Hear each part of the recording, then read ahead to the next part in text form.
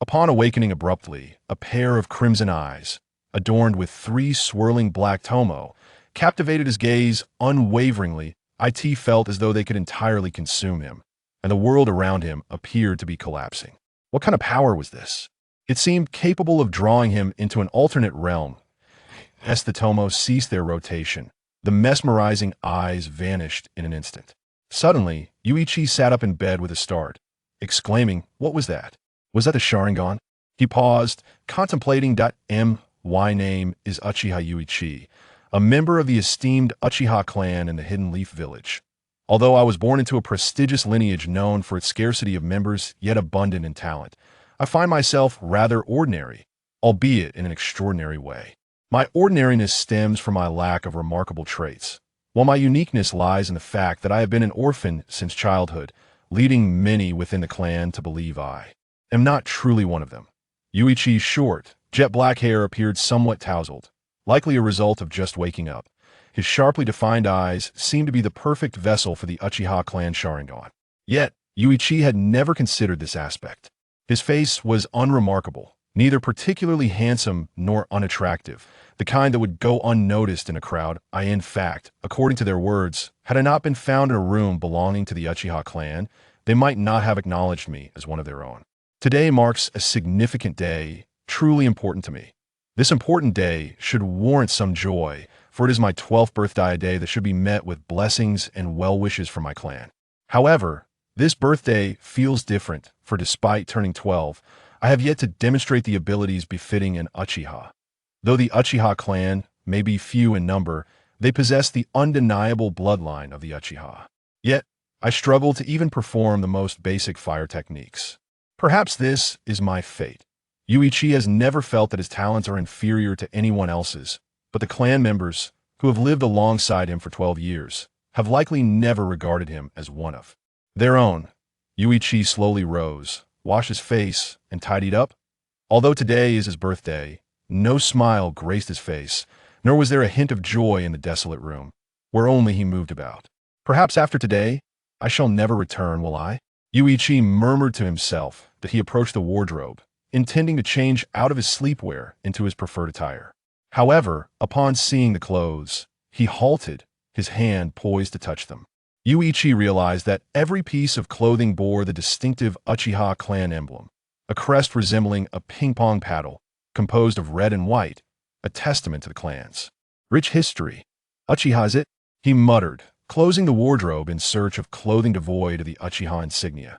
After a lengthy search, he discovered that, throughout the years, he had never worn anything that did not bear the Uchiha emblem, making it impossible to find something different.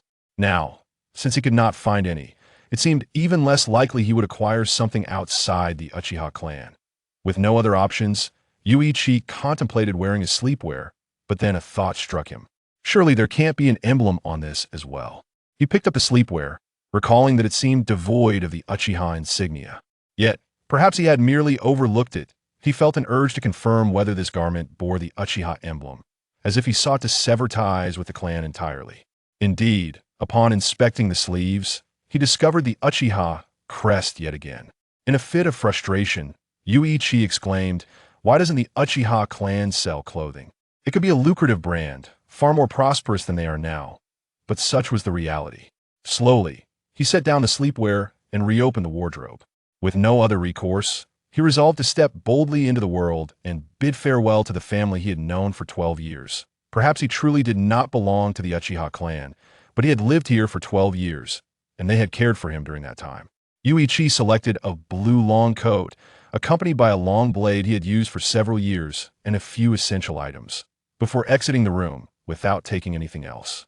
The clothing adorned with the Uchiha emblem was out of the question. As he stepped out, he encountered a familiar figure, Uchiha Ningshin, who seemed to have just approached to knock on his door. Spotting Yuichi, she waved and called out, "Yuichi, where are you headed? Can I join you?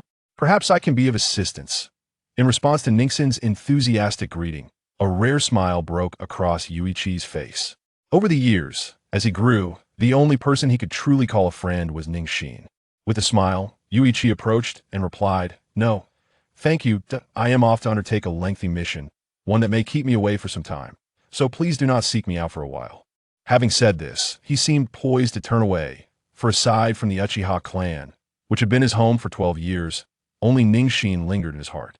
Ningxin was quite displeased with Yuichi's current demeanor, raising her voice in indignation. What do you mean? Are you really just going to leave like this? What kind of long-term mission could it possibly be? With your skills, are you off to the forest to chase after a cat or something? This girl, with her long, dark hair, was undoubtedly one of the most remarkable among the Uchiha clan. Yet, she had always enjoyed spending time with Yuichi. Having grown up together, it could be said that his ostracization from the clan was not solely due to being an orphan or his lack of talent, but also because of Ningxin's influence. Chapter 2. The first battle in the face of Uchiha Ningxin's mocking remarks. Uchiha Yuan usually refrained from retorting. Instead, he continued walking forward, gesturing dismissively over his shoulder, stating, "My tasks have never been simple. You need not concern yourself with them." Uchiha Ningxin, however, was not easily dissuaded. He understood Uchiha Yu well and sensed that something was amiss. He attempted to catch up, but as Uchiha Yu accelerated, Ningxin realized that Yu was genuinely reluctant to reveal his circumstances, prompting him to gradually relent. Ahead, Uchiha Yu was acutely aware of Uchiha Ningxin trailing behind. Only after she had departed did he finally exhale in relief, for he was loath to let her witness the desolation of his expulsion from the Uchiha clan. Despite his shortcomings as a shinobi, he harbored a sense of pride cultivated during his time within the clan. This pride was intrinsically tied to his lineage. Even as he grappled with his ineptitude in ninjutsu, he recalled a figure from Uchiha history named Uchiha Obito, who had once been similarly inept. Nevertheless, the eventual outcome of Obito's journey remained a mystery, for Uchiha Yu aspired to become a formidable warrior akin to Uchiha Sasuke. As Uchiha Yu approached the entrance of the Uchiha clan, he recalled the message he had received a few days prior, urging him to vacate the clan premises and to maintain a low profile to the greatest extent possible. Yu concurred with the sentiment. Yet he understood that one day he would return, and those who had cast him out would ultimately face retribution. Upon nearing the entrance, Yu encountered several individuals of similar age loitering there, who appeared to have been waiting for some time. Their gazes were rife with derision and mockery. Uchiha Yu regarded them with indifference, ready to pass by, yet one among them, Uchiha Shan, could not contain himself and exclaimed, "Oh, Uchiha Yu, you're just you now? Why do you lack your usual reckless bravado today?" Yu offered no response, silently moving past the threshold of the Uchiha clan and crossing the designated boundary. "Is that so? By crossing this line, I have already proven that I am no longer one of the Uchiha. Are you brave enough to face me in combat?" With that, he beckoned Uchiha Shan with a single finger. Uchiha Shan, momentarily taken aback, was about to retort when he realized the insult embedded in Yu and Appo's gesture. How could he endure such humiliation? "You worthless wretch. What gives you the right to speak to me like that? I have officially graduated from the Ninja Academy this year, while you, a mere failure, didn't even attend." Yu paid little heed to Shan and Appo's words. He understood the reasons behind his absence from the academy. The clan had deemed him unworthy of their bloodline, fearing that his presence might tarnish the Uchiha legacy steeped in brilliance. With a calm demeanor, Yu replied, "Before I depart, let us settle this with a duel. The clan forbids fighting, but since I am no longer an Uchiha, that rule no longer applies, does it?" A sly smile crept across Uchiha Shan and Appo's face as he gestured for his companions to step back. He strode forward, crossing the threshold of the so-called entrance, addressing Yu directly. "You've never attended the academy. I doubt you've even mastered the body flicker technique, let alone any ninjutsu. What do you intend to use to defeat me?" Without uttering a word, Yu unsheathed his blade and charged at Uchiha Shan.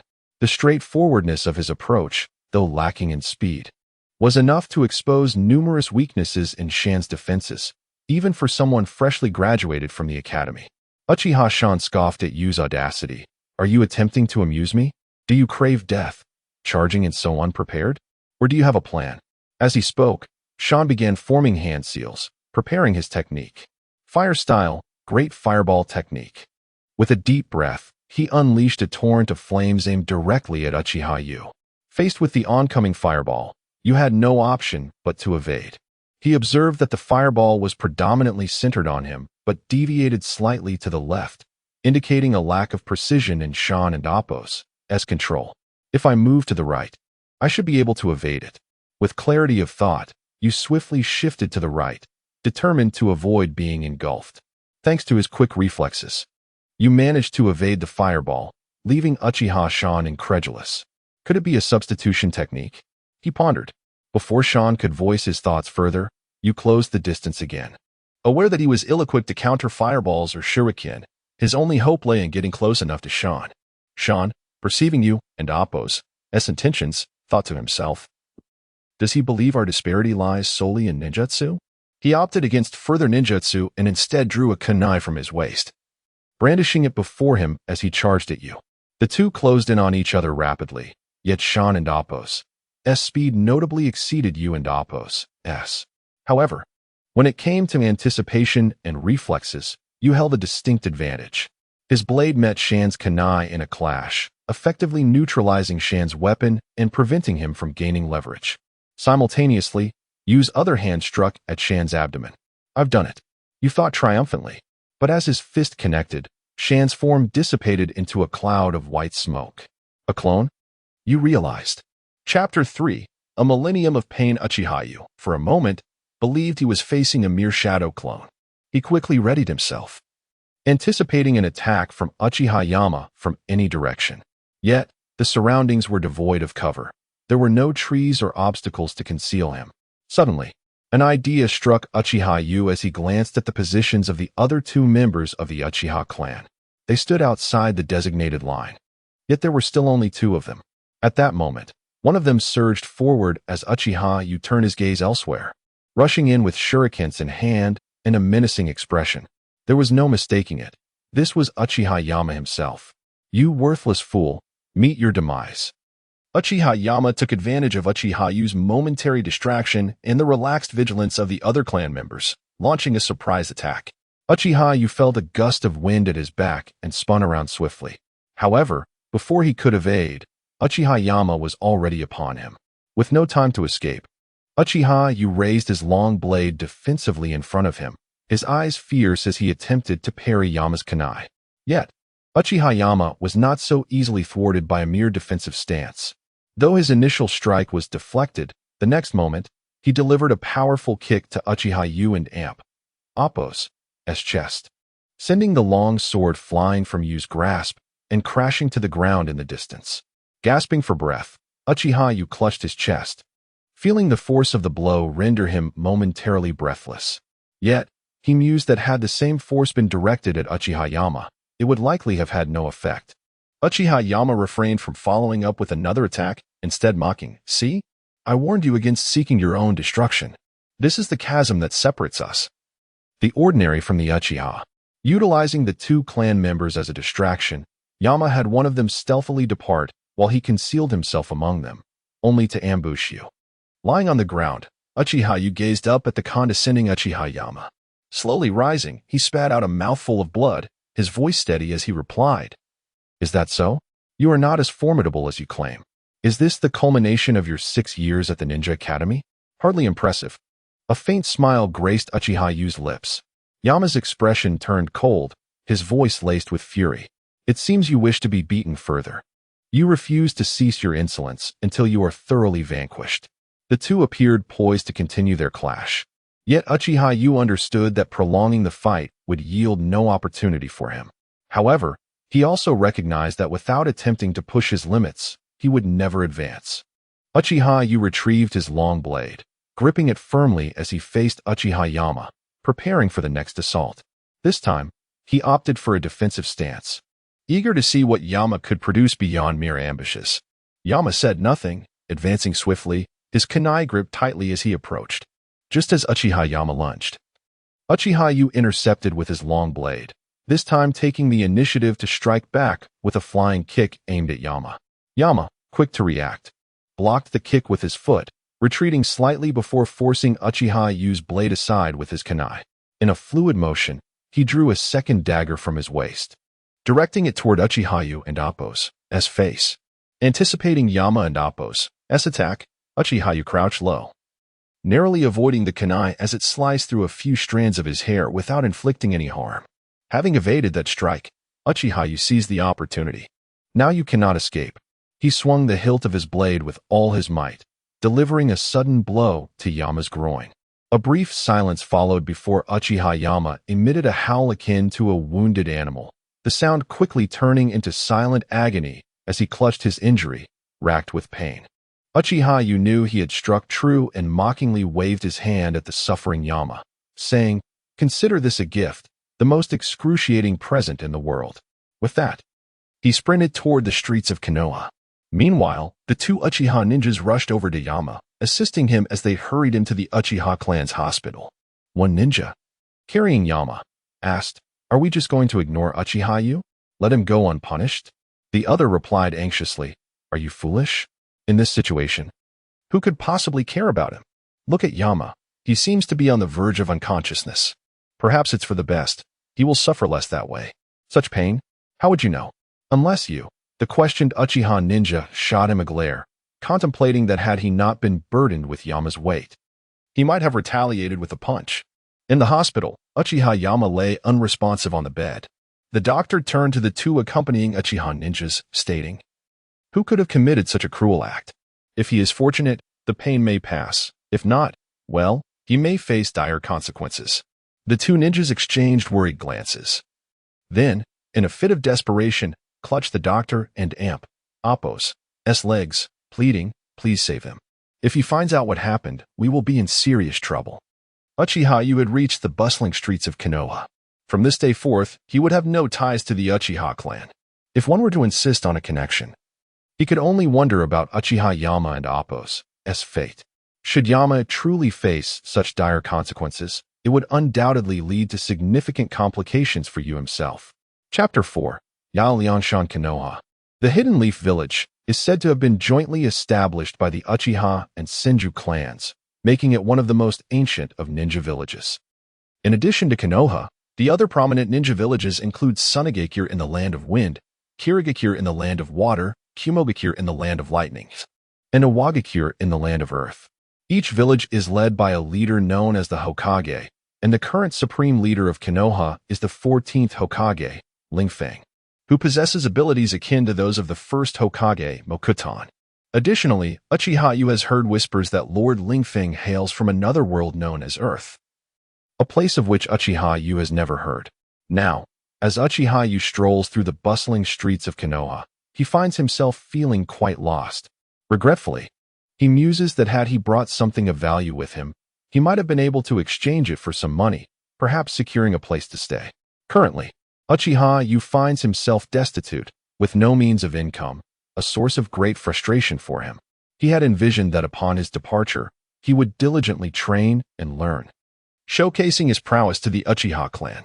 Yet, this splendid aspiration seems to be shattering before it even begins. However, Uchiha is not one to surrender easily. His initial plan is to find stable accommodation and complete some tasks. Continuing his walk, Uchiha suddenly spots a large noodle shop, the Earl Noodle House. Perhaps this could be a suitable place for employment, he thinks, although he is uncertain if they're hiring. After a moment of contemplation, Uchiha decides to enter the shop, his stomach growling with hunger. As he steps inside, a waitress approaches him, inquiring, "Sir, what may I assist you with?" Taken aback, Uchiha stammers, "What do you have here? This is my first time dining at this establishment." The waitress, equally surprised, realizes it is quite unusual for someone to be unfamiliar with their menu. Nevertheless, she continues, "We have beef," and trails off. Uchiha glances at the options and orders a bowl of beef ramen. As he waits, he looks around, hoping to see any signs indicating job openings. For he is in dire need of work. Otherwise, he will find himself without sustenance after this meal. With a pained expression, he hands over his money, placing it on the table before approaching the chef. In a hushed tone, he asks, "Are you in need of additional staff? I believe I would be a valuable asset." In this moment of desperation, Uchiha boldly promotes himself. The chef, surprised by such a direct inquiry, takes a moment to process the request. Noticing the chef's hesitation, Uchiha assumes that the chef is reluctant to refuse him due to a lack of positions. Therefore, he lowers his demands, saying, "Do not worry. I do not require a salary. I only seek a place to stay, with meals provided." "What? No salary? Just room and board? What skills do you possess?" A rotund man adorned with a golden ring approaches leisurely, his body swaying with each step. Recognizing him as the owner of the noodle shop, Uchihayu senses an opportunity. It seems that securing employment might be easier than he initially thought. The owner introduces himself. "I am Yael Yashan, the proprietor of this establishment.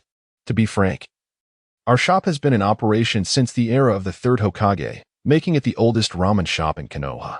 Now, tell me what you can do."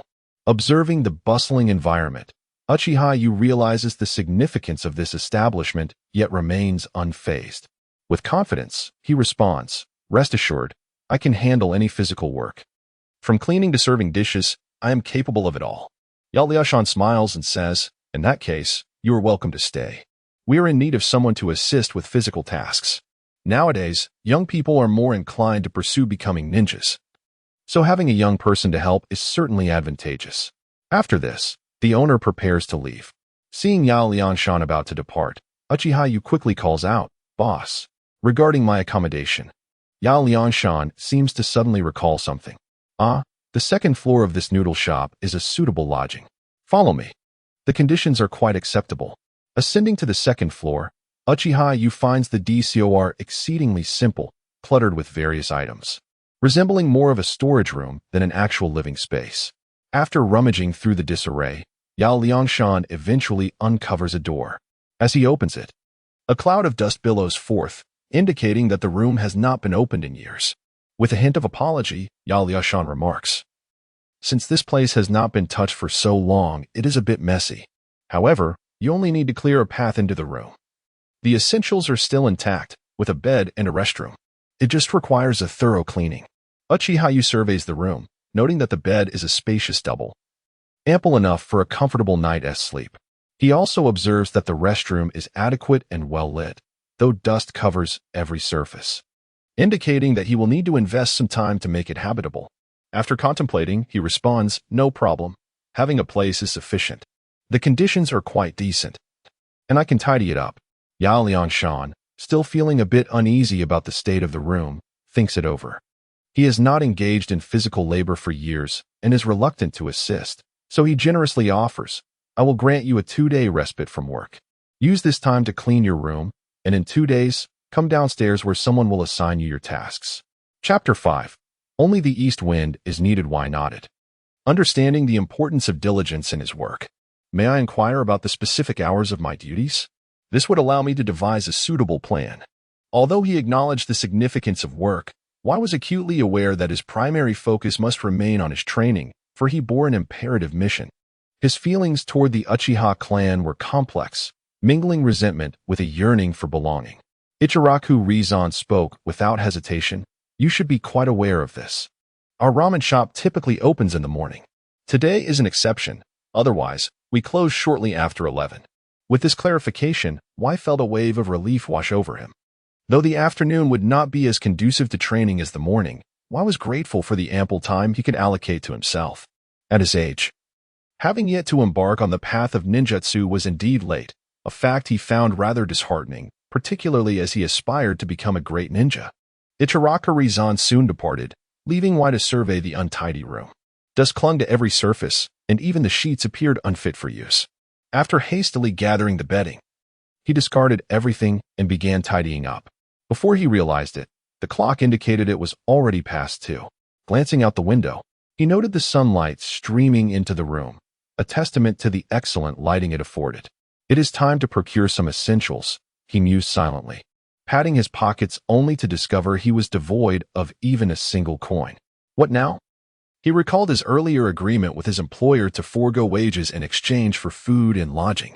Strangely, he began to regret his impulsive decision to forego payment.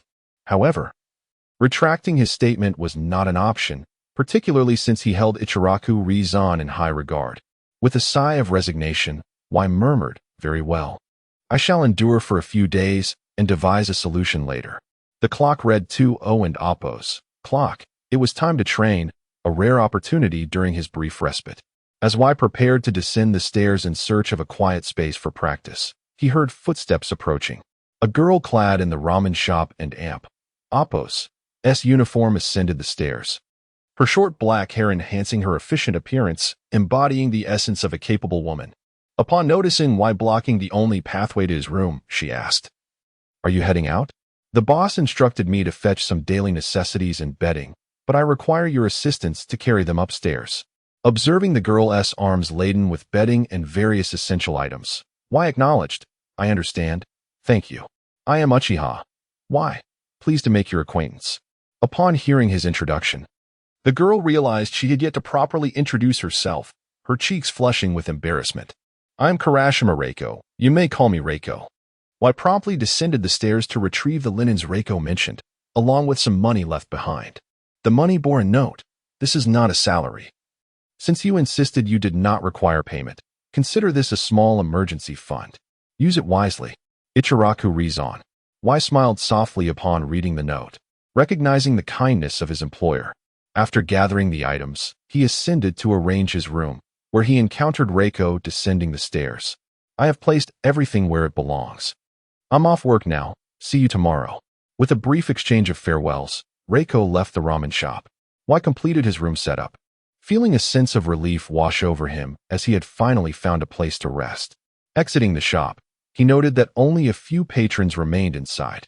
Yet, he pondered whether he would eventually be required to take shifts at the shop, which would undoubtedly hinder his training. Ichiraku Ramen, located in the heart of Konoha, was situated in the bustling district. Finding a peaceful place to train would be a challenge. Fortunately, the Uchiha clan's residence was conveniently located nearby, with numerous areas for clan members to train. Surveying his surroundings, White confirmed the absence of suitable training spots, even in such a vibrant locale. The crowds would make it difficult to find space. However, he soon spotted an ideal location, a small forest in the distance. A grin spread across his face. Even if it attracted some visitors, the vastness of the area would surely accommodate his needs. After all, it was unlikely anyone would venture so far for training.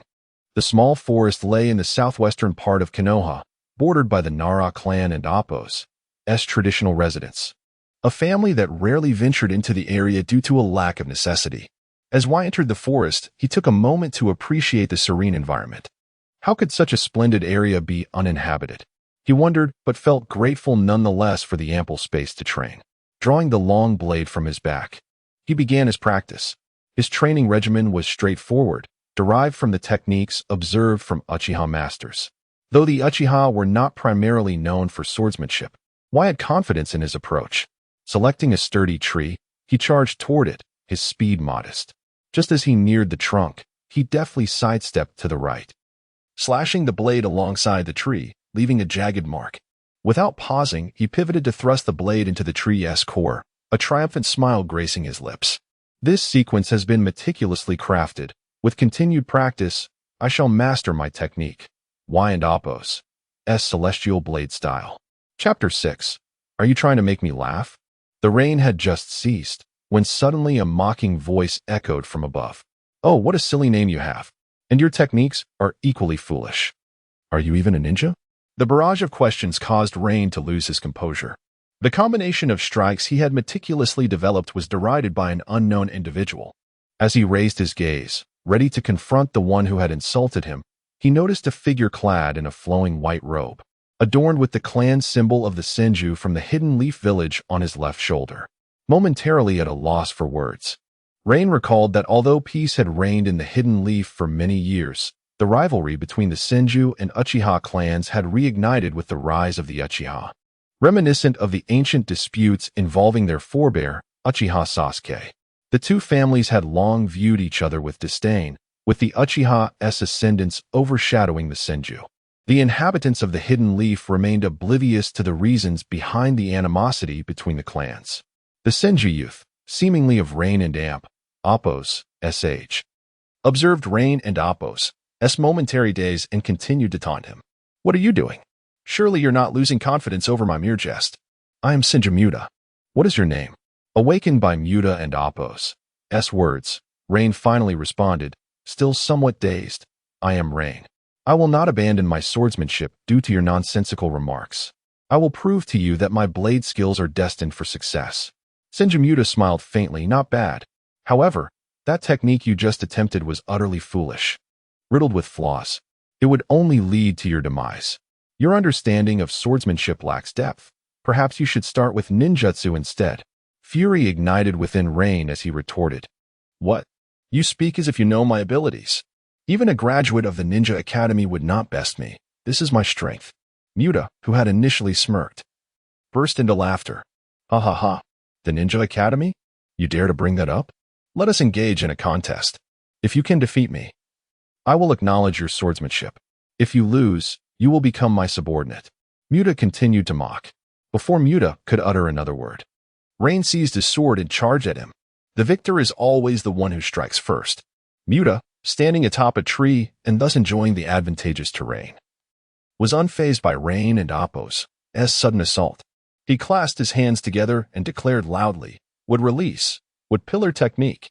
A wooden pillar erupted from the ground, hurtling towards Rain and Appo's head with astonishing speed. Caught in full sprint, Rain realized too late that he could not evade it. The pillar struck his head with great force, sending him crashing to the ground. Yet the pillar continued to extend, turning back to threaten him once more. This time, the return was even swifter. Rain, still prone, found it nearly impossible to escape. You shall not succeed this time, you wretched wooden construct. Gathering all his strength, Rain pushed himself up and rolled to the right, narrowly evading the pillar's attack. Not bad, but at this rate, you are destined to lose. Show me your swordsmanship. Muta goaded him further. Having barely dodged, Rain stood up, re-establishing his stance as the pillar advanced once again with relentless speed. This time, rather than retreat, Rain charged directly at the wooden pillar. Very well. Let me show you my sword technique and see if I can sever your wooden limb. As they closed in on each other at the last moment, Rain swiftly shifted to the right, using his foot to pivot and dodge the pillar's head. Muta's expression changed in alarm. Oh no, I can't pivot in time. The pillar and Appo's head sailed past him, unable to attack Rain now. Seizing the opportunity, Rain steadied himself and swung his sword down with all his might, cleaving the entire wooden pillar in two. Turning to face Muta perched in the tree, a smile graced Rain and Appo's lips. How about that? My blade easily dispatches your feeble wood. Yet Muta remained unfazed, maintaining his grip. Do not grow complacent. This is far from over. Suddenly, the severed wooden pillar stirred again, its remaining segment rushing towards Rain as if it had sprouted a head anew. What a despicable ninjutsu, Rain thought as he prepared to fend off the approaching attack. Just as it was about to strike, he raised his sword to block it, redirecting the pillar's trajectory and buying himself a moment of respite. This wood can extend indefinitely. No matter how I slice it, it will yield no results. If I wish to win, I must defeat its wielder. Rain resolved. Moments later, Muta invoked wood release, wood hand technique. As Rain readied to repel the pillar, numerous branches sprouted from it, launching themselves towards him. 8 branches, soft yet relentless, ensnared him from all directions, leaving him with no means of defense. Rain sliced through the wooden pillar, but the encroaching branches ensnared his hands, feet, and sword, their grip rendering him immobile. If only I knew fire release, these branches would pose no challenge. Rain pondered, a desire to learn ninjutsu beginning to take root within him. As the branches tightened around him, the previously repelled wooden pillar charged back, aiming directly for Rain's abdomen. Realizing the peril, he quickly cried out, "Enough! I concede." With no ability to move, he knew he had to yield, lest he be struck down. However, Muta seemed deaf to his surrender, the pillar accelerating toward him until it made contact. Rain let out a cry, his vision blurring as he felt the impact, his hands breaking free of the branches, reaching forward in desperation. Chapter 7. The Night and Appo's endeavor. As the rain gradually opened its eyes, it awoke to a canvas of crimson sky. Had the sun already set? Oh no, my training for today, the rain exclaimed, suddenly sitting up with haste, gazing at the heavens, and continued to lament. It's over. That wretched fellow knocked me out, leaving me no time to train. Damn it. Who are you cursing, exactly? Do you wish to be knocked out by me once more? The voice of Senjimute suddenly echoed in Rain and Amp, Appo's ear. For reasons unbeknownst to her, a cold sweat broke out on Rain and Amp, Appo's back, a chill creeping down her spine, as if preparing to deliver a thorough thrashing, rendering her unconscious again. In truth, Senjimute harbored similar thoughts. However, he ultimately refrained from striking, perhaps out of remorse for Rain, or possibly realizing that knocking her out again would mean she would awaken much later, thereby causing him considerable trouble, an unwise trade-off. Rain awkwardly chuckled. "Oh, I thought you had already departed, hence my idle complaints. Of course, that person is certainly not you, but someone else." Rain spoke, aware that even she did not believe her own words, using them to deceive another. However, Senjimute had no intention of dwelling on the matter. He stated plainly, "According to our agreement, you lost, and quite miserably at that. You didn't and Appo's to even touch me. Thus, you shall content yourself in being my subordinate." "And what are the benefits of this?" Rain inquired, gazing at Senjimute with a pleading expression. Senjimute wore a look of exasperation. "You are my subordinate. The fact that I Haven and Appo's tasked you with anything is already a favor. Yet here you are, asking for rewards. Who, pray tell, is the victor?" Rain pondered this logic. Indeed, time was short. "I don't mind the title and name, but I still need to train." Having said this, Rain attempted to evade responsibility, heading towards the direction of the noodle house, waving goodbye to Senjimute. "Farewell, see you tomorrow. You lost, and losing means losing. There is no way you can leave so easily," Senjimute retorted, unwilling to let her shirk her obligation. With incredible speed, Senjimute dashed forward. Upon witnessing his swift approach and recalling his wood-release abilities, Rain promptly abandoned her intention to evade. Turning around, she helplessly pleaded, "I truly have no time. In a few days, I have a mountain of work to complete. Please, have some compassion." Senjimute had seen through Rain's demeanor. She was the very picture of a rogue. "No matter. Tonight, you must make time. I have an important matter requiring your assistance. We shall reconvene here at 11 o'clock tonight. Should you fail to appear, do not blame me." In the face of Senjimute's threat, Rain was unconcerned. "Of course. If I Dawn and Appo's show up tonight, I will have fled far away. Do you really think you can find me in this vast Konoha?" She mused wickedly, yet verbally assured him, "No problem, rest assured, I will be here. After all, it's just one night. It's no trouble at all." Senjimute eyed her departing figure with suspicion, a slight smile curling at the corners of his mouth. "You cannot escape. Do not think I am so easily deceived." Upon returning to the noodle house, Rain dined and then ascended to her room, relishing the comfort of sleep. After a day filled with 2 battles, she was utterly exhausted. Tomorrow, she would train diligently. For one day, she would defeat them all. It seemed that Rain had completely forgotten her earlier promise. If she had hesitated to attend before, now she had entirely dismissed the matter. Time swiftly approached the hour agreed upon by Rain and Senjimute. However, she appeared to be sound asleep. The tranquil Konoha village occasionally welcomed unwelcome visitors. A shadow flitted past Rain and Appo's window, stirring her from her slumber. "Who is outside?" she inquired, peering into the calm night. Beneath the serenity lurked tumultuous currents. That was no illusion. Rain moved to unlock the window from the inside. Yet, as she opened it, a dark figure swiftly entered, its speed overwhelming. The shadow and Appo's legs ensnared Rain and Appo's neck, causing her to lose her balance and tumble to the floor. "Got you. We had an agreement. How could you breach it? I provided you with such a splendid opportunity. Being my subordinate is no easy task. If you wish to take on that role." Then, before Senjimute could continue, Rain interjected, "Enough? I merely overslept. Let us forego the subordinate title. Now what is our plan?" Senjimute nodded in satisfaction and replied, "I am Senjimute, hailing from the Senju clan of Konoha. I trust you have realized this by now?" "Of course, the Senju clan, one of Konoha's great houses. Who wouldn't know?" Rain acknowledged. Senjimute nodded and continued, "Due to certain circumstances, our clan is holding a gathering tonight, which will last until tomorrow morning.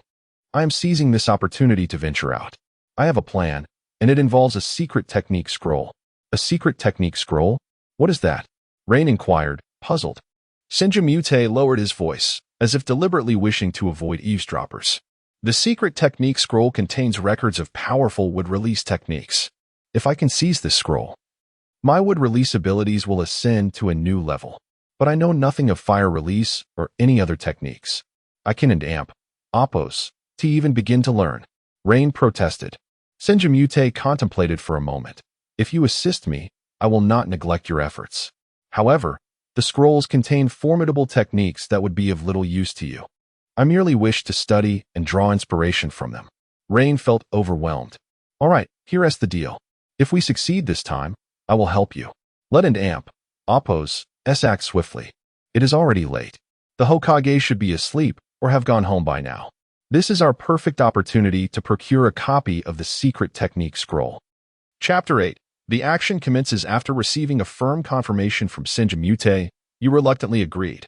As a member of the Senju clan, Mute was acutely aware of the influence and strength of the Hokage within the village. Conversely, you, being from the Uchiha clan, understood the formidable presence of the Hokage in Konoha. However, Senjimute was unaware of you and Appo's Uchiha lineage. Thus he was somewhat misleading you, whom he perceived as an uninformed child who had yet to attend the ninja academy, despite their apparent age similarity. After a brief period of preparation, you donned a black outfit similar to that of Senjimute, finding it remarkably well-fitted, prompting him to ponder how Mute had discerned his measurements so accurately. Together, they leapt from the window and commenced their mission atop the rooftops, their target being the Hokage and Appo's building. Could it be that the so-called scroll is hidden within that building? How reckless, you inquired. Mute regarded you as if you were a fool and impatiently replied. The Hokage's building is a highly secure location, situated at the heart of Konoha. If that individual can infiltrate the village and steal the scroll, it would be quite impressive. In fact, hiding it in a concealed spot would make it even harder to protect. A sense of chastisement washed over you. Yet he finally grasped the feeling of being angry but unable to voice it. After all, Senjimute and Appo's prowess far surpassed his own. Since he had assented to Mute and Appo's plan, he resolved to follow his lead. Being an Uchiha, you was well aware of the Senju clan's location. He glanced over and, true to Mute's words, saw that the Senju clan was indeed convening, their gathering quite grand yet remarkably well organized. The surrounding residents were largely unaffected, and even if they were, it was unlikely anyone would dare report the Senju for fear of drawing their ire. However, you was certain that members of the Uchiha clan were partaking in this assembly. Such an opportunity for rivalry between the two clans was too tempting to resist. As he observed the Senju direction, his body continued to follow Senjimute towards the Hokage and Appo's building. Suddenly, you collided with something, feeling a sharp pain in his head as he fell to the ground. Lying on the deserted street, he looked up at the wooden structure above and immediately understood who was responsible for his predicament. What do you think you and Appo's redoing? Was that intentional? You knocked me down while I wasn't paying attention, he exclaimed angrily. After you fell, Senjimute jumped down beside him and said, Fool, we are not engaged in a trivial task, and you dare to lose focus? Do you realize the trouble we could be in if we were discovered? You, undeterred, retorted. Then you shouldn't and Appo's to have knocked me down in the first place. Mute countered, my wood release merely appeared in your path. You collided with it yourself. And speaking so loudly, do you wish to alert nearby residents to our presence? Mute's words rendered you speechless. Indeed, he had just lost his cool.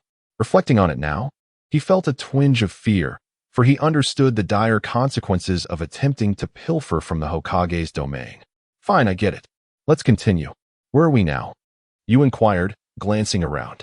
Mute gestured for you to stop looking around and explained, we are now near the Hokage's building. Once you cease to scan the surroundings. Mute pointed towards the towering edifice ahead, saying, Look, the Hokage and Appo's building is right there. Let us not approach recklessly. Although it is nighttime, the defenses are undoubtedly stringent. You quietly added, even when their defenses are weaker, there must still be Jonin present, right? Just the two of us. How can we possibly succeed? Their sensory abilities are exceptionally keen. Mute turned to you and said, "Well done. You seem quite knowledgeable.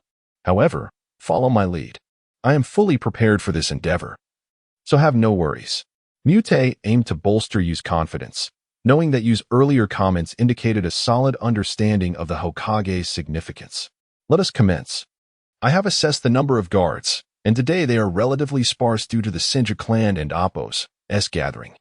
So I am not concerned about any incidents at the Hokage and Appo's building," Mute asserted confidently.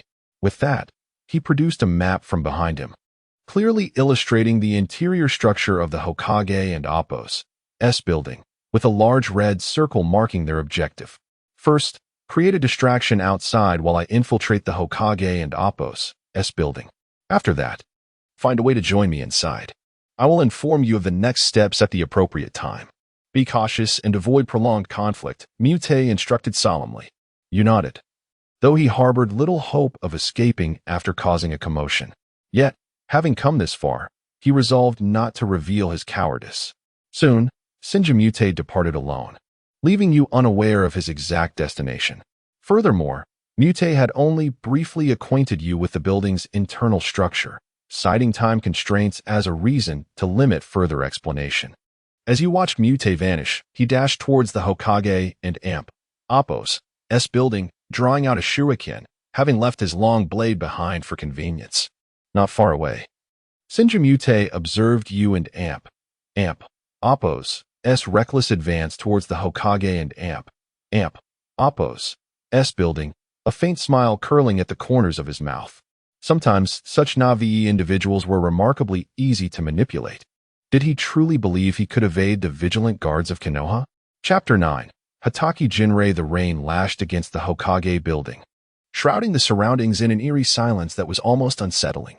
Rain gazed upon the towering structure, which had risen to 10 stories over the years, becoming a colossal edifice within the Hidden Leaf Village. The office of the Hokage resided at the very top, on the 10th floor. Looking up at the majestic architecture, Rain noted that even the Uchiha clan and Appo's highest building barely reached 4 stories. With swift precision, he drew a shuriken from behind and aimed it at a window on the 3rd floor of the Hokage building, releasing it with a decisive flick. The sound of shattering glass pierced the stillness, echoing sharply in the tranquil atmosphere. As soon as the glass broke, Rain sensed a powerful presence approaching. "Here they come," Rain murmured just before several shadowy figures descended before him. "Who are you to cause trouble at the Hokage building?" one of the Leaf Ninjas demanded with an angry glare. However, Rain had no intention of engaging in conversation. As the ninja landed, he swiftly took flight, fleeing in a designated direction. He was acutely aware of the formidable strength of his pursuer, realizing that this ninja was undoubtedly superior, perhaps even beyond the capabilities of Mute. Likely a Nin or Nin. He knew he stood no chance.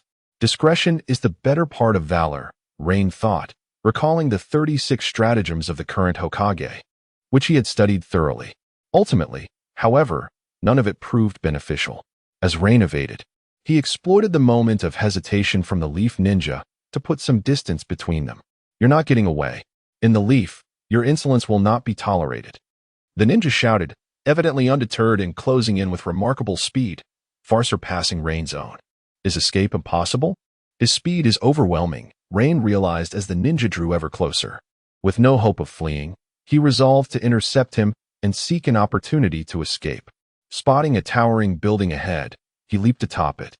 But the Leaf Ninja soon followed, halting below him, finally able to assess Rain and Appo's stature. "Kid, you can end Appo's escape. You look barely graduated from the Ninja Academy. Come with me, and nothing will happen," the Leaf Ninja asserted. Indeed, given Rain and Appo's age, breaking the Hokage building and Appo's window likely merited little more than a conversation with his parents. Yet, Rain was not just any child. He was an Uchiha, or rather, had once been. Being caught would bring him immense shame, leaving him without a place to belong. Disregarding the consequences, Rain drew a shuriken from his hidden stash and hurled it at the Leaf Ninja with striking precision, albeit lacking in speed. Impressive shuriken technique. "But you're still far too green," the Leaf Ninja retorted, seemingly appearing instantaneously behind Rain. As Rain turned, a chill ran down his spine. An elbow strike landed on the back of his head, not particularly forceful, but enough to send him tumbling to the ground, consciousness intact. The disparity is insurmountable, Rain lamented, realizing that his attempt to assist had only led to trouble. The Leaf Ninja observed Rain sprawled on the ground, arms crossed over his chest, and spoke slowly. Even mischief has its limits. This is the Hokage building, and causing trouble late at night will surely worry your parents. I have no parents, so no one will be worried about me, Rain blurted out, losing control momentarily. The Leaf Ninja furrowed his brow, contemplating an orphan. Then he sighed before continuing, well, let us consider this matter settled. Although you broke a window, your offense is significant, but I shall help you keep it under wraps. Rain and Amp, Appo's eyes widened in disbelief as he stared at the man before him. You're just going to let me off? I shattered the window of the Hokage building. Only then did Rain take a proper look at the ninja. Silver hair, youthful features, and the distinct lines on his face that made him easily recognizable. You heard correctly. I am Hatake Jinrei, a Genin of the Hidden Leaf. Rest assured, you are free this time, but there will be no next time, Jinrei stated earnestly. Rain nodded vigorously. Since he would not have to bear the consequences, he considered his mission successfully accomplished. He would rely on Senjimute to achieve the final objective. As Rain departed the Hokage building, heading toward his own quarters, he knew he would not stray too far. He had arranged to meet Senjimute at a location equidistant between the Hokage building and his room. Jinrei, are you truly letting him go? If you take responsibility, the outcome may not be favorable. Another Leaf Ninja emerged from the direction where Rain had stood. Jinrei waved his hand dismissively. It's of no concern. Even if the result isn't ideal, it won't be catastrophic. Suit yourself, but it seems there and Amp, Appo's another individual in motion. Their intentions may extend beyond just that window. The other Leaf Ninja remarked, glancing at the Hokage building. As soon as he finished speaking, Jinrei vanished, reappearing on the rooftop of the Hokage building alongside the other Leaf Ninja. Ryu, what do you think their purpose is? Jinrei inquired. Ryu, exhibiting impatience, replied, whatever it is. We should capture them first. If it were me, that kid would have surrendered by now, and the one with the most audacity would already be screaming in my grasp. Chapter 10. Failure. Silence enveloped the rooftop of the Hokage building, where Silver Bell and another figure stood, seemingly awaiting an inevitable arrival. They appeared convinced that someone would inevitably ascend to this height, and thus they lay in wait. Senjimute scratched his head in confusion. It cannot be. Based on my extensive observations, the scroll should be here. How can it be missing? Within an unoccupied room on the third floor of the Hokage building. Senjimute searched fervently for his target, the secret technique scroll of Konoha. Yet, despite his prolonged efforts, he was unable to locate it. Just as anxiety began to consume him, he stumbled upon a box that bore the unmistakable outline of the scroll. However, to his dismay, the scroll had vanished. Could someone have stolen it before me? Impossible. Senjimute was utterly perplexed. Was he the only one audacious enough to undertake such a venture? While he grappled with his thoughts, he noticed a note left at the spot where the box had been placed. It read, if you wish to acquire the secret technique scroll, come to the rooftop of the Hokage building. Furrowing his brow, Senjimute pondered the implications. Wooden and Amp, Appo's ascending to the rooftop expose him to the Konoha ninjas? Yet, upon further reflection, he realized that since all other avenues had been exhausted, perhaps it was worth the risk. Maybe that individual could indeed divert the attention of the Konoha ninjas. With this flicker of hope, Senjimute began his ascent to the rooftop. The Hokage building at night possessed a chilling aura, its empty halls evoking a sense of dread even in him. Had I known, I would have approached from the outside. Entering from within feels like an invitation for trouble, he thought, shivering internally. Moreover, he remained oblivious to the identity of the person who had taken the scroll. The note indicated that this individual had likely reached the Hokage building before him, had discovered his presence, and was aware of his plans, hence the note's existence. Upon reaching the 10th floor, Senjimute cautiously pushed open the door to the rooftop, peering out to find it devoid of life. However, due to the need for stealth, He refrained from calling out or making inquiries. As he stepped outside, scanning his surroundings for the person who had summoned him, he found himself in vain. Suddenly, a strange gust of wind brushed against him from above. He glanced up just in time to see a silver-haired ninja plummeting towards him with astonishing speed. "What on earth?" he exclaimed, but it was too late. The silver-haired figure landed squarely on his head, and with an added force, Senjimute was pinned to the ground. Before him stood another ninja, distinguished by fiery orange hair, a tall stature, and a prominent scar across his face. Alongside a sword sheathed at his back, clear indicators of his identity. With Silver Bell pressing down upon him, Senjimute managed to utter, "You are Dragon, Konoha and Appo's special Jonin. What brings you here?" Though he recognized the man behind him, he could not see him clearly, as the pressure from Silver Bell rendered him powerless to even perform hand signs, leaving him in a woeful predicament. Senjimute began to comprehend his dire situation and resignedly stated, "What do you intend to do with me? Just get on with it. I am prepared for any punishment." The mission had evidently failed, and defeat loomed as a certainty. Perhaps even Rain had been captured. At this moment, Silver Bell, who sat behind Senjimute, spoke up. "There was a lad who was part of your group, wasn't it, Amp? Appo's T there?" Senjimute contemplated for a moment. "Since I and Amp, Appo's VE already been caught, I might as well divulge everything. His fate is no concern of mine," he replied. "Yes, I was the one who urged him to act." Silver Bell nodded and continued. "You sought to steal the secret technique scroll, but we discovered your intentions beforehand. Thus, we employed a bit of genjutsu to make you abandon your pursuit of the scroll that was within your grasp." Senjimute and Appo's eyes widened in disbelief as he attempted to catch a glimpse of Dragon. "Genjutsu? How was that possible? When was I ensnared?" Dragon, exhibiting impatience, retorted, "Why do you need so many explanations? You've already committed these acts, so prepare for your punishment tomorrow. But let me remind you, the punishment will be solely yours." A chilling thought struck Senjimute. Why am I the only one to be punished? Did Rain betray me? He seethed inwardly. Silver Bell seemed to sense his turmoil and clarified, "It has nothing to do with that lad. For certain reasons, I chose to let him go. He is likely waiting for you a short distance away. I assume that is the rendezvous point you arranged." Ultimately, Senjimute was released. For continuing to restrain him served no purpose. The crime of attempting to steal the secret technique scroll was indeed grave. Yet he was merely a child. What harm could he truly cause? Dragon scrutinized Senjimute for a moment before stating, "You may leave now. Your involvement is over. However, prepare yourself for the punishment awaiting you tomorrow." Senjimute smiled wryly. "Very well, I shall take my leave. Farewell." With that, he departed swiftly.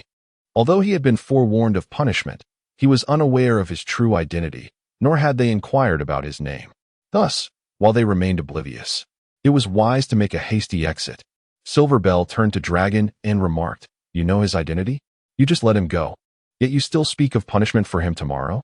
Dragon replied coolly, "Senjimute, a prodigy of the Senju clan, is a direct descendant of the first Hokage. His abilities are commendable, yet tomorrow he shall face the consequences." Senjimute chose not to return immediately to the Senju clan and Appo's residence, for the gathering had yet to conclude. Instead, he opted to venture alone to the place he had arranged to meet Rain. Meanwhile, Rain remained at the designated spot, waiting patiently. Despite the passage of time, he adhered to the plan, determined to remain there until morning, a fact that irked him considerably. Chapter 11. A new day. It had been a long wait, and the thought crossed Rain's mind that the fellow must have failed or perhaps been discovered. As Rain pondered this, a gust of wind swept through, and Senjimute appeared right before him. Rain, upon seeing Senjimute, casually inquired, "Did you succeed? However, it seems you took an inordinate amount of time. Was it merely to acquire the secret scroll?" Senjimute was about to recount his situation when Rain's remarks made the prideful Mute hesitate to find the right words. After a moment of reflection, he finally admitted, "As you wished, I failed. 2-leaf village ninjas uncovered my plan, and I was no match for them." Upon hearing this, Rain immediately recalled a silver-haired individual named Hitaki Jinrin who had discovered him but had allowed him to leave unscathed. Was it perhaps a silver-haired man named Hitaki Jinrin who noticed you? He let me go without any trouble, Rain remarked. Senjimute, upon hearing this, recalled certain details and questioned loudly. They discovered my scheme. Could it be that you exposed me? Otherwise, how could he have allowed you to leave? He launched a brutal attack the moment he spotted me. Rain, incredulous, responded, brutal attack? Surely you jest. Impatient, Senjimute refused to engage further. Despite the Senju clan assembly concluding only by morning, returning at dawn would still pose complications. Although those ninjas were unaware of his identity, Mute solemnly stated, remember, while they captured me, they do not know my name or my identity. Even if they recall my appearance, they will not find me quickly. So as long as you keep this confidential, I shall remain safe. Rain, however, was unconvinced. But they are Jonin. How could they possibly overlook the insignia on your attire? Though small, it is unmistakable. Moreover, how could they not inquire about you? Senjimute, growing impatient, replied, enough. I assure you, I will uphold my end of the bargain. Rest assured, if I am discovered, it shall undoubtedly be your doing. With that, Senjimute leaped onto the rooftop and swiftly made his way toward the Senju clan and Appo's location. Hoping to arrive in time for the gathering, as there was still ample time remaining. Watching Mute depart, Rain realized that lingering here served no purpose. Sleep seemed the most sensible course of action, and he thought to himself that slumber was indeed the most meaningful activity at present. Rubbing his eyes, he opened them to find brilliant sunlight streaming into his room. The illumination was splendid, perhaps too splendid, prompting him to mutter, perhaps I ought to find something to cover this wretched window. After lamenting the intrusive sunlight, Rain completed his morning routine. This day marked the end of his last holiday. As a ramen shop employee, rising early was essential, and the days of sleeping were dwindling. Descending the stairs, he found the shop bustling with patrons. Fortunately, the establishment was spacious enough to accommodate a good number of customers. Otherwise, queues would stretch endlessly. The other staff were aware that a new employee resided on the second floor and recognized that Rain had the day off, so they did not call for him. A man preparing ramen called out, "You must be Rain. Would you like a bowl of ramen? Just waking up, I presume? My name is Yushan. And if you need anything, just let me know." Upon hearing this, Rain rubbed his stomach, which responded with a low growl. With a resigned smile, he replied, "Sure. I and Appo's. I'll leave it to you." Taking Rain and Appo's order, Yushan resumed his ramen preparation while Rain sought a vacant spot to sit. The spaciousness of the ramen shop was astonishing, over 1,000 square meters, making it hard to believe it was merely a ramen shop and not a restaurant or hotel. Before long, as Rain lost himself in thought, a gentle voice interrupted, "Rain, your ramen is ready." It was Reiko, placing a steaming bowl of ramen on his table before promptly turning to assist others. Everyone was busy, yet for familiar faces, they always prioritized service. This camaraderie perhaps exemplified the unity within the Do ramen establishment. Other customers, even if impatient, bore no ill will over Rain and Appo's as precedents, indicating that this tradition had been long established. After finishing his meal, Rain prepared to return to his earlier training spot. Though uncertain whether Senjimute would fulfill his promise, he knew he must not neglect his training. Bidding farewell to his future colleagues, he left the ramen shop and ventured to his chosen training ground. As always, the location was tranquil, almost devoid of visitors, and those who did come merely rested outside. Rain's training area was situated quite close to the interior. Bladesmanship, bladesmanship. He chanted incessantly, practicing various stances with his long sword before a tree. Each swing struck precisely at the same spot, showcasing his mastery of accuracy. Yet, time seemed to fly during training. The morning vanished in an instant.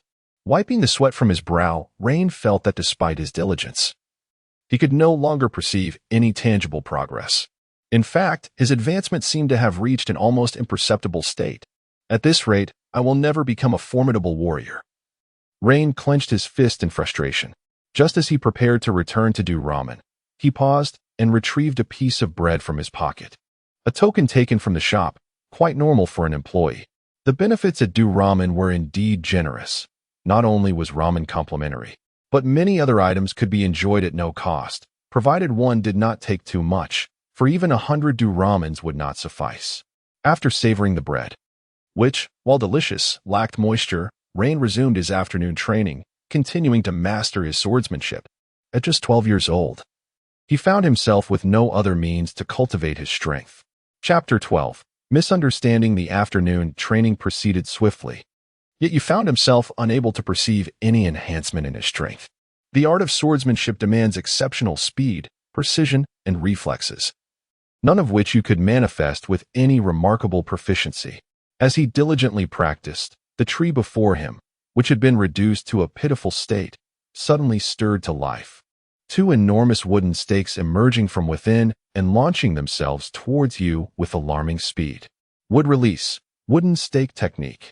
Caught off guard, you had no time to react and was struck on the head and abdomen by the sudden assault, sent hurtling backwards to the ground.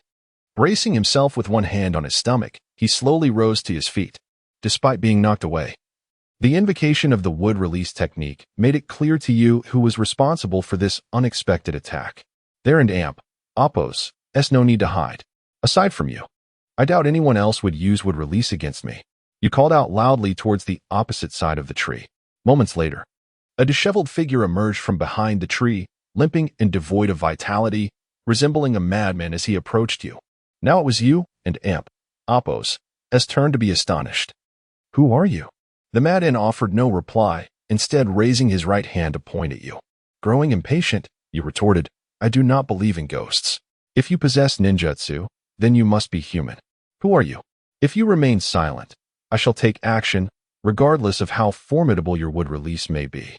At last, the madman spoke, shattering the eerie silence. Yet his words only deepened the strangeness of the encounter. I am the vengeful spirit of a traitor wrongfully executed. Prepare to meet your demise. With that proclamation, the madman suddenly accelerated, charging at you. His long hair obscured you and Oppos' ability to discern the identity of this deranged individual. The madman moved with astonishing speed, closing the distance between them. You swiftly unsheathed his long blade, launching an attack at the approaching figure, eager to demonstrate his swordsmanship. The blade and the rapidly advancing madman were mere inches apart when, just as the sword was about to connect, the madman vanished before you and Oppos' eyes. So fast, you quickly deduced that the only possible location for the madman was above him. The madman leaped onto you and Amp, Oppos' head at a speed nearly imperceptible to the naked eye. But you was determined not to be easily bested. He pointed his long knife skyward, aiming it precisely at the madman and Amp, Oppos' anticipated landing spot. Such trifling skills. Do you think that level of swordplay can vanquish me? Wood release, wooden board technique.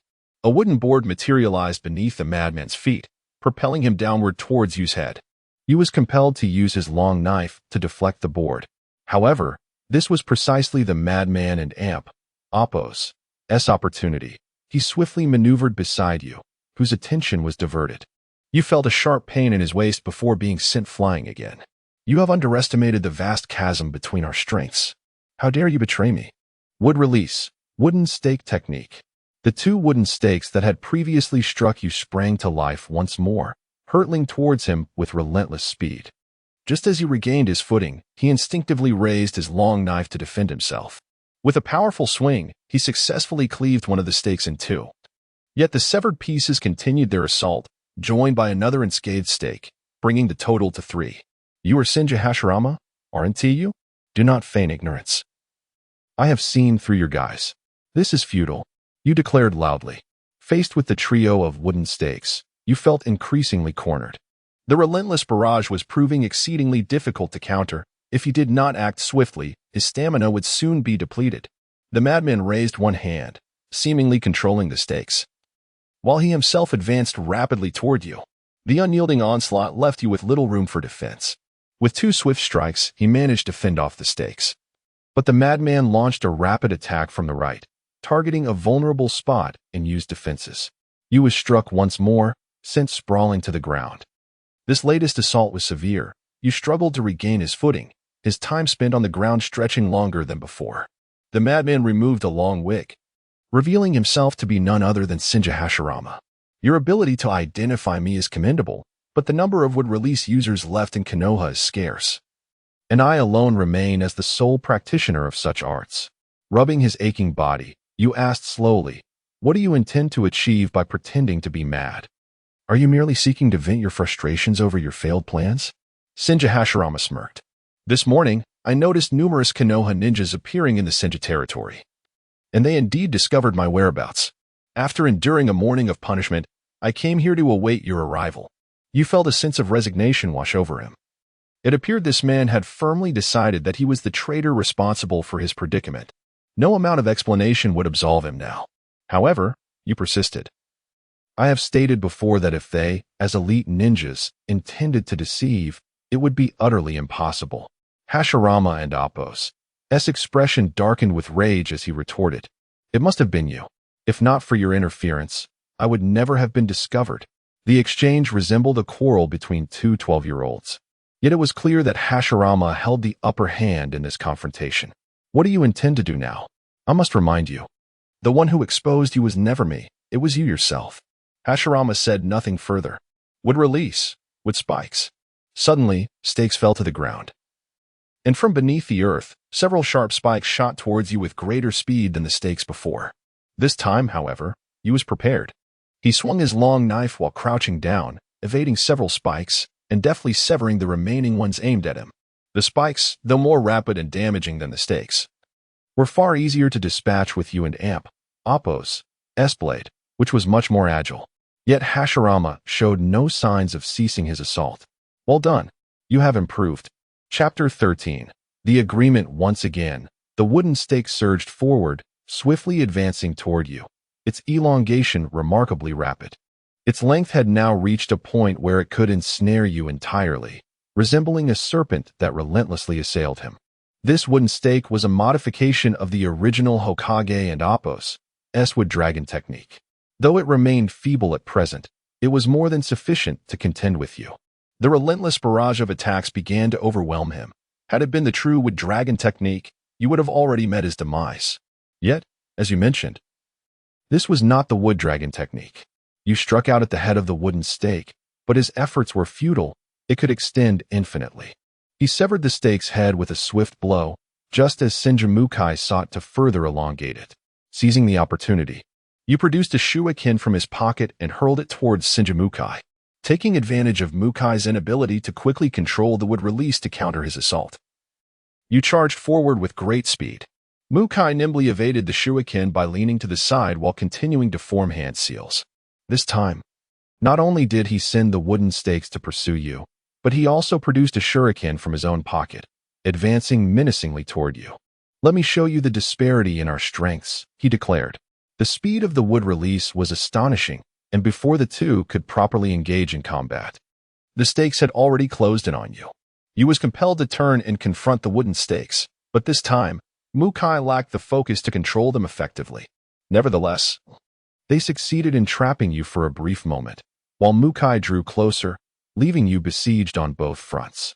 Drawing upon his long blade, you pushed the wooden stake away and turned to engage Mukai in close combat. His retaliatory strike was parried by Mukai and Appo's kunai, despite you exerting all his strength. He found it challenging to overpower Mukai and Appo's weapon. He felt himself being suppressed, and the most formidable challenge came from the wooden stake attacking him from behind. Gritting his teeth, you realized he could not alter the current predicament. "This cursed wood. If I do not eliminate one of them swiftly, I will surely succumb to this opponent once more." A flash of inspiration struck you, prompting him to lessen the force he was using against Mukai, allowing Mukai to gain the upper hand. In an instant, you abruptly halted his strength, catching Mukai off guard as he leaned forward. You seized the moment to deliver a kick aimed at Mukai. However, Mukai reacted swiftly, employing the wood release and Appo's wooden shield technique. A wooden board materialized instantaneously, blocking you and Appo's attack. The robust board absorbed the force of you and Appo's strike, sending him crashing backward. This collision meant that you could not evade the wooden stake that followed closely behind. With a resounding thud, the stake crashed into Yu's back, causing him to tumble to the ground. Mukai, having avoided you and Appo's assault, looked down at him and spoke with measured calmness. "You stand no chance against me." As you braced himself on the ground, Preparing to rise, he was startled by a kunai that flew swiftly toward him. The suddenness of the attack froze him in place, hands supporting his weight as he remained on the ground. "I concede," you murmured. "It appears I cannot triumph over you. Your wood release is truly formidable." Mukai, maintaining his composure, and the two fell into a brief silence, which was eventually broken by Mukai's voice. "In truth, I had already discerned that it wasn't you. I merely wished for another opportunity to spar with you." Extending his hand toward you, Mukai encouraged, "Stand up. Consider this a form of assistance from me." Initially inclined to acknowledge Mukai and Amp, Appo's gesture, you and Amp, Appo's ire flared upon hearing Mukai and Amp, Appo's words. "What? Is this all you promised me? I require ninjutsu, or something of substance. Not merely being bested by you." Mukai ignored Yu's protests, lifting him off the ground. "Do not be so agitated. Engaging with me will undoubtedly enhance your skills, both technically and experientially." You interrupted Mukai and Appo's actions with a forceful gesture. "I can rise on my own. I do not need your help." Mukai appeared taken aback. "Really? I thought you might be too proud to stand up, or perhaps too in awe of my prowess to do so." You regarded Mukai with a look akin to that of a wary merchant. "I absolutely cannot let this slide." Waving his hand dismissively, Mukai reassured him, "Rest assured. I will be here tomorrow afternoon. We shall battle, and I will provide you with what you desire." You, feeling an urge to retaliate, posed a question laced with irritation. "Why must you insist on fighting me? Have I somehow offended you?" You felt a sense of being trapped, fully aware that his strength paled in comparison to Mukai and Appo's. Yet, he was compelled to continue this duel with the man. You was not the type to seek growth through relentless defeat. Mukai, with a serious demeanor, stated, "It is because I recognize your potential. From our first and second encounters, it is evident that your strength is rapidly increasing." Unable to suppress a smile, you replied, "I told you, I am undoubtedly a genius. Once I master my training, I shall defeat you." Mukai suddenly felt a shift in his perspective. "Do not take this too seriously. You are merely adequate. I simply find myself in need of a sparring partner, nothing more." However, Mukai and Appo's latter words had no effect on you and Appo's current self-admiration. "Well then, it is getting late. After our bout, I will lack the energy to train further. I must take my leave." With that, you turned to depart. "You have yet to answer me. Will you truly be here tomorrow to face me?" You retorted over his shoulder, "I will be here to defeat you, not to be bested by you." As you spoke, he vanished without a trace, while Mukai stood alone. You glanced back, marveling, "He moves quite swiftly. I doubt I could ever achieve such speed." He soon arrived at the old noodle house, now deserted. As the hour had passed closing time. Chapter 14. The Thieves and Appo's visit. As evening approached, you, having finished dinner, prepared to rest. A day of training had left him quite fatigued, especially after a good tussle with Shinjimuta, which further drained his energy. He nearly collapsed onto his bed, quickly falling into slumber. The noodle shop had long since closed, and it seemed that you was the only one present. However, that was not entirely the case. I recalled that this noodle shop was uninhabited, even the owner rarely visited. At that moment, two furtive figures were quietly conversing within the dimly lit establishment.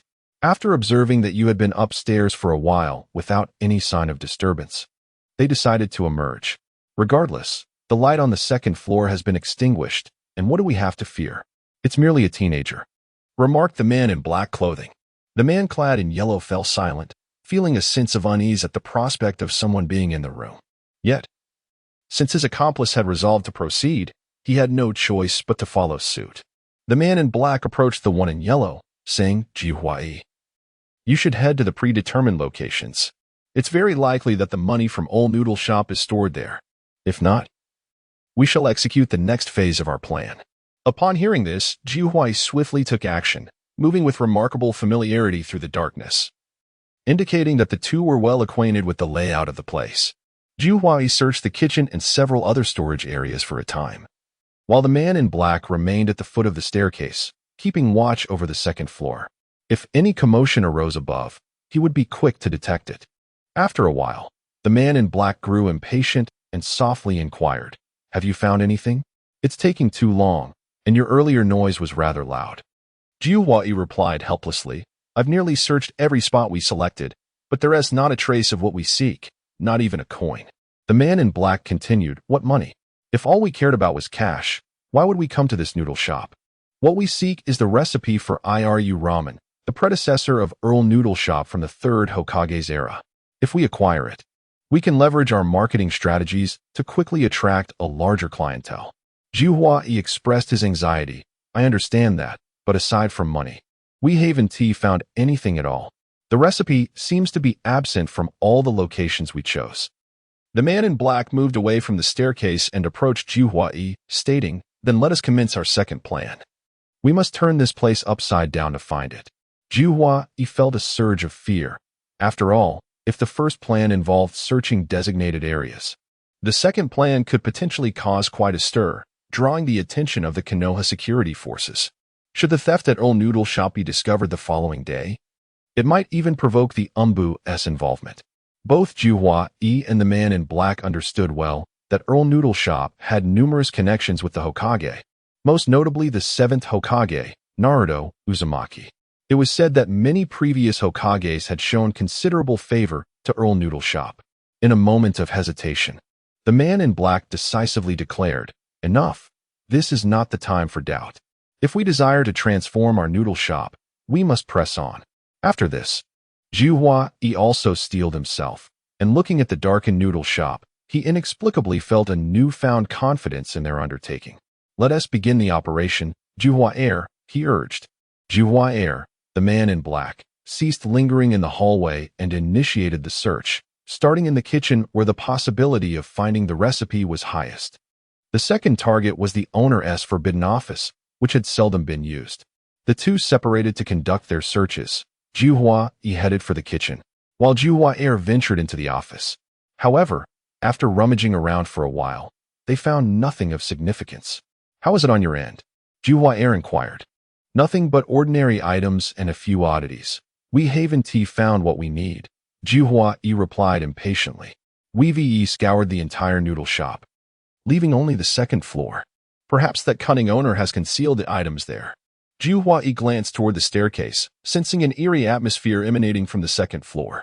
Although they had studied the area, their visits had been infrequent and brief, utilizing moments when the staff were unaware. The second floor mirrored the first in layout, yet was cluttered with an assortment of items, making movement exceedingly challenging. Jiuhua continued, well, that's our last hope right there. As Jiuhua approached the staircase, Jiuhua suddenly felt as though something was watching them from behind. He quickly turned around, his face contorted in fear. However, there was nothing there, only the darkened noodle shop, still and silent. Hurry up, what are you dawdling for? Jiuhua urged impatiently. Jiuhua followed suit. Quietly, the two of them began to open the somewhat decrepit door. The dust of abandonment evident from the long-neglected second floor. Although you had recently moved in, the state of disarray could not be overlooked. Upon entering the upper level, a narrow path created by you lay before them, leading directly to his room with no route to other areas, as the items piled high obstructed any potential movement. What on earth are all these things? How could there be so much clutter? Jiuhua lamented. Jiuhua, however, remained undeterred. Regardless, we must find the recipe among this chaos. Jiuhua surveyed the surroundings, glancing at the unopened door ahead. That person must reside in that room. I doubt we can locate anything amidst this disorder. Even if it's not here, it remains our last hope. We've come this far. There's no turning back. Jiuhua asserted. The two resumed their search, but the sheer messiness of the place proved overwhelming, as the abundance of items hampered their progress. Chapter 15. A simple resolution. The abundance of items proved to be an arduous task to sift through, compounded by the limited space available for their arrangement. The clutter accumulated on the second floor consisted of essential boxes and an array of superfluous objects, all haphazardly piled together. After a considerable search, Chrysanthemum too, feeling fatigued, wiped the sweat from his brow and pondered aloud the purpose behind the owner and Appo's decision to leave such useless belongings. Meanwhile, Chrysanthemum 1 continued to search frantically, moving with remarkable speed, as if fearing that lingering too long might invite misfortune.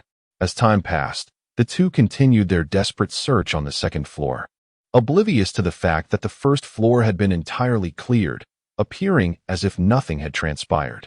The sounds of footsteps echoed in the stairwell, albeit faintly. "Did you hear that? I feel something is amiss," Chrysanthemum 1 said anxiously. His heightened sensitivity to the slightest noise was a product of the tense atmosphere surrounding them. Chrysanthemum 2 dismissed his companion's unease, stating, "Stop being paranoid. If someone appears now, it must be a thief. If not, then surely a rival." Chrysanthemum 1 interrupted, asserting, "We are not rivals. This is our final endeavor. We cannot afford another chance. If we manage to escape this time." Suddenly, the two turned their heads in unison, drawn by the faint, eerie creaking of the old door. The sound was subtle, yet it resonated clearly in the tense silence, sending shivers down their spines. Who is it?" Chrysanthemum 1 stammered in fear. Chrysanthemum 2 remained composed, reasoning that if someone entered without turning on the lights, they were likely just another thief. Since their objectives were similar, a mutual understanding could be reached. He gestured for Chrysanthemum 1 to remain quiet so as not to disturb you, who was asleep inside, and called out toward the door. "If you are here to take something, we can assist you, and in turn, you may help us. We could forge a beneficial alliance." The absence of a response from the doorway only heightened their unease. Suddenly, a gust of wind swept through, and Chrysanthemum 1 felt a sharp pain in his jaw, followed by a forceful kick to his abdomen that sent him sprawling into the darkened storage area. Though shrouded in darkness, Chrysanthemum 2 understood the gravity of the situation. The intruder was dangerously close. He swung his fists into the emptiness, inadvertently revealing his position. He felt a searing pain as he too was struck in the abdomen, nearly toppling over. But the most terrifying moment came when a pair of hands gripped his neck, halting his fall. Gasping for breath, Chrysanthemum 2 managed to utter, "Who are you? There are others in this house. Making such a commotion will surely wake them. If you intend to rob us, you've chosen the wrong venue." "You," yawning leisurely, replied, "Have you not caused enough trouble? I thought you were merely playing outside. Yet here you are, creating chaos and disturbing my slumber." Chrysanthemum 2's eyes widened in realization. You are the one residing here." "One might say so," you acknowledged. "I recently moved in. However, since you have encountered me, consider yourselves unfortunate." With that, you unceremoniously hurled Chrysanthemum 2 out, who landed squarely atop Chrysanthemum 1, eliciting a duo of pained cries. The two remained motionless on the floor, incapacitated. After subduing the two, you bound them on the first floor and scrawled a note indicating their identities as thieves. Before retiring to bed, for the following day marked the beginning of a new work shift. Morning arrived swiftly, and the staff of the noodle shop began to gather, led by Reiko. Upon opening the shop, she discovered Chrysanthemum 1 and Chrysanthemum 2, bound and asleep on the first floor. "Aren't they the owners of the other ramen shop?" she exclaimed in astonishment. Another chef, having noticed Yu's note, chuckled, understanding their intentions to steal the recipe. "They've been dealt with," he laughed, prompting Reiko to join in. The raucous laughter soon roused the two thieves from their stupor, their bodies aching painfully. More pressing was the realization that they were now the center of attention among the noodle shop staff, signifying their utter defeat. They hung their heads in silence, ashamed to be owners caught in such a disgraceful act. "It must have been you," Reiko remarked. "Thank goodness she lives in the shop. Otherwise, these two might have succeeded." The others nodded in agreement, and a yawn drew their attention as you descended the stairs, donned in her work attire, looking quite presentable. "You look." Reiko pointed at the bound figures of Chrysanthemum 1 and Chrysanthemum 2. "This is simple. We'll hand them over to the Leaf security team. I've already cleaned up the first floor while they were rummaging through the second." Upon hearing this, the two thieves' eyes widened in realization. "No wonder we felt something was off during our search." With the assistance of several staff members, the noodle shop owners were escorted to the Leaf security office. You, however, opted not to accompany them, for the security was currently managed by the Uchiha clan, and she preferred to avoid any unnecessary entanglements. Nevertheless, the day's labor commenced, and Yu was rewarded for her efforts in thwarting the thieves. Chapter 16. The agreed battle. As Yu had just arrived at the noodle shop, he was quite unfamiliar with many things, resulting in a rather uneventful first day, limited to merely carrying plates and assisting the kitchen with some simple physical tasks. However, the monotonous morning eventually passed, and after having lunch and a brief rest, you made his way to the prearranged meeting spot in the sparse little grove. He hurried into the woods, finding it entirely deserted. It was just like any other day, where even the presence of Senjumute was usually expected. After surveying his surroundings, you reached a conclusion. He had arrived too early. Although they had agreed to meet in the afternoon, the exact time had not been specified. Withdrawing the long blade strapped to his back, he prepared to commence his training while awaiting Senjumute and Amp, Appo's arrival. Practicing diligently in the meantime seemed a splendid choice. You charged towards a tree, swinging his long blade downwards. However, at that moment, a sturdy wooden stake erupted from the ground, hurtling directly towards him. Caught off guard, you was struck head-on and sent flying once more. Rubbing his forehead, he muttered, "Damn it, does this guy always have to ambush me?" Perched atop a tree, Senjumute laughed heartily at the sight of you sprawled on the ground. "Your lack of observation skills is to blame. I and Amp, Appo's, been here for quite some time. Yet you failed to notice me. Serves you right for being ambushed." You quickly regained his footing and, disregarding caution, charged at Senjumute, his long blade drawn back and his body leaning forward.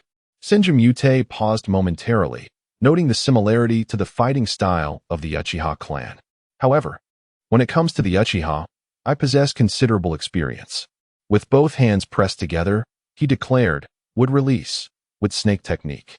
Several sinuous wooden tendrils sprang from the ground in you and Amp, Appo's path, cleverly concealed.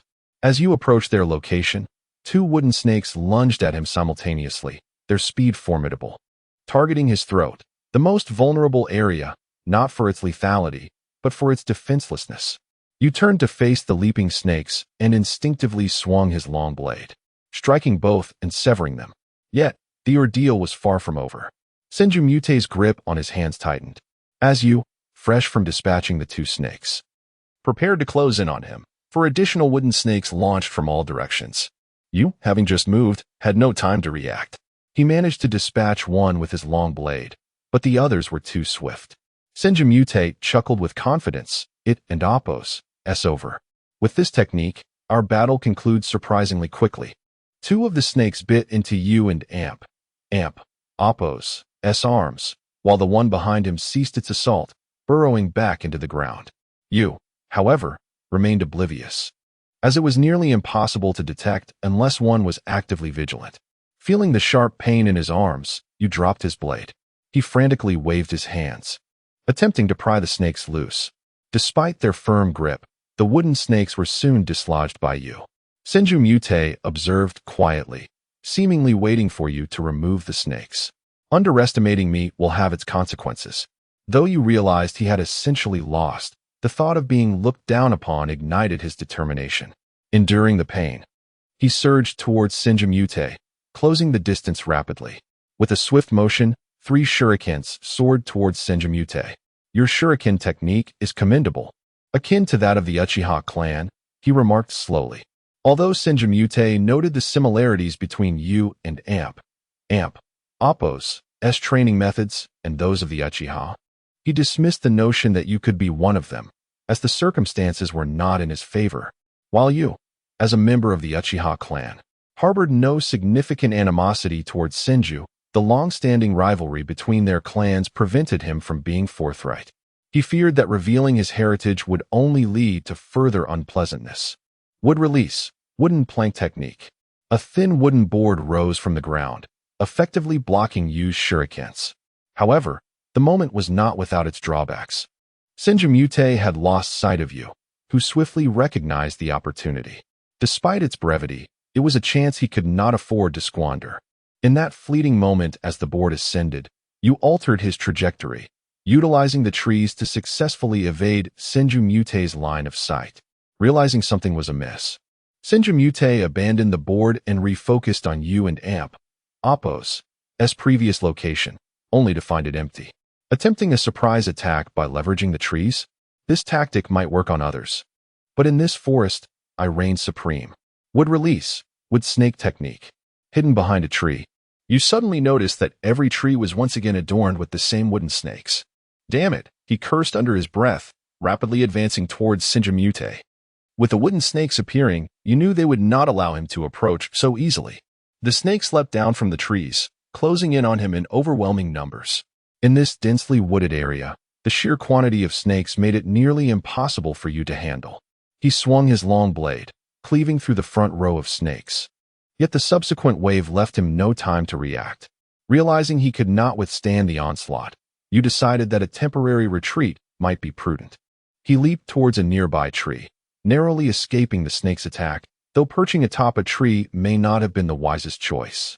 Shinjamute, observing Yu's position, called out, "My would release is omnipresent here, especially among the trees." Chapter 17, Shadow Clone Technique Standing Atop a Tree. You utilized the height to narrowly evade the attacks of the wooden serpents. However, the sheer number of these serpents continued to vex him. After their initial assault failed, the wooden serpents commenced a siege on the tree you occupied.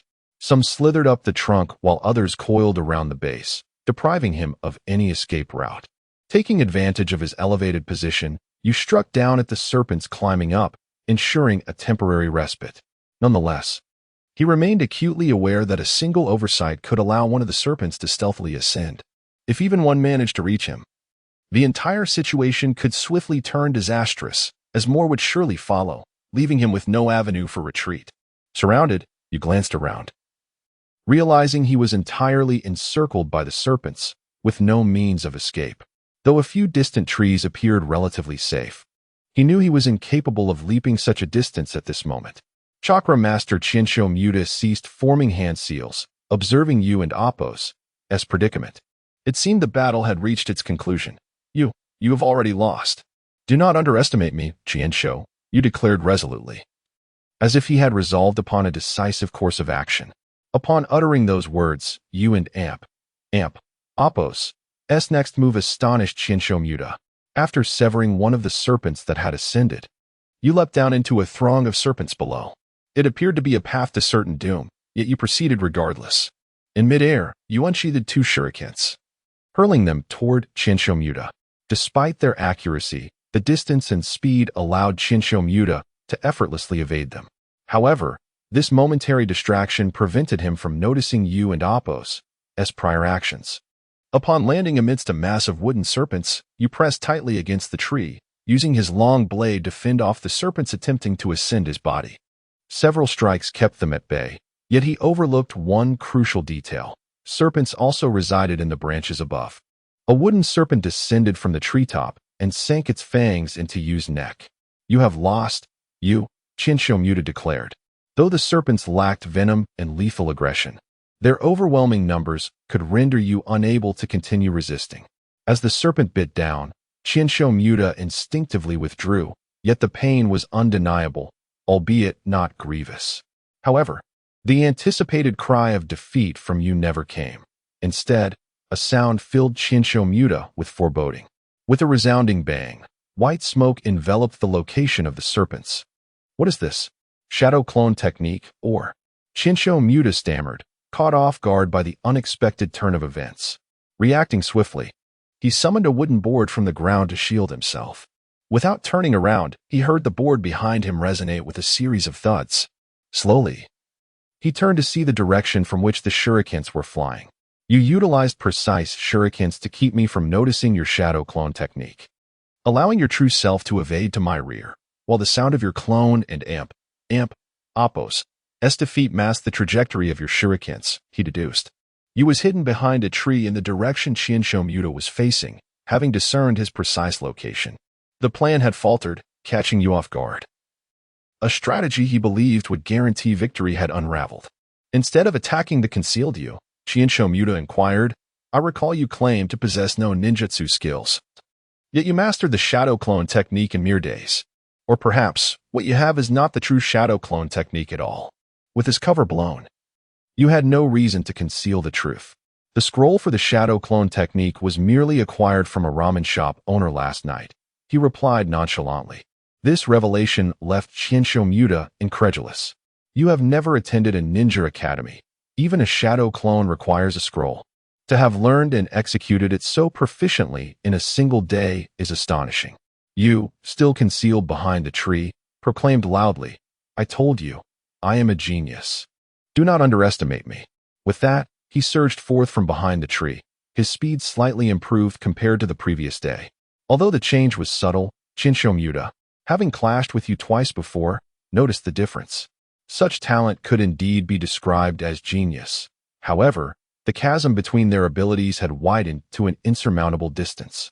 Once more, Shinsho Muta formed hand seals, adopting the stance for the wood release technique.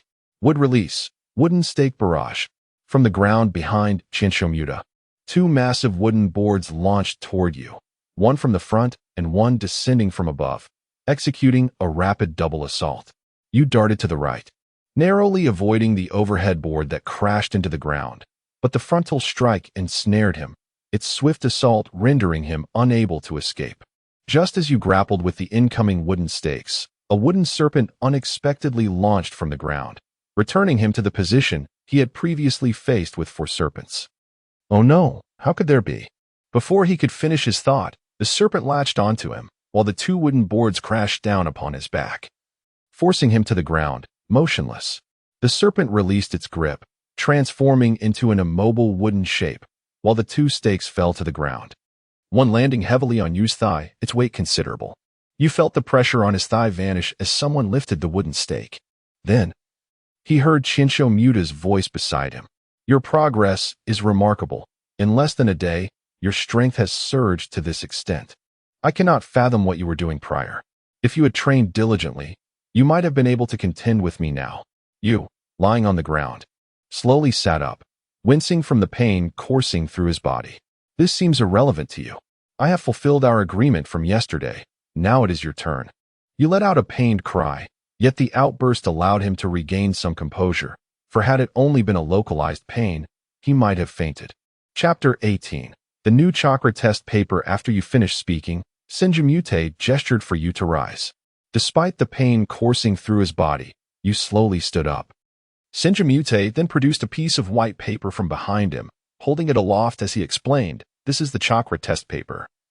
A novel creation by the modern Hokage designed to assess the attributes of chakra." You examined the paper with curiosity, asking, "ISN and AMP. Oppos. T. This quite similar to the ordinary chakra test paper?" Senjumute handed the paper to you, continuing, "This new chakra test paper has been specially developed by the current Hokage and is now being produced on a small scale, circulating among various clans." As you scrutinized the so-called special chakra test paper, Senjumute elaborated, "You are undoubtedly aware of the capabilities of the regular chakra test paper, which reveals your chakra attributes. This paper not only detects the properties of a ninja and AMP, Oppos, S chakra, where lightning chakra crumples the paper, water chakra dampens it, wind chakra tears it apart, fire chakra ignites it, and earth chakra shatters it, but it also enhances the precision of your chakra after identifying its attributes, allowing for more rapid refinement." After studying the paper, you found himself at a loss for its practical application. "So how do I use this? Just tell me directly," he urged, observing Yu's eagerness. Senjumute felt a surge of frustration. This was a resource typically reserved for major clans, with each clan possessing only a handful of them. Originally meant for his own use, it served little purpose due to his wood release abilities, akin to an ordinary chakra paper. He had merely kept it. You, undeterred by Senjumute's grumbling, reminded him, "You promised me this, and you gave it to me. Spare me the details, and just explain how to use it." With a sigh, Senjumute realized that reasoning with you was futile. Instead, he simplified his explanation. "Use it just like the ordinary chakra test paper," he stated, retrieving another piece of chakra paper from his pocket. "Watch closely, I and Oppos. LL demonstrate once, as I only brought this regular test paper." He placed the chakra paper in his hand, pinching it, and infused it with chakra, achieving the desired result. Following Senjumute and AMP, Oppos, S instructions, you mimicked his actions and infused his chakra into the paper. Although you had never attended a ninja academy, he had some experience in chakra refinement, and his chakra levels were decent for his age. Otherwise, he wouldn't have mastered the shadow clone technique in such a short time. Upon infusing his chakra, the paper ignited instantly, burning away entirely. You felt his chakra flow more rapidly within him, and as the paper turned to ash, a radiant blue light emanated from the remaining spot, continuously channeling energy into you. Do not move. We are not finished yet, Senjimute instructed. This is the true power of the new chakra test paper. It not only refines your chakra, but also increases its quantity, albeit limited. It is still significant. Can this paper truly enhance the chakra amount? If one were to use it continuously, Wooden and Amp, Oppos, T that lead to infinite chakra? You inquired, puzzled. Senjimute regarded him with a bemused expression. Setting aside the feasibility of mass production, this chakra paper offers no additional benefits to those who have already used it. For those with already potent and refined chakra, it yields little effect. Fire attribute chakra does not possess secondary attributes. You was unperturbed, having already acknowledged the likelihood of his chakra being predominantly fire-based. Noticing US lack of reaction, Senjimute continued, Fire attribute chakra is rare within our Senju clan, which is why I can only provide you with a limited number of scrolls. However, I can offer you some foundational ninjutsu, and given your age, you should have already graduated from ninja school, correct? You nodded, expressing his satisfaction. Being able to learn ninjutsu is already a great opportunity for me. He then extended his hand, hoping to request the ninjutsu scrolls from Senjimute. Senjimute, seeing through you and Amp, Oppos, S intentions, remarked, you still lack sufficient chakra refinement. Even with the aid of the new test paper, learning ninjutsu at this point 1 and Amp, Oppos, T be beneficial for you. You scoffed, declaring, I'm a genius, just teach me, and I will have no issues. Senjimute opened his outstretched hands and replied, if your current strength qualifies as genius, then I must be the greatest genius in the universe. Do not be overly confident. I will introduce you to a ninja team, allowing you to be promoted to a genin. Genin? Is that truly possible? You, who had never attended ninja school, understood that without graduation, the likelihood of becoming a genin was virtually non-existent in this era of prolonged peace, where the demand for ninjas had diminished significantly. With your abilities, it is certainly feasible, though it will only barely meet the requirements, Senjimute assured him. So, have you already joined a ninja team? You inquired. I could have graduated from ninja school long ago, but due to current regulations, the option for early graduation has been abolished. Hence, I am only now looking to join a new ninja team, Senjimute explained. By the way, you do possess your name and your Konoha pass, correct? Hand them over to me. I will expedite the process for you. With the capabilities of our Senju clan, this is a simple matter. As you prepare to retrieve his Konoha pass, akin to a modern-day identification card issued at birth, with backups maintained in Konoha and Amp, Oppos, S administrative office, he suddenly recalled that the name on his pass was Uchihayu. Chapter 19, The Appearance of Uchiha Yama Upon Encountering the Rain. A profound silence enveloped the atmosphere. Senjimute seemed to ponder for a moment before speaking. Never mind. If you do not possess a pass at this moment, simply wait. The graduation from the Ninja Academy will take some time, and you will receive information when the ninja teams are assigned. The rain nodded appreciatively, expressing gratitude. The day swiftly came to a close, and the rain had entered a rapid phase of growth and strength. Following this day, the rain never saw Senjimute again. Each day, the rain diligently practiced chakra manipulation and sword techniques without pause. However, a period of tranquil existence began to render the rain somewhat disenchanted, as the monotony of training made perseverance increasingly challenging. Eventually, the day spoken of by Senjimute arrived. The day after tomorrow marked the assignment of ninja teams at the academy, and naturally, the rain was included in a team, officially becoming a genin. Upon reviewing the identity information, the rain noted a subtle alteration. Uchiha Yu had been modified to simply Yu, while all other details remained unchanged. It appeared that the individual was already aware. The rain observed the identity information, placing it down alongside the passage of time. In 2 days, the assignment meeting for the ninja teams would commence, a mere small gathering lasting only a few minutes. Thus, the rain harbored no significant concerns, though the current state of Konoha remained a mystery to them. Matters such as which genin instructor might be preferable were beyond the rain and Oppos' contemplation. At just 12 years of age, The rain felt a profound sense of uncertainty regarding the future, grappling with a sense of hopelessness towards the Uchiha clan. Suddenly, a feeling of alienation emerged, a realization that only crystallized now. Perhaps I do have feelings for that family, having lived among them for 12 years. The rain murmured to themselves. From a single message, thoughts of the Uchiha clan arose, the very place that had once cast them out, evoking an inexplicable sadness. After organizing the message and gathering their belongings, the rain prepared to embark on a new day of work. The morning and Appo's tasks, though brief, were executed with remarkable proficiency. Whether it involved serving plates or washing dishes, all performed with impressive speed. As the morning slipped away, the afternoon signaled the time for the rain and Appo's training. Yawning, the rain made their way to the training ground, traversing a sparsely frequented grove, where the effectiveness of their sword techniques remained elusive. However, today, an unexpected guest arrived in the grove, Uchiha Yama, the rain and Appo's long-standing rival. Upon entering the grove, the rain immediately sensed something amiss. An inexplicable aura of malice pervaded the previously serene surroundings, making the rain feel deeply uncomfortable. "Rain, it has been quite some time," Uchiha Yama remarked, perched upon the tree favored by Senjimute. Initially, the rain mistook him for Senjimute, but soon recognized Yama as the individual whose subordinate had been defeated by them in the past. Indeed, the sight of an adversary ignited an undeniable tension. Uchiha Yama, upon seeing the rain, exhibited a barely concealed fury, prompting the rain to scan the vicinity cautiously.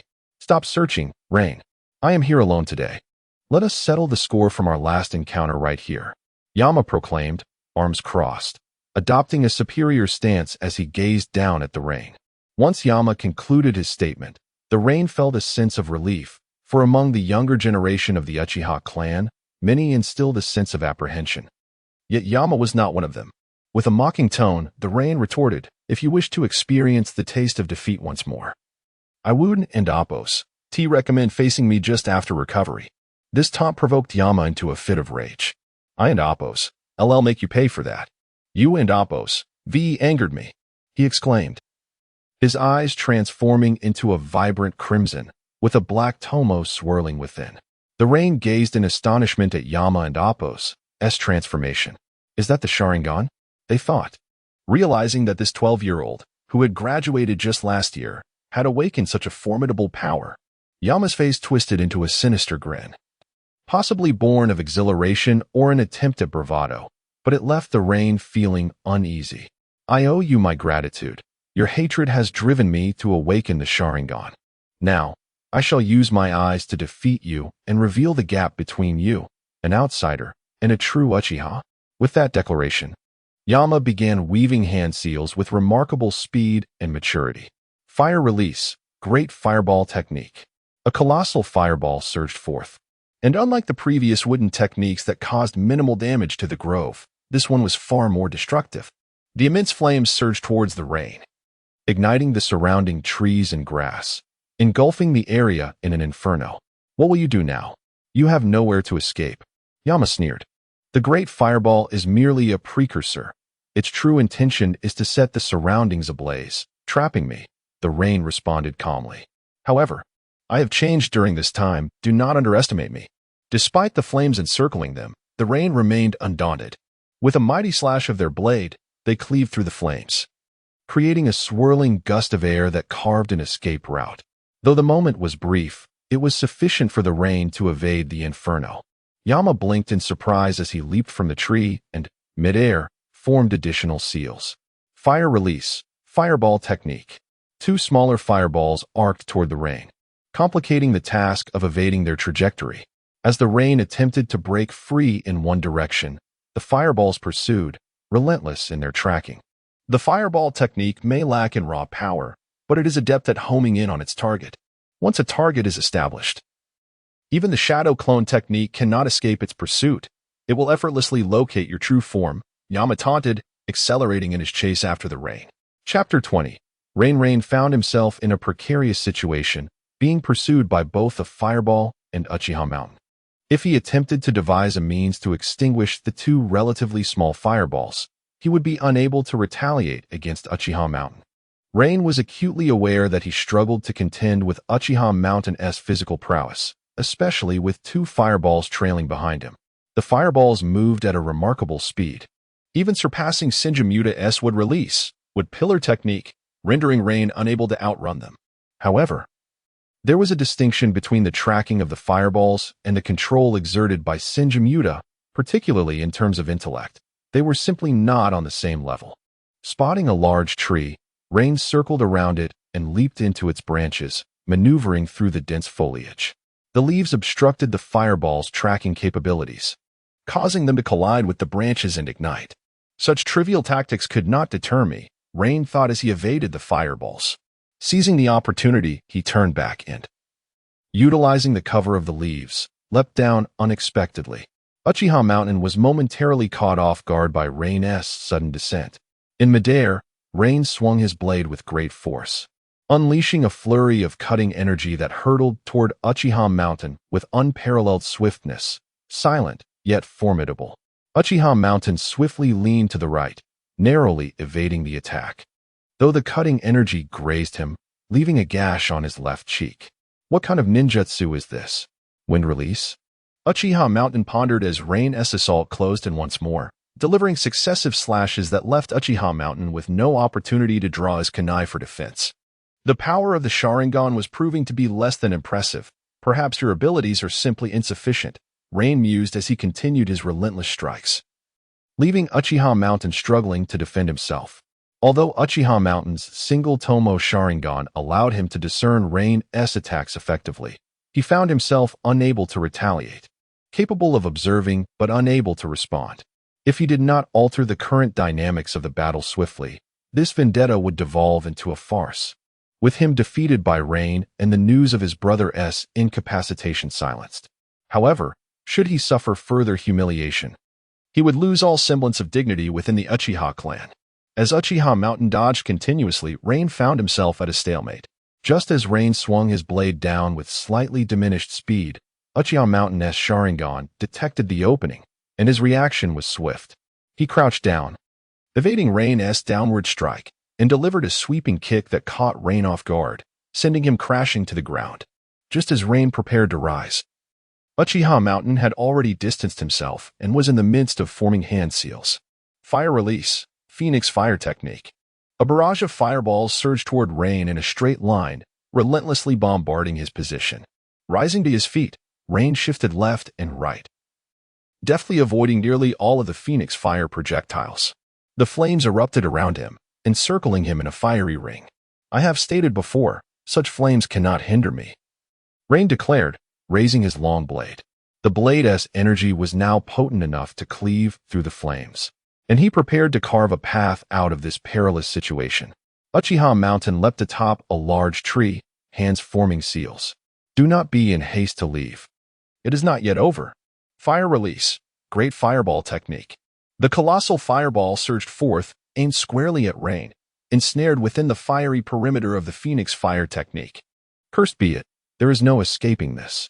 Rain gazed at the descending Great Fireball, realizing that evasion had become exceedingly difficult, compounded by the surrounding flames that confined him. Would release, would growth technique. A resounding roar echoed as immense trees burst forth from the ground, extending towards the Great Fireball. The flames ignited the wood almost instantly, yet they did not impede Rain, allowing him to successfully escape the encirclement of Phoenix Fire.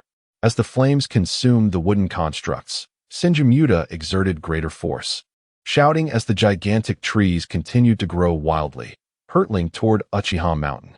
This is bad, Uchiha Mountain thought, realizing the urgency of his situation. If he did not flee swiftly, the encroaching flames would soon engulf him. After a brief pursuit, the trees ceased their growth, and Shinjamura halted his hand seals.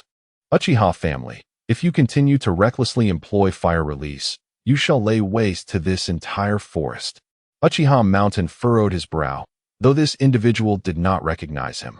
He was well aware of Shinjamura, the prodigy of the Shinja clan, inheritor of wood release, and a direct descendant of the first Hokage. Shinjamura continued, You know me? Since you are aware of my identity, I suggest you leave promptly. If you do not hurry, I will have no qualms about teaching your Uchiha clan a lesson. Muta's disdainful tone mirrored the condescension Uchiha Mountain had previously directed at Rain, and he found it increasingly intolerable. Even if your wood release is formidable, our Uchiha's Sharingan is not to be underestimated. With that, he turned his gaze toward Rain, adding, moreover, this is a matter of our Uchiha clan. It is not your place to intervene. The situation had become abundantly clear. Should Senju Muta aid Rain, it would signify the Senju clan's intrusion into Uchiha affairs. If the two continued to clash, Rain stood no chance against Uchiha Mountain, who possessed the Sharingan. The potential to alter the battle's outcome lay entirely in Senju Muta's hands. Perhaps this is indeed your clan's business. But did not this individual recently get expelled from your Uchiha family? Therefore, you have no right to invoke familial matters to resolve this issue. Besides, Rain is my friend. Chapter 21. The Gathering O. Are you saying this fellow is your friend? Uchiha Shan remarked indifferently, his words dripping with scorn and disdain. Our Uchiha clan has supported you for so long, granting you a reprieve from death, and yet you choose to associate with the Senju. You abandoned him yourselves. And now you deny him his freedom? Such is the nature of the Uchiha, Senju Muta continued. At that moment, tensions escalated between Uchiha Shan and Senju Muta. Had they not been both ninjas of Konohagakure, a brawl would likely have ensued. Enough. What I choose to do is my own business. I am now called you, not Uchiha you declared loudly. A faint smile appeared on Senju Muta's lips. In that case, you shall not lay a finger on him today. Muta joined his hands together, invoking the wood release technique. Two wooden stakes shot forth from beneath Uchiha Shan's feet, flying past him on either side. Uchiha Shan broke into a cold sweat. Even his Sharingan could not discern the attack in time, and even if he could, evasion seemed impossible. You were seconds away from death just now. Begone, Uchiha, Muta commanded, pointing at him. Biting his lip, Uchiha Shan felt the weight of his clan's pride. Surrender to the Senju was not an option. Yet, the disparity in strength was glaringly apparent, and with resolve, he turned and departed. You exhaled in relief. If matters had escalated further, it would have led to a conflict between clans, something he wished to avoid at all costs. Is everything all right? Muta inquired, approaching you. You waved his hand dismissively, standing up and responding, it's nothing. It and Appos. It's just that you have driven Uchiha Shan away in such a disgraceful manner. It's hard to guarantee he won't seek revenge in the future. Muta laughed heartily. What can he do to me? The Uchiha clan is not capable of threatening me. And as for him, he is but a minor character within his own clan. Then it seems there is no cause for concern, you replied. But you should be cautious. If that fellow decides to retaliate, you ought to be wary. The Uchiha clan's influence is formidable, and I trust you understand this better than I. As the day's drama faded with Uchiha Shan's departure, you felt a significant weight lift from his shoulders. After studying chakra cultivation under Senju Muta, you noticed a remarkable increase in his abilities. His mastery of the shadow clone technique, substitution technique, and transformation technique had also improved significantly. According to Muta, you had accomplished in less than a month what would take a typical student 6 years at the Ninja Academy, aside from some superfluous theoretical knowledge. Time passed quickly, and soon it was time for the group formation. You strolled leisurely toward the Ninja Academy, now officially a genin with his headband proudly displayed around his neck. Today was not just about you. All the graduates from his class had gathered, and it was said that the 14th Hokage, Ling Feng, would also be in attendance. You had longed to witness the Hokage and Appos' grandeur firsthand, for his ambition was to one day become Hokage himself. While navigating through the bustling assembly area, he suddenly heard a familiar voice call out, "You, what brings you here today? Did you come specifically to see me?" The speaker was Uchiha Ningxin, a childhood companion. You recalled that today was also Ningxin's graduation day, although her exceptional talent meant that she had primarily trained within the Uchiha clan rather than attending the academy. Now that she had graduated and was set to join a team, she was naturally present. After all, even prominent clans like the Uchiha, Hyuga, and Senju could not easily alter tradition. Seeing Uchiha Ningxin always stirred an indescribable feeling within you, a sentiment distinct from that of other Uchiha members. Unaware of you and Appos' expulsion from the Uchiha clan, she scratched her head and said, "No, I and Appos am here to register too." "What? Ningxin exclaimed, then noticed the headband around you and Apos' neck. Realizing, it must have been the clan that assisted you. You haven't attended the Ninja Academy, otherwise you wouldn't be here. Let us support each other, she added, a tone of encouragement in her voice. You nodded in response. I must be off now. I have some matters to attend to. The gathering is about to begin. What could be so urgent? Ningxin asked. I have a friend I need to meet. I'll find you later, you replied hastily before departing, leaving Ningxin to join her clan companions. As the assembly reached full attendance, a tall and striking figure emerged onto the stage, pure white hair and a white cloak adorned with the insignia of the 14th Hokage. Look, it's the Hokage, someone shouted, and all eyes turned toward the esteemed leader. Ling Feng, the 14th Hokage, stepped forward and began, I believe you all understand the purpose of gathering here today. Each graduate from the Ninja Academy will be assigned to a team. Upon hearing this, a profound silence enveloped the crowd. The Hokage, still in the prime of his life, held an unrivaled reputation within the village of Konoha. With a mere command, countless individuals would follow his lead. Unlike the eras of the 3rd and 5th Hokages, there were now advisors and a figure named Shimura Danzo. It could be said that this was the era of the 14th Hokage's dictatorship, with no one able to sway his decisions. Suddenly, a figure clad in Konoha ninja attire approached Ling Feng, a silver-haired individual whom you immediately recognized as Hatake Jinren, the one who had set him free that fateful night. Hatake Jinren stepped forward and announced, Allow me to explain the rules for team assignments and the list of teams.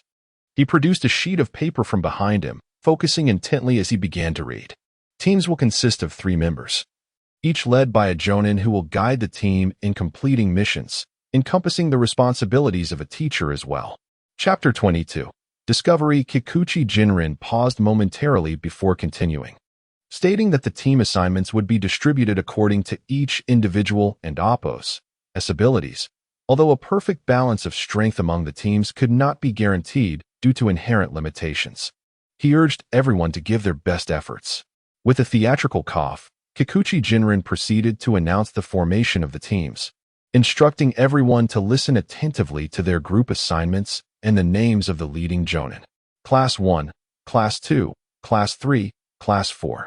Class 14, led by jonin Kikuchi Jinren, Hyuga Kyoji, and Yuko. Upon hearing the assignments and noticing 2 unfamiliar faces, though he never knew many people to begin with, Rain felt uncertain whether this was a fortune or misfortune. However, he felt a sense of satisfaction regarding his leading jonin, Kikuchi Jinren. Meanwhile, Uchiha Ningxin, now aware of the groupings, prepared to depart with the other Uchiha clan members. Yet, her brow was furrowed in concentration, her keen female intuition alerting her to something amiss. Each member of the Uchiha clan had been assigned to groups beginning with their clan name, and she had been eagerly awaiting Rain's assignment. Though she understood that, as an Uchiha, he could not be placed in the same group, she still wished to know. However, when Rain and Apos' name was called, it lacked any association with the Uchiha name, prompting her to ponder further. Uchiha Ningxin fixed her gaze in Rain's direction and said to her companions, You all head back. I have some matters to attend to, and will return to the clan later. With that, she turned and left. At that moment, Rain made his way toward the ramen shop, having taken a leave of absence for the day, yet still intending to lend a hand as it was not in his nature to indulge without contributing.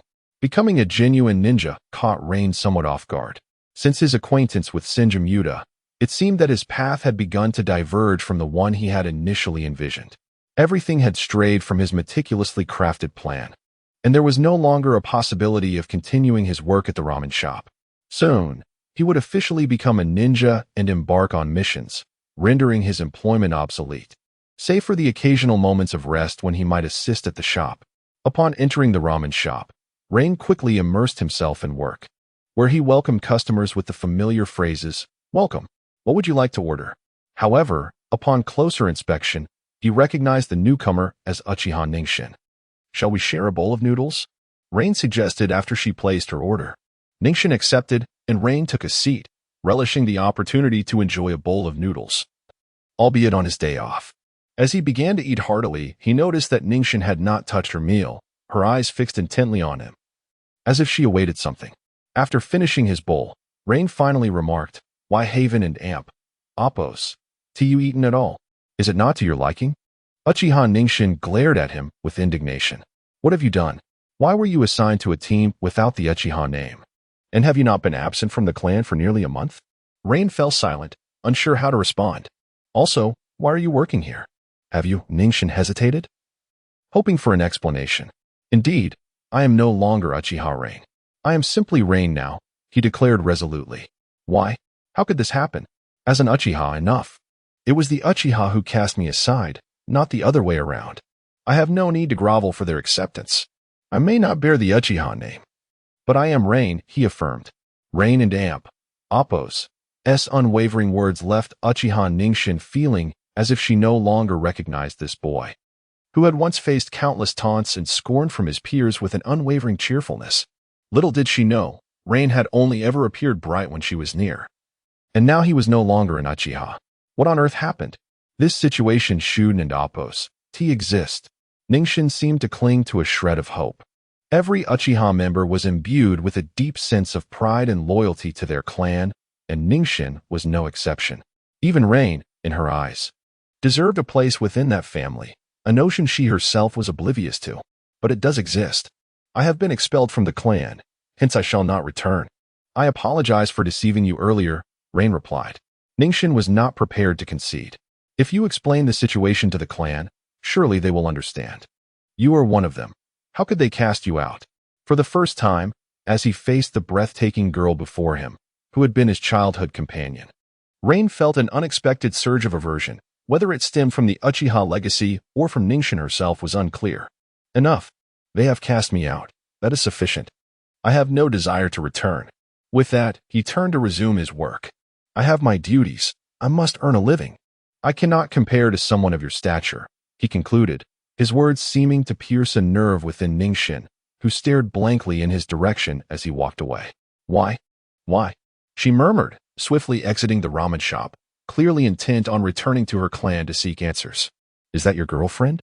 She's stunning. How come I've never seen her here before? Did you just meet her recently?" The staff at the ramen shop began to gossip. Having sat there for so long, and given that Ningxin had barely touched her ramen, it was impossible for them not to speculate. Gossip is an innate human tendency, and Rain found himself tirelessly defending his innocence, though none seemed to believe him.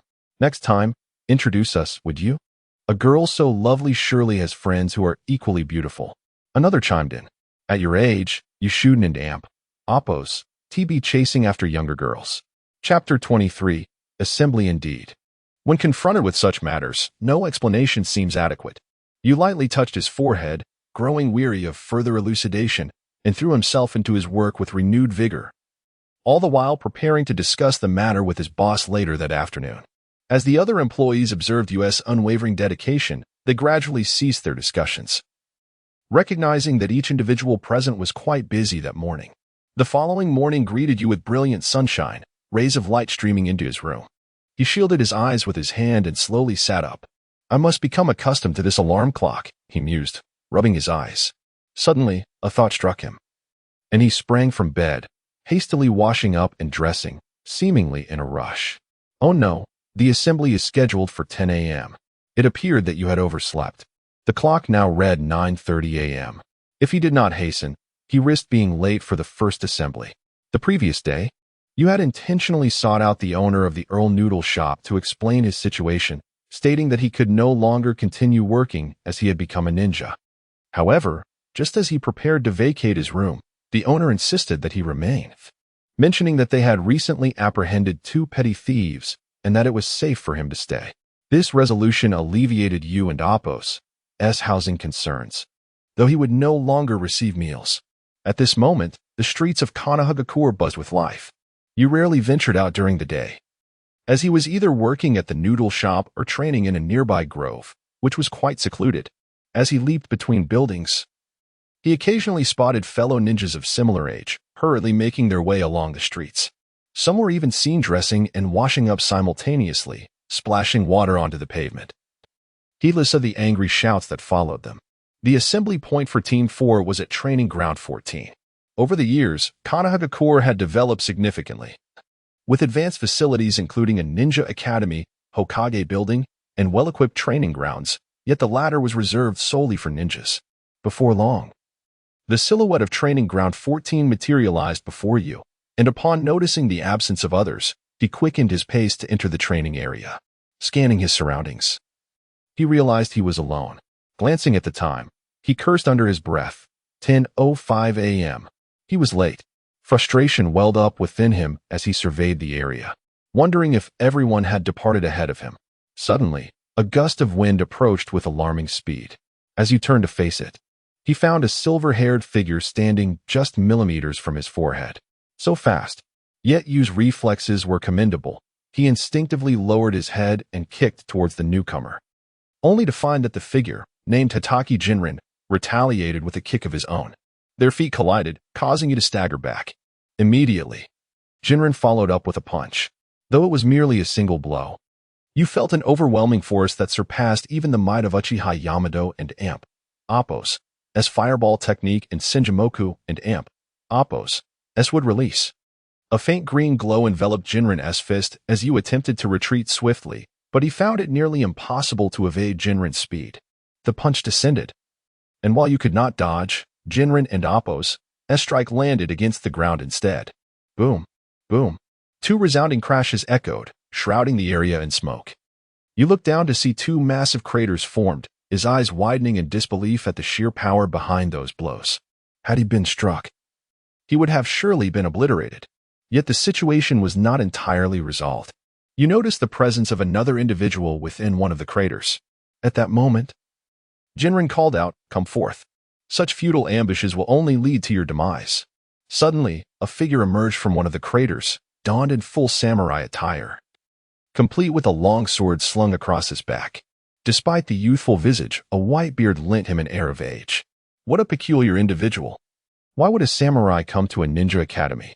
You are Yukimitsu Nobutaka, are you not? A warrior from the land of samurai. Here to learn in our hidden leaf village, Jinren inquired, awaiting a response. Nobutaka nodded, performing a traditional samurai greeting, but in the next instant, he assumed a combat stance, declaring that a samurai would never be swayed by empty flattery. Jinren, seemingly resigned, shrugged his shoulders. Very well then. Before he could finish his thought, he vanished and reappeared beside Nobutaka, delivering a punch so swiftly that Nobutaka scarcely had time to react before being sent flying, much to his chagrin. As he soared through the air, his shouts echoed, cursing Jinren for being a despicable ambusher and lamenting the quality of his teacher. Yet, Jinren remained unfazed by Nobutaka's outcry. Retorting, "Did you not assume a battle stance? Were you not prepared for combat? How can you call this an ambush?" Not only did Nobutaka feel this way, but you, too, observed Jinren and Appos' cunning demeanor, fearing that he might soon share a similar fate. Drawing his long sword from his back, Nobutaka swung it forcefully, unleashing a wave of energy. "It seems our team possesses two sword wielders," Jinren remarked calmly. The sword wave moved slowly, allowing Jinren to easily evade it. Just as the wave reached its midpoint, Jinren stood before you, delivering a powerful punch before you had any chance to react. However, your sword wave is too slow and feeble, and thus you shall face the consequences of weakness. Jinren's fist struck Yu's abdomen with tremendous force. Yet, Jinren sensed something amiss. Upon impact, he realized, this is a shadow clone technique? A puff of white smoke surrounded them, and Jinren sprang away, scanning the area for Yu's true form. Moments later, Jinren began to advance, heading directly towards Yu's hiding spot. "Oh no, I've been discovered." Panic surged through you. Chapter 24, Class 14. The pace was exceedingly swift. Midway through the run, Kiki's silver bell vanished before Yu's eyes. You glanced upwards, only to find that the foliage above his hiding spot obscured his view of the sky. This realization solidified his certainty that an event was about to unfold above. Here lay a blind spot in his perspective. He needed to swiftly reach the open ground. Resolute in his determination, Yu hastened towards the direction from which Kiki's silver bell had disappeared. Before long, a tremendous explosion erupted at his previous location. Rather than an explosion, it was akin to Kiki's silver bell striking the ground, creating a massive crater. As the smoke from the blast gradually dissipated, Kiki's silver bell stood undeterred, calmly remarking, "Impressive reflexes and commendable intelligence. However, your personal strength leaves much to be desired." You pondered that had Kiki Silverbell possessed the ability to perceive his position, rather than relying on prior judgments to launch his attacks, he would have been doomed. Despite being unable to see Kiki Silverbell, you had anticipated the pattern of his next assault. As Kiki Silverbell ascended into the air and leapt down, the leaves obstructed his view, rendering him unaware of you's precise location. Consequently, he resorted to broader, area-wide attacks. "Receive my blade!" You heard the thunderous cry of Akira Mitsuda, who charged towards Kiki Silverbell, brandishing his longsword. Decent speed, yet overly reckless, filled with openings, you mused. In the face of Akira Mitsuda's charge, Kiki Silverbell swiftly evaded. To Akira, it felt as if the target had vanished, and before he could halt his advance, Kiki Silverbell materialized before him, rather than Kiki Silverbell himself. What struck Akira was the force of his large fist, crashing down upon his head. This time, he did not fly backward. His momentum abruptly halted, leading to a jarring fall. His feet propelled forward while his head jerked backward, and Akira Mitsuda collapsed to the ground. You felt a twinge of embarrassment. Was and amp, oppos, the distribution of strength meant to be averaged? Was his own strength among the stronger ones here? The sight of Akira Mitsuda and oppos' disarray led you to perceive him as utterly incompetent. However, you was curious as to the whereabouts of the third member of their trio, as it appeared only two remained, both of whom were on the verge of being subdued by Kiki Silverbell. As he contemplated, Kiki Silverbell and oppos' gaze shifted toward you once more. A chill ran down you and oppos' spine. Trouble was on the horizon. He understood clearly that if he remained stationary, it would be too late. Thus, he quickly retreated, forming hand seals for the shadow clone technique. Yet, despite you and oppos' swiftness, he had yet to complete the technique when he was sent flying. The intense pain that coursed through his face rendered him unable to rise again. So fast. "I am no match," you thought as he lay on the ground. That night, Kiki Silverbell had given you the impression that the gap between them was not insurmountable, though hope remained elusive. However, witnessing Kiki Silverbell and oppos' display of strength now illustrated that the disparity had reached an irredeemable extent. Two down, and where is the last? Kiki Silverbell mused, adopting a tone reminiscent of a dubious uncle. Indeed, the remaining member was likely a female. As time slipped away, you felt himself almost recovered. Yet he chose to remain prone. It was prudent. You dared not rise or even sit up. It was not fear that held him down, but rather the realization that Akira Mitsuda had been downed repeatedly, even being kicked away the moment he attempted to rise. Although Kiki Silverbell had perfectly calibrated his strikes, who would willingly endure a beating? It was far more sensible to stay low. Before you lay a patch of grass, not particularly tall, yet sufficient to conceal a person. As he peered ahead, it was not suspicion that gripped him, but rather an acute awareness that someone was hiding within, watching him intently. Then, he heard a soft female voice. "Why are you lying here? You should be fine now." At this, you rolled his eyes. "Why Don and oppos' you stand up then?" A sense of foreboding washed over him as he realized his voice had inadvertently risen too high.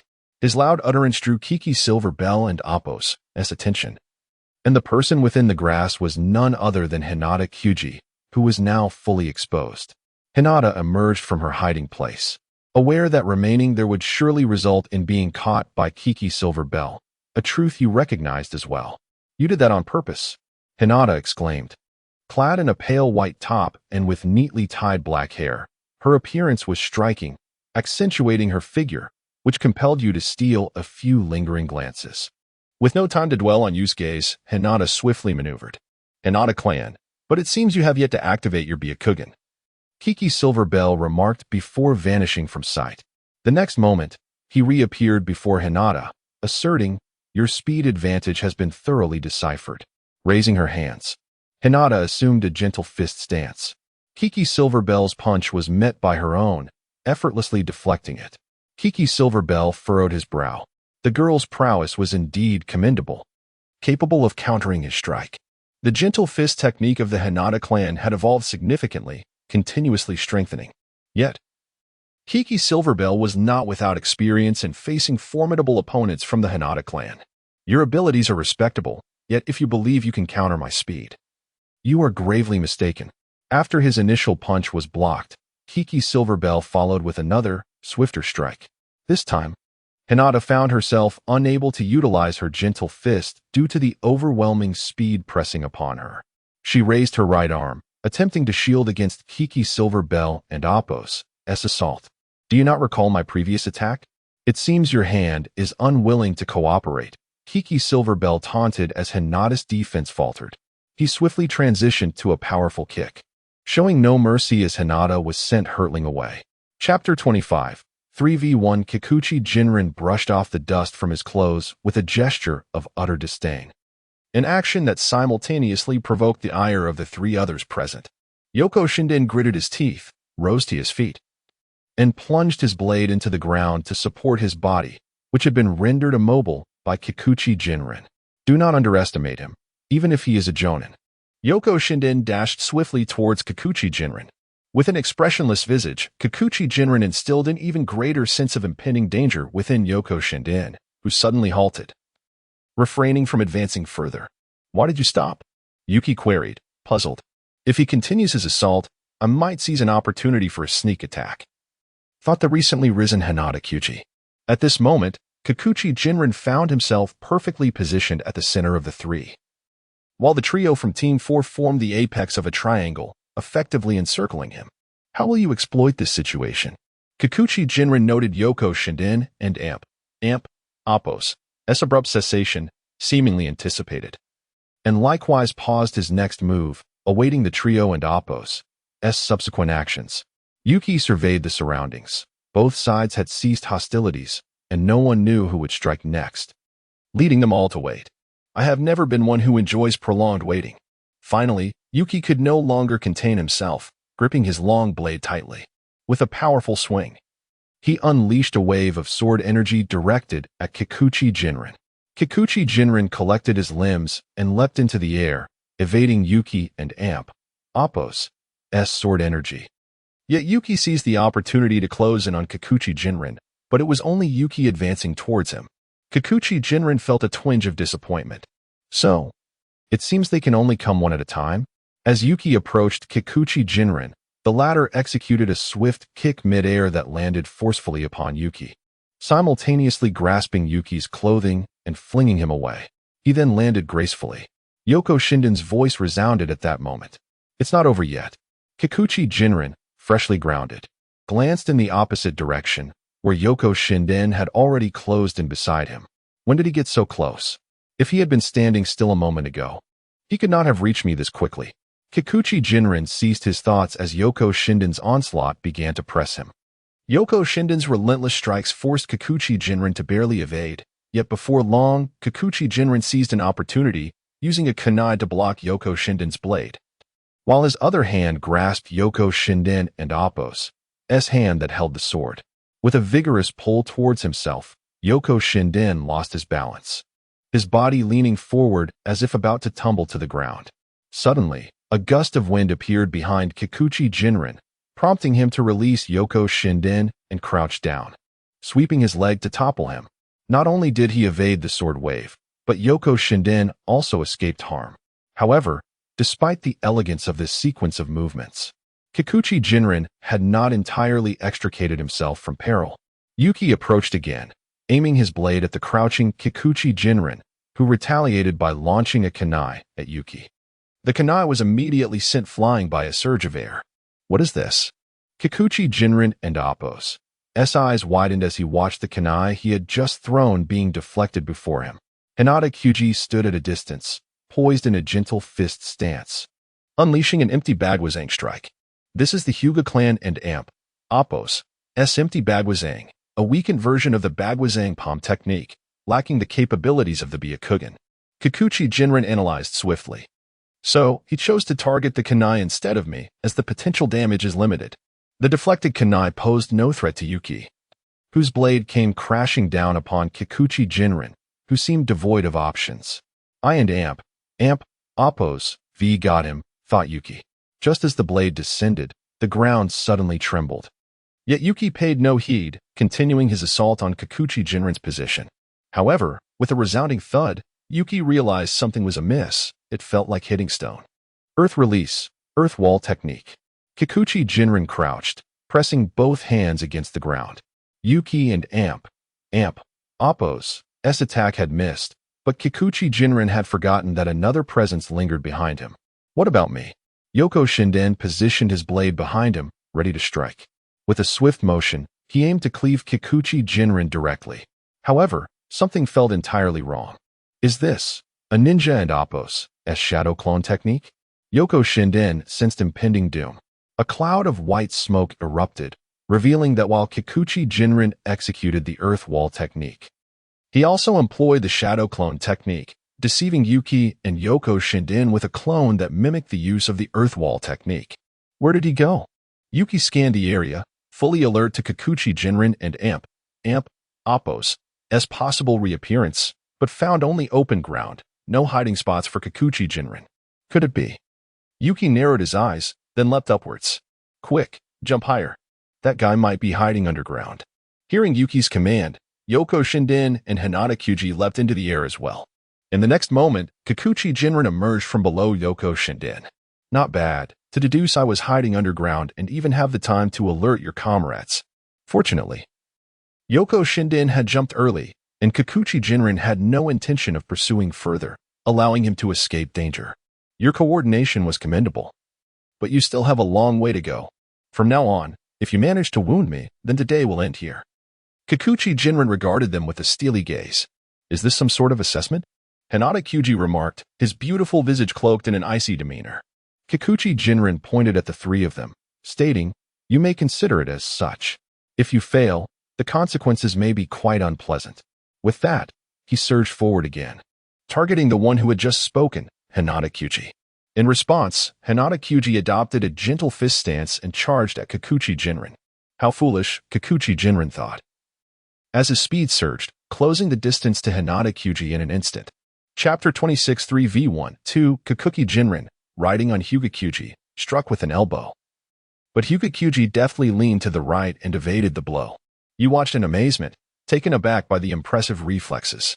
You and Shinden rushed towards Kikuchi Jinren, fully aware that if they did not act quickly, Hyuga Kyuji would surely be knocked down first by Kikuchi Jinren. Though Hyuga Kyuji had successfully dodged the initial attack, there was no doubt that Kikuchi Jinren would not allow him to escape and scathe the second time. With a powerful kick aimed at Hyuga Kyuji's abdomen, Kikuchi Jinren moved with remarkable speed, fully aware of the force behind the strike. If it landed, Hyuga Kyuji would be incapacitated for the day. However, Hyuga Kyuji, despite his outwardly fragile appearance, possessed considerable strength. He countered the kick with his own leg, though he was still sent back several meters. A far better outcome than a direct hit to his abdomen. Without hesitation, Kikuchi Jinren pressed on with his assault, employing the earth technique, earth wall. Kikuchi Jinren executed the hand seals at an astonishing pace, and just as Hyuga Kyuji comprehended the situation, a wall of earth materialized behind him, completely blocking his retreat. At this point, there was nowhere left to evade. Holding a kunai, Kikuchi Jinren knew that engaging the Hyuga clan with a weapon would grant him a distinct advantage, though he remained unconcerned about such matters. As the kunai sliced through the air, Hyuga Kyuji instinctively raised his hands to shield his face and crouched down, narrowly avoiding the kunai, though a few strands of hair were severed in the process. Just as Kikuchi Jinren prepared to continue his assault, he sensed the approach of Yu and Shinden from two directions. Desperate to save their comrade, they exposed themselves to vulnerabilities that could lead to their own demise. Kikuchi Jinren's speed was on display once more, this time targeting Yu, who had anticipated this very move. I have been waiting for this, Yu thought. Kikuchi Jinren landed a decisive blow to Yu's head, but a puff of smoke signified a substitution technique. Kikuchi Jinren felt a chill behind him and remarked with a hint of admiration, utilizing a shadow clone to distract while the real body strikes. It is less a shadow clone and more a fusion of substitution and shadow techniques.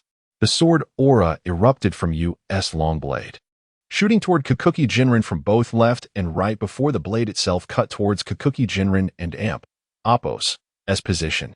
All avenues are now blocked. Where will you flee? you declared confidently. Yet Kikuki Jinrin displayed no emotion.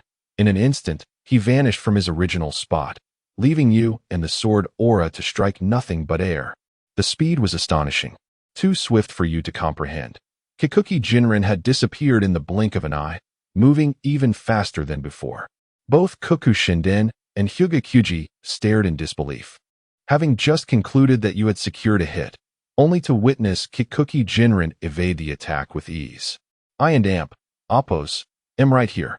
If you recognize my speed, do not let your guard down, Kikuki Jinrin announced, having appeared atop the earth wall behind Hyugakyuji. He leapt down, targeting the isolated Hyugakyuji. Oh no! He is already there, you exclaimed. Caught off guard, Hyugakyuji could not react in time and was struck in the abdomen by Kikuki Jinrin's fist, collapsing to the ground. Now, I will deal with one of you. How long do you think you can endure against me? Kikuki Jinrin's voice dripped with arrogance and disdain, seemingly intent on provoking you and Kokushinden into a rage. Unable to contain himself, Kokushinden charged toward Kikuki Jinrin, who again demonstrated the same overwhelming speed, rendering evasive maneuvers futile. In the realm of martial arts, swiftness is invincible, a saying recorded in the annals of Konoha, attributed to the modern Hokage, Renfeng. Aside from him, the only other ninja renowned for speed was the fourth Hokage, though his legend remained shrouded in mystery to the current generation of Konoha ninjas. As Kokushinden swung his weapon in all directions, attempting to use his spinning motion for defense, he underestimated Kikuki Jinrin's prowess. Even you regarded Kokushinden with a look of incredulity, aware that he must remain vigilant against Kikuki Jinrin's next potential appearance, lest he find himself defenseless. In the next moment, Kikuki Jinrin materialized beside Kokushinden. As Kokushinden turned, his blade still behind him, Kikuki Jinrin delivered a swift kick to his back, causing Kokushinden's chest to jut forward while his back caved in, collapsing to the ground. It hurt so much, he groaned, realizing he could not rise again. 2 down, 1 left. What will you do to counter me? Kikuki Jinrin inquired, directing his gaze towards you. Just like that night, you are still no match for me. However, compared to that evening, your skills have improved significantly, Kikuki Jinrin concluded before vanishing once more. As you gazed at the spot where Kikuki Jinrin had just been, he pondered, what could account for such incredible speed? Surely, there must be a limit to it. Gripping his long blade tightly, you was uncertain from which direction Kikuki Jinrin would reappear, as the speed had escalated to a nearly invisible level.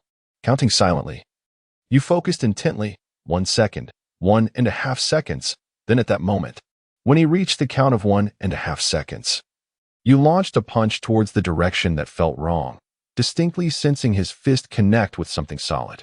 I've got him. U.S. powerful punch collided with Kikuki Jinrin's fist just as he prepared to strike, and they both recoiled. Though Kikuki Jinrin willingly retreated while you was forced back by the impact. As a competent ninja, extraordinary insight is essential. In this regard, you excel beyond many others. Chapter 27. Success. Kabuki Jinrei was just preparing to launch his next attack when you had already readied himself. You raised his long sword and struck towards Kabuki Jinrei once more, unleashing a surge of sword energy that flew towards him. The blade and Oppos' force completely sealed off the quickest route for Kabuki Jinrei to approach you, making a swift counterattack rather difficult. Furthermore, my dear teacher, you no longer have the opportunity to retaliate, you remarked calmly. Kabuki Jinrei abruptly halted his movements, perplexed by you and Oppos' words, as he believed he could defeat you at any moment. Why? Because I have already successfully injured you. Teacher, you pointed out, gesturing towards the side of Kabuki Jinrei and Oppos' hand. Kabuki Jinrei swung his weapon in the direction you indicated, his eyes widening in surprise. When did this happen? You continued, just moments ago. I anticipated your position. Although I engaged you using my fists prior to your appearance, my sword energy had already been released, albeit in a very subtle form. Kabuki Jinrei squinted slightly, astonished that someone could predict such precise positioning. Then, teacher, please honor your promise, you said as he retracted his long sword, gazing expectantly at Kabuki Jinrei for his next move. Very well. I can see that you have bested me. But Kabuki Jinrei had scarcely finished speaking when he swiftly moved in front of you, right before the eyes of you, Hinata Kyuji and Koku Shinden. A powerful uppercut struck the unsuspecting Yu, followed by a forceful kick to his abdomen, propelling him backward. In the first lesson, as a ninja, one must never lower their guard, regardless of the circumstances. Even if your opponent seems defeated, their desperate strike could be fatal. Instantly, not only did you feel disheartened, but so did Hinata Kyuji and Koku Shinden. All three were left speechless, pondering the nature of their unscrupulous teacher. Kabuki Jinrei, after sending you flying, proceeded to lecture them on profound principles, yet remained stationary as if nothing had transpired, observing the trio. How could you act this way? Koku Shinden was the first to voice his dissatisfaction. You had just achieved victory, and yet you resort to such underhanded tactics, which are unbecoming of a man. Kabuki Jinrei shrugged nonchalantly and replied, "This is merely a lesson. The more authentic, the better. Using him as a living textbook is a mark of my esteem for him." Kabuki Jinrei raised his hands in a gesture of indifference, adding, "Well then, today's assessment is complete. Tomorrow, at the same time and place, we shall reconvene. I have important matters to announce." With that, Kabuki Jinrei vanished in an instant. As Kabuki Jinrei departed, Hinata Kyuji and Koku Shinden rose to their feet. Although the recent battle had appeared brutal and painful, Kabuki Jinrei had skillfully controlled his strength, resulting in nothing more than superficial injuries that would soon fade. However, the pain from the recent strikes left the three reluctant to endure another round. "Are you all right? That teacher is truly reckless and utterly devoid of principles," Koku Shinden complained while helping you up. The double strike from Kabuki Jinrei had left you nearly numb, but as time passed, he began to feel gradually better. "I'm fine." After resting for a while, you regained his ability to move. After exchanging farewells, each of them departed. Given that they had all sustained injuries and were fatigued from the recent confrontation, returning to rest was essential. However, you had no intention of resting idly. In the afternoon, you continued his training, recognizing the necessity of strengthening his skills since he had never attended a ninja academy.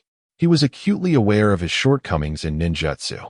Meanwhile, within the Hokage building, the 14th Hokage sat at the Hokage's desk, reviewing documents, while directly opposite stood Kabuki Jinrei, who had just assaulted you. "Jinrei, what do you think of their abilities?" Ling Feng inquired, still focused on the documents. Kabuki Jinrei chuckled softly. "Hokage-sama, you must already be aware. I have been defeated for the first time. Is this question not meant to embarrass me? Do not overthink it. I am genuinely inquiring," Ling Feng stated, abruptly setting the documents aside. Upon hearing this, Kabuki Jinrei composed his expression and replied earnestly. All three possess commendable abilities. Among them, Koku Shinden, as a samurai, is competent across various aspects, though he is not particularly exceptional. He requires more experience to refine his skills. Ling Feng nodded to encourage Kabuki Jinrei to continue. The second daughter of the Hyuga clan, Hinata Kyuji, has yet to awaken her Byakugan, yet her innate strength is quite impressive, thanks in part to the training of the Hyuga clan. Overall, she is the strongest among the three, though she remains inexperienced in judgment and strategy.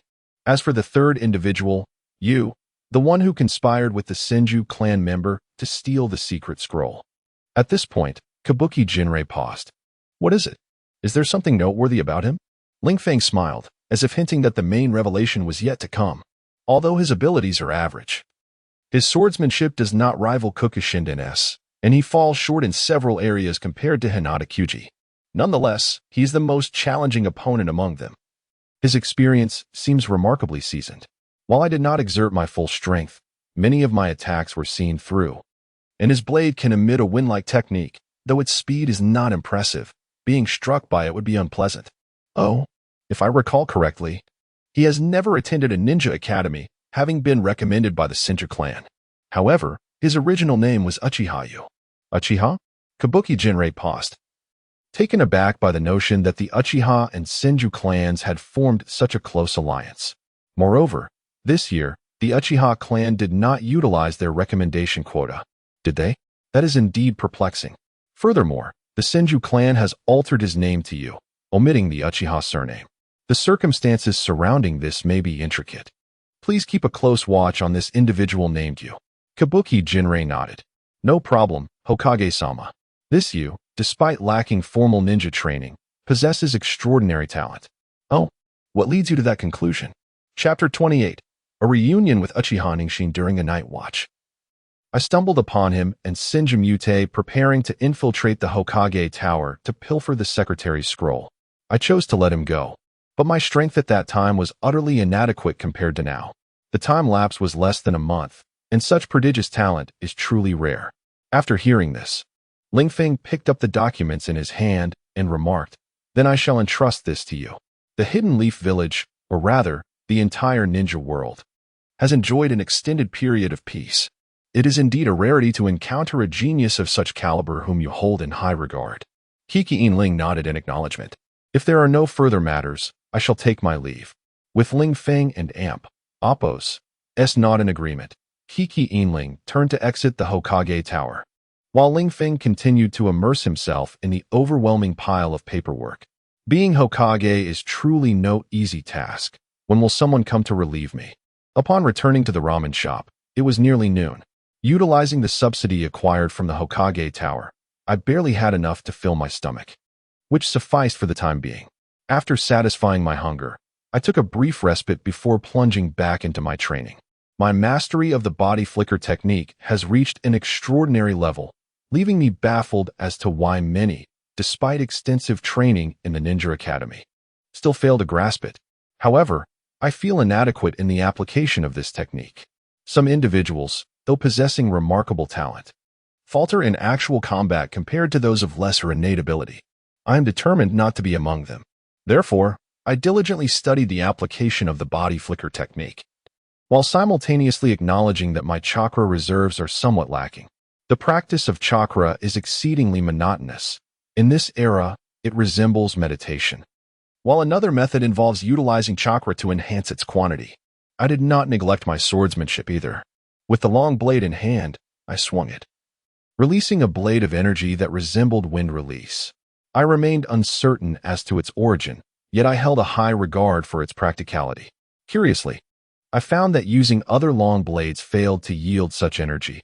The ease of handling felt distinctly different. What is it about this sword? Yet, I could not articulate what set this long blade apart. Choosing to set aside this conundrum, I resumed my training. In truth, when I was discovered in an unoccupied room belonging to the Uchiha clan, I had this very sword by my side. The Uchiha members had left it for me, and I grew up alongside it. My first encounter with this sword occurred at the age of 10, though I had not yet attended the Ninja Academy. It became a habit for me to take time to practice with this long blade. It was not a deliberate effort. Rather, I felt an irresistible pull towards it, as if it beckoned me to wield and refine my skills with it, though I remained unaware of this allure. Within the Uchiha clan, many wielded swords, so no one found my actions peculiar. As the day of training came to a close, I glanced at the sky, observing the sun slowly descending. It was time for me to return, as I was utterly exhausted. "Wait, you." Just as I was about to leave, I heard a familiar voice. Turning around, I saw Uchiha Ningshin rushing towards me. I halted my steps. While I held little fondness for others of the Uchiha clan, I found myself more patient with Ningshin. "What is it?" I inquired. "This is for you." Uchiha Ningshin approached, presenting a scroll and saying, "This is a fire release scroll. I know you possess fire release chakra." She placed the scroll before me. "How did you know?" I asked, puzzled. Ningshin rolled her eyes. "Every genin has a record. A quick glance would reveal it." Realization dawned upon me, and I expressed my gratitude as I accepted the scroll. As I am still in the early stages of learning ninjutsu, I rely heavily on scrolls for practice and instruction. These scrolls not only document complex and powerful techniques, but also serve to preserve foundational ninjutsu for those just beginning their journey. Seeing me accept it, Uchiha Ningshin let out a sigh of relief. "Will you return you?" To her question, I replied resolutely, "I will undoubtedly return. One day, my name will once again bear the Uchiha surname." Ningshin's face lit up with joy upon hearing my response. "That's wonderful. I believe you will achieve it." In the next moment, she tightly embraced my neck before dashing away. I stood there, momentarily stunned. The following day, at the same location and time, the gathering commenced for Team 14. This time, I was punctual. Upon my arrival, Qi Yinling, Akikazu Yoshitaka, and Hinata Kaji were already present, awaiting my arrival. I quickly positioned myself beside Yoshitaka and Kaji as Kiki Inling began to speak. No one is late. That merits commendation, though it is still quite late. Suddenly, Yoshitaka leaned closer to my ear and whispered, I recall that members of the Kiki clan are notoriously fond of tardiness. Why is this instructor different? Do not speak ill of me in my presence. There are only 3 of us here. Do you think my eyes are blind or my ears deaf? Kiki Inling retorted, irate. With the encounter the next day, it seemed my students had already disregarded my presence. How should I remedy this? I am determined to restore my esteemed image. Having resolved this, Kiki Inling commanded, all 3 of you, run around this area 100 laps, and do it swiftly. Clenching her fist, she added, if anyone dares to stop midway, do not blame me for being merciless. With that, the 3 of us began to sprint. As Kiki Inling's fist glimmered with a faint green light. This is all your fault. Why say such things in front of her? Kaji complained loudly, lacking any semblance of decorum. Despite her demeanor, her movements were distinctly graceful, trailing behind the 3 of us with a distinctly feminine elegance. Chapter 29. The Wrath of Hinata Kyoji. The expanse of this venue is quite vast, with the distance for the 3 participants forming a circle measuring a full 300 meters. Completing 100 laps, while not impossible for the trio, would surely leave them utterly exhausted. By the time they reached the 97th lap, you had collapsed onto the ground. And Mitsukazu Shinden also fell just as he was about to reach the starting point of the 98th lap. However, Hinata Kyoji successfully finished all laps, albeit while gasping for breath. With a look of disdain, she glanced at the 2 men sprawled on the ground, chiding, how utterly useless you both are. Despite her haughty tone, there was no malice in her words. Meanwhile, Kiki Jinren, who was leisurely resting, observed that the 3 had nearly reached their limit and approached them. Well then, since you both seem to have realized your mistakes, I shall let you off this time. You, lying on the ground, felt as though he had transcended to another realm, his vision completely blurred. Suddenly, he felt someone lifting him, accompanied by a faint, pleasant fragrance wafting into his nostrils. As you began to relish this unexpected kindness, a piercing scream shattered the moment. Upon focusing his gaze, he witnessed a horrifying scene unfolding in the direction of Mitsukazu Shinden. The fallen Shinden was kicked up by Kiki Jinren, who then forcefully grasped his feet and dragged him along the ground. You recognized that it was Hinata Kyoji who was carrying him, slowly moving forward. Given that she had just completed her laps, you was grateful that she was able to lift him at all. Any hopes of her quickening her pace were futile. Moreover, you had no desire for her to hasten. For such a fortuitous circumstance was rare, especially with a striking girl like Hinata Kyoji. Such a boon was indeed a once-in-a-lifetime opportunity. However, good fortune seldom lasts. As Hinata Kyoji laboriously pulled you along, her own stamina was dwindling. Why are you so heavy? How could you not finish? Complaining about the burden, she suddenly stumbled, nearly collapsing. In that moment, you inadvertently rolled off to the side, and his hand, by sheer misfortune, grazed Hinata Kyoji and Appo's still developing bosom. Hinata Kyoji let out a furious shriek. What are you doing? Her thunderous exclamation drew the attention of Kiki Jinren and Mitsukazu Shinden, while you stared at Hinata Kyoji in bewilderment, questioning what had transpired. In the next instant, Hinata Kyoji glared at you, who lay on the ground, too exhausted to rise. Judging by her expression, you sensed that his fate might be dire. Wait, what just happened? He thought as he lay there, watching Hinata Kyoji advance menacingly towards him. How dare you ask me that? With those words, Hinata Kyoji delivered a sharp slap to you and Appo's right cheek, the resounding impact echoing throughout the training ground, even stirring activity in the neighboring arena. Witnessing the unfolding chaos, Kiki Jinren and Mitsukazu Shinden were left utterly speechless. What on earth is happening over there? Shinden inquired, bewildered. I have no idea. Perhaps they are simply playing a joke due to their close relationship. After the slap, Hinata Kyoji seemed unsatisfied and aimed to strike again. You, with both hands raised defensively before his face, pleaded, Please, don't hit me. What did I do? His words only served to ignite Hinata Kyoji's wrath further. I will kill you, she exclaimed. No, please, not the face. You continued to shield his less-than-heroic visage. Perhaps it was you and Appo's desperate entreaties that had an effect. For this time, Hinata Kyoji refrained from using her hands and opted instead for her feet. The result was a piercing cry from you, who immediately shifted his hands from his face to protect his groin, his expression contorted in agony, rendering him motionless on the ground. Kiki Jinren and Mitsukazu Shinden were left in a state of shock, realizing the terrifying nature of the woman before them. Never again will I provoke her, Shinden silently vowed. It took you over an hour to recover enough to walk again, and he resolved to visit the hospital after their session to ensure no lasting damage had been done. Kiki Jinren settled under the shade of a tree, and the three took their respective places, with you on the left, Hinata Kyoji on the right.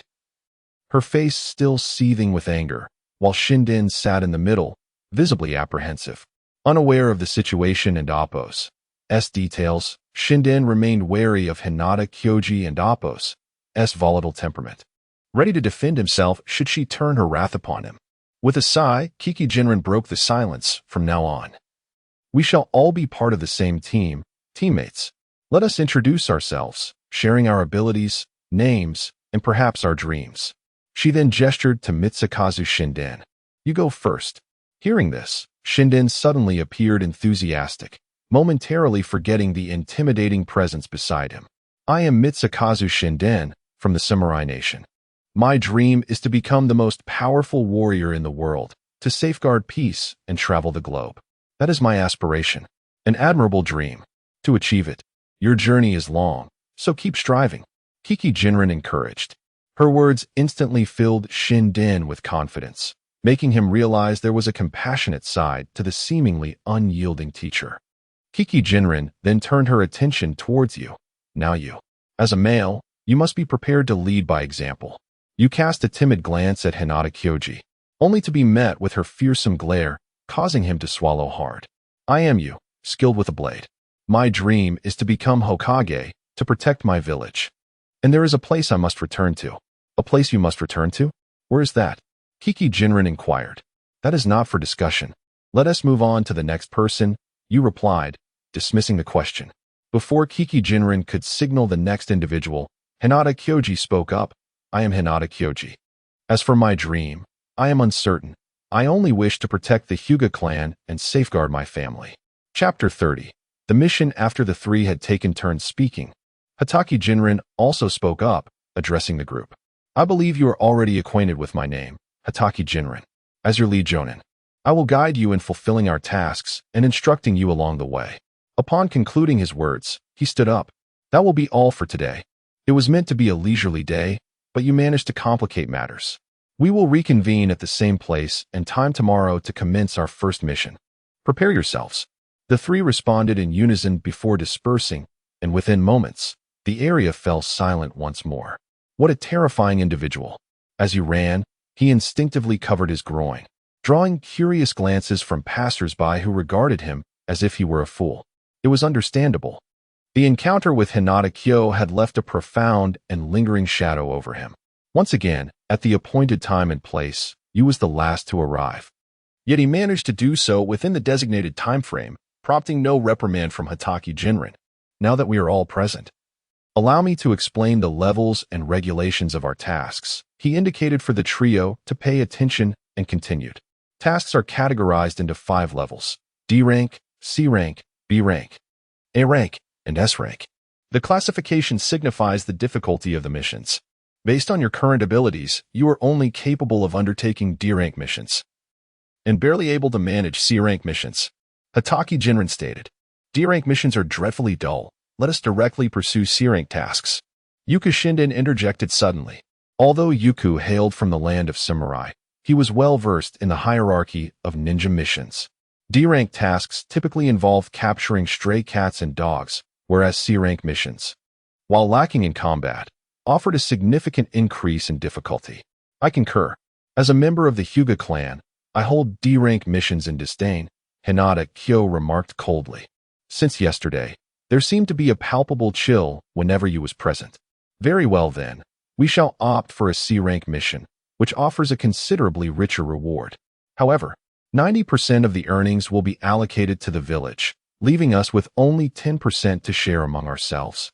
With each of you receiving 10% while I take 70%. Is that agreeable? What? This is nothing short of highway robbery. Upon hearing this, Yu was incensed. With his current financial struggles, he was particularly sensitive to discussions of money. Hinata Kyo, however, dismissed the matter. You can have my 10%. I am indifferent to such trivialities. Yu turned to Hinata Kyo with a gleam of excitement in his eyes. Don't backtrack on this. It's settled then. Hinata Kyo scoffed. As the heiress of the Hyuga clan, do you think I would concern myself with such matters? You can have it all. With that, she turned away, unwilling to meet Yu's gaze any longer. Meanwhile, Yuku Shinden suddenly felt Yu and Amp, Appo's intense stare upon him. What about you? Yuku waved his hand dismissively. I am a prince from the land of samurai. While I receive support from my family, I believe in self-sufficiency, so I cannot assist you. After receiving no favorable response, Yu resigned himself, acknowledging that securing 20% was still quite commendable. Now that we have reached an agreement, let me elucidate the task distribution within our village. D-rank missions primarily involve capturing stray animals or locating lost items. The upcoming C-rank mission entails protecting individuals and transporting documents, excluding combat scenarios. Yu's eyes widened in disbelief. How can we protect someone without engaging in combat? Are we simply meant to endure attacks? He questioned in confusion. If such a situation arises, the mission will be reclassified as B-rank, which I will handle, Hatake Jinrin reassured them before leading the trio towards the tallest building in Konoha, the Hokage Tower. Having lived in Konoha for many years, you had only visited the Hokage Tower once, and that was under less than innocent circumstances with Senjimute. Now, as he observed the grandeur of the Hokage Tower, he couldn't help but marvel at its magnificence. 10 stories high, it stood tall amidst Konoha, housing countless formidable individuals within its walls. In the future, I am determined to become Hokage and earn the respect of all. You resolved fervently. They ascended to the 5th floor, where Hokage Lingfeng and Amp, Appo's office was located. Upon entering the spacious room, they found a steady stream of people entering and exiting. Yet only Hokage Lingfeng remained seated. I recall there is a designated task exchange in the village. Why must we come to the Hokage Tower to accept missions? Yuku Shinden inquired, puzzled. All initial missions undertaken by a new team are personally selected by the Hokage, consisting of D-rank and C-rank tasks. Subsequent missions will allow you to choose freely from the task exchange based on your performance.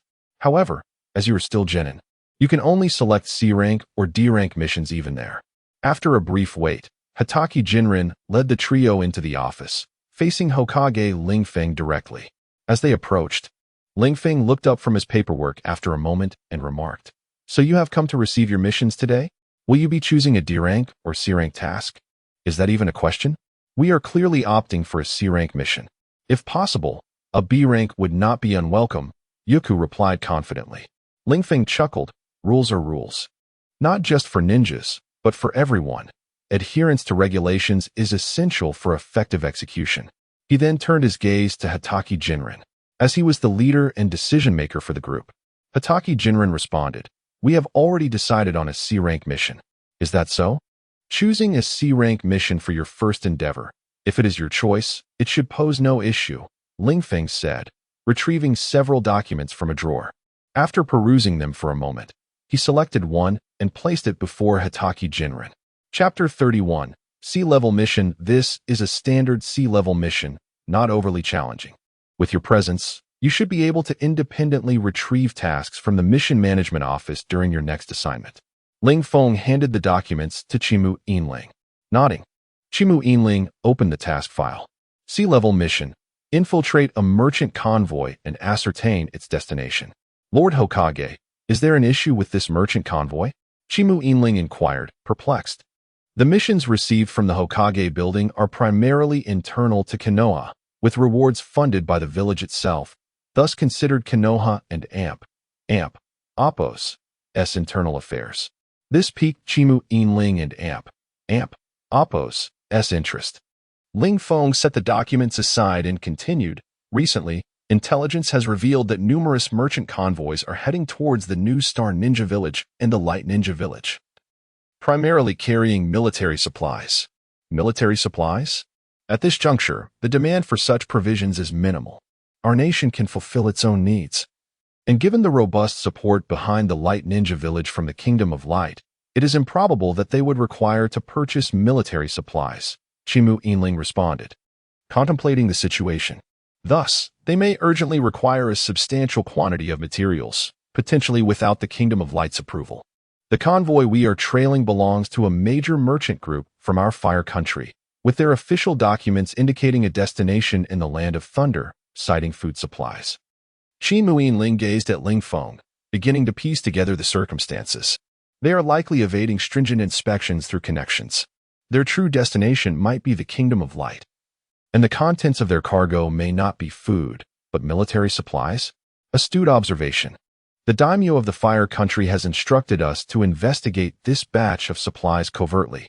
The Byakugan from the Hyuga clan has detected that this vast convoy is entirely laden with military supplies, exceeding our country and Appo's export limits, Ling Feng elaborated. Yuko Xintian interjected. There can only be one reason for their need for such an extensive military arsenal. They are planning to wage war. Otherwise, why would they require such vast quantities? We should intercept them immediately.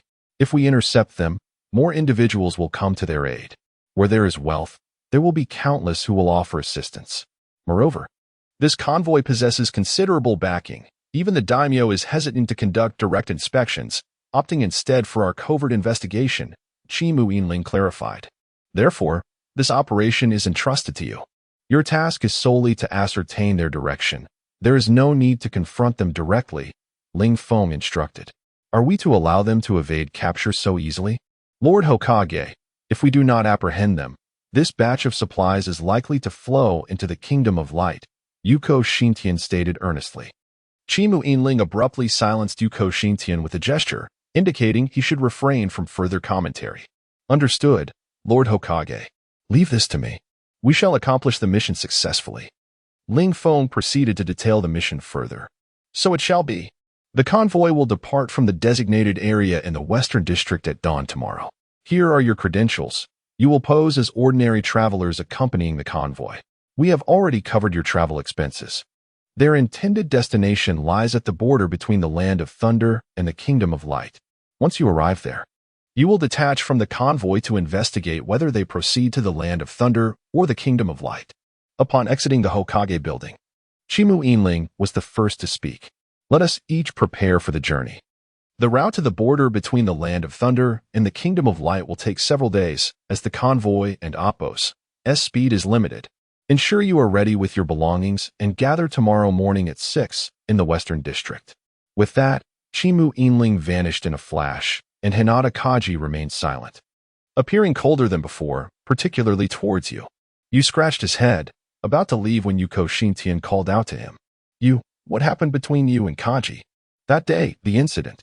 You felt a surge of irritation, unsure of what had offended her, especially since he had been unjustly struck. Don and Appo's, T asked. I Don and Appo's, T really know either. However, I realized that if I continue probing, my fate will likely be the same. Seeing that you was reluctant to elaborate, Yuko Xintian grew more curious. He waved farewell to you and hurried toward the direction where Hinata Kaji had departed. You watched Yuko Xintian leave and mused, hopefully. You will arrive safely at our meeting point tomorrow. With that, you two disappeared, aware that preparations for the mission required careful procurement of supplies. Over the years, you had never ventured beyond the towering walls of Konoha. The prospect of traveling excited him, even if it was under the guise of a mission. Returning to the Earl Ramen shop, he withdrew all his remaining funds, fully aware that successful completion of the mission would yield a handsome reward. Hence, he resolved to invest all his savings into travel gear. Be it sustenance or necessities, you ensured he was well equipped. After a day of training, while organizing his newly acquired items in his room, he realized he had amassed too much. If he attempted to carry everything, exhaustion would be inevitable. And in the event of unexpected circumstances, he would have no choice but to abandon some items. After careful consideration, you made a decisive choice. This is the only way. He portioned out some of the food, arranging daily rations. Although it remained substantial, It was significantly lighter than the massive load he had initially prepared. Dense fog enveloped Konoha as dawn broke at 6 o'clock. The streets were sparsely populated, with only a few merchants setting up their stalls while you hurried towards the designated location in the Western District. Upon arriving at a vast open space he had never visited, despite the thick fog, you could discern a bustling crowd. Numerous merchant convoys had gathered, and at the center, obscured yet discernibly massive, was the target convoy. You surmised that this was indeed their destination. Chapter 32. An unexpected turn of events. Rain leapt vigorously into the vast expanse below, where a bustling crowd moved about, yet scarcely conversed. Any exchanges were limited to matters concerning their goods. The merchant caravans had yet to engage in any meaningful dialogue. As Rain approached the largest caravan, he spotted Hitachi Silver Bell and Hinata intertwined in conversation with a rotund man from the caravan. "Hello, Silver Bell Sensei." Hinata, Rain greeted them. Hitachi Silver Bell acknowledged him with a nod, though Hinata turned her head away, unwilling to meet Rain's gaze. Hitachi Silver Bell introduced Rain to the portly gentleman, stating, "This is Rain, one of our quartet, and another member will likely arrive shortly. Well, you ought to hurry. If it were an end Appos, tea for Lord Hokage and Appos, as favor. You might have to journey to the Land of Thunder alone. For now, we can offer you a ride, but you must be quick. We depart in less than 20 minutes. With that, the stout man turned away, disregarding Hitachi Silver Bell further. This man is De Qianfu, the leader of this caravan, and a significant figure within this merchant association. I believe we could leverage our interaction with him, Hitachi Silver Bell remarked, suddenly crouching to speak to Rain and Hinata. The two nodded, standing still as they awaited the arrival of their final companion, Xiongguang Xintian. 20 minutes swiftly elapsed, yet Xintian had not appeared. Hitachi Silver Bell began to frown slightly, anxious about the impending departure. The clock had struck 6:10. According to their meeting time, Xintian was exceedingly late. "You there? Is your friend arriving?" inquired a lanky man who dashed over. "I apologize, he is yet to arrive. Could you possibly wait 5 more minutes? I believe he will be here shortly." "That may be challenging. The management of the merchant caravans in the Land of Fire is quite strict. If we delay, we might get caught in congestion with other caravans, complicating our initial journey. This time is crucial for us. Considerable funds have been invested." Upon hearing this, Hitachi Silver Bell sighed, conceding, "Let us adhere to the normal schedule." He then guided Rain and Hinata to board the caravan. At that moment, a familiar voice rang out. "Silver Bell Sensei, wait for me." Xiongguang Xintian's distant calls reached their ears. Hitachi Silver Bell finally displayed a faint smile, relieved that Xintian had arrived just in time. With Xintian aboard, the vast caravan commenced its journey. The members of the 14th Squad occupied the last compartment of the caravan, so even as they set off, it took 3 minutes for their section to begin moving. Observing the situation, Rain sighed. "Had I known it would be like this, we needn't have hurried for Xintian's arrival." "Humph, even if he had been 10 minutes late, our outcome would remain unchanged," Hinata replied indifferently. Hitachi Silver Bell interjected, "As long as we board safely, that and Appos, is what matters. We are about to enter a rather uneventful phase. Rest well for the next few days. Our true mission will commence once we reach the crossroads leading to the Land of Thunder and the Land of Light." Indeed, traveling with the caravan proved to be exceedingly dull. Rain concluded this as they ambled along, moving slowly and facing rigorous inspections at every village. However, no discrepancies regarding the caravan had been uncovered. This indicated that the caravan's origins were rather extraordinary. 5 days had passed without leaving the borders of the Land of Fire, a fact that some found difficult to accept. Nevertheless, during this time, Rain did not neglect his training. Both his swordsmanship and chakra refinement improved considerably. More importantly, the training and speed provided by Hitachi Silver Bell yielded significant benefits for both Xiongguang Xintian and Rain. Hinata, on the other hand, adhered to her own training methods. While Hitachi Silver Bell could not offer extensive guidance on the techniques of the Hyuga clan, he did provide Hinata with considerable foundational advice. On the 6th day, while Rain and Hinata were refining their chakra in the carriage, and Xiongguang Xintian and Hitachi Silver Bell idled, they suddenly heard a commotion outside. Accompanied by the halt of the caravan, which prompted a sense of unease among the four. Hataki Silver Bell gestured for them to stay put in the carriage, descending alone. "Remain here. Do not exit without my instruction, understood?" "Understood," they replied in unison. As Hataki Silver Bell stepped out, he observed a gathering at the front of the caravan, indicating that something significant had transpired. It appeared that an incident of considerable magnitude had occurred. Hataki Silver Bell hastened forward. "Come, follow me." The four moved quickly, yet with caution, mindful of their identities as ninjas and the need for discretion. Upon reaching the center of the crowd, they found themselves at the forefront of the caravan, where a chilling sight awaited them. A lifeless body lay within the second carriage, evidently deceased for 1 to 2 days. Hataki Silver Bell and Appo's brow furrowed. The deceased was none other than Qianfu, the very man with whom he had conversed days prior. This cannot be," Rain stammered, his mind struggling to comprehend the sudden loss of someone who had been alive merely days before, leaving both him and Xiongguang Xintian in disbelief. Hinata, however, averted her gaze, battling nausea, nearly succumbing to the urge to vomit, perhaps stifled by her pride as a lady of stature. Chapter 33. Incident 2. The situation was possibly more intricate than initially imagined, mused Hataki Jin Bell, her head bowed in contemplation. The sudden emergence of a fatality, coupled with the absence of an ambush on the convoy, suggested that the incident was orchestrated by someone within the team. It appeared that there were individuals among the merchant group intent on eliminating De Qianfu. This implied that De Qianfu was likely aware of the impending danger. Otherwise, he would not have found himself in such dire circumstances.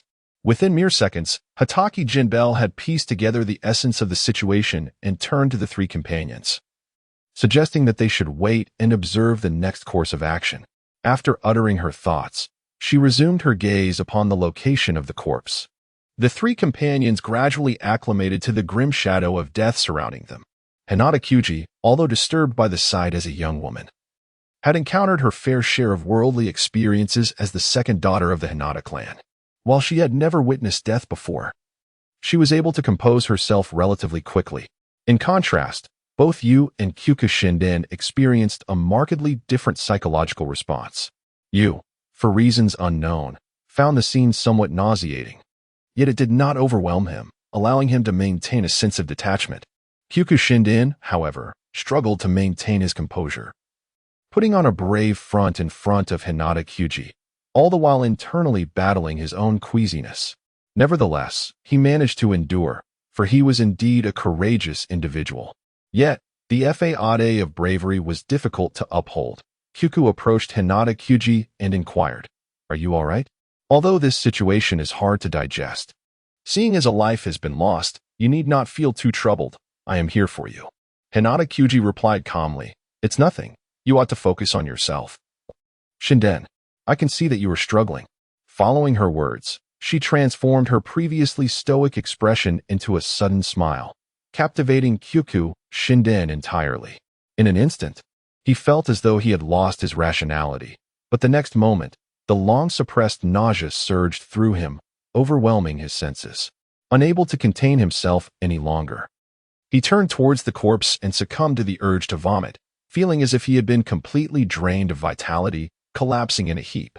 Hinata Kyuji continued to observe him with a charming smile, as if everything unfolded precisely as she had anticipated. The body of De Qianfu lay before them, and the head of the merchant group had been mysteriously slain. The merchant caravan had now divided into two factions. De Qianfu had led the group, but there were also two vice leaders, the second in command. At that moment, the two vice leaders had taken their respective followers and split into opposing camps. One, named De Bacon, insisted that De Qianfu was killed by someone from within, advocating for a return to the Land of Fire to ensure the safety of the remaining members. The other, named Kogu Ikaru, argued vehemently for the continuation towards the Land of Thunder, asserting that delivering the cargo to its destination constituted success. The two factions were at an impasse, each unwilling to yield, with tensions escalating to the brink of violence. How could they act so callously, even if the next steps are crucial? To abandon the body of their former leader in such a manner is utterly lacking in conscience, Kyokushinden lamented. His complaint, however, caught the attention of the assembly. And suddenly, both factions turned their ire towards the 14th class. The anger in their gazes sent a chill down Kyuku and Amp, Apos' spine. "Who are you? I have never seen you before," Debakini demanded. Kogu Aikaru, pondering for a moment, replied, "I believe I have seen them. They appear to be individuals entrusted by Lord Hokage to escort the Qianfu to the Land of Thunder." Then, Debakini, struck by a realization, seethed, "It must be you. You must have killed Lord Qianfu. We are all of the same kin here. You are the only outsiders." Debakini advanced menacingly towards Hatake Jinbei, who raised her hands in a gesture of peace, stating, "We are unarmed, and our carriage is at the rear. It would be exceedingly difficult to arrive here unnoticed to commit murder and then depart without drawing attention." Her explanation left Debakini momentarily speechless. Even if he wished to cast blame, he lacked the basic evidence to support such an accusation. Meanwhile, Kogu Aikaru, who had just quarreled with Debakini, interjected, "Indeed. They are more conspicuous as outsiders, and their carriage being at the back makes it improbable for them to stealthily commit murder and vanish."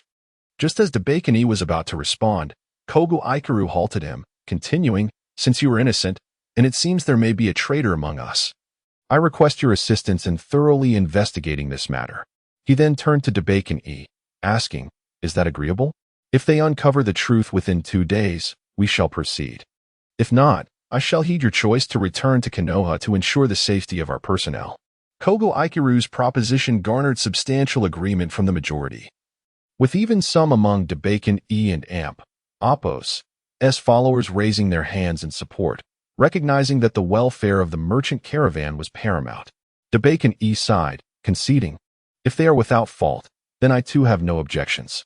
Given that a traitor has surfaced among us, and trust has eroded, let us assign this task to them." Hearing this, Hatake Jinbei stepped forward, declaring, "We hail from Konoha. My profession is that of a healer, and these children are ample assistants. Thus, I shall take charge." With her affirmation, the plan was set. They had until the morning of the day after tomorrow to uncover the truth, or else the caravan would retrace its steps to Konoha. Hatake Jinbei then instructed Debakini to have everyone return to their respective carriages and refrain from leaving their positions until further notice, as she intended to investigate how the murder had transpired within the carriage. Chapter 34, Sudden Incident 3. Kikuchi Jinren approached the lifeless body of Qianfu, meticulously examining it.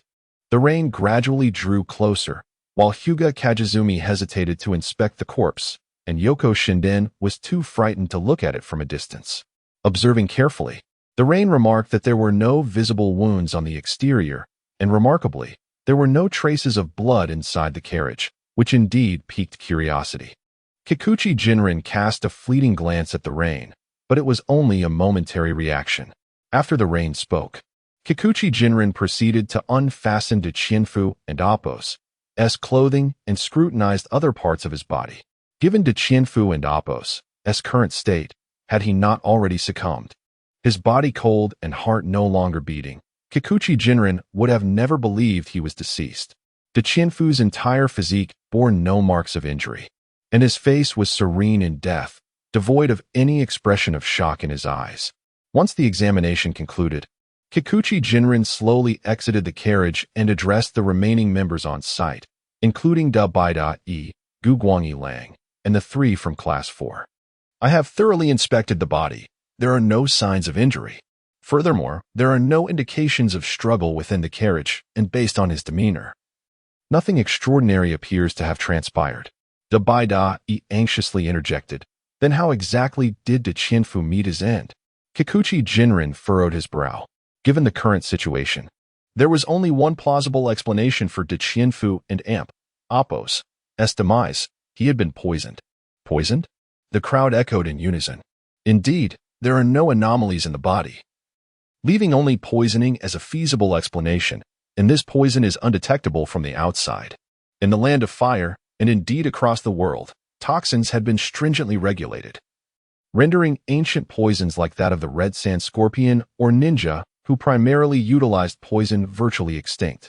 Ultimately, it could only be the ninja who wield such capabilities. This implies that there is a ninja concealed among us. Upon hearing this, Dabaida and Apos. Gaze revealed a hint of terror, mirrored by Gu Guangyi Lang and Apos' expression of fear. Kikuchi Jinrin quickly perceived their reactions upon learning that a ninja was hidden within the merchant caravan. This situation was becoming increasingly complex. Within this vast caravan lay numerous secrets. Kikuchi Jinrin mused. At this juncture, Dabaida spoke again. Since we can ascertain that a ninja is responsible, we must hasten our return to Konoha. For only there can we ensure our safety. Remaining near the border of the Land of Fire, we may very well become the next to Qianfu. At that moment, the Rain calmly interjected, "No, if he chose to assassinate Qianfu at this juncture, it indicates he has a motive. Should we act rashly? We could very well find ourselves in peril." Kikuchi Jinrin nodded in appreciation. Although the Rain and Apos' words lacked reason, for Dabaida and Gu Guangyi Lang, who were already somewhat unhinged and exceedingly anxious, the notion of danger was more compelling than any rationale. Returning to the Land of Fire and Konoha would nullify all plans, allowing the true perpetrator behind Qianfu and Apos' murder to escape undetected. Therefore, it was prudent to keep the caravan in place. For control of the caravan rested with the two individuals before him. Retaining them equated to retaining the entire caravan. Indeed, we must not hastily decide to return to Konoha. Kikuchi Jinrin affirmed. The journey is lengthy, and should a ninja be present, your lives may not suffice, especially since you are high-ranking officials. With the Qianfu dead, you could easily be next. Upon hearing this, Dabaida and Gu Guangyi Lang grew even more alarmed, exclaiming, "What should we do then? I certainly do not wish to die." Feigning contemplation, Kikuchi Jinrin proposed, "Let us adhere to the original plan. You two should find some trustworthy individuals to remain in your respective carriages, staying close to one another, while we handle the task of uncovering the culprit." Swiftly, Kikuchi Jinrin led the two back to their carriages, which were closely situated, facilitating assistance should the ninja resort to forceful means. Meanwhile, Hyuga Kajizumi and Yoko Shinden were stationed outside the two carriages. Though Dabaida and Gu Guangyi Lang were puzzled as to why Kikuchi Jinrin assigned two youngsters to guard outside, it was prudent not to question it further at that moment. Unbeknownst to them, Kikuchi Jinrin had already seized the initiative in this matter. He and the Rain commenced a meticulous investigation of Qianfu and Apos' carriage. The layout within was nearly identical to others, yet the contents were remarkably valuable. Each item could potentially obliterate the financial rewards of the Rain's current mission, necessitating careful scrutiny. Inside the carriage, a table was flanked by seating for 3 on either side, thus accommodating approximately 6 individuals in total. Kikuchi Jinrin and Apos' attention was drawn to a teacup resting upon the table. If this teacup had been poisoned, it would reveal the cause of death. Upon hearing Kikuchi Jinrin's observation, the Rain swiftly lifted the teacup, spilling a drop onto the ground, which promptly began to corrode the surface, releasing a menacing purple smoke that startled all who beheld it. Indeed, this teacup must contain the poison. If we trace it back, we may uncover the identity of the assailant. Kikuchi Jinrin concurred with the Rain and Apos' deduction and added, "Have Shinden and Kajizumi inquire with those two individuals about who was responsible for serving tea to Qianfu from yesterday to today." Following the directive, the Rain departed, leaving Kikuchi Jinrin behind. He then repositioned Qianfu's body, discreetly concealing an object behind it before taking his leave. Upon entering Dabaida's carriage, he found Dabaida anxiously gazing outside. "Mr. Dabaida, the examination of the body is nearly complete, and we have determined the cause of death. I believe the child I just mentioned has already informed you." Dabaida nodded, noting that several individuals had visited Qianfu and Apos' carriage during that time, and there were 4 individuals responsible for serving him tea. I have dispatched someone to locate them. Chapter 35, The Emergence After Meticulous Inquiries. The statements of the 4 individuals were fundamentally corroborated, indicating that these 4 could not possibly be the perpetrators of the crime. 2 of them had offered tea that numerous people had consumed, and due to the considerable time elapsed, they were promptly exonerated. Similarly, several others were dismissed from suspicion for various reasons. Notably, The cup of tea identified as poisoned by Yu and Kiki Yinsuk was claimed by all four to not have been poured by them. They were acutely aware that the tea consumed by De Qianfu was of a variety he loathed, thus ruling them out as suspects. Furthermore, during the time of De Qianfu and Appo's demise, the four possessed solid alibis. Kiki Yinsuk believed it impossible to ascertain their guilt, persistently scouring the vicinity of De Qianfu and Appo's death. Hinata Kanzuya and Yuki Nabukata were interrogating individuals throughout the train carriages, hoping to uncover useful clues. After a while, Yu and Kiki Yinsuk returned to the carriage where De Qianfu had perished. Kiki Yinsuk suddenly spoke. "Yu, do you have any leads? At this rate, we might not find the answers we seek even after a year." Yu smiled gently at Kiki Yinsuk and replied, "Teacher, I believe you might already possess the answer." As the sun gradually set and night enveloped the surroundings, per Kiki Yinsuk and Appo's explicit request, everyone retired to their respective carriages, with no one venturing outside, including Kiki Yinsuk and others. Even dinner was resolved within the carriages. Although inconvenient, the gravity of the situation kept everyone on edge, suppressing complaints or grievances. After dinner, Kiki Yinsuk, Yu, and the others began to rest within the carriage. The night descended swiftly, and darkness enveloped the area almost immediately after their meal. The atmosphere within the caravan was notably somber. Some carriages had even extinguished their lights, succumbing to rest while awaiting the dawn. In the dead of night, at precisely 2 o'clock, all were deep in slumber when an unexpected shadow flickered within one of the carriages, agile and swift. The shadow stealthily approached the vicinity of the 14th carriage, pressing an ear against its edge. The sound of Yuki Nabukata and Appo's snoring was incessant. After a slight nod, the shadow deftly leaped atop the carriage, activating a concealed mechanism. Indeed, setting this mechanism was a wise decision, the shadow mused. Peering inside, it observed Hinata Kanzuya sleeping in a 3-person seat, while Yu, Kiki Yinsuk, and Yuki Nabukata rested on the opposite side, utterly still. A smirk crept upon the shadow's lips as it departed the 14th carriage, hastening towards the front. "I expected more from you, but it seems you are merely ordinary." The shadow arrived at De Qianfu and Appo's carriage and gazed at the motionless body, its gaze swiftly shifting to another carriage, De Batian and Appo's. "I truly did not wish to kill you, but since you oppose me, your fate is sealed." The shadow swiftly approached De Batian and Appo's carriage, drawing a shuriken and forcefully opening the door. Within the pitch-black carriage, it lunged towards a shadowy figure. "Huh, success!" the shadow exclaimed, only to sense something amiss. The sensation from the shuriken felt not like striking a person, but rather, could it be a shadow clone technique? A plume of white smoke erupted, filling the carriage, and the shadow quickly leapt away. Just as it prepared to flee, a cacophony erupted from De Qianfu and Appo's location, startling all members of the caravan. Suddenly, multiple lights flickered on across the carriages as people emerged to assess the situation. This is bad. With the lights illuminating the area, escape was no longer an option. You realize it is too late for you, right? Therefore, there is no need for further resistance. Mr. Kogu Ikaru, Kiki Yinsuk proclaimed loudly, drawing the attention of many who had come to investigate, including an enraged De Batian. "Kogu Ikaru, I never imagined you to be this kind of person. After years of collaboration, you would seek to end my life." Yet Kogu Ikaru and Appo's focus was not on De Batian but rather on Kiki Yinsuk. "When did you realize it was me? Was it when you investigated my carriage?" Kiki Yinsuk retorted, "From the moment you exited your carriage, I discerned that the slumbering figures inside were merely our shadow clones." Kogu Ikaru was taken aback. "You two are ninjas? Konoha ninjas? It appears the Land of Fire has taken action, otherwise they would not dispatch Konoha ninjas to track our caravan." De Batian, bewildered, interjected, "You are ninjas? What on earth is happening?" At this moment, De Batian was utterly confounded.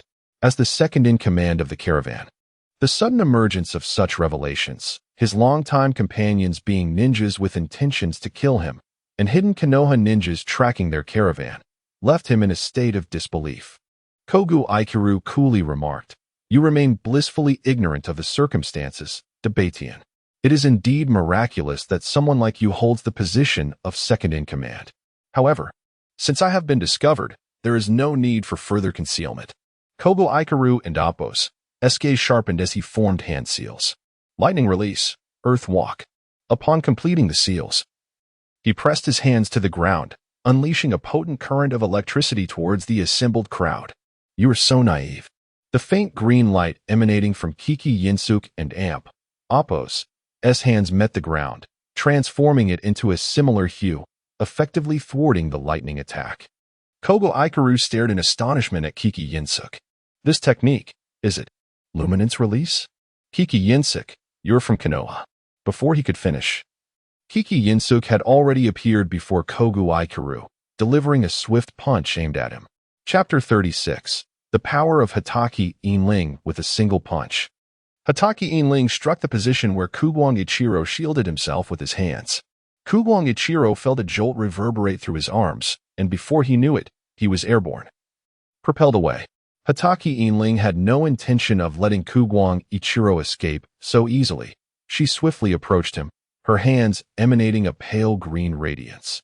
This blow shall ensure your utter defeat, she declared. As the pale green light enveloped Kugwang Ichiro's entire being, he screamed in agony. Awe. He watched helplessly as the luminescence consumed him, plunging him into despair. You, a ninja of Konoha, the realm of light, how did you come to be here? He uttered. Bewildered. Hatake Inling replied coolly, since you are aware of my identity, simply accept our judgment without further resistance. She halted. And Kugwang Ichiro was drawn closer to her by the green light. His body was completely immobilized, glowing brightly against the night. Inling clapped her hands and turned to the trembling Daibai Tianyi. This fellow is now ensnared by my light technique. He cannot escape, she assured. Yet Daibai Tianyi remained huddled on the ground, clutching his head in fear, as if haunted by the recent events. No, it's not just him, I saw it. I saw it, he stammered. Suddenly, you approached, grasping Daibai Tianyi's arm and pulling up his long sleeve. A black mark appeared on Daibai Tianyi's skin, shaped like a radiant emblem, yet entirely black. What is this? Your fears are connected to this tattoo, aren't they? You questioned. Hatake Inling stepped closer, scrutinizing the black tattoo, her brow furrowing. This is a distinctive tattoo of the army from the Land of Light. You are a soldier? She exclaimed. Having once ventured to the Land of Light during a mission in her youth, she recalled that every soldier bore this mark, and Daibai Tianyi's was identical to her memories. Meanwhile, Hinata Kyuji rushed to Kugwang Ichiro's side. Hatake Inling swiftly dispelled her light technique, revealing Kugwang Ichiro's unconscious form to Kyuji. He has succumbed. Observe his arms or legs. She asserted. The tattoos of the Land of Light only manifest in these areas.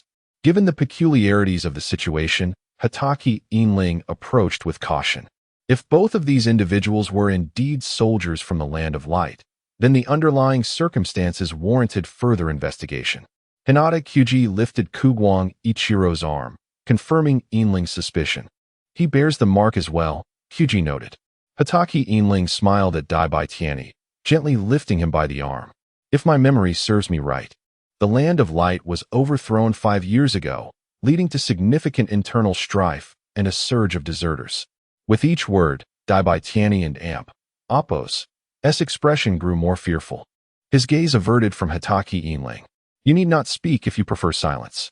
However, should we take you back to Konoha, concealing your secrets would be impossible, Inling continued. Please, don't send me back to the Land of Fire. I will die. They will surely kill me. Daibai Tianyi pleaded, terror evident in his voice as if death loomed at every moment. Hatake Inling released him and formed hand seals, once again imprisoning Kugwang Ichiro with her light technique.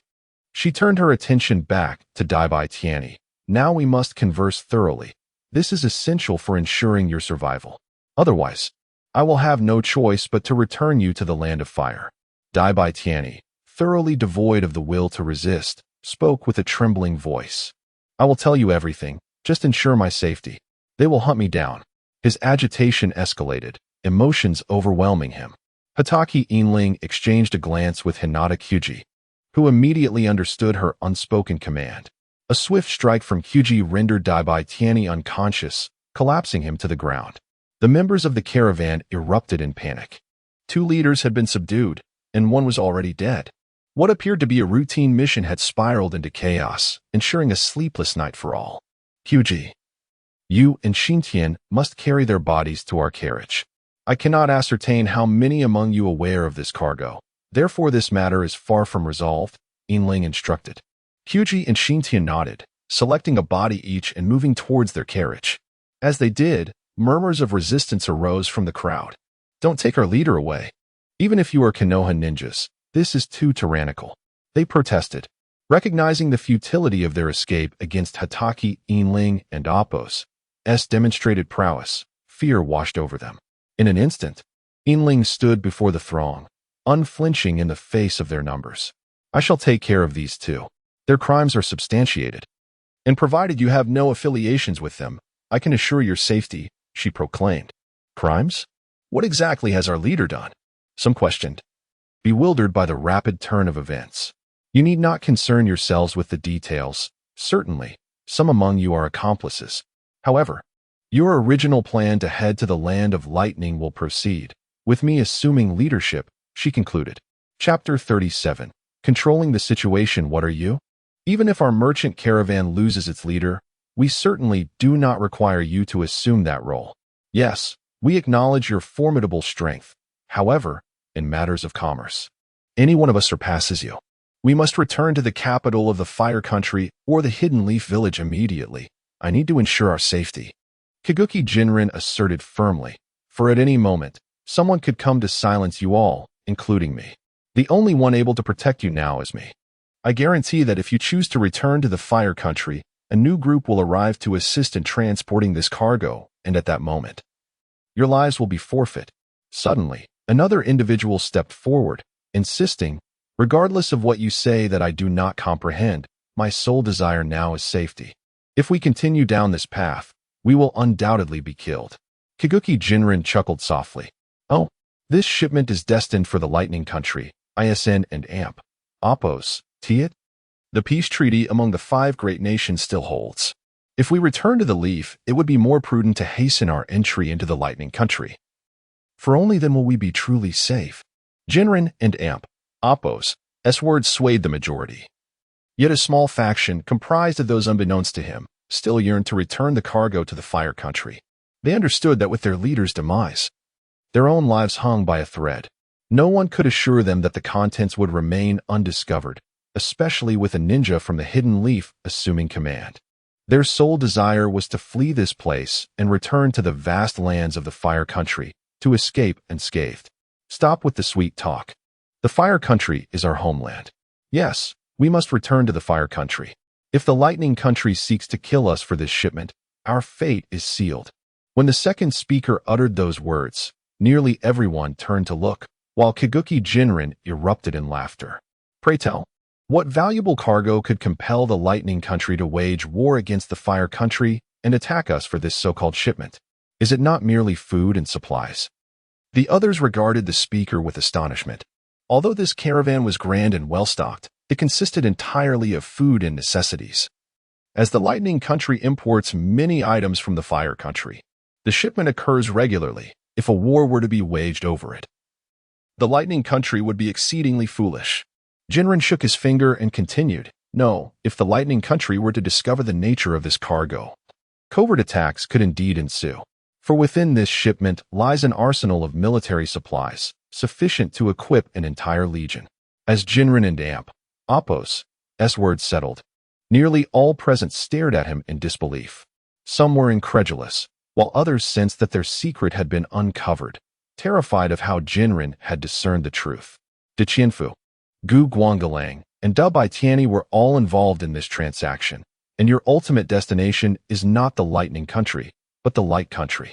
Except for those who have allied with the Light Country, the other unsuspecting merchants will meet their demise in the Light Country. As soon as Jinrin finished speaking, numerous individuals rushed toward the carriage, frantically searching through the cargo they had personally loaded. How could this be? The merchants, in disbelief, opened the carriage, only to find that Jinrin and AMP, Appo's, assertions were true. It was all military equipment. When the realization fully dawned upon them, Over an hour had passed. They sat despondently on the ground, feeling fortunate to have encountered Kiguki Jinrin. Suddenly, someone spoke up. Master Jinrin, please tell us what we should do. I will follow your lead. I will follow you too, Master Jinrin. A chorus of resolute voices arose from the crowd, their gazes fixed upon Jinrin. They had made up their minds. Having arrived at this juncture, they had no choice but to trust Jinrin and Appo's words, at least among these untrustworthy companions. Those bearing the leaf forehead protector, like Kiguki Jinrin, were deemed relatively reliable. Once the clamoring subsided, Jinrin addressed the assembly. Very well, come dawn. We will proceed along our intended path. Our destination is no longer the Light Country, but the Lightning Country. Upon arrival, we shall arrange for you to rest adequately before escorting you back to the Fire Country. With Jinrin and Appo's affirmation, the crowd dispersed back to their respective carriages. Though the chatter had all but ceased, even among acquaintances, conversations dwindled, for they were uncertain of who among them was linked to the Light Country as Jinrin had mentioned. Kiguki Jinrin returned to the carriage alongside you, where Hinata Kazushi and Yoko Mitsumori were engaged in conversation.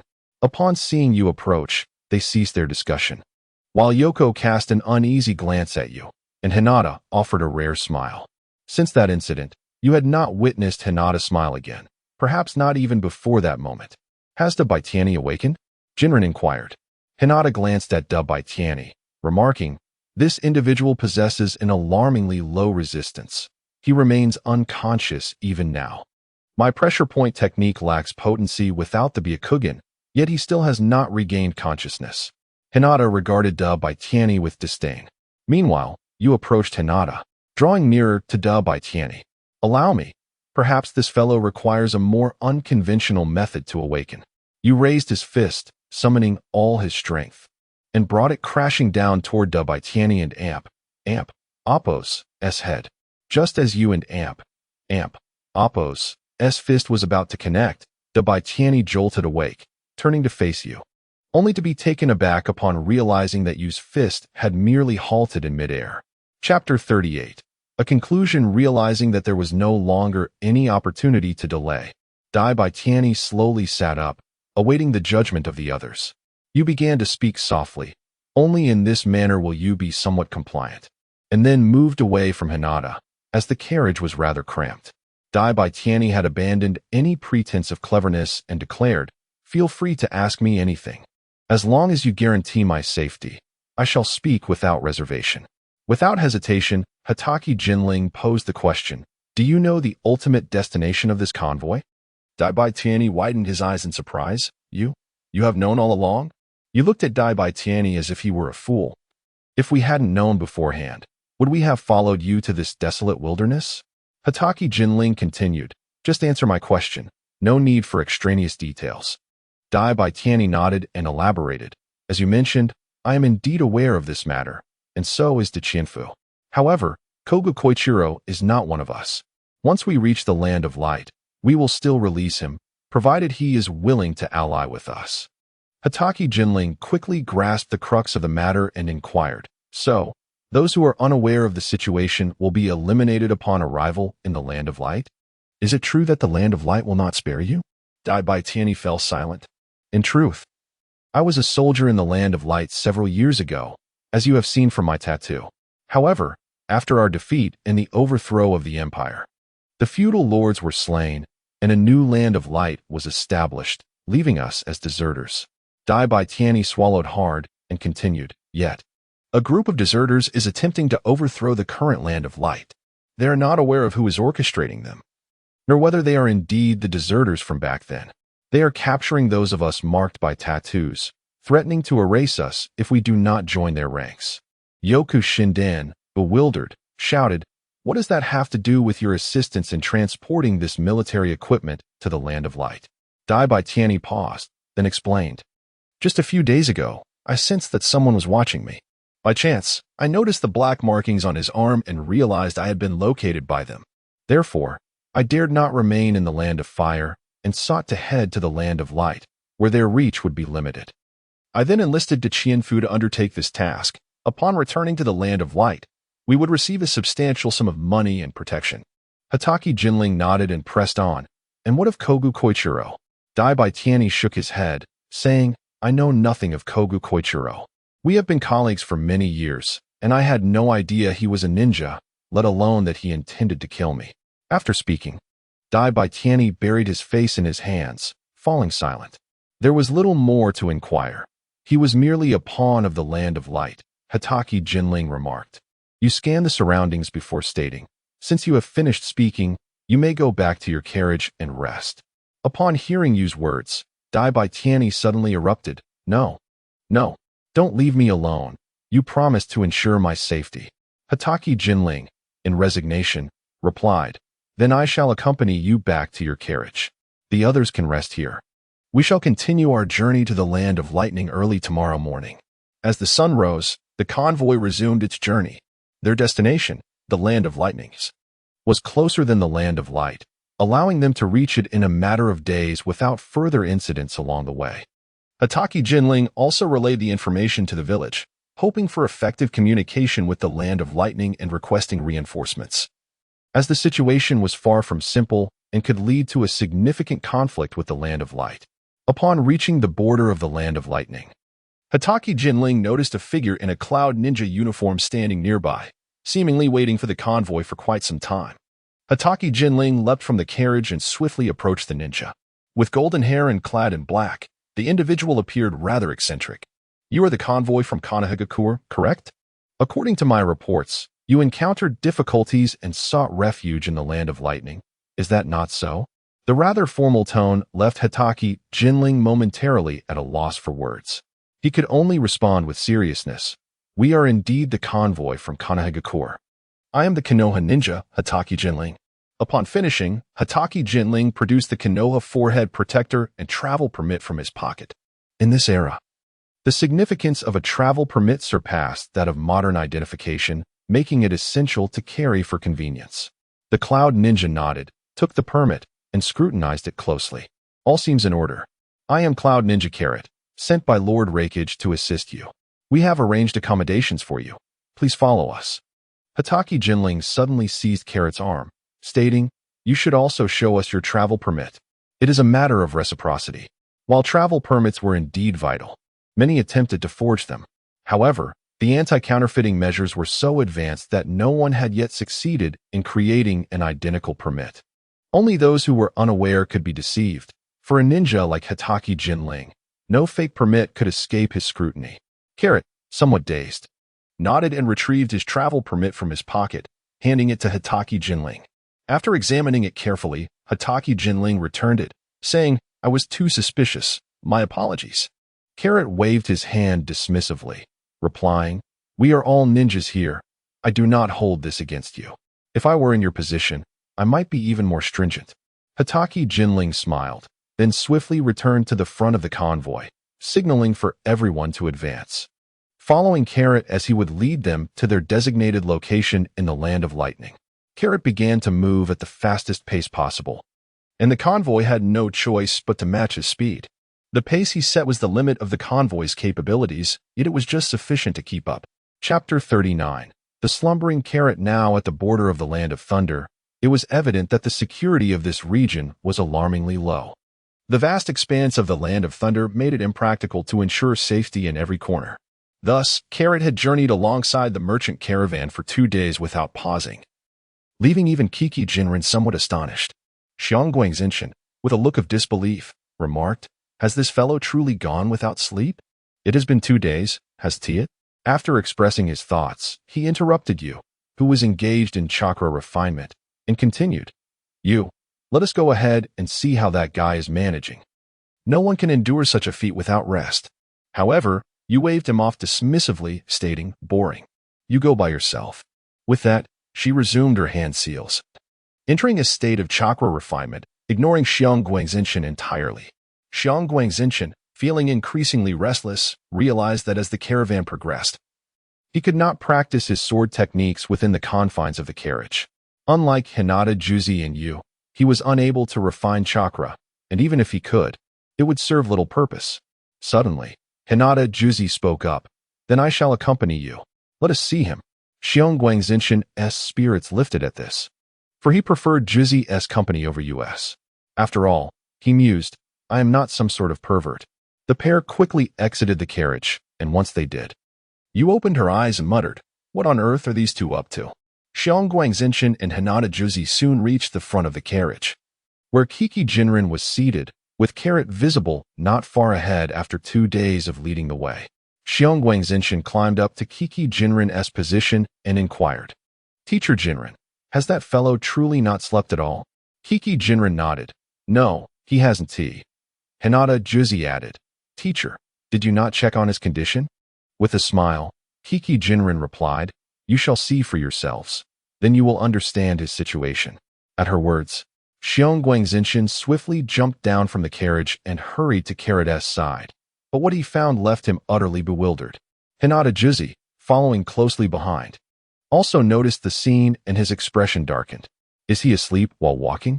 Xiong Guangxinshin exclaimed in disbelief, astonished that someone could slumber and continue moving simultaneously. Hinata Juzhi covered his mouth in astonishment and remarked, Indeed, it appears there is no one in this world who does not require sleep. The curiosity that had previously filled him evaporated in an instant, revealing that the notorious Carrot was, after all, the wiser one. He prepared to return to the carriage to continue his training. However, Xiong Guangxinshin had no intention of leaving.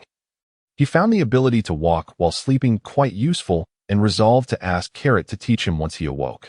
This brief interlude passed with the passage of time. After successfully traversing several mountains, on the 4th day, Kiki Jinren beheld a bustling village come into view. Under Carrot's guidance, the merchant caravan soon arrived at the very village Jinren had spotted. This village was considerable in size, nearly half that of the current Hidden Leaf village, and its dense population made it difficult to ascertain where safety lay. At this moment, Carrot awoke and approached Kiki Jinren, stating, We have arrived. There are numerous ninjas from Cloud Village here, ample to ensure your safety.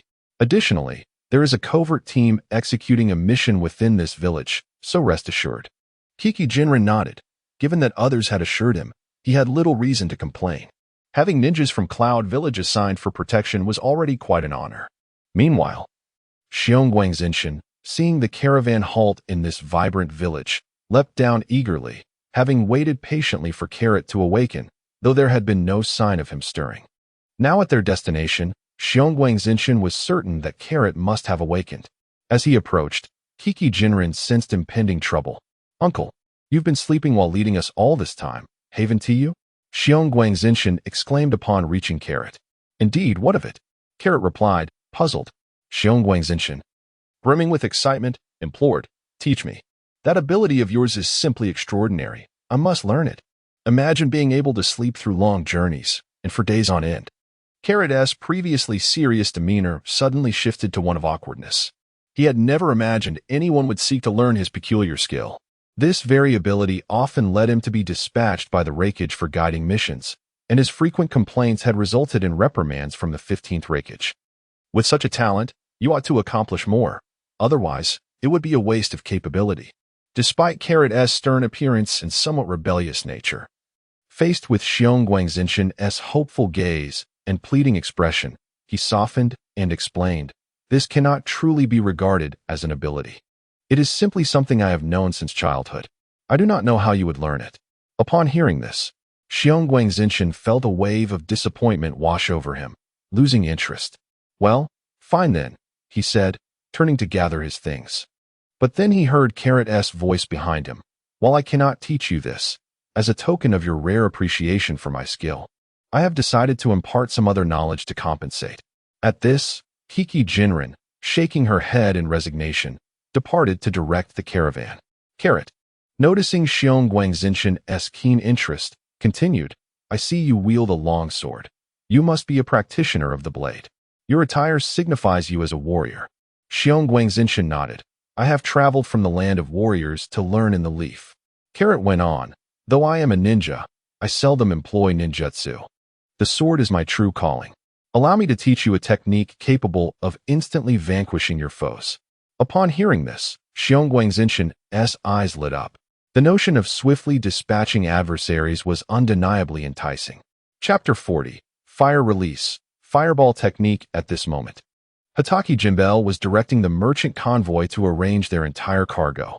Due to the placement arranged by the Land of Lightning, although the area was vast, it was situated on the outskirts of the town, rendering it quite discreet, certainly not in the bustling streets. This indeed spared them considerable trouble. Meanwhile, Xiongguang Xintian and the Cloud Ninja Carrot had seemingly vanished. And Hinata Jiaji remarked that he hadn't tea-bathed in quite some time and decided to indulge in some leisure activities in town, at the hot springs. Left behind in boredom, you realized that with nothing else to occupy his time, he might as well devote himself to training.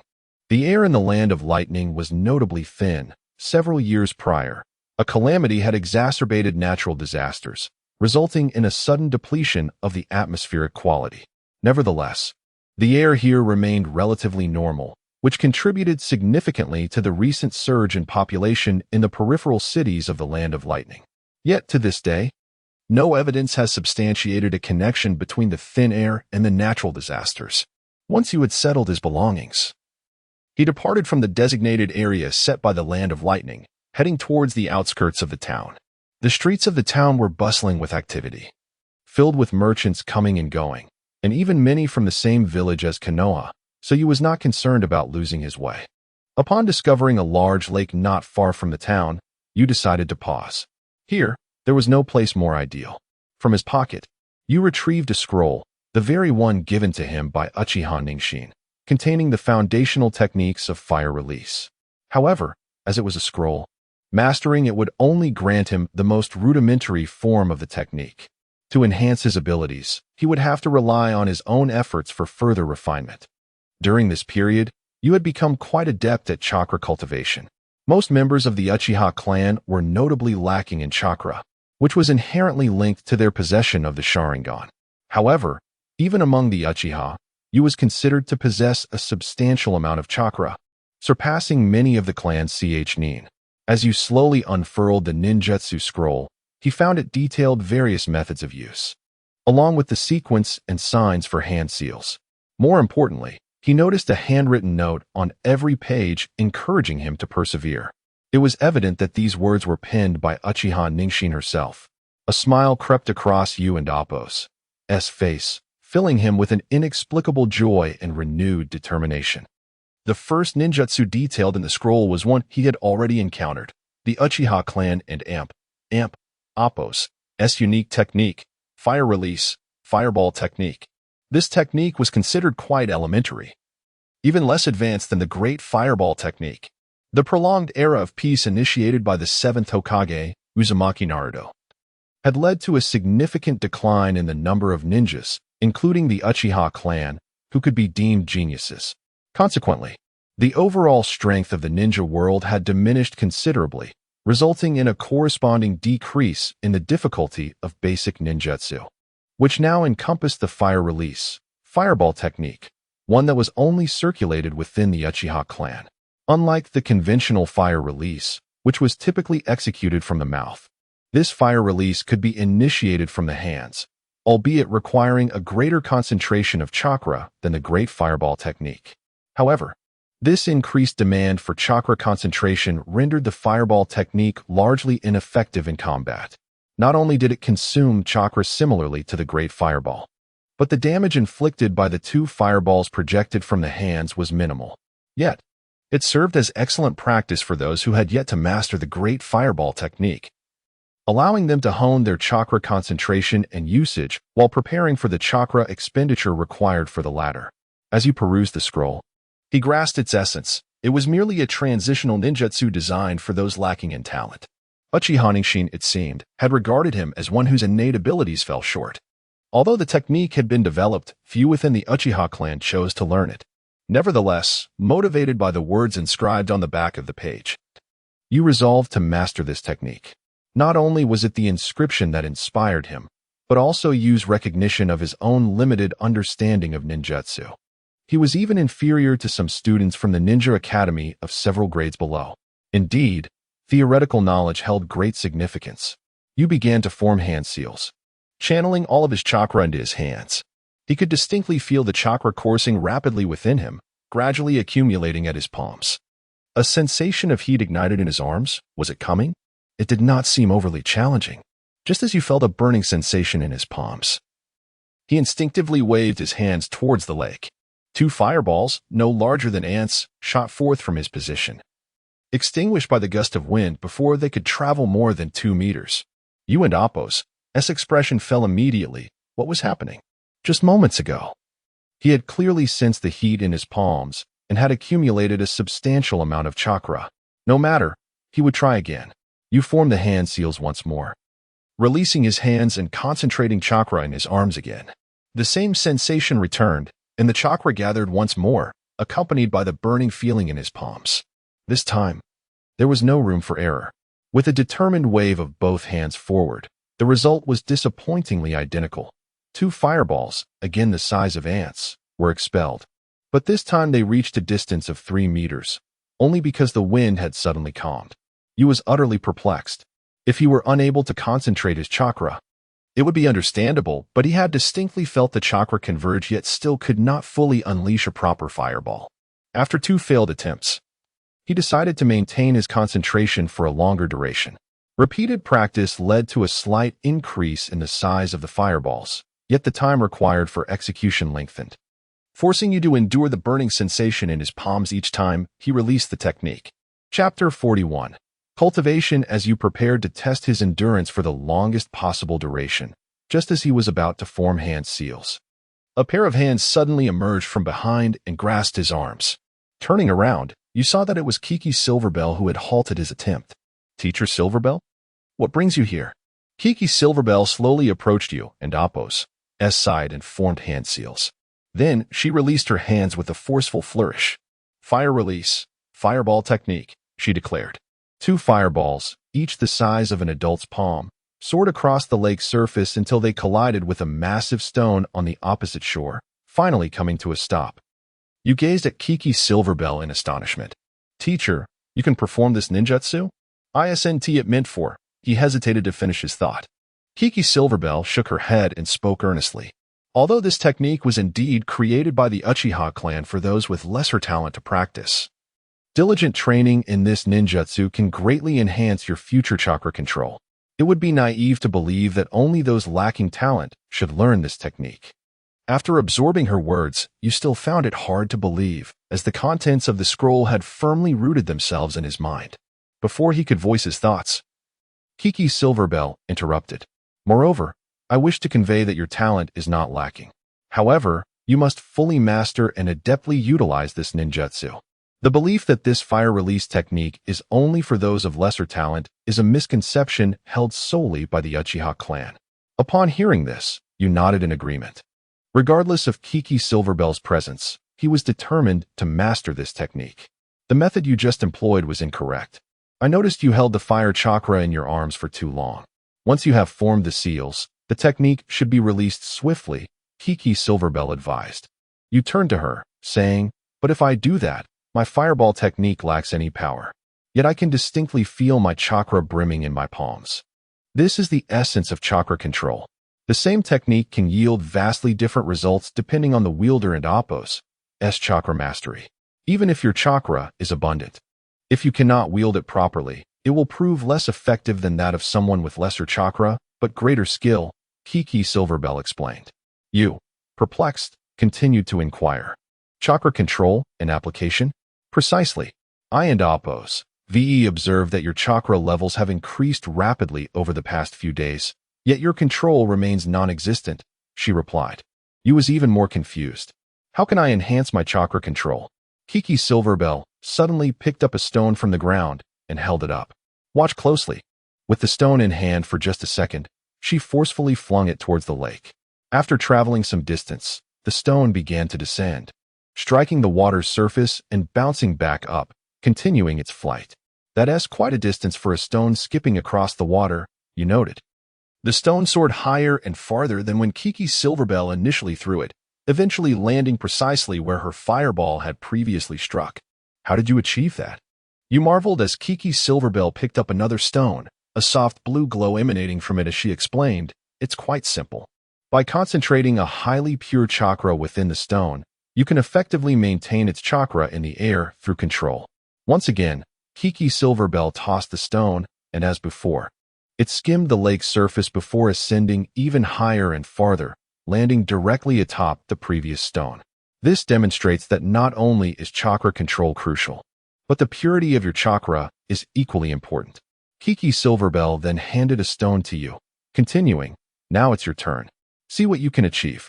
Remember, it's not merely about saturating the stone with chakra, but rather using the least amount possible to fill it. There are no limits, only less. You concentrated his chakra, allowing it to spread throughout the stone. He felt a significant drain each time he channeled his chakra into it, even more than he had anticipated. As he focused, he began to feel fatigue creeping in. Kiki Silverbell observed you and Apos as struggle. Indeed, maintain that focus. Chakra control is not developed overnight. It requires persistent effort. After a while, you suddenly felt the stone grow heavier, plummeting to the ground as his chakra dissipated entirely. That's normal. Continue practicing, and your chakra control will surely improve. However, how long you can sustain it will depend on your insight and talent, Kiki Silverbell remarked before turning to leave, waving her hand. "I'm heading into town. You should continue your practice here." Nodding, you realized that he needed more time to hone his ninjutsu skills. Initially, he had thought that ninjutsu could be effortlessly executed like the body flicker technique. He had also assumed that possessing enough chakra would suffice to unleash it easily. However, it was becoming evident that mastering ninjutsu was far more challenging than he had imagined.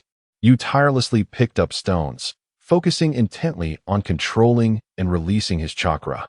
He could sense that this continuous effort to channel chakra into the stone demanded as much energy as any ninjutsu. Yet, he understood that once he perfected his technique, he would only need a minimal amount of chakra to saturate the entire stone. Chapter 42. The Onslaught as nights swiftly descended. The caravan welcomed its first evening in the town. After a diligent afternoon, Kiki Silverbell had thoroughly settled the caravan and its goods, with each item being vigilantly guarded by the villagers of Yunnan.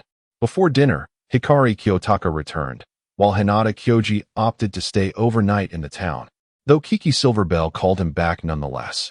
Meanwhile, Yu, exhausted, lay by the lakeside, panting heavily as he gazed at the star-studded night sky. At last, he had succeeded. After a long afternoon of practice, you could now fully envelop the bottom of a stone with a relatively small amount of chakra, managing to reach the level of Kiki Silverbell's stone toss. However, the extensive use of chakra throughout the afternoon left him feeling utterly drained. Even an ordinary person could easily overpower him at this moment.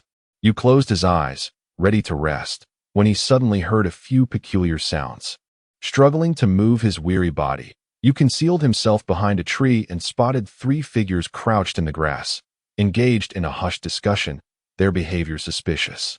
Squinting, he endeavored to mask his chakra and breathing while listening intently to their conversation. A person with golden hair, alabaster skin, and deep blue eyes spoke first. "Taoram, are you certain they are here?" The one referred to as Taoram replied slowly, "Kyo, do not question my capabilities. I have gathered intelligence and confirmed that several of our own are among them. They have grown complacent. I can assure you they are right here." The third individual, though silent, radiated an air of concealed strength, his silver mask obscuring his features, yet you sensed formidable power emanating from him. After Taoram spoke, Kyo continued, "If there are no issues, let us proceed immediately. The sooner we conclude our business, the sooner I can relish life." At this point, the third member of their group finally spoke. "Let us commence our operation. Remember, our objective is to seize that batch of supplies. Our transport team is already positioned within the town, and Yunnan and Apos ninjas have been assigned to hold them back. Our task is to eliminate the remaining members of the caravan swiftly. Do not linger in battle. Our goal is to secure the goods quickly and depart from the land of thunder." The other 2 nodded in agreement, and in the next moment, the trio vanished without a trace. Yu, now lying on the ground, thought, "This is bad. My strength is insufficient to return before them." His body felt heavy, making the prospect of hastily returning to deliver a warning seem almost impossible. They were undoubtedly from the land of light, aware of the existence of the goods, and that their caravan harbored their own members. Despite understanding the gravity of the situation, you felt helpless to act. Within the town, Despite the onset of night, the atmosphere remained bustling, starkly contrasting with the area where the caravan was resting. Here, even the lights remained dimmed, with one or two Yunin ninjas lurking in the shadows, sworn to protect the caravan's safety. Under Kiki Silverbell's meticulous arrangements, nearly everyone had succumbed to slumber.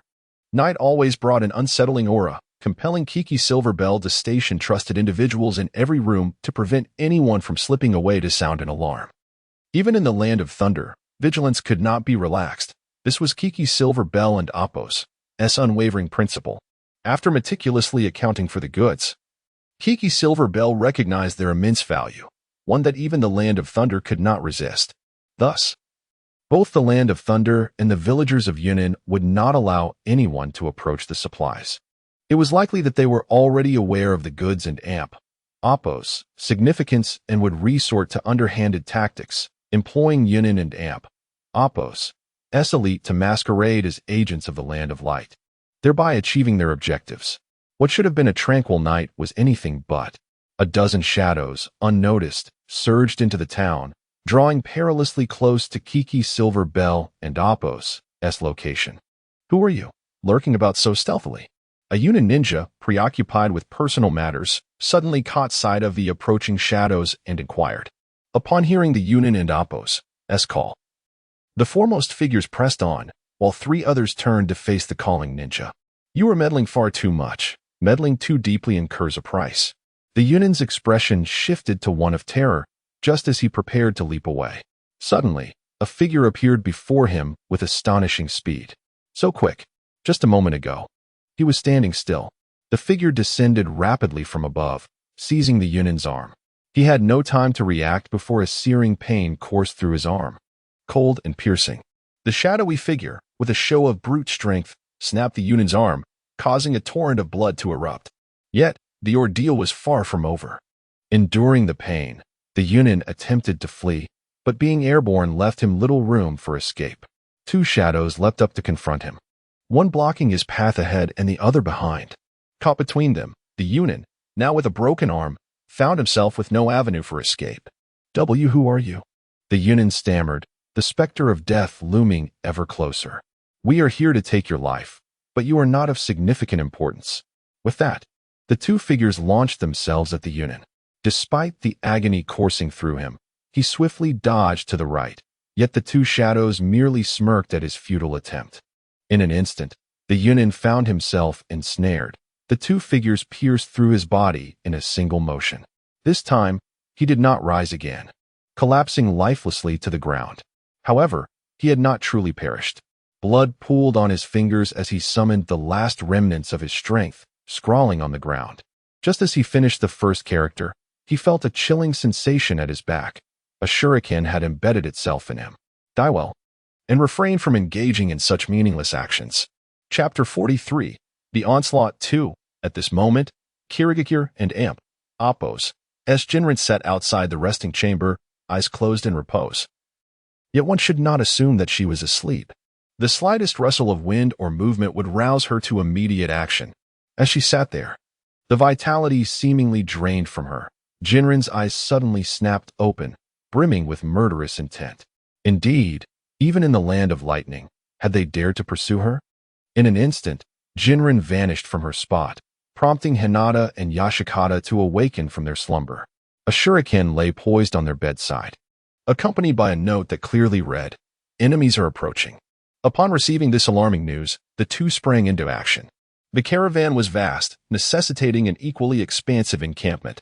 Jinrin was acutely aware that despite the stringent measures in place, there would inevitably be breaches in security. And this moment confirmed that someone had indeed sent word of their presence. Across various locations within the caravan, shadows began to materialize, their forehead protectors unmistakably emblazoned with the sun emblem. "You hail from Sunagakure?" Jinrin inquired, standing her ground. Before her stood three figures, fixated on her. The very same clandestine individuals she had encountered earlier: Kin, Terelm, and Murakami. Kin brought his hands together, speaking slowly. "Your opponent is me, Kirigakure's Jinrin. Allow me to witness the true prowess of your Hikari D-Jutsu." Terelm interjected. "Kin, are you certain? She is Jinrin, after all. Do not underestimate my strength." Allow me to vanquish her while you pursue your mission. I am the strongest among us, Kin declared, charging toward Jinren with swift hand signs. Jinren unleashed her Hikari D Jutsu, Hikari no Jutsu. A pale green luminescence erupted from behind her, coiling like a serpent before expanding outward. Kin squinted. So this is the famed Hikari D Jutsu? Meanwhile, Terum and Murakami vanished from sight. Do not attempt to flee, you two, Jinren warned, noticing their attempt to escape. She began to encircle Kin with the glowing light while pursuing him at a rapid pace. The glow gradually enveloped Kin, yet he seemed entirely undeterred by Jinren's radiant assault. Simultaneously, he formed hand signs, declaring, "Your opponent is me. Do not interfere with our plans." He unleashed a torrent of water, akin to a high-pressure water gun, which surged toward Jinren with astonishing speed. However, just as the water was about to collide with her, the luminescence surrounding Kin sprang into action, intercepting the high-pressure assault. The force was unable to penetrate through the light, and instead rebounded, hurtling back toward Kin. What? Kin gasped as the water blast rebounded towards him, realizing too late the swiftness of his own technique. He was unable to evade it. The torrent engulfed him, piercing through his form. Jinren turned her gaze back, murmuring to herself, "What an impressive display of water ninjutsu, capable of such instantaneous penetration." However, this was not the time for contemplation. She hastened her pursuit, for she could see that Terum and Murakami were heading directly towards the cargo. "He's coming." "Did Kin fall so quickly?" Terum exclaimed, glancing back at the rapidly approaching Jinren with concern. Murakami remained unfazed, continuing onward. Kin was never one to be easily defeated. As Jinren closed the distance between them, two shurikens suddenly flew toward her. At that moment, she was airborne. With a graceful twist, she evaded the seemingly inevitable strikes, landing deftly on her feet. But she had lost the chance to catch up to Terum and Murakami. "If you think you can dispatch me so easily, you are gravely mistaken." The familiar voice rang out behind her. It was Kin, somehow still standing before her, despite his earlier demise. Jinren widened her eyes in disbelief. "How did you escape my Hikari D Jutsu? Your technique, akin to light, can assume any form and amplify both defense and offense with chakra. However, if your Hikari D Jutsu does not completely encircle me, then there must be a flaw through which I can escape." Jinren nodded slowly, acknowledging his insight. "Your perception is commendable. Since you have managed to obstruct my path, I shall deal with you here. Otherwise, I cannot hope to stop the other two. You possess great confidence. Even if you are Jinren, I shall bring you down here and now." Kin retrieved a shuriken from his pocket and charged toward her once more. Jinren, too, drew her shuriken, launching it toward Kin. He deftly deflected her projectile with his own, yet in that fleeting moment, Jinren completed her hand signs, sending forth a multitude of luminescent projectiles that whirled around her with remarkable speed, coalescing into a multitude of sparkling points. Kin abruptly halted, dodging aside as the radiant blast crashed into the ground where he had stood, creating a massive crater. What terrifying power! But that is where it ends. Your Hikari D Jutsu. As he evaded, the luminous projectiles pressed closer. Kin swiftly formed hand signs, invoking Doton, Doriheki. A formidable earthen wall rose from the ground, thick and sturdy. While the luminous blast struck the wall, they created a significant dent but did not breach it. It took a second assault to finally shatter the barrier. Yet, at that moment, Kin surged toward Jinren and Appo's position with great speed. Jinren drew another shuriken, the pale green glow suffusing it once more, and with a vigorous throw, she unleashed her Hikari D Jutsu, Hikari Shuriken no Jutsu. Chapter 44. Fierce battle. A pale green luminescence enveloped the shuriken, swirling rapidly around it, enhancing both its velocity and range. Just as the shuriken was about to graze Quan, he leapt with great force, allowing the shuriken to pass beneath his feet. What a close call! The speed of that shuriken was astonishing, Quan thought, his expression one of amazement. Had his reflexes been even a moment slower, the shuriken would have surely struck him. Yet, this was not the end. Once more, Kiki Yinsuk launched a glowing shuriken with equal swiftness. Such a tactic holds no efficacy against me, Quan mused, having now acclimated to the pace of the glowing shuriken. He acted preemptively, swiftly positioning himself in a more advantageous spot. However, Kiki Yinsuk remained unfazed, casually remarking, "Sometimes, the best position is the one most easily targeted." Quan's eyes widened as he perceived a terrifying sound approaching rapidly from behind. "This is bad." The shuriken, imbued with luminescence, is under Kiki Yinsuk and Amp Appo's control. The glowing shuriken hurtled toward him from behind. Realizing evasion was futile, he quickly formed hand seals, invoking Earth Release, Earth Flow Wall. The wall erupted from the ground, shielding him from harm, while Quan's gaze remained fixed on Kiki Yinsuk, as he did not have the time to turn and assess the situation behind him. Yet, it was precisely because Quan did not look back that he remained oblivious to the danger. Kiki Yinsuk formed hand seals, and in the next instant, Quan heard movement once more behind him. As he turned, the brilliance of the glowing shuriken loomed above the earth flow wall, entering his line of sight. This is disastrous. This shuriken truly is relentless. Meanwhile, Murakami and Talum had arrived at the location of the stored goods. This was an old warehouse in the town, vast in capacity, where nearly all the carts were stationed. Although Kiki Yinsuk wished to keep the contents hidden from Yunrin, only Yunrin could currently handle the security. Our people had successfully diverted Yunrin, leaving the area vacant, with no one to obstruct us, Talum exclaimed. Victory appeared to be within reach. Murakami produced a firework launcher from behind, igniting it. The bomb soared into the sky, illuminating it with a burst of green fireworks. "We must swiftly evacuate while Quan holds Kiki Yinsuk at bay." "I understand." Talum nodded and hurried through the warehouse entrance, forming hand seals. Earth Release, Earth Surrounding Wall. The ground around the warehouse abruptly rose, forming a wall-like structure with a large opening left behind. "Now it looks the part," Talum declared. Just then, they heard the sound of rushing footsteps behind them. "They and Amp Appo's recoming," Murakami stated calmly. A throng of individuals clad in civilian attire surged into the warehouse, mounting the carts and making their escape. The number of arrivals was overwhelming. Nearly every cart could accommodate 3 to 4 people, rivaling the merchant convoy in size. Upon closer inspection, it became evident that many among them were former members of the merchant group. "Quickly, if you don't want to be caught, hurry up," Murakami urged incessantly. Suddenly, a clear voice rang out. "Do you really think you can leave so easily?" Murakami turned to see Hinata Kyuji and Koku Nobita, both commanded by Kiki Yinsuk. "Ah, 2 little brats. What do you think you can accomplish?" Murakami approached the duo slowly. Koku Nobita retorted loudly, "You fool. If you seize this batch of goods, you will undoubtedly incur the wrath of the Hidden Leaf Village and the Land of Fire." Murakami waved dismissively, scoffing. "What do you know? The world has been at peace for too long. We've grown complacent. Look at you all. The world craves war. Or we shall remain forever trapped in illusion. You madman. After finally achieving prolonged peace, it must not be shattered by the likes of you." Koku Nobita shouted, drawing his long blade and leaping towards Murakami. "With that attire, you must be a samurai. I don't understand why anyone still follows such a futile profession. But I shall eliminate you today." With that, Murakami charged at Koku Nobita, kunai gripped tightly in hand.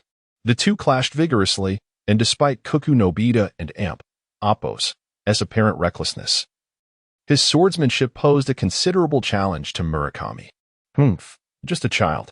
Allow me to show you my prowess," Murakami taunted, deftly evading several of Koku Nobita's attacks before leaping back and forming hand seals.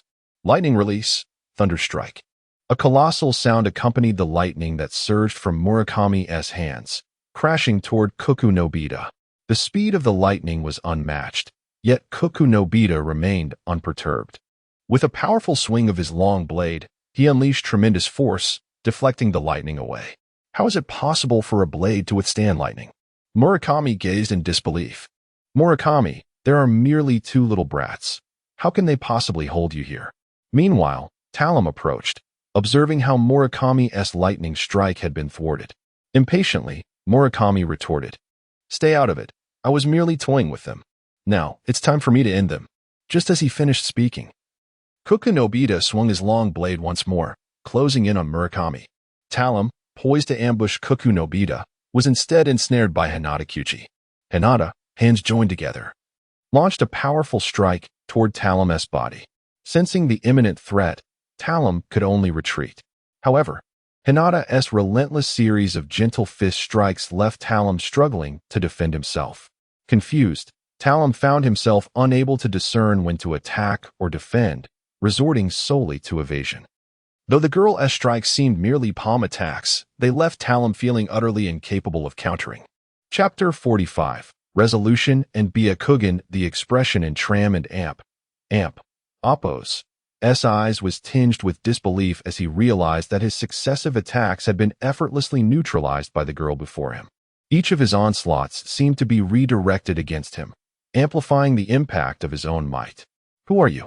Tram evaded Hinata and Appo's intertwining strikes, inquiring. "The strongest clan of Konoha, the Hyuga," Hinata declared, suddenly adopting a stance of gentle fist. Meanwhile, the sounds of shurikens clashing echoed relentlessly as Mitsukawa gritted his teeth, exerting every ounce of strength to maintain his utmost speed, endeavoring to subdue the oncoming assault. He swung his blade toward Mitsukawa and Appo's form, who barely managed to evade, stepping back just as he prepared to form hand signs. Yet, Mitsukawa was resolute in denying any opportunity, swiftly raising his weapon to threaten Mitsukawa's throat. Realizing the imminent danger of the approaching blade, Mitsukawa hastily rearranged his hand signs. The sword struck true, landing at the juncture of Mitsukawa's throat. "Did I succeed this time?" Mitsukawa smiled, brimming with confidence. Yet, the anticipated outcome eluded him as a plume of white smoke erupted, revealing a wooden substitute impaled on the tip of his blade. "Is this the substitution technique?" he mused, scanning his surroundings, only to find Mitsukawa and Appo's figure had vanished.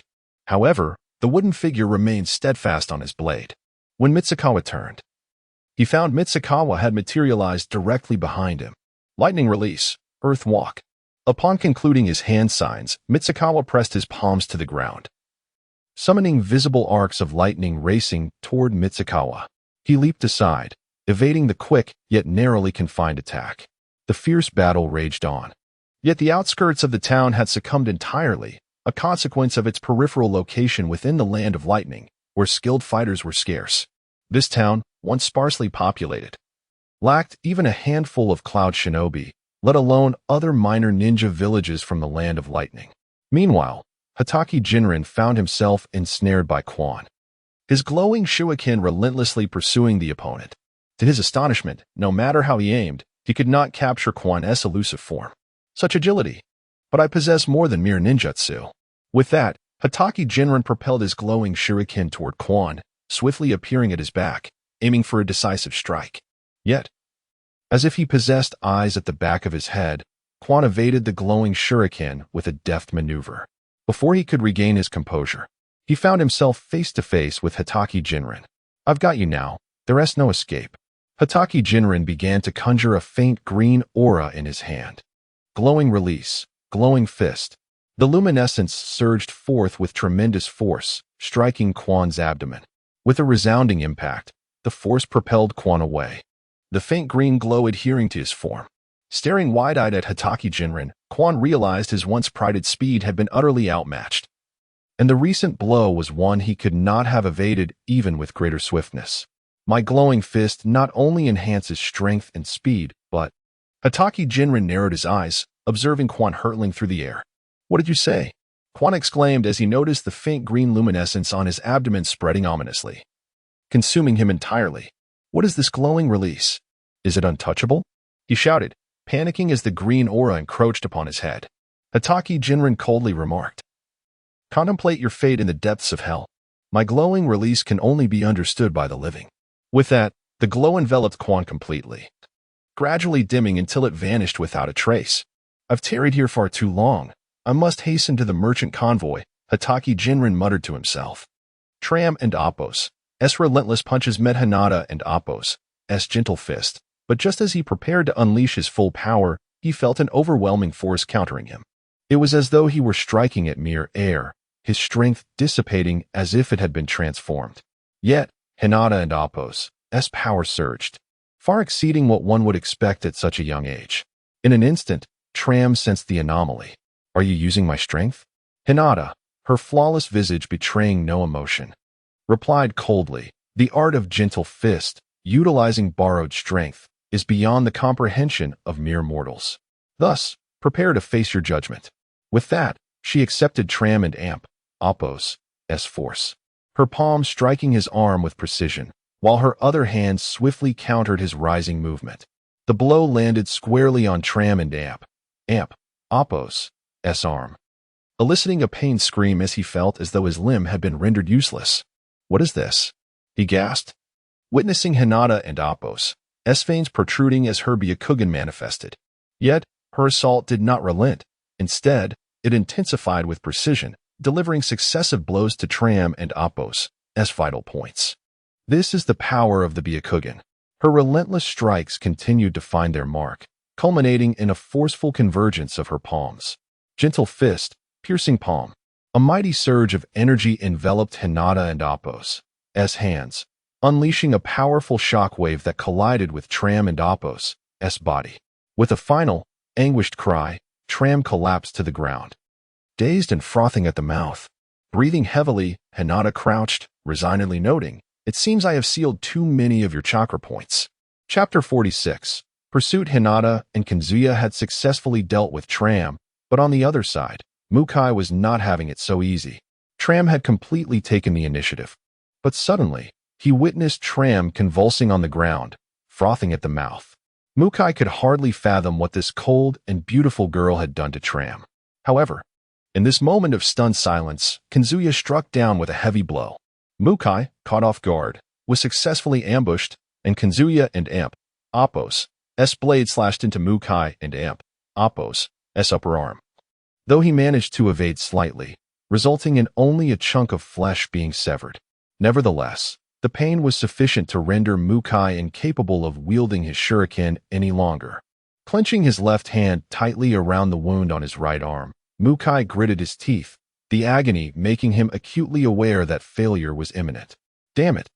These two brats possess such formidable strength, Mukai seethed, observing the individuals behind him still hastily moving cargo, while he himself was at his limit. Kazuya, not pausing for a moment, advanced swiftly, and having regained her composure, Hinata charged forward as well. Both closed in on Mukai, leaving him powerless to defend himself. With no other recourse, Mukai turned and fled with all his might. "You shall not escape," Kazuya shouted as he drew another long knife from his back and hurled it towards Mukai. The knife, slicing through the air with a whistling sound, sped towards Mukai's position. What? It was as though the pain from his arm had dulled his senses. It was only when the blade was nearly upon him that Mukai realized the proximity of death.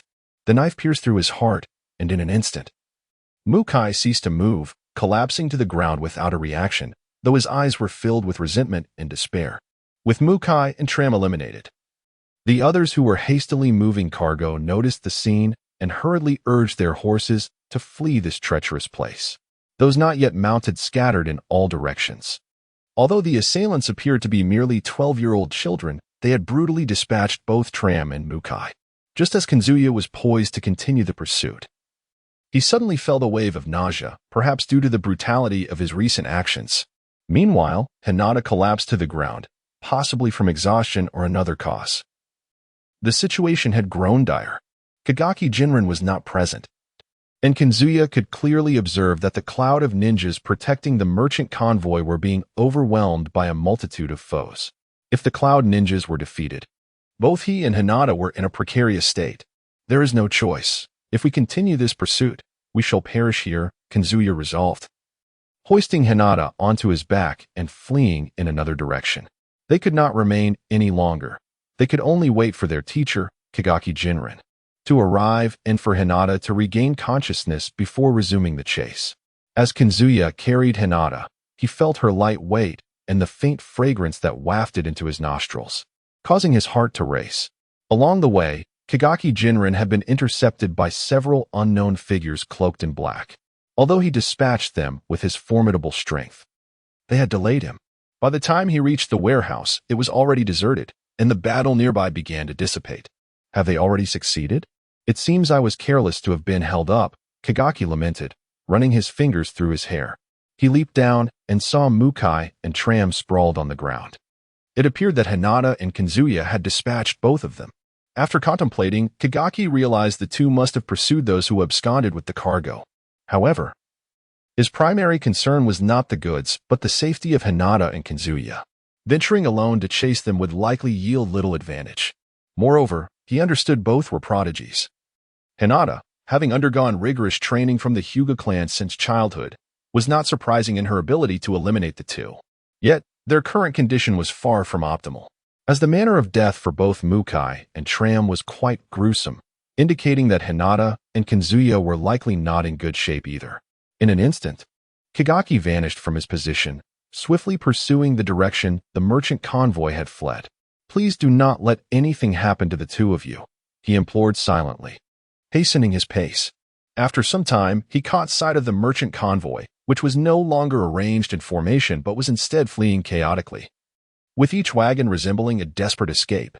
The horses were mercilessly whipped, causing them to gallop faster. Had they truly reached the point of desperation? Kagaki mused.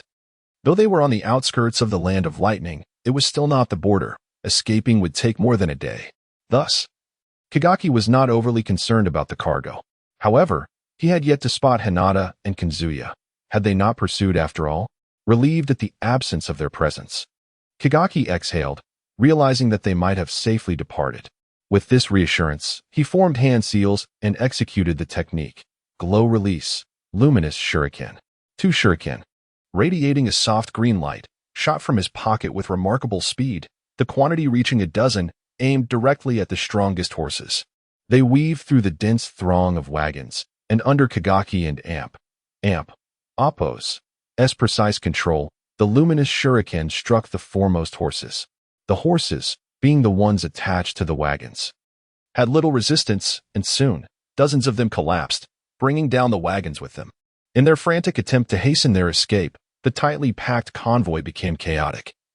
The sudden fall of the horses led to a collision with those approaching from behind, resulting in a cacophony of crashes and chaos. Such an epic spectacle is indeed a rare sight, is it not?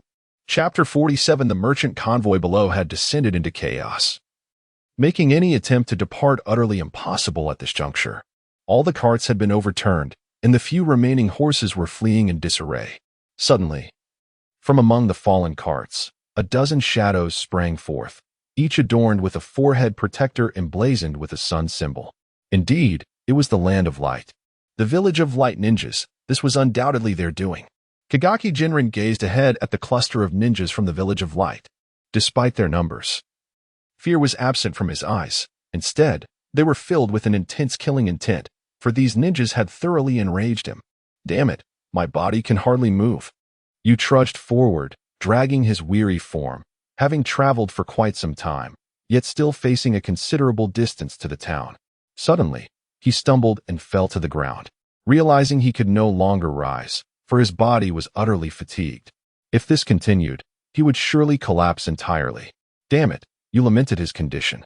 However, in the next instant, Yu was taken aback as his long blade unexpectedly flew from behind him, soaring into the sky before plunging downwards, embedding itself directly in front of him. The blade struck the ground a mere 30 centimeters from Yu's eyes, and in an instant, it radiated a fiery crimson glow, enveloping its entire form. Instinctively, Yu raised his hand to shield himself from the blinding light. Yet, before long, he felt a searing heat enveloping his body, akin to being burned alive. "What is this blade?" Yu gazed in confusion at the glowing weapon before him. The intense heat that pierced him emanated from the very blade.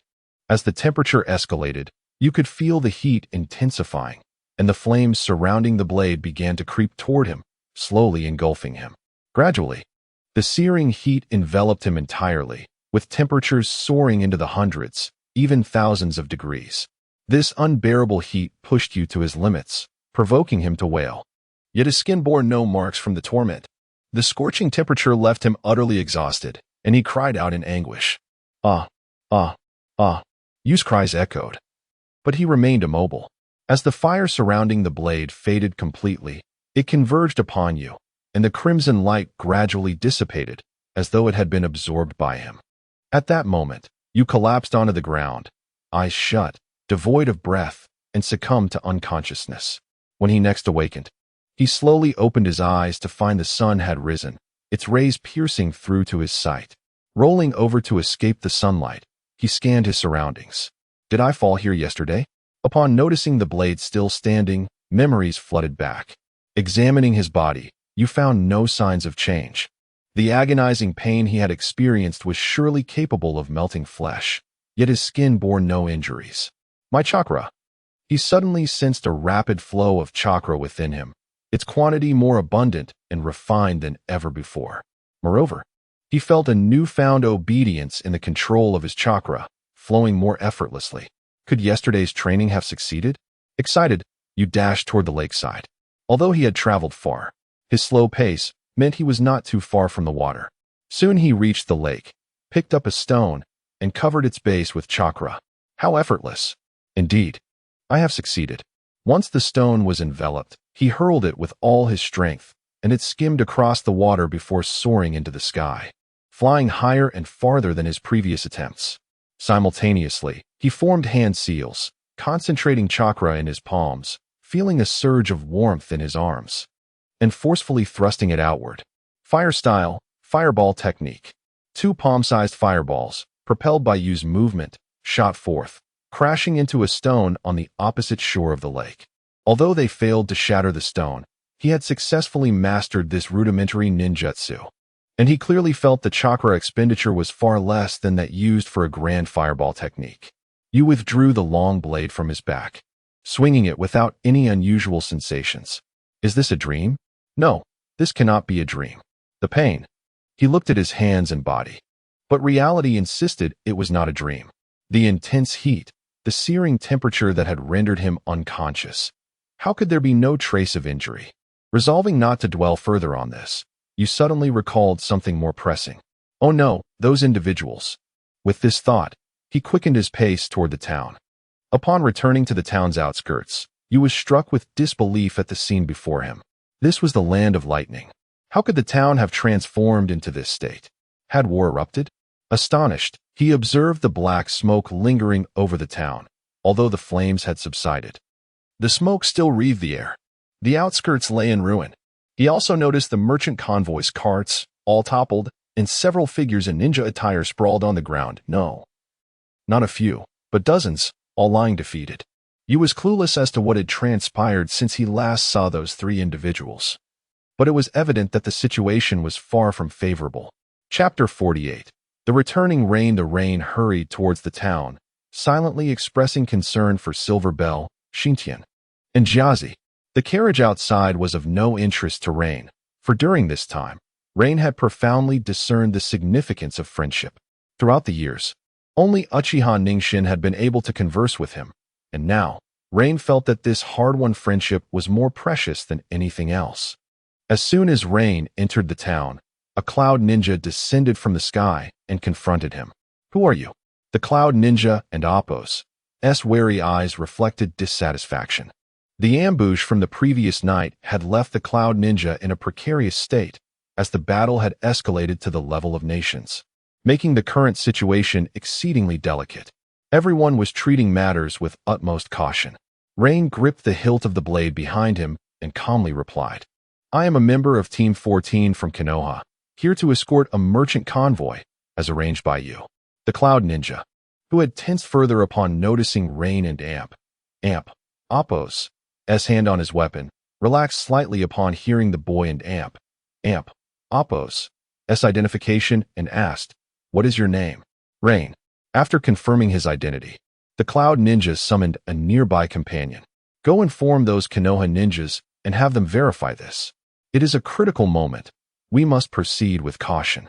With that, the other cloud ninja vanished, leaving only Rain and the first cloud ninja. I am Isat, a jonin of the cloud village. We have been tasked with guarding this area. Due to last night and Appo's events, we must remain vigilant.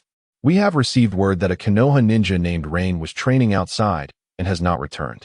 Rain nodded in agreement. It is of no consequence. We are all ninjas, are we not? Before long, Kiki Silverbell appeared before the two. Rain, you have returned. Rain, feeling a surge of emotion, asked, Silverbell, what happened to your injuries? The Cloud Ninja interjected, last night. The ninjas from the Land of Light and Appos' Light Village launched an attack on the town. They were numerous. And while we do not know how they infiltrated the Land of Thunder, we were thoroughly suppressed. Rain was taken aback by the Cloud Ninja's explanation. He had overheard the conversation of 3 individuals the previous night and understood that many had come to seize the merchant convoy. But to think they could overpower the Cloud Ninja in a direct confrontation was shocking. The Cloud Ninja continued, fortunately, with your assistance, we managed to drive them out of the town. Thankfully, your goods remain intact, and there have been no civilian casualties. He sighed, revealing that matters were far more complicated than he had suggested.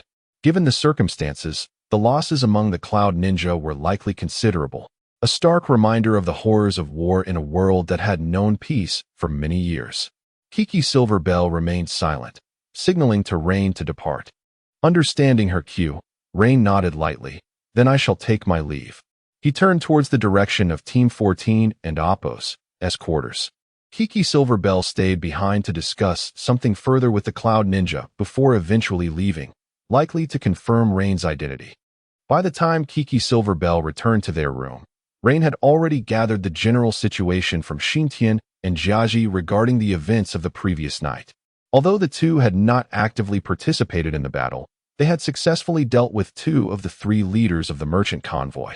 Rain's absence had caused considerable worry for them. Silverbell, Rain exclaimed, rushing to support the somewhat injured Kiki Silverbell. Your wounds are severe. We must have a medical ninja from the Cloud Village attend to you. Kiki Silverbell waved his hand dismissively. There is no need.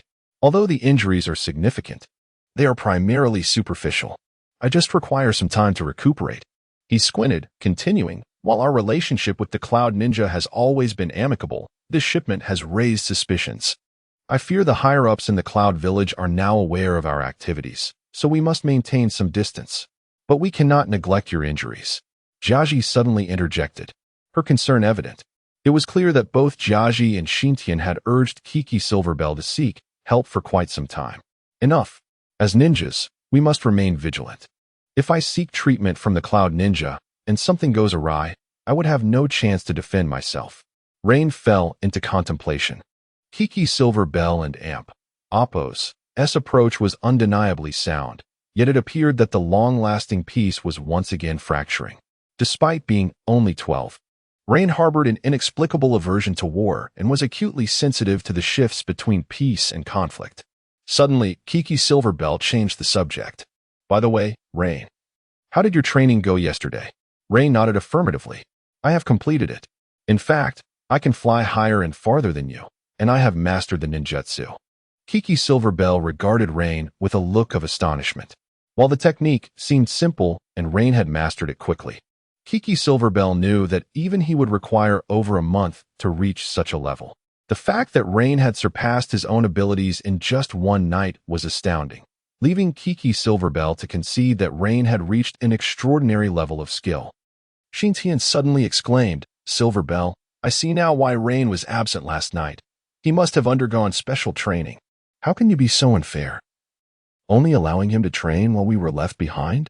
Kiki Silverbell, exasperated, gestured dismissively. Did you not leave with that slumbering Cloud Ninja yesterday? I had no means of locating you. Despite Kiki Silverbell's irrefutable response, Xintian remained obstinate. Even so, what of Jiaji? She is a girl. Should she not be prioritized? Rain looked at Xintian in disbelief. When did this violent girl become so concerned? No, I went to train on my own. Silverbell's clone simply came to me. As soon as Rain finished speaking, Kiki Silverbell looked at him in surprise, realizing he had already discovered the truth.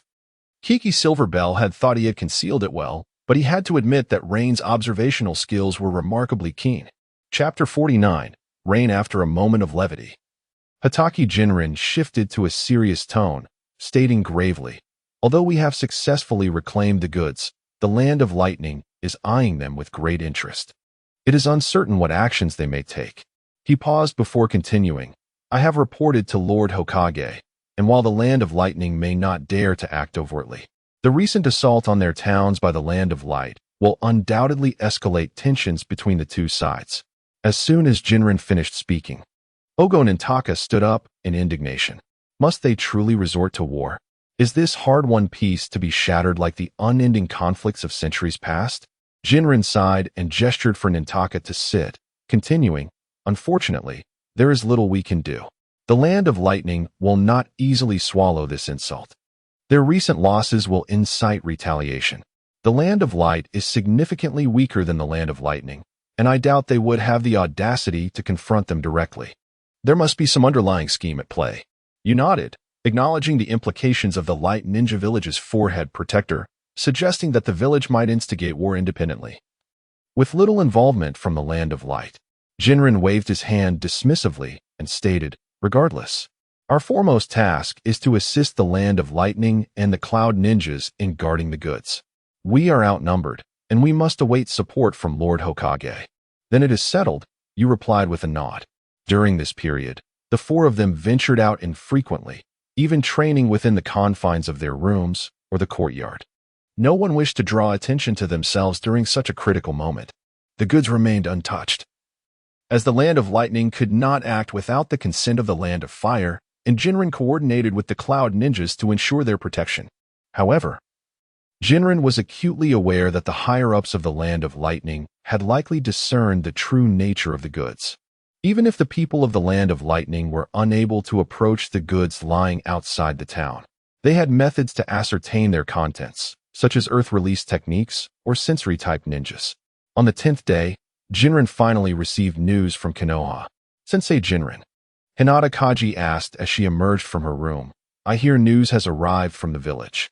Jinren nodded and produced a letter, reading it aloud to the three of them.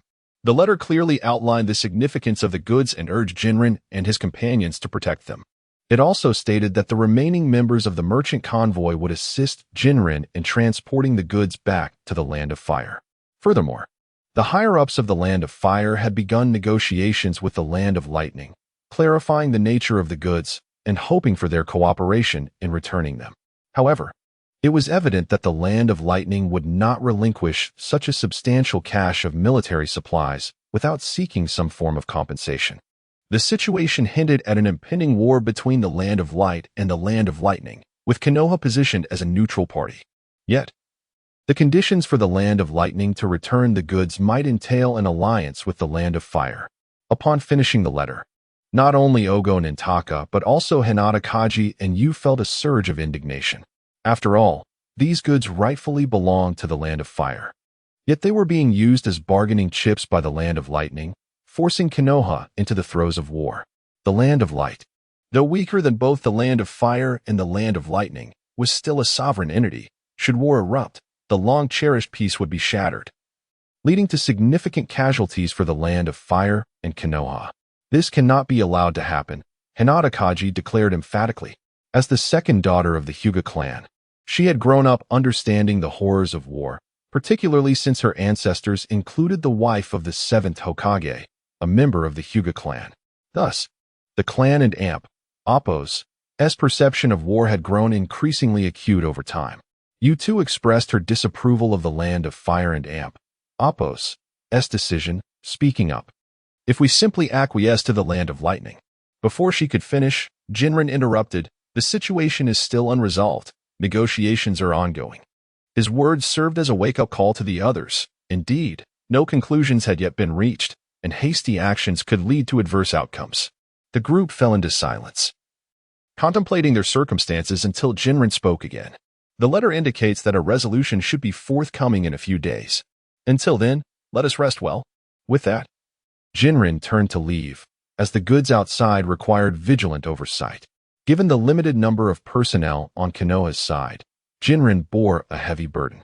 With Jinren gone, the three remaining individuals began their training in the room. However, Ogo Nintaka soon found himself utterly bored. The first day of training under his instructor had been abruptly cut short, and he had not seen him since. In his boredom, he suggested, "Yu, Kaji, since we have no other pressing matters, why don't we engage in a friendly competition to gauge our respective strengths? This could facilitate our future cooperation." A smile crept across his face, though he seemed unconvinced by his own rationale.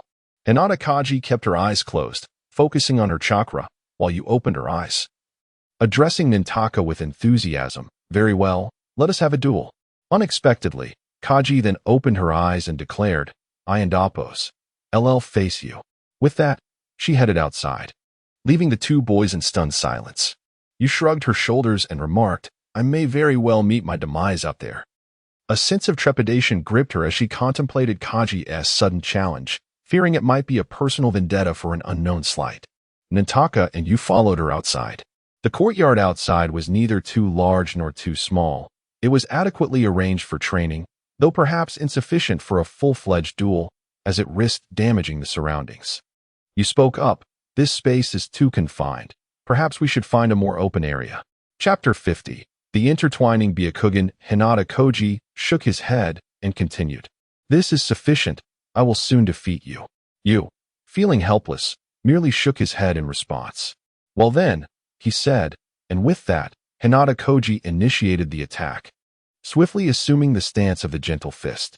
Yu, not idle, formed hand seals, channeling chakra into his palms, the heat rapidly building. Hinata Koji advanced with remarkable speed, his posture unmistakably indicating the gentle fist technique. Fire release, fireball technique. He unleashed two palm-sized fireballs toward the oncoming Hinata Koji. However, Hinata Koji did not attempt to evade. Instead, he concentrated chakra in his palms and executed the gentle fist technique, the surge fist. A visible current of air erupted from his hands, colliding with the fireballs. Astonishingly, the force of the surge fist overwhelmed the fireballs, extinguishing them in an instant. Yet, the current of air did not cease. It surged forward, resembling a deadly gust. Hurtling toward you, Yu swiftly unsheathed his long blade, channeling his strength to strike at the oncoming current. A blade of wind, akin to the wind release, sliced forth from Yu and Appos' sword, intertwining with the opposing air currents, creating a momentary stalemate. The force from both sides gradually unleashed a powerful shockwave, compelling both Hinata Koji and Yu to brace themselves against the onslaught. Yu shielded his eyes with one hand as the tremendous air current swept past him, the wind whipping his hair into a frenzy, a predicament even more pronounced for the female Hinata Koji. The force began to wane, and Yu, seizing the moment, swung his long blade once more, unleashing another gust of air, just as Hinata Koji was still reeling from the previous encounter. The newly released blade energy joined the fray, overpowering Hinata Koji's surge fist and propelling toward her. However, Hinata Koji was prepared. Chakra surged into her eyes, her Byakugan activated, the veins around her wide eyes prominently visible. What eyes are those? Yu's companion, Mitsukata, gaped at Hinata Koji. Upon first glance, the Byakugan could indeed appear somewhat intimidating, yet on the beautiful visage of Hinata Koji, it seemed far less so, or at least that was Mitsukata's impression. The power of the Byakugan dispelled Yu's blade energy, unleashing a tremendous force. With her Byakugan activated, Hinata Koji assumed the gentle fist stance once more, this time radiating even greater strength and ferocity. The Byakugan, a bloodline limit of the Hyuga clan, rendered her vision nearly infallible. Yu, acutely aware of the capabilities of the Hyuga's taijutsu, tightened his grip on his long blade, heightening his vigilance against the advancing Hinata Koji. She closed the distance rapidly. Despite Yu and Appos' proficiency with the sword, he recognized the inherent disadvantage he faced against the Hyuga and Appos' combat prowess. With a swift motion, Yu unleashed a powerful wave of blade energy directed at the charging Hinata Koji. She concentrated her gentle fist power into her right arm, raising her hand to effortlessly disperse Yu and Appos' blade energy without sustaining any damage. Gentle fist, Byakugan surge fist. As Hinata Koji approached Yu, she halted, releasing a wave of air even more potent than before. The expansive force rendered Yu nearly incapable of evading. Is this the power of the Byakugan? Yu thought. Fire release, great fireball technique.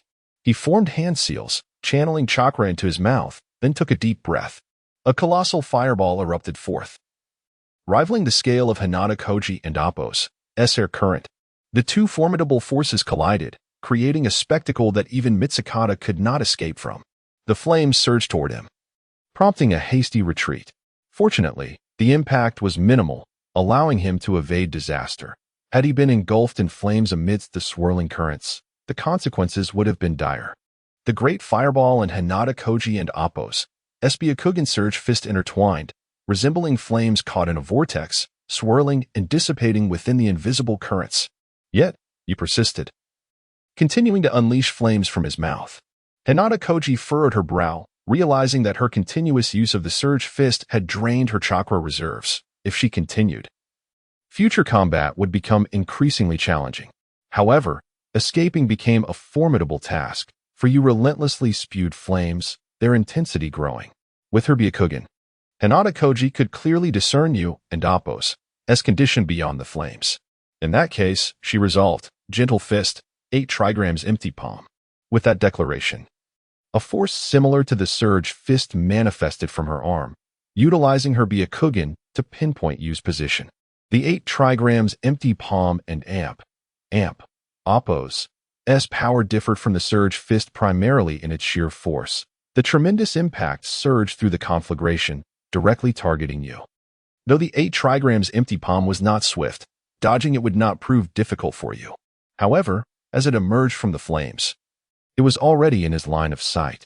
Yu's eyes widened in alarm, realizing the imminent danger. This is bad. He barely had time to cease the Great Fireball technique when the 8 trigrams empty palm struck him, sending him crashing into the wall, leaving a deep imprint that vividly illustrated the severity of the blow. Gradually, Yu pushed himself up from the ground, declaring, "Is this the true power of your Byakugan?" As he spoke, Hinata Koji charged forward, poised for another attack. Yu drew his long blade from behind, now aware that even if Hinata Koji lacked proficiency in ranged attacks, her Byakugan enabled her to effectively suppress him. Yu crouched slightly, swinging his long blade. Hinata Koji leaned to the side, evading the strike, then pivoted to deliver a blow to Yu's back. The force of Yu's attack propelled him forward, rendering him unable to evade. Hinata Koji's palm struck Yu's back with precision, causing him to stagger several steps forward.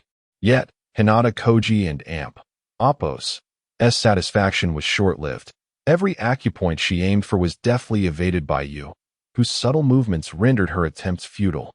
Despite the apparent impact, the Byakugan of the Hyuga clan, combined with the Gentle Fist and the ability to target chakra points, would undoubtedly render one powerless if struck.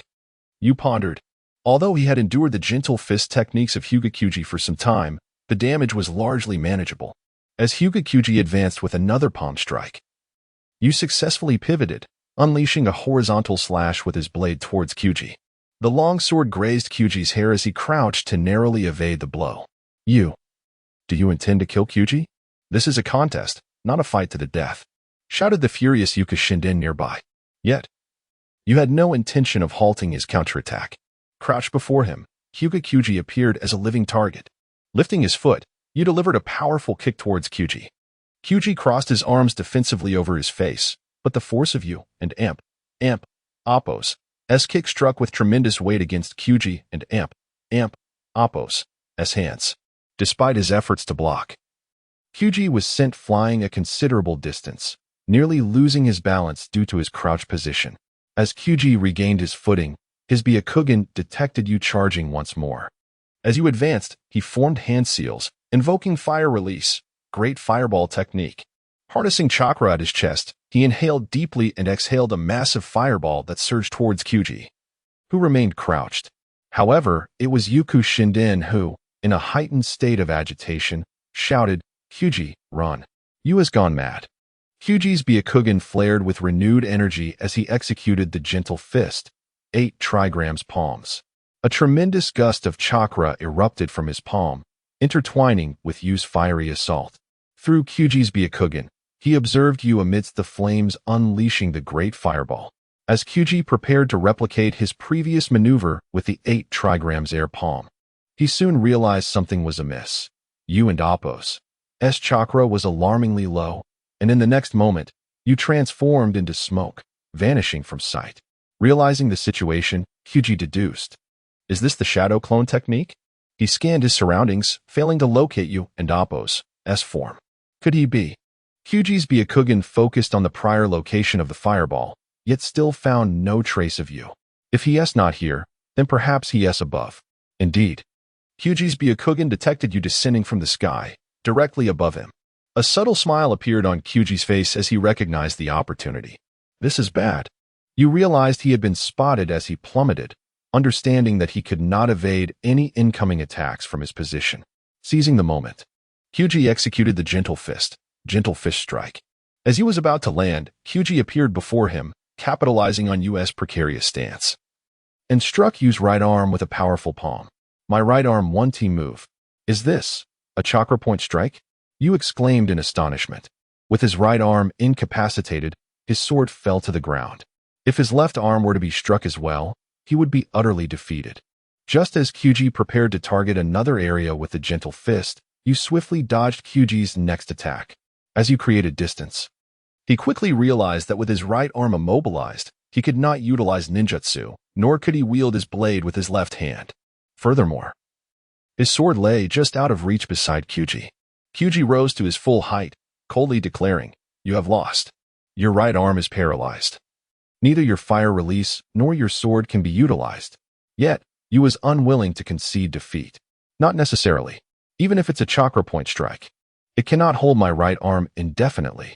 With that, Yu initiated a guerrilla tactic, distancing himself from Kyuji to evade close combat. Kyuji shook his head. Then allow me to deliver the final blow. Gentle fist, 8 trigrams air palm. He unleashed a swift gust of air towards Yu and Appo's direction, successfully predicting Yu and Appo's escape trajectory. A powerful blast of wind engulfed Yu as he ran. However, with a resounding thud, Yu vanished from the spot. How is this possible? A clone technique? Yu Shinden, who had been spectating, was utterly astonished, questioning when Yu had executed the clone technique, given that he was already incapacitated, with one hand unable to form seals. It was clear that this clone had been strategically prepared in advance. Suddenly, Yu reappeared behind Kyuji, delivering a punch towards Kyuji, who was facing forward. A successful strike. However, Kyuji swiftly rolled over, retaliating faster than Yu could react, landing a blow on Yu and Appo's body that sent him hurtling through the air. Remember, the Byakugan has no blind spots. As he was sent flying, he struggled to rise, his body aching painfully. Kyuji's strikes had been relentless, were it not for Kyuji and Appo's own limitations.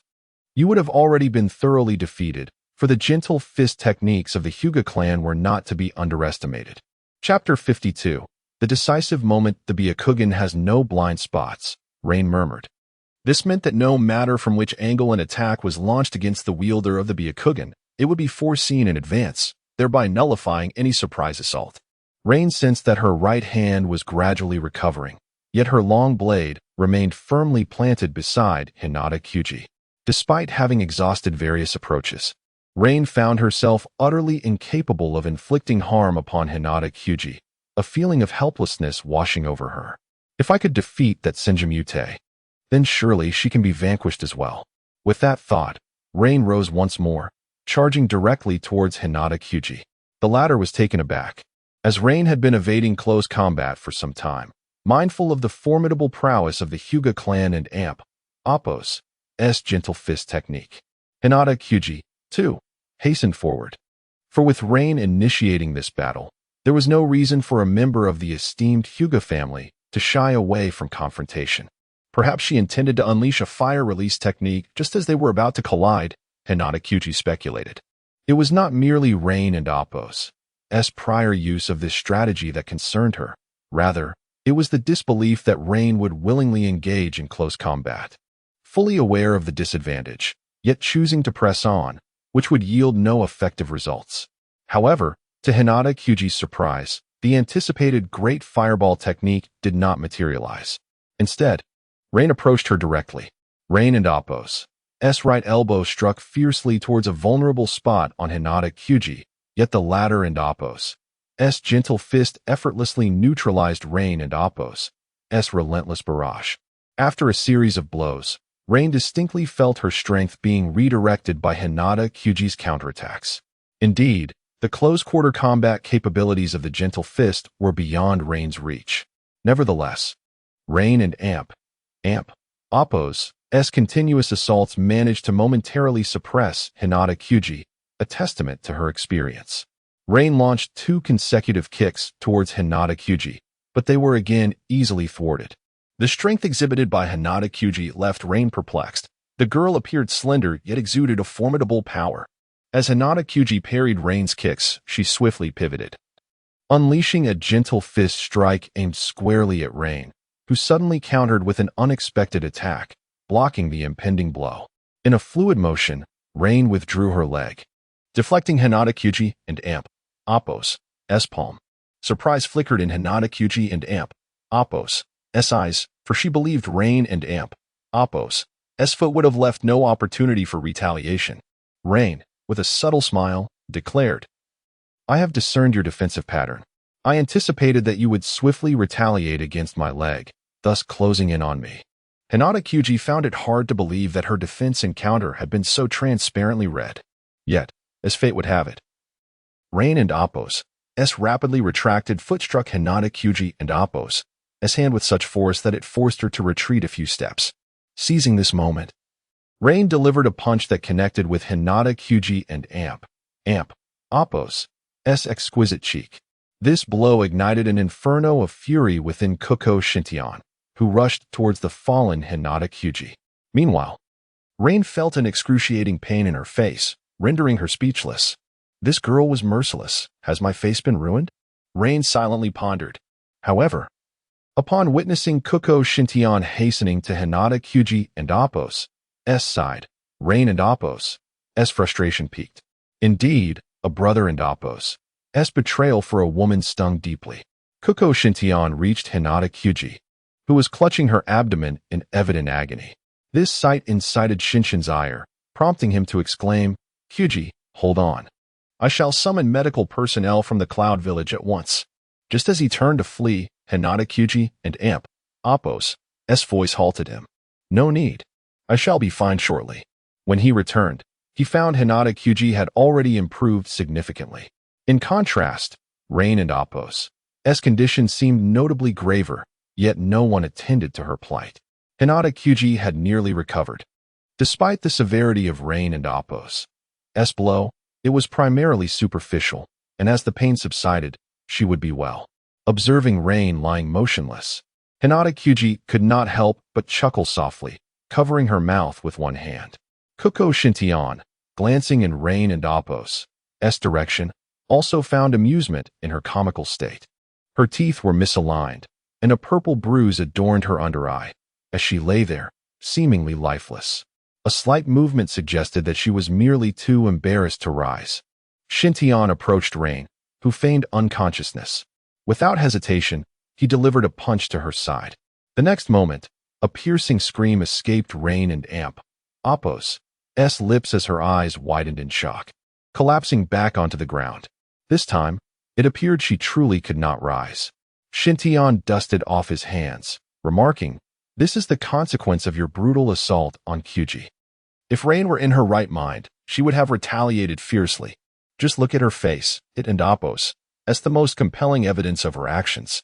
Chapter 53. The genesis of events a few days prior in the Hidden Leaf Village, within the Hokage and Oppo's office.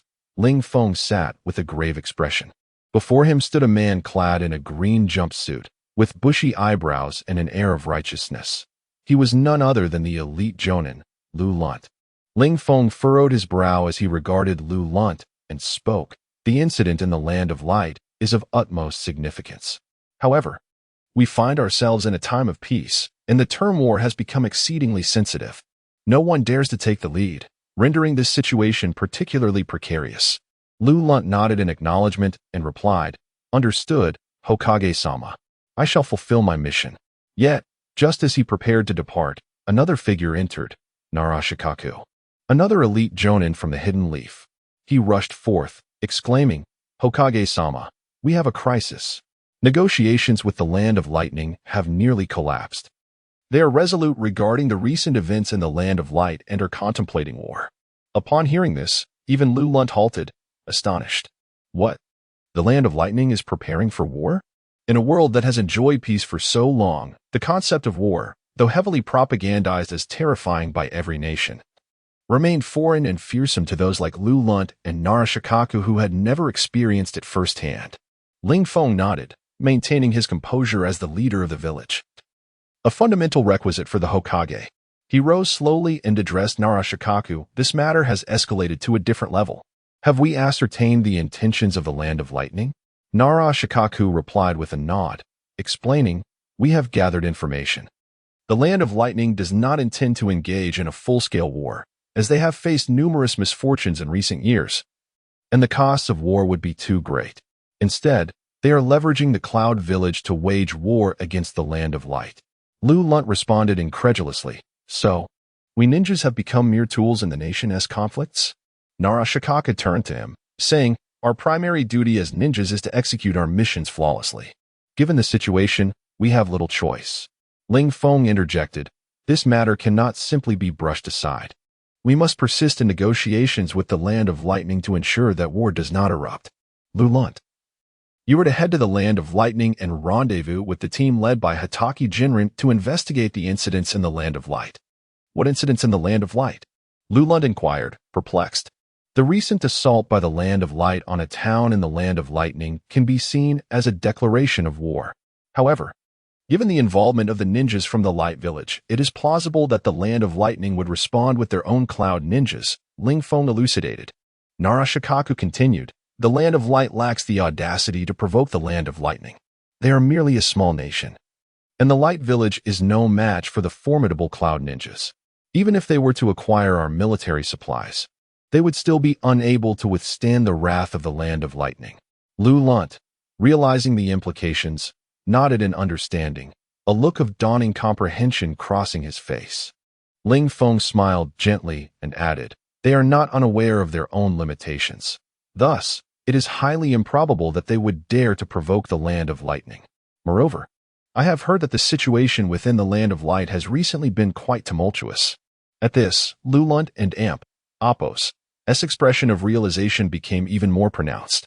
This suggested that the individuals from the Land of Light might not be the true instigators of the conflict. They could be seeking to manipulate the Land of Lightning into waging war against them. Ling Feng nodded affirmatively. Meanwhile, in a town within the Land of Lightning, 2 days had passed since the confrontation between Yu and Hinata. Their clash had even resulted in a reprimand from Hatake Jinren, with Hinata receiving additional training as a consequence of their skirmish. Yu, on the other hand, faced harsher penalties. Not only was he deprived of meals for a day, but he also underwent intensified training over the next 2 days. This was not due to the severity of his defeat, but rather because he had been bested by a girl, much to the chagrin of Hatake Jinren. Yet, Hatake Jinren found himself increasingly impressed by Yu and Apos' talent. He had mastered the great fireball technique within mere days. Jinren recognized that during their gathering, although Yu had showcased remarkable abilities, he still paled in comparison to Hinata and Apos' prowess. Today, Hinata had grasped the Byakugan, the bloodline limit of the Hyuga clan, yet he and Yu had fought to a standstill, underscoring the alarming potential Yu possessed. Perhaps this lad truly harbors the potential to reach my level, Jinren mused narcissistically. On the 3rd day, at the break of dawn, Jinren heard a knock at the door. A cloud ninja appeared before him, stating, Lord Jinren, we in the Cloud Village have reached an agreement with the Leaf regarding the transport of your goods back to the Leaf and the Land of Fire starting tomorrow. Relieved, Jinren smiled and said, is that so? Then let us depart together tomorrow. However, the Cloud Ninja continued, that may not be possible. According to your Hokage and Apos' orders, you are to proceed to the Land of Light to investigate the Light Village, and you will have a companion joining you shortly. Jinren stared blankly at the Cloud Ninja, exclaiming, what? We are heading to the Light Village? Indeed, Jinren. It has been quite some time since we undertook a mission together, came a familiar voice from outside. Even the Cloud Ninja was taken aback by the sound. Turning to look, Jinren saw none other than Lu Lunt, the elite jonin who had recently conferred with Ling Feng in the Hokage and Apos' office. What is the Hokage thinking? Jinren remarked with exasperation.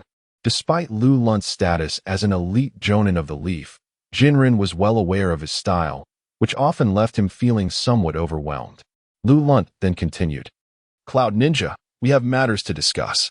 The Cloud Ninja nodded and promptly departed.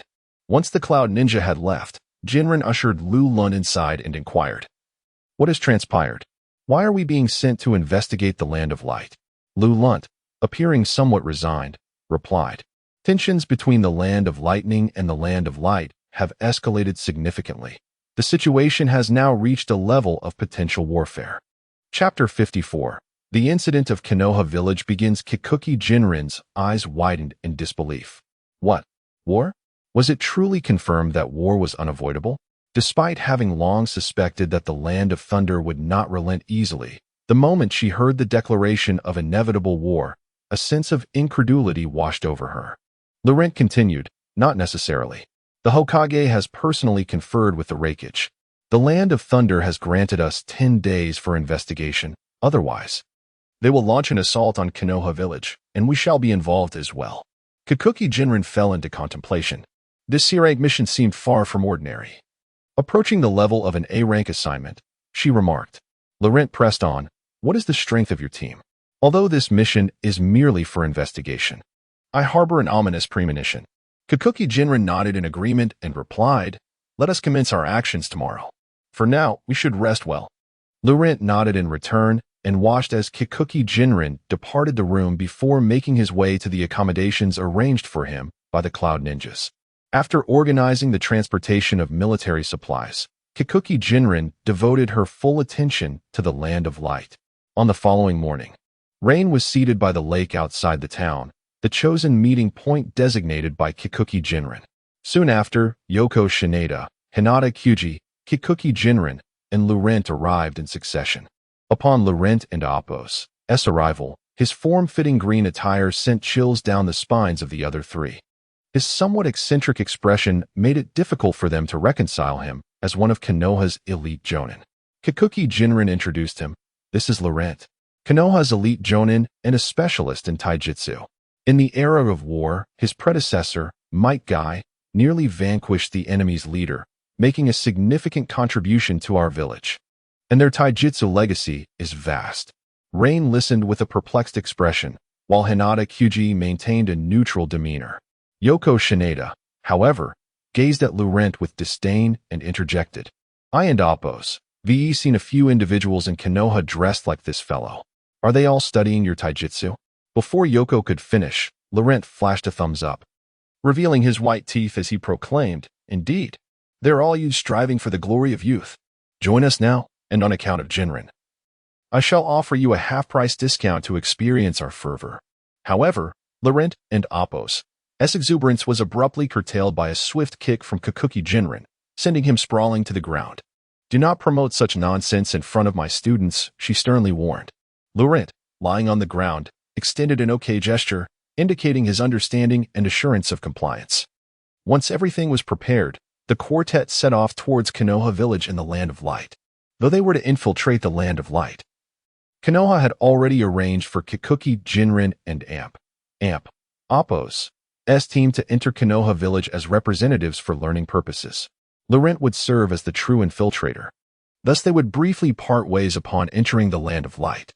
Kikuki Jinren and her team would conduct open investigations, having secured the consent of Konoha village.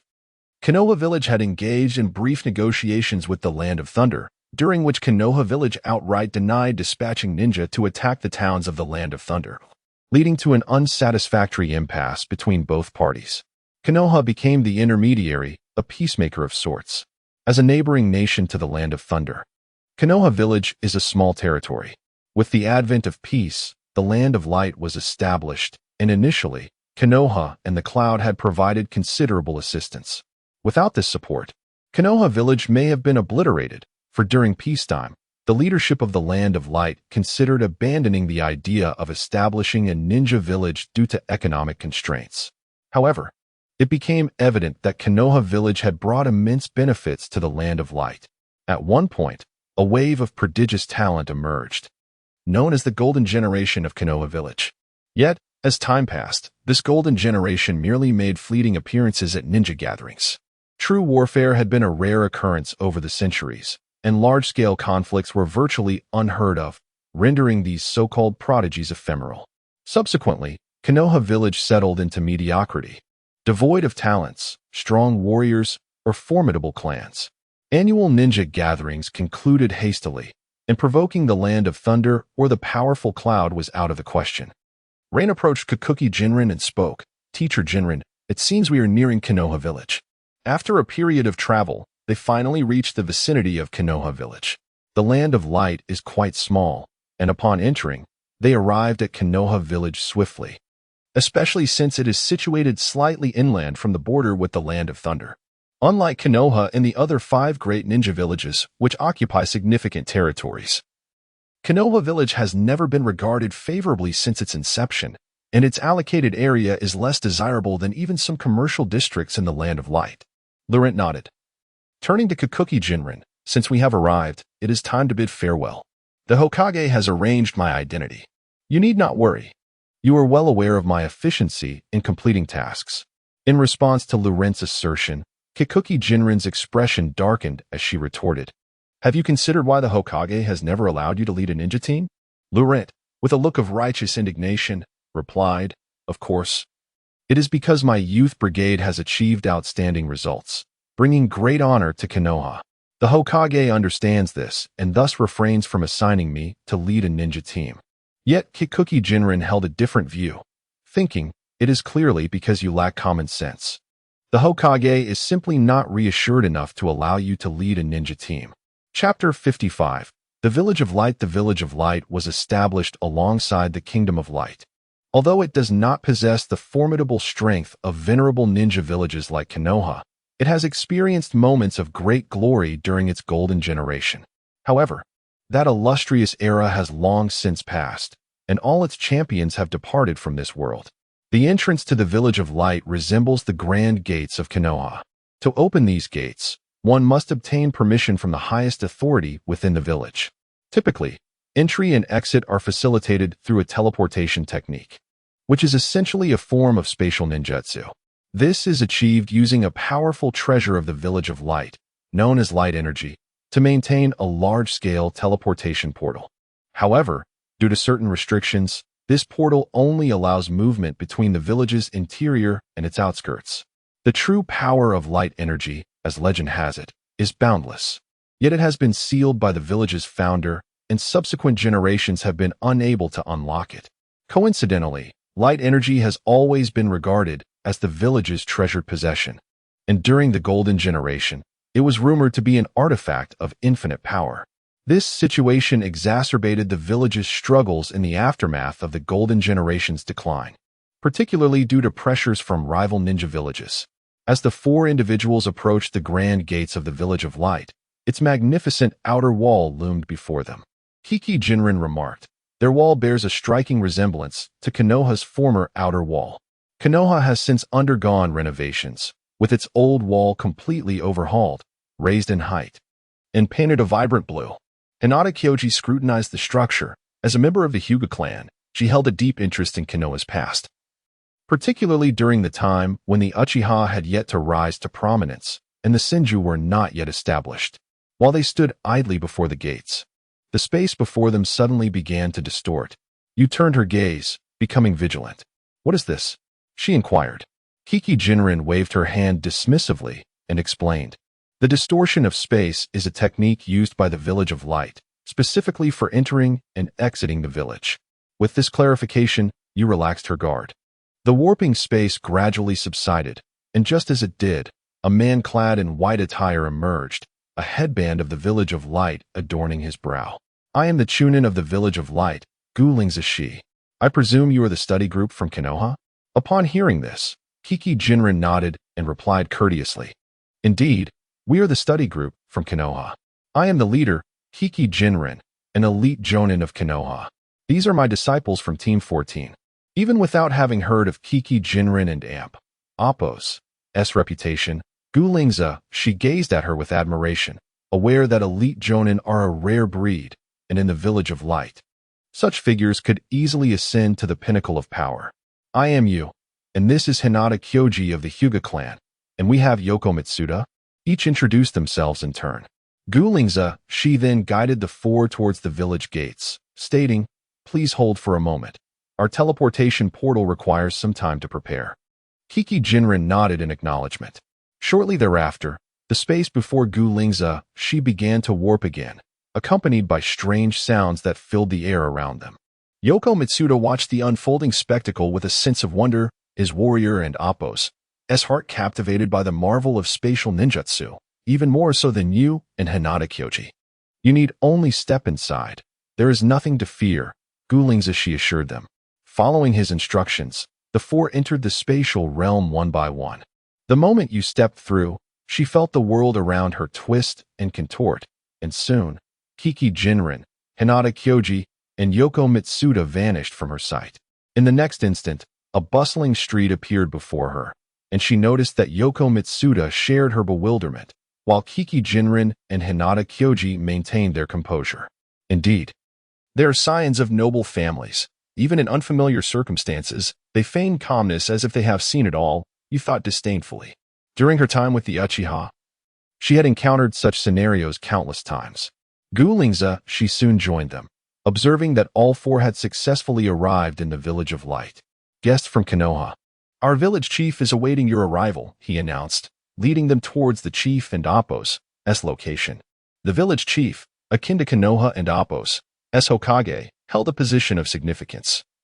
Though the disparity in strength was notable, it was said that the first village chief and Appo's prowess was not inferior to that of the then Hokage, the ninth in the line. Though such claims remain speculative, as the Village of Light and Konoha are not on the same tier. The political center of the Village of Light appeared far less grand than that of Konoha, presenting itself as a modest two-story building that exuded simplicity. Upon entering, they were met with several wooden doors that did not feel cramped, given the significantly lower foot traffic compared to Konoha. The four visitors felt as if they had descended from the city to the countryside, while Hinata Kyoji concealed her disdain well, you could sense her aversion. At the far end of the building stood a large door, the entrance to the village chief and Appo's chamber. Gu Lingza she paused, stating, I shall take my leave here. You may enter. With that, he turned and departed. As Kiki Jinren pushed open the door, they found themselves in a spacious room that rivaled the Hokage and Appo's office in Konoha. An elderly man with white hair sat solemnly at the chief's seat, exuding an air of authority. Chapter 56. The elder of Konoha village Kikuki Jinrei led the three companions forward, standing before the elder, the esteemed leader of Konoha village. Esteemed village head. I am Kikuki Jinrei, an elite jonin from Konoha, here to learn from your esteemed village. Upon hearing this, the elder slowly began to speak, his body appearing to remain utterly still. Indeed, I have received word from the Hokage. During your stay, you are free to come and go from Konoha village. Here are your tokens. Without extending his hand, for tokens mysteriously flew forth, landing in the hands of the four individuals. Automated delivery? Kikuki Jinrei pondered silently. Yoko Mitsuda gazed in wonder, exclaiming, how impressive. It can levitate. The elder, maintaining his stoic demeanor, continued, now that we are alone, let us address some serious matters. At this moment, Kikuki Jinrei and Appo's gaze drifted to a nearby corner, where a faint sound suddenly emerged before vanishing into silence. The elder, showing signs of agitation, coughed softly and then apologized. No doubt, you are indeed the elite jonin of Konoha. It appears I am truly aging. After a brief pause, he continued, at least we are safe for now. You are aware that our Konoha village has recently launched an assault on the towns of the Land of Lightning. And you have witnessed this, correct? Before Kikuki Jinrei could respond, Yoko Mitsuda interjected, indeed, how could you commit such an act? This is a provocation for war. Upon hearing this, the elder and Appo's eyes widened, and he sighed. Ah, it seems you do not trust Konoha village. However, we have our burdens to bear. Kikuki Jinrei remained silent, understanding that the elder had more to convey. The elder continued, currently, there exists a strange force within Konoha village, one that has grown beyond my ability to control. Kikuki Jinrei gasped, a strange force? Has Konoha village truly slipped from your grasp? The elder shook his head and elaborated, Konoha village may appear tranquil. Yet an external force has infiltrated, executing numerous actions detrimental to our village.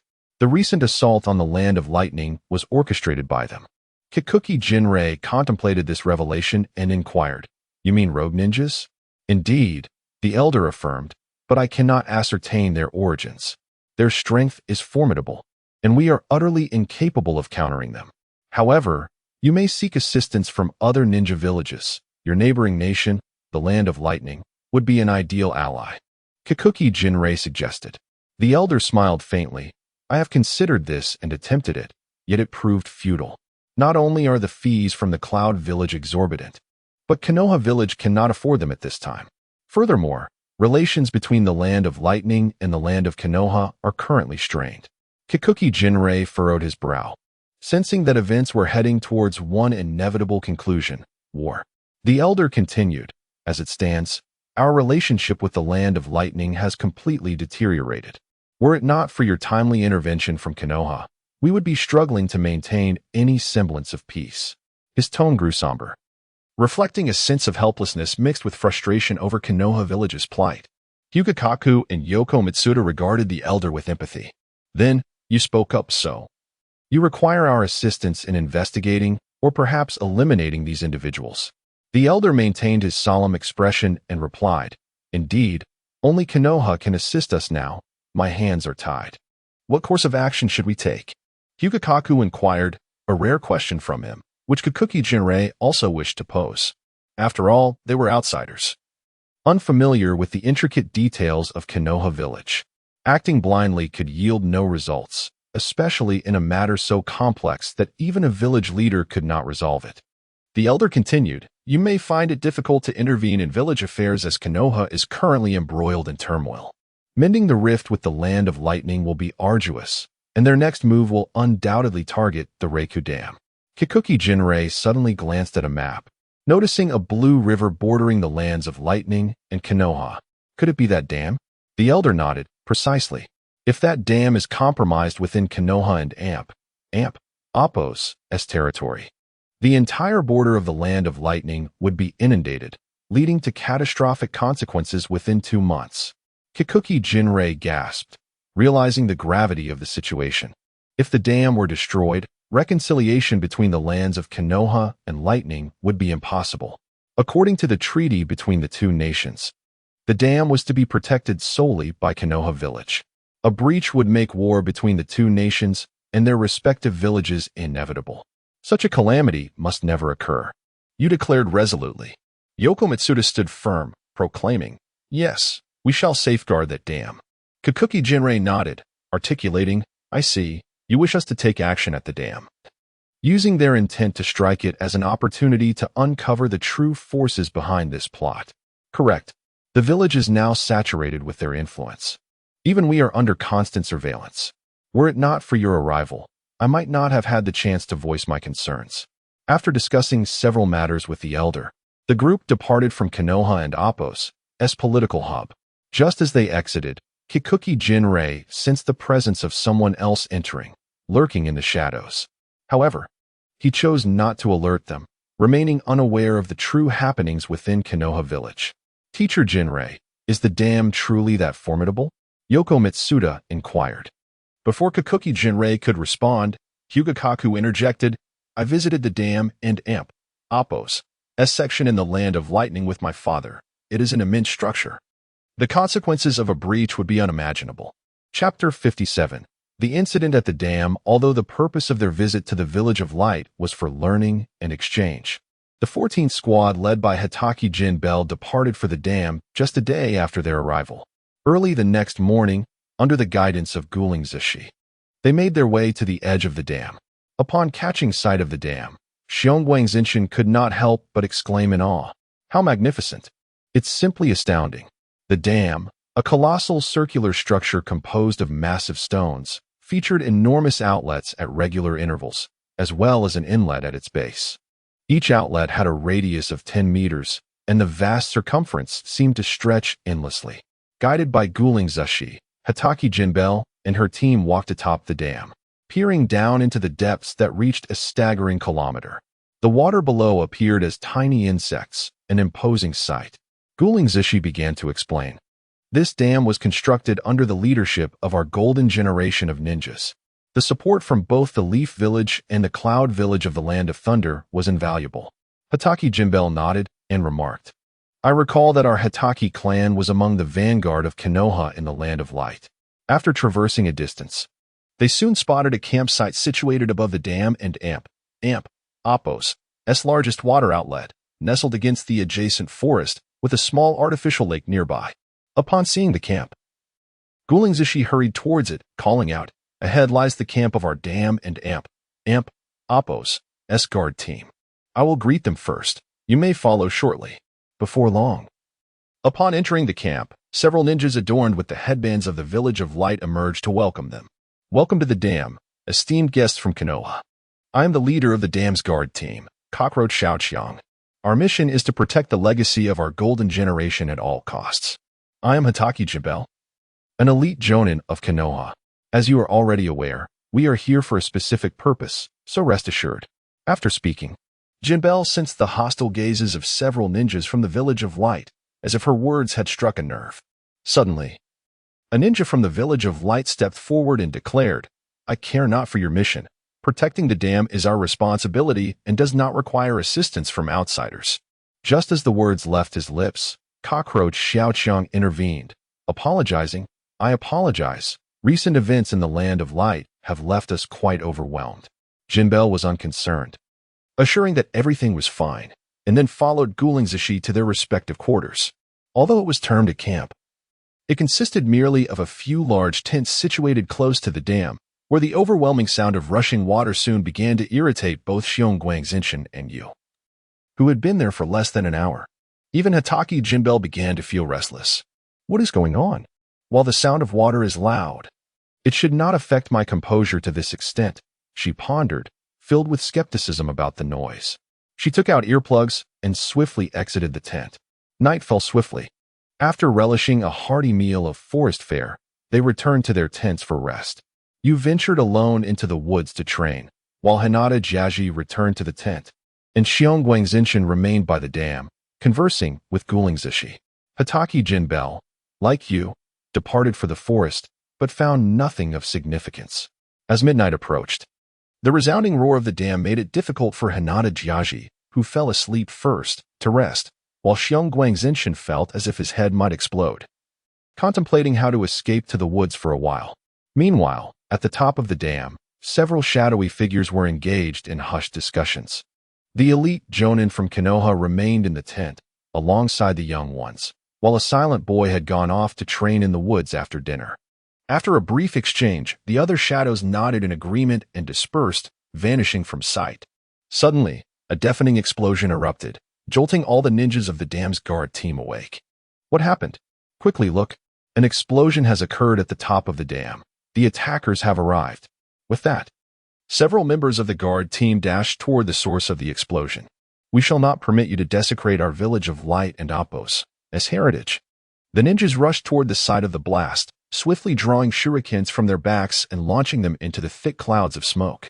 Meanwhile, Hinata Jiaji and Gulingzishi, witnessing the confusion among the remaining ninjas of the Village of Light, asked in bewilderment, "What is happening?" Impatiently, a ninja from the Village of Light responded anxiously, "Can't you see? A massive explosion occurred over there. Someone is attempting to breach the dam and Appos' safety." Hinata Jiaji shouted, "They are here." Immediately, several ninjas in the attire of the Village of Light charged forward, unleashing shurikens aimed directly at Gulingzishi, caught off guard as he emerged. Gulingzishi was momentarily stunned by the incoming shurikens. Gentle fist technique, 8 trigrams palm. Hinata Jiaji activated her Byakugan and assumed the gentle fist stance, unleashing a powerful wave of air that deflected the shurikens aimed at Gulingzishi. Just as Gulingzishi sighed in relief, he noticed several ninjas from the Village of Light rushing toward him. What on earth is happening? Why are they confused? He could only grasp a kunai in defense. Hinata Jiaji, intending to assist Gulingzishi, found her path obstructed by several ninjas from the Village of Light. Mind your own business. With that, 3 ninjas launched an assault on Hinata Jiaji. Activating her Byakugan, she released a tremendous wave of air from her eyes, creating immense pressure on the approaching ninjas. What are those eyes? Chapter 58. The Interweaving of Light Shield and Light Escape. I come to rescue you. Gulingzishi dashed towards his tent, retrieving his long blade as he sprinted in the direction where the light intertwined. However, the ninjas of the Light Ninja Village appeared like persistent phantoms, blocking his path just as he was about to strike. Each of them bore the headband of the Light Ninja Village, yet they had already engaged in combat with the water dam guards stationed at the camp. Aren't and Appos, they from the Light Ninja Village? Why are they attacking you? Xiongguang Xintian shouted. Yinling Sensei, what are you doing? Outside, the battle had commenced. Yet there was an eerie stillness around Kiki Yinling and Appos, as tent. In the forest outside the camp, a shadow furrowed its brow and murmured. What is that elite Jainin from Konoha doing? Is the camp under attack, and yet he remains idle as if asleep? Then I shall send you to the realm of the dead. With that, the shadow swiftly moved, arriving in the blink of an eye around Kiki Yinling and Appos, as tent. Several shuriken were launched inside, all accurately targeting the sleeping figure of Kiki Yinling as he lifted the tent flap. At that moment, a surge of Byakugan erupted forth. Is this a shadow clone technique? The shadow revealed its true form, the cockroach known as Xiaoqiang, who had received Kiki Yinling, Yu, and Hinata earlier that day. In a heartbeat, a kunai was poised at Xiaoqiang's throat, who calmly stated, Indeed, it is you. I could discern your knowledge of our arrival from the differences in those light ninjas earlier. However, Guling Zishi wishes to discuss matters with you beforehand. How did you know we were coming? The speaker was none other than Kiki Yinling, whose gaze was fixed intently on Xiaoqiang. Humph. You are truly a remarkable White-Ton ninja from Konoha, Kiki Yinling. You detected my subtle cues. What a formidable opponent you are. Yet, you cannot prevent us from destroying the dam. After Xiaoqiang finished speaking, he swiftly evaded Kiki Yinling's grasp, while she launched several kunai towards an empty space. The area that was supposed to be vacant suddenly saw Xiaoqiang appear, facing the onslaught of Kiki Yinling's preemptive kunai. TCH. With a swift motion, Xiaoqiang drew a kunai from his pocket, countering Kiki Yinling and Appos' projectiles flawlessly. Kiki Yinling furrowed her brow. The strength of this guard captain exceeded her expectations. Rivaling that of a Jainin, Kiki Yinling decided to take the matter seriously. Why are you attacking the dam? Do you not realize how many will be rendered homeless if it is destroyed? How many will be engulfed in the mire of war and hatred? Upon hearing this, Xiaoqiang burst into laughter, his tone dripping with disdain. How could you Konoha folks comprehend our intentions? I aim to restore the former glory of the Light Ninja Village, to revive the brilliance of the Golden Generation. To achieve my goals, war is the only path. Only through war can the decayed Light Ninja Village be salvaged. With that, Xiaoqiang charged towards Kiki Yinling, who assumed a combat stance, her silvery hair gleaming strikingly in the night. Thus, all who seek to disrupt peace are my adversaries. With that declaration, Kiki Yinling formed hand seals, unleashing Wai-Tun, glowing shuriken. Shuriken imbued with light shot forth from her hands. Xiaoqiang narrowed his eyes. I and Appos, VE thoroughly studied this technique. It holds no efficacy against me. He likewise drew his shuriken, precisely targeting Kiki Yinling and Appos' glowing projectiles, successfully intercepting them and causing them to fall harmlessly to the ground. However, the luminescence from the shuriken began to glow anew, reactivating. Yet, as Xiaoqiang closed in, the glowing shuriken became inert. Kiki Yinling exclaimed in astonishment, What is this? Just as Xiaoqiang and Appos' foot approached her, she had no time for further contemplation and caught his attack with one hand. After striking Kiki Yinling, Xiaoqiang leveraged her as a pivot to flip backward. Consequently, Kiki Yinling staggered a few steps back under the weight of Xiaoqiang's body. Upon regaining her balance, Kiki Yinling witnessed Xiaoqiang forming hand seals. Light shield, flash strike. A golden beam materialized in a rectangular shape, racing towards her with incredible speed. Before Kiki Yinling could comprehend why she could not control the glowing shuriken, she was struck in the right leg by the rapid flash strike, causing blood to erupt as she knelt on one knee, clutching her wound. Light shield? This resembles the jutsu of a legendary ninja from the Light Ninja Village, Kiki Yinling remarked. Xiaoqiang responded with contempt. Your Wai-Tun is merely a derivative of my light escape. When your Wai-Tun deceived your ancestors, your fate was sealed, utter defeat. Indeed, the Kiki clan had once assisted the Light Ninja Village in constructing the dam and learned from a ninja of the Golden Generation. the very light ninja whose techniques had inspired the creation of Wai-Tun, which subsequently became the Kiki clan and Appos' bloodline limit. Upon her revelation, Xiaoqiang laughed heartily. It seems you Konoha dogs remember our past kindness. Given that, I may spare your life. But soon, Konoha, the land of lightning, and the entire ninja world will be under the dominion of our light nation. Kiki Inling rose slowly, despite the pain in her right leg. There was no time to dwell on it. You are in a dream. I will never allow you to succeed. With that, Kiki Inling began forming seals once more, mirroring Xiaoqiang and Appos' actions. If one were to observe closely, the techniques of both were strikingly similar. Xiaoqiang casually stated, "The greatest difference between my light escape and your Wai-Tun lies in the sheer power of the attack. Wai-Tun pales in comparison to my light escape." Chapter 59. Phosphorescent Escape versus Radiant Escape. A radiant glow of phosphorescence formed a large triangle, emanating an immense light that swiftly shot towards the cockroach, Xiaoqiang. On the opposite side, another triangle appeared, though devoid of phosphorescence. Two identical shapes of contrasting techniques collided. Phosphorescent Escape, Phosphorescent Triangle. Radiant Escape, Radiant Triangle. The two intense beams of light intertwined instantaneously, creating a colossal brilliance that illuminated both Hatake Jinbei and Xiaoqiang, forcing them to shield their eyes with their hands. As the blinding light subsided, Xiaoqiang still struggled to discern his surroundings, his vision not yet fully restored. Suddenly, a sharp shuriken flew towards him. But he was unable to react in time. The shuriken struck his arm.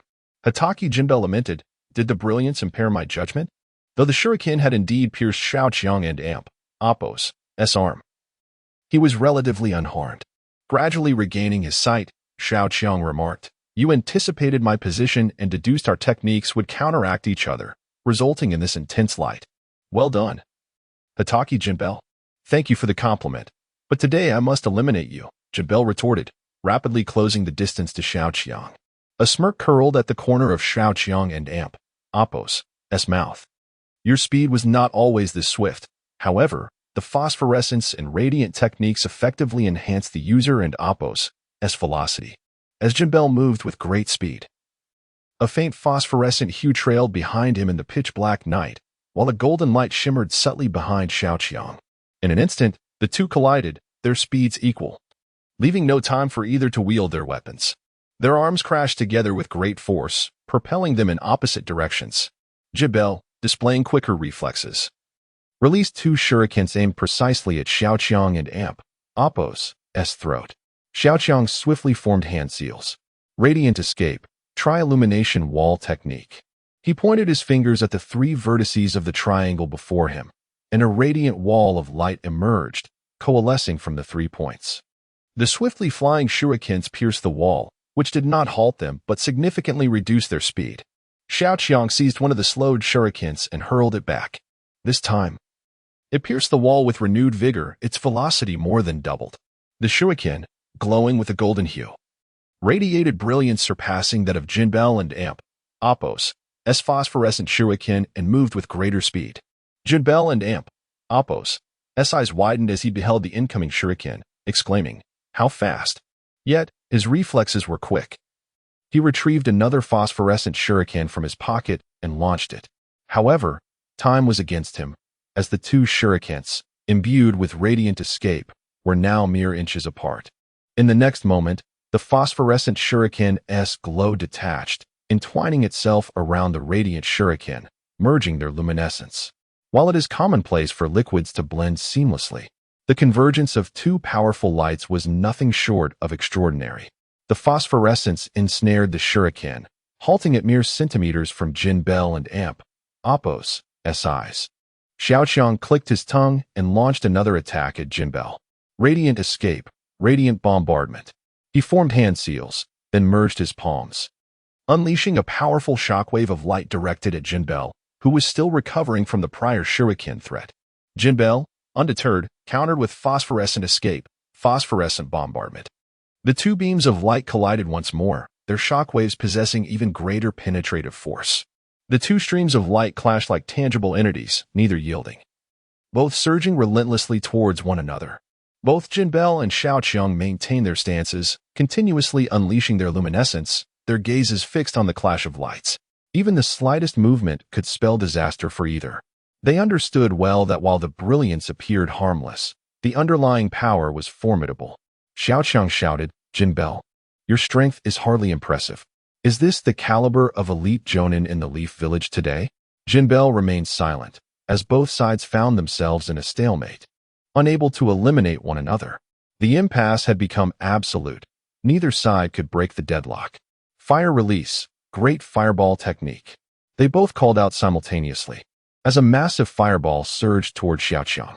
Xiaoqiang's eyes widened in alarm as he supported the radiance with one hand while conjuring a shockwave of light with the other, directing it at the fireball, which was promptly consumed by the brilliance. Clearly, this fireball was the result of the recent arrival of you from the forest.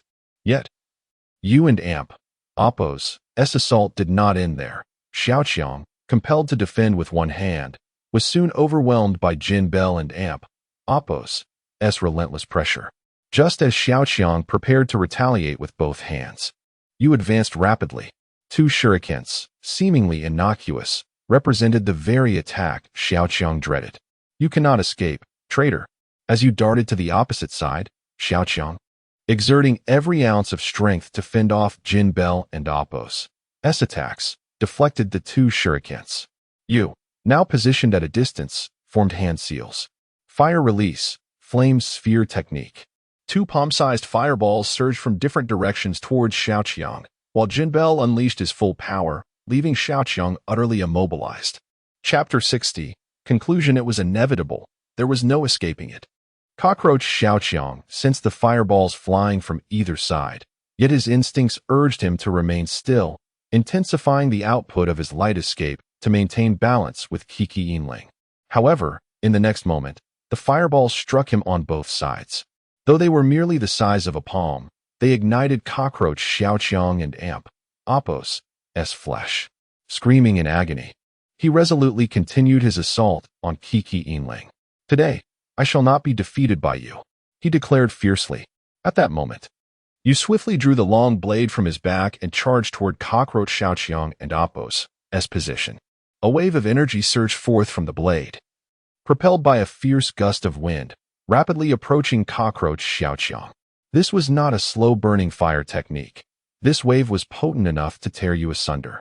As the wave closed in on Cockroach Xiaoqiang, he remained undeterred, amplifying the brilliance of his output to its maximum.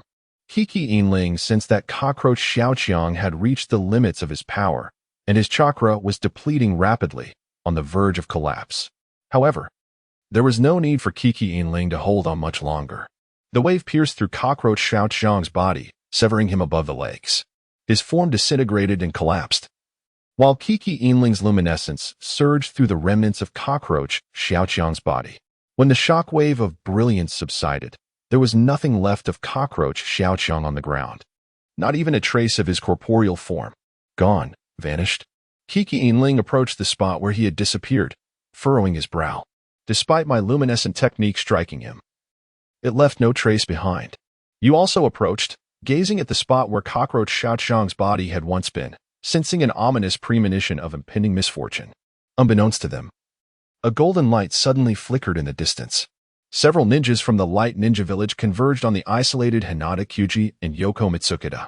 Hinata Kyuji held his ground well, utilizing his Byakugan to successfully stall several ninjas from the Light Ninja Village, gaining a slight upper hand. The situation was far less favorable for Yoko Mitsukida, who was battered and bruised. Despite enduring several strikes, he could not inflict any damage on the ninjas from the Light Ninja Village. "Teacher Yinling, where are you?" Yoko Mitsukida weakly called out. His concern for Hinata Kyuji grew as he found himself in dire straits, his strength utterly depleted. Had it not been for the lackluster abilities of the Light Ninja Village and Appo's ninjas, Yoko Mitsukida would have surely met his demise by now. Fire release, great fireball technique. A familiar voice echoed in Yoko Mitsukida and Hinata Kyuji's ears.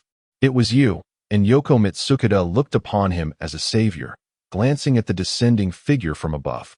In front of you, a colossal fireball hurtled toward them. What had initially seemed like salvation turned into despair for Yoko Mitsukida as darkness enveloped his world. "You, are you trying to kill me too?" he exclaimed, feeling utterly helpless, panic setting in. The ninjas from the light ninja village were momentarily stunned, and the fireball struck two of them, while another managed to evade the flames due to their position at the periphery. Yoko Mitsukita, engulfed in flames, suddenly found himself a short distance away from the battlefield, cradled by Kiki Inling. "Honestly, this reckless behavior is unacceptable." The surviving ninja who narrowly avoided the attack glared at you with murderous intent. You, unfazed, replied coolly, "I have dealt with two. Now it's your turn." The enraged ninja shouted, "You killed them. You killed my brother." Without a second thought, he charged at you. You frowned but swiftly closed the distance, drawing his long blade. They clashed, and with a powerful strike, you and Appo's blade met the ninja and Appo's shuriken. The sheer force caused the ninja and Appo's hand to tremble. In the next moment, you lifted his leg and delivered a fierce kick, sending the ninja flying. "What were you saying?" you inquired. The ninja, now beyond reason, screamed, "You killed them. You killed my brother." Ignoring the disparity in their strengths, he lunged at you with reckless abandon. You sidestepped the attack effortlessly. The ninja, devoid of rational thought, was nothing more than a brute. You evaded repeatedly, seizing the opportunity to land another kick, knocking the ninja to the ground. Looking down at the fallen ninja, you spoke. "I killed your brother, and you surely harbor hatred for me. But have you ever contemplated how many brothers you have slain? When everyone reciprocates hatred, war is but a breath away." Without further ado, you dashed toward the downed ninja, plunging his long blade into his body. A cry escaped, and blood gushed forth, splattering you and Appo's face. War, at times, is built upon distrust and animosity. Meanwhile, with Kiki Inling and Appo's aid, Hinata Kyuji was successfully freed and had dispatched all nearby ninjas from the light ninja village. "Teacher Inling, over there, the battle is still ongoing." Hinata Kyuji pointed toward the site of the initial explosion. However, upon closer inspection, he realized that the conflict had subsided, with several exhausted ninjas from the light ninja village squatting or standing nearby. Kiki Inling and the others could no longer discern whether they were allies or foes attacking the dam. You turned, surveying the surroundings, and asked, "Where has that fellow, Guru Seiji, gone?" Hearing this, Hinata Kyuji abruptly turned to the location where Guru Seiji had been attacked, only to find it devoid of any trace. Not even a single body left behind. Chapter 61. The mystery Guling Zishi seemed to have vanished. Hinata Kyuji gazed in astonishment at the spot where he had last been seen. Yoko Shinden, equally perplexed, kept his eyes fixed on that location. Despite their recent entanglement in battle, they intermittently monitored Guling Zishi and Appo's situation, for his prowess appeared formidable enough to render a silent abduction improbable. Kiki Inling contemplated this turn of events, while you suddenly had a realization and swiftly ran towards the area where Guling Zishi had disappeared. A few ninjas from the light shinobi village approached Kiki Inling and spoke slowly. "Lady Kiki, we are immensely grateful for your assistance in this matter. It has come to our attention that a traitor lurked among us, and we failed to detect it. This is indeed our oversight." The ninja bowed his head in remorse. While the skirmish had seemed perilous, the actual threat was minimal. The greatest danger lay with their captain, Cockroach Xiaoqiang. Kiki Inling, suffering from injuries to her foot, merely waved her hand dismissively and said, at this juncture, "You must promptly report to your superiors in the Light Shinobi Village and the Kingdom of Light to reinforce the defenses here. Given my injuries, our combat strength is limited, and it remains uncertain whether we can adequately safeguard the dam." Soon after, Yoko Shinden was taken into a tent for treatment and recuperation, while Hinata Kyuji stood with you at the spot where Guling Zishi had vanished. You stared intently at the ground. Hinata Kyuji, perplexed, inquired, "What are you looking at? Is there something suspicious about Guling Zishi and Appo's disappearance?" You shook his head and continued, "No, there is nothing suspicious, yet the absence of any trace is itself peculiar. There are signs of battle, but not even a hint of his disappearance. If he had been taken, surely we would have noticed, even amidst our fierce struggle." Hinata Kyuji nodded in agreement. Indeed, despite being besieged and Yoko Shinden being at a disadvantage, She had been vigilant at that location. Yet Guling Zishi had inexplicably vanished. She had even cast a glance at him just before Kiki Yinling and Apos' arrival. It was all too strange. The light shinobi who had surrounded Guling Zishi had not gained any significant upper hand. If he had been swiftly defeated, it was likely that a more formidable presence had intervened in the conflict. After hearing Hinata Kyoji and Apos' analysis, you nodded. Indeed, I shall discuss this with teacher Yinling shortly. Furthermore, it is possible that the ninja known as Cockroach Xiaoqiang has not perished, Kiki Yinling remarked. Hinata Kyoji, bewildered, responded, did that Cockroach Xiaoqiang truly injure teacher Yinling? His strength must be extraordinary. As the second daughter of the Hinata clan, she held a deep respect for Kiki Yinling's abilities, even amidst the clan's many strong warriors. Kiki Yinling stood among the elite. Few could inflict harm upon her while maintaining the upper hand in battle. As the battlefield was cleared, dawn broke, revealing numerous remnants of explosive tags at the site of the blast. This indicated that the area near the dam had been prepped with explosives, suggesting the explosion was premeditated.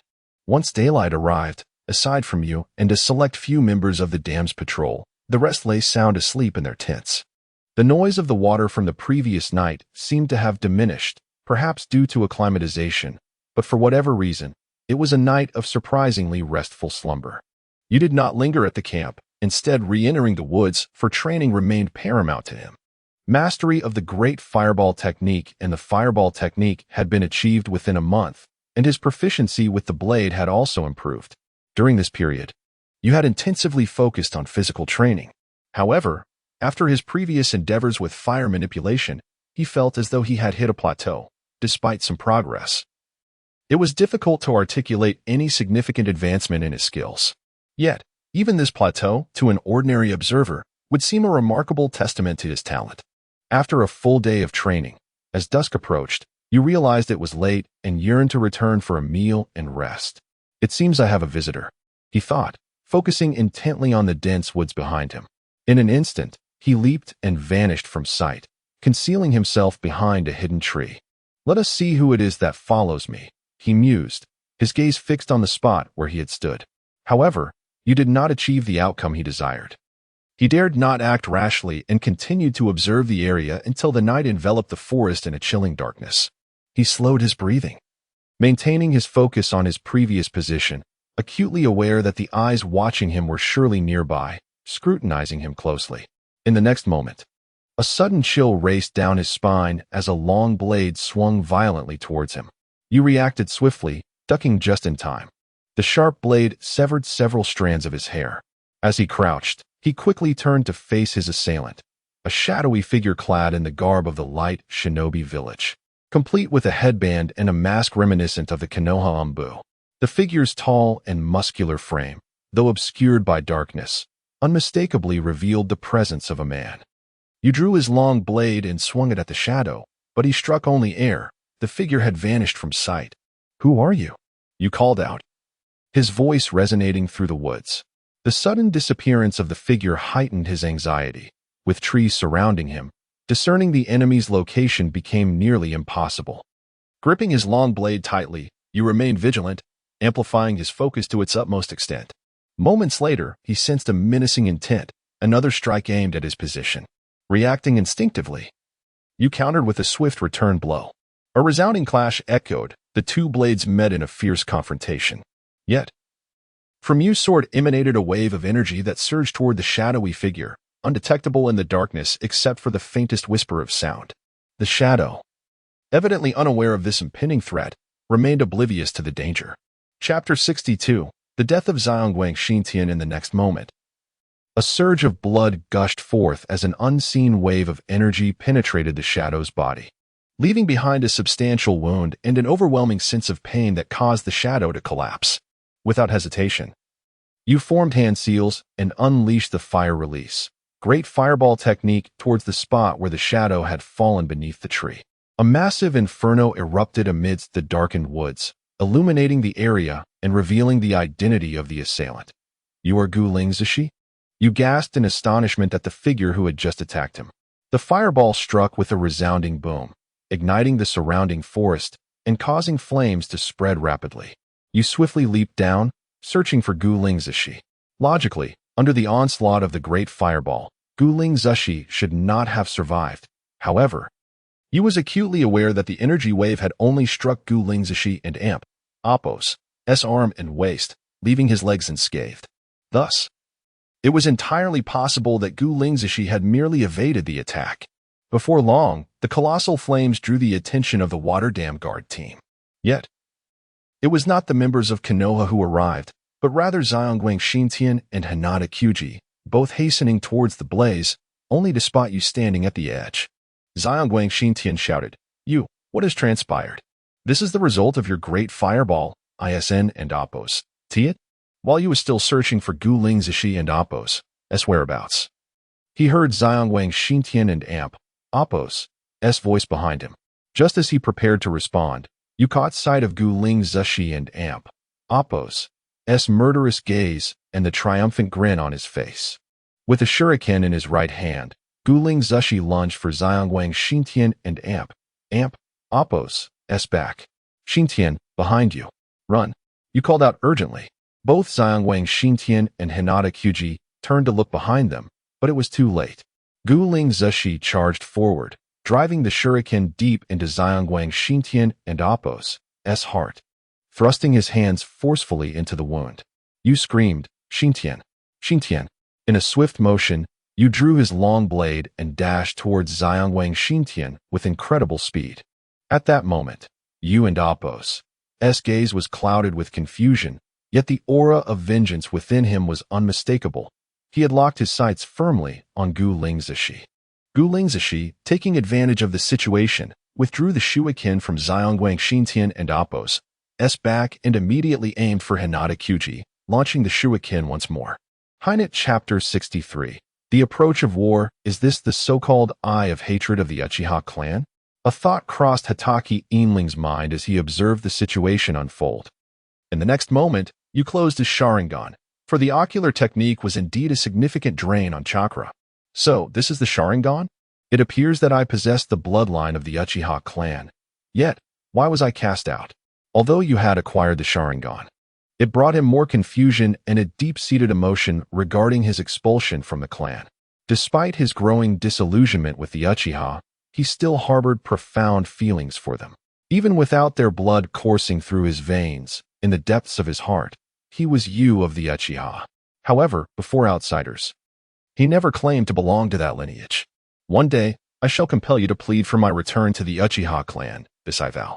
After offering comfort to Hinata Q, Hatake Inling approached you. "Shin shall not have died in vain. We must fulfill his will of fire," he declared. You turned to Inling and inquired, "Then, what is this will of fire?" Shin and Amp, Appo's final wish was merely to protect Q. "I sense no will of fire within that. The will of fire cannot shield anyone, nor can it save anyone. If it were effective, Shin would not have perished." In response to Yu's fervent questioning, Inling continued, "Wherever leaves dance, there burns a fire. The shadow of the flame illuminates the village, giving rise to new leaves once more.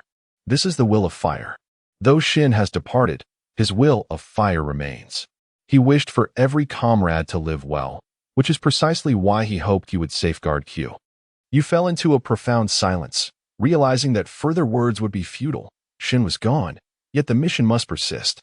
This was the duty and responsibility of a ninja. Inling sighed, recognizing that you and Appo's emotional state rendered him incapable of absorbing any further words of comfort.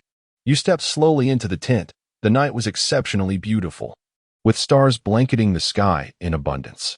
Yet, the ground was fated to remain tumultuous. As midnight approached, nearly everyone had succumbed to slumber.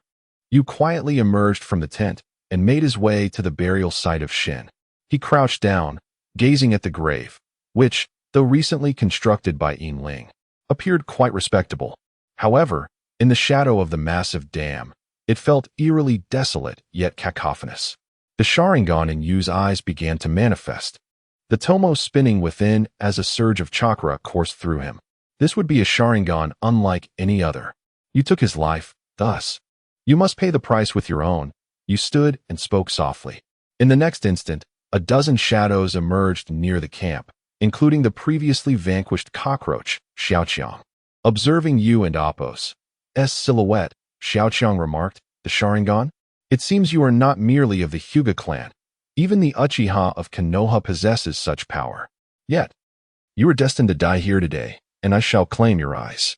As he spoke, ninjas from the Light Ninja Village began to surface, spreading throughout the dam's vicinity. Tonight would ignite the flames of war, and I am the harbinger of this conflict, the savior of the Light Ninja Village, Xiaoqiang proclaimed madly. It may not be as simple as you imagine, Xiaoqiang. Came a luminous strike aimed at the monologuing cockroach. Xiaoqiang, quick to react, evaded the attack with a deft maneuver. "Ah, it seems your wounds have healed swiftly." As the ninjas of the Light Ninja Village continued to disperse across the dam, another wave emerged. Their attire similar yet adorned with white ribbons on their arms, and their headbands marked with a different insignia. Xiaoqiang stared in disbelief at the ninjas surrounding him. "Impossible. You cannot mobilize so many from the Light Ninja Village in a single day. It is utterly inconceivable." Suddenly, you stepped forth, the leader of the Light Ninja Village, and shouted, "Zhang Chong, have you forgotten? Have you forgotten the oaths you once swore? The goals for which you fought? This is not how it should be. You are the pride of our Light Ninja Village, the Golden Generation." Zhang Chong spat disdainfully on the ground and retorted, "Golden Generation? Merely an ancient relic long forgotten. The Light Ninja Village requires reform. Maintaining the status quo leads only to ruin." With that, he brandished a shuriken. As he made this move, the village leader sighed. "Zhang Chong, you are no longer a part of this era. Do not disturb the lives of the present." Simultaneously, Yinling drew his shuriken, locking eyes with Zhang Chong. At that moment, both sides were poised for confrontation, the air thick with tension as neither party dared to make the next move. Yinling spoke slowly. "We are aware of your plans. The ninjas of the Cloud Village and Konoha are en route, and the Kingdom of Light has reached an accord with several other nations." Zhang Chong scoffed, "Impossible. This cannot be." He shouted vehemently. The village leader continued, "Your scheme has failed. Relinquish it, Zhang Chong. You remain our former pride. I care not for these feudal matters. Since you refuse to turn against one another, allow me to bring an end to this meaningless ninja village," Zhang Chong declared, forming hand seals. "Yinling, it was I who taught you the techniques of your family and Apos' unique light jutsu. Yesterday was merely a warm-up. Now, I shall eradicate you all here." Demonstrating to these spineless inhabitants of the Light Ninja Village how formidable we once were, instilling fear in the 5 great nations and 5 great ninja villages. Chapter 64. Guling Zishi with a powerful flash. The darkness was illuminated, blinding both Hataki, Yinling, and Yu, rendering them unable to open their eyes. Yinling-sensei, he and Amp, Apos' coming. Hyuga Jizai exclaimed loudly. Despite the intense brightness preventing anyone from seeing, only Hyuga Jizai could discern Zhang Chong's movements with his Byakugan. Furrowing his brow, Zhang Chong saw a shuriken hurtling towards him, thrown by the closed-eyed Hataki Yinling. "Damn girl, if that's the case, I'll eliminate you first." Zhang Chong changed direction, evading the shuriken and redirecting his focus toward Hyuga Jizai, who, despite being able to perceive Zhang Chong's approach, was no match in strength or speed. Zhang Chong delivered a powerful kick to Hyuga Jizai's abdomen, simultaneously seizing him by the arm while preparing to plunge the shuriken into his body. Just as the shuriken was about to make contact, Yu dashed forward, though his speed was no match for Zhang Chong's. Drawing his long blade, Yu aimed it towards Hyuga Jizai. With closed eyes, he could only hope for the best. Fortunately, Yu and Apos' blade found its mark on Zhang Chang and Apos' arm. Zhang Chong hissed in annoyance, forced to release Hyuga Jizai. Upon doing so, he noticed the blinding light had nearly dissipated, and Hataki Yinling was rapidly approaching. "Humph, do you believe yourself my equal? You are merely an elite shinobi from the woodlands." Hataki Yinling kicked at Zhang Chong, who raised his arm to block, retaliating immediately. Fire release. Great fireball technique. Yu and Apos' fireball flew forth just as Zhang Chong was about to strike Hataki Yinling. The massive flames surged, causing both to leap in opposite directions. As the distance widened, the 2 users of light began forming seals. Light release, radiant strike. Light shield, holy strike. 2 beams. one a pale green and the other a golden hue, intertwined, creating a blinding radiance that made it difficult for those nearby to see. The village chief of the Light Ninja Village shouted, "Quick, assist Yinling in defeating Zhang Chang." However, no sooner had the command been issued than several ninjas clad in the garb of the Light Ninja Village appeared, engaging in one-on-one battles, with Zhang Chang's group holding a numerical advantage. Damn it, cursed a ninja from the Light Ninja Village. Though these individuals wore the attire of the Light Ninja, everyone understood they were merely wandering rogues, some of whom had been expelled for their misdeeds, commonly referred to as renegade ninjas.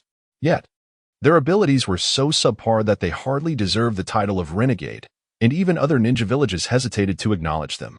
They dared not mark their forehead protectors, for the fear of retribution from the major ninja villages was too great. Remaining anonymous was preferable to boldly displaying the mark of a renegade. The sounds of battle erupted, transforming the scene into a small-scale conflict. Ninjas engaged in fierce skirmishes, and chaos ensued. "Chief, be careful," a light ninja shouted. At that moment, a ninja allied with Zhang Chang hurled a shuriken at the chief, but the light ninja was quickly overwhelmed by his opponent, leaving him unable to assist the chief. With a resounding clang, Yu and Appos's long blade appeared. He had already noticed a ninja attempting to ambush the chief, swiftly drawing his sword and deflecting the incoming shuriken. While Hatake Yinling and Zhang Chang were locked in combat, only Yu and Hyuga Jizai could influence the situation. Hyuga Jizai rushed forward, executing gentle fist technique, Surge Fist. A powerful gust of air shot towards the rogue ninja who had just used a shuriken, the force propelling him away. "You, not to be outdone," called out Jizai. "Protect the chief. I will deal with that ambusher." The rogue ninja, now sent flying, had dark hair and attire distinctly different from that of the Light Ninja Village. Fire release, great fireball technique. Once more, you unleashed a fireball. The rogue ninja, wounded by the Surge Fist, found his movement slowed, realizing the fireball was upon him. He had no chance to evade. In desperation, he formed hand seals. Light release, light wall technique. A wall of light manifested before him, but the fireball struck it with precision, the flames penetrating the barrier. However, the flames posed no real threat to the rogue. Is that light release? Could there be someone besides Zhang Chang who wields it? Hyuga Jizai wondered, disbelief etched on his face, while the village chief stared wide-eyed. For years, the Light Ninja Village sought an heir to light release, yet since Zhang Chang's demise, no one had succeeded. The Hatake clan had barely managed to inherit a degraded version of light release, known as flicker release. At that moment, the mask of the rogue was blown away by the wind generated by the fireball, revealing his true identity, Guling Zishi, the very murderer of Xiongguang Xintian, whom you had slain in the forest. "You, I thought I had killed you," Yu exclaimed, eyes wide with shock. Guling Zishi stood, slowly responding. "Have you ever seen my corpse? Did you truly believe you had killed me?"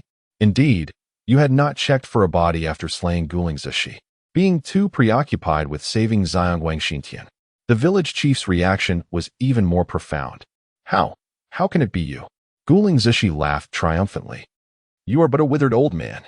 How can the future of the Light Ninja Village rest in your hands? Only I can guide it towards a new dawn, reclaiming its former glory." With that, Guling Zishi's smile twisted grotesquely, his gaze turning more sinister. Chapter 65. The three-tomo Sharingan. The village chief suddenly lost control of his emotions, his frail and aging voice trembling as he began to curse vehemently. "I had envisioned you as the future of the Light Ninja Village. If you continue on this path, you would undoubtedly become the village leader. But you have disappointed me gravely." Upon hearing this, Guling Zishi erupted into laughter, as if he had just heard the grandest joke in the world. The village leader of the Light Ninja Village? This current assembly is nothing but a collection of inept individuals, led by an aged chief. What the Light Ninja Village truly requires is not a new leader, but reform, and the only one capable of guiding us towards that is Lord Zhang Chang. Only he can elevate the Light Ninja Village to new heights. With that declaration, Guling Zishi began to form hand seals, unleashing the light release, Holy Light Strike. A beam, slightly less potent than Zhang Chang's Holy Light Strike, shot swiftly towards you. Instantly, Yu's eyes transformed into the Sharingan. The two tomo within whirling at an incredible speed. "I see it clearly. I can see it." The rapid beam of light, aided by the Sharingan, became distinctly visible to you. He swiftly dodged to the right, successfully evading the attack. You haven't perished, and that's not entirely a misfortune. This time, I won't end Appos to allow you to die so easily. You shall pay for the lives of my comrades. The speed of the Tomo in you and Appos' eyes increased, and he sensed a surge of power coursing through him as a potent chakra seeped from his eyes into his entire being. Fire release, great fireball technique. The size of the fireball grew exponentially, astonishing even you, who was unaware of the vast range of flames he was now expelling. The Sharingan spun even faster at the moment the great fireball was unleashed, emitting energy like a whirring fan. Is this the power of the Sharingan? You could distinctly feel the enhancement the Sharingan afforded to his great fireball, although it had never possessed such prowess before. The immense fireball was more than twice the size of a typical one, compelling nearby battling ninjas to leap away from its overwhelming blaze to avoid being engulfed. What a formidable fire release. Truly the legacy of the Uchiha clan. But today you are destined to perish here. No bloodline limit is more powerful than light release. Gulingzashi formed hand seals once more, conjuring a grand light wall before him, its dimensions amplified and its edges more pronounced. Seeing Gulingzashi resorting to the same tactic, you scoffed. Do you really think this light wall can withstand my attack? The colossal great fireball descended like a tidal wave, engulfing everything in its path as it surged toward Gulingzashi. Yet, Gulingzashi exhibited no sign of fear. When the great fireball collided with the light wall, a resounding boom echoed as the fierce flames were halted in their tracks. With the excess fire spilling around the sides but failing to breach the barrier shielding Gulingzashi, you intensified his chakra input. The flames erupting from his mouth once more in a greater volume. The powerful chakra infusion accelerated the rotation of his Sharingan, as if it were a dynamo generating energy for him. Gulingzashi furrowed his brow. Such intensity and fire release was beyond the capabilities of an ordinary ninja and could sustain itself for an extended period. Indicative of a chakra level capable of obliterating an entire squad. Hinata Jiaji suddenly shouted, He is about to unleash a powerful chakra from within that light wall. Get out of the way. Yu Sharingan abruptly ceased its rotation, and he sensed an ominous shift. In a flash, he halted the fire release and vacated his position. The next moment, a beam of light exploded where he had just stood, creating a deep crater. That was close. If it weren't and amp, Appos, T for Jiaji and amp, Appos, S warning. I would have met my end there. As the flames subsided, the trees behind Gulingzashi lay entirely consumed. Emerging from behind the light wall, Gulingzashi remarked coolly, Consider yourself fortunate this time, but your luck may not hold out much longer.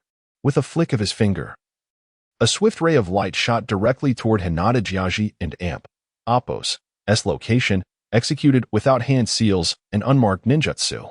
Hinata Jiaji and Appos' eyes widened in horror as he watched the beam pierce through his body. You gasped, Jiaji, witnessing the tragic scene. You felt as if the world around him was crumbling. The two Tomo in his eyes began to spin with unprecedented speed, and as the third Tomo emerged, the rotation ceased. Gulingzashi observed the transformation in you and amp, Appos' eyes with intrigue. Indeed, the eye of hatred has evolved into the three Tomo Sharingan. You let out a primal scream and charged towards Gulingzashi, consumed by rage. Gulingzashi raised his finger once more, manifesting another beam of light.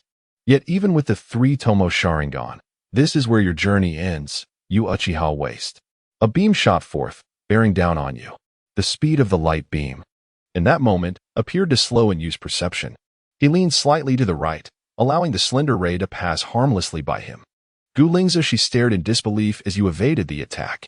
While Hinata Jiaji's earlier escape had been plausible, Yu's narrow dodge at close range left Gulingzashi astounded. With a swift motion, Yu's long sword descended. Gulingzashi reacted promptly, creating a long beam of light to block the blade. Yu retracted his sword and struck again, unleashing a wave of energy alongside the attack. The beam of light suddenly extended, aiming directly for Yu's chest. Yet Yu and amp, Appos' three Tomo Sharingan perceived the sudden elongation of the light beam with clarity. Chapter 66. Defeat as you swiftly dodged. He narrowly evaded the suddenly burgeoning beam of light that resembled a blade. In that fleeting moment, his gaze locked with Gu Ling's. Instinctively, Gu Ling's shut his eyes, for he was confronted with Yu and Appo's S3 Tomo Sharingan. A Jinjutsu? No sooner had he closed his eyes than he felt a heavy fist strike his cheek, followed by a forceful kick that sent him soaring into the air. I do not wield Jinjutsu. It is you who closed your eyes, you remarked coolly. How foolish of me, Gu Ling's grumbled, as he slammed into a massive stone before gradually regaining his footing. Light release, holy light strike. Fire release, great fireball technique. The holy light strike and the great fireball technique intermingled, the beam piercing through the flames, while the fire enveloped the light, advancing toward Gu Ling's position. From behind, Hinata, utilizing his Byakugan, observed the unfolding scene and shouted, "You, the beam of light is coming. Run." With a slight smile, Yu deftly sidestepped the incoming beam. His great fireball technique had an extensive range. Gu Ling's had no way to evade it without employing his light wall. Determined, Yu charged toward Gu Ling's, utilizing the flames as cover. Light release, light wall technique. An enhanced light wall materialized before Gu Ling's, blocking the oncoming flames entirely, while the fire surged around it, generating a fierce gust of heat. Seeing the light wall successfully thwart the fire attack, Gu Ling's remarked nonchalantly, "No assault can penetrate my light wall." However, no sooner had he spoken than he heard a chilling sound. Yu had approached Gu Ling's side, having stealthily advanced using the fire as a shroud. "Now, I shall simply bypass your light wall." With his long blade firmly grasped, the murderous intent in his eyes, amplified by the Sharingan, struck a sense of dread into Gu Ling's. With a swift slash, Gu Ling's retaliated, producing a shuriken to block the blade. "You think you can kill me? That is impossible." Gu Ling's and Appo's S-form suddenly transformed into a blinding light, vanishing from sight. Yu instinctively turned, only to see Gu Ling's reappear behind him. A shuriken aimed directly at Yu. The 3-Tomo Sharingan was fully aware, allowing you to deftly evade Gu Ling's and Appo's attack and counter with a powerful kick. Gu Ling's raised his arm to deflect the blow, then leaped away. Fire release. A torrent of flames erupted towards Gu Ling's, who activated his light wall to shield himself from the inferno. "This ends now. I shall eliminate you here, Uchiha brat." Suddenly, Yu found himself surrounded by an overwhelming radiance, as intense beams formed a myriad of luminous points. "This is light release, holy light strangulation. You cannot escape." Each beam moves at the speed of light. Eyes widening in realization, Yu understood the gravity of his situation. With over a dozen beams encircling him, should they attack simultaneously at light speed, his demise was inevitable. "Prepare to perish, Uchiha brat." As the light points ignited, a beam shot forth, confirming Gu Ling's and Appo's words. The speed was indeed near that of light. Yu's 3-Tomo Sharingan spun rapidly as the first beam approached, its swiftness astonishing. Despite his Sharingan, Yu struggled to perceive the light's velocity. The initial beam pierced through his body, followed closely by several others, all striking him simultaneously. "Ha ha ha ha ha." Gu Ling's laughter echoed triumphantly. "Now, it is time for your—" But before he could finish, a long blade pierced through Gu Ling's body, blood oozing from the wound. Within the light, Yu had transformed into a wooden post, while the Real Yu stood behind Gu Ling's, whispering, "Now, it is your day of reckoning, Gu Ling's." Wounded and in disbelief, Gu Ling's managed to speak. How is this possible? How could you evade my light?" Yu withdrew the blade from Gu Ling's, stating, "Before you activated your light, I had already evaded it. Since you betrayed your village, your light no longer belongs to you." "Is that so? Perhaps I was indeed mistaken." As life faded from him, Gu Ling's pondered aloud. "I killed your comrades. You have every right to despise me. Perhaps my actions were too extreme. Our light ninja village could have thrived as it was. As long as the people were content, that might have been the best choice." With that, Gu Ling's finally closed his eyes. Perhaps only in the twilight of life can one grasp the final truth, Yu mused softly. In that instant, he felt his chakra dissipate entirely, coalescing within his Sharingan before it too vanished, and Yu collapsed to the ground. "My chakra," he murmured before losing consciousness. Meanwhile, the battle between Hatake Yinling and Zhang Chang had reached a fever pitch, both combatants gravely injured. I concede, your illumination release has reached a remarkable level. Truly, you are a genius, Hatake Yinling. If not for my light release and Oppo's inherent advantage, perhaps I would have already been defeated by you. Breathing heavily, Hatake Yinling acknowledged Zhang Chang's words, yet his chakra was all but depleted, and his stamina waned. Zhang Chang formed seals once more. Light release, holy light shuriken. Illumination release, fluorescent shuriken. The two shurikens, each radiating their unique luminescence, soared toward one another. Yet, with the ability to manipulate the shuriken, neither chose to intercept the other. They simply raced toward their targets. Whoever reached first would embed their shuriken into their opponent's body. However, it was evident that the light release was swifter. Hatake Yinling quickly grasped the situation and managed to evade the incoming shuriken, while his own shuriken fell harmlessly to the ground, failing to strike Zhang Chang. Are you afraid? Zhang Chang remarked coolly. His shuriken continued its pursuit of Hatake Yinling, while the latter, now constrained, had dropped his own shuriken. Chapter 67. The conclusion of Konoha and Oppo's mighty legs. A piercing cry echoed through the air, and Zhang Chang turned his gaze towards the sound, only to be met by a figure clad in green, launching a swift kick towards him, closing the distance in the blink of an eye. What is this? Is this some sort of madness? The powerful kick struck Zhang Chang squarely in the face, sending him hurtling back until he collided with a distant rock. I am the current president of the Konoha Body Technique Association, Liuoleni. Zhang Chang rose to his feet, regarding Liuoleni with an expression of disbelief. Are you here to amuse me?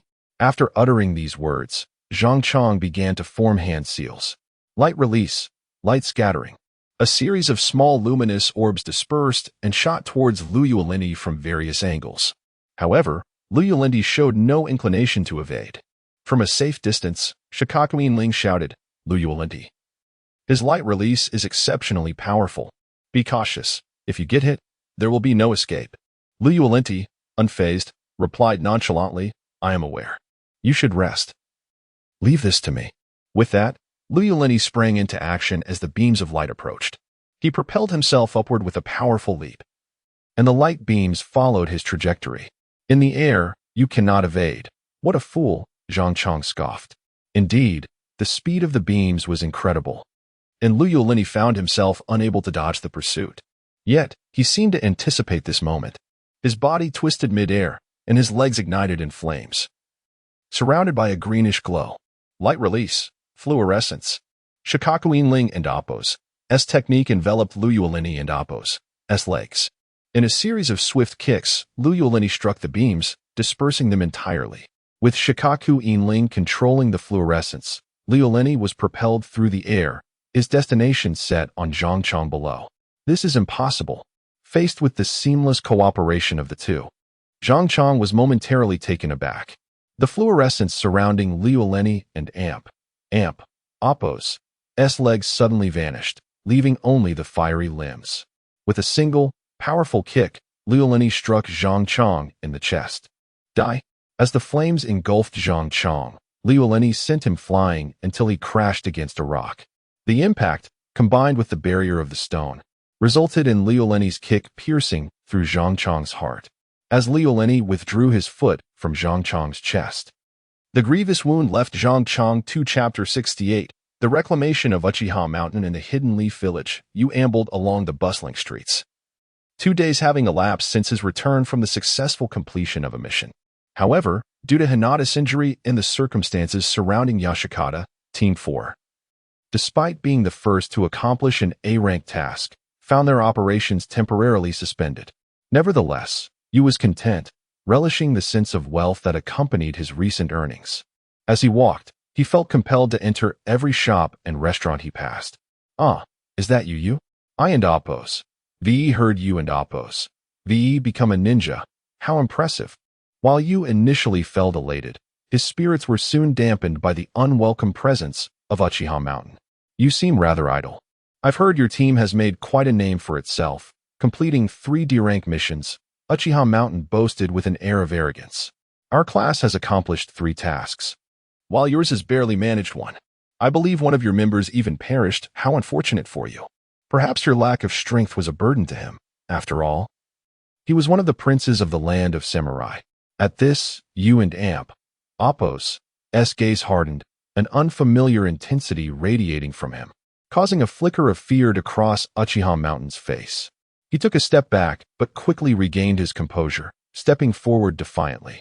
So, now that you have the Senju clan as your backing, you think you're formidable? Let me remind you, the Uchiha are the true rulers of Konoha. The Senju cannot protect you. This time, you chose not to remain silent. Empowered by newfound strength, he resolved to confront Uchiha Mountain. You are welcome to test the disparity between your Uchiha prowess and my own. Uchiha Mountain smirked. Since you seek your demise, I shall oblige. This time, you won and Appos, TB hiding behind the Senju. You retorted, it and Appos. Es not that I don and Appos, T need it. It and Appos. Es that I no longer require it, Uchiha Mountain. The two swiftly arrived at a spacious training ground. With graduation long past, and the Ninja Academy on break, numerous training spaces were vacant. Let me settle this here, Uchiha Mountain declared, activating his Sharingan and hurling shurikens at you. In response, you unsheathed his long blade, parrying the shurikens with a swift strike. The clash of metal reverberating in the air. Do you truly believe you can defeat me by engaging in combat? Uchiha Mountain scoffed. You remained silent, exerting more force in an attempt to dominate Uchiha Mountain. As their weapons clashed, a shadowy duplicate of you emerged behind him, his shadow clone. Uchiha Mountain noticed the clone and derisively remarked, a mere parlor trick. Do you think a clone can harm me? However, you and Appos' clone began weaving hand signs, unleashing a fire style, great fireball technique towards the standoff between them. A massive inferno threatened to engulf both combatants. Uchiha Mountain stared in disbelief. Could it be that the one facing me is merely a clone? With that realization, he swiftly evaded the fireball's trajectory, breathing a sigh of relief. What a cunning trick. Attempting to deceive me. All's fair in war, Uchiha Mountain. Now, summon your Sharingan and attempt to eliminate me, you stated calmly. Uchiha Mountain mirrored Yu's intensity. You can wallow in your lament for lacking a Sharingan. You counterfeit Uchiha. With that, Uchiha Mountain began his own hand signs, conjuring a fire-style, great fireball technique, launching a colossal flame towards you. Undeterred, you initiated his own incantation. Fire-style, fireball technique. You deftly dodged Uchiha Mountain and Appos' fireball while unleashing two smaller fireballs from either side, targeting Uchiha Mountain directly. Despite the surprise, Uchiha Mountain, empowered by his Sharingan, skillfully evaded the incoming fireballs and advanced toward you. The two clashed fiercely, exchanging blows.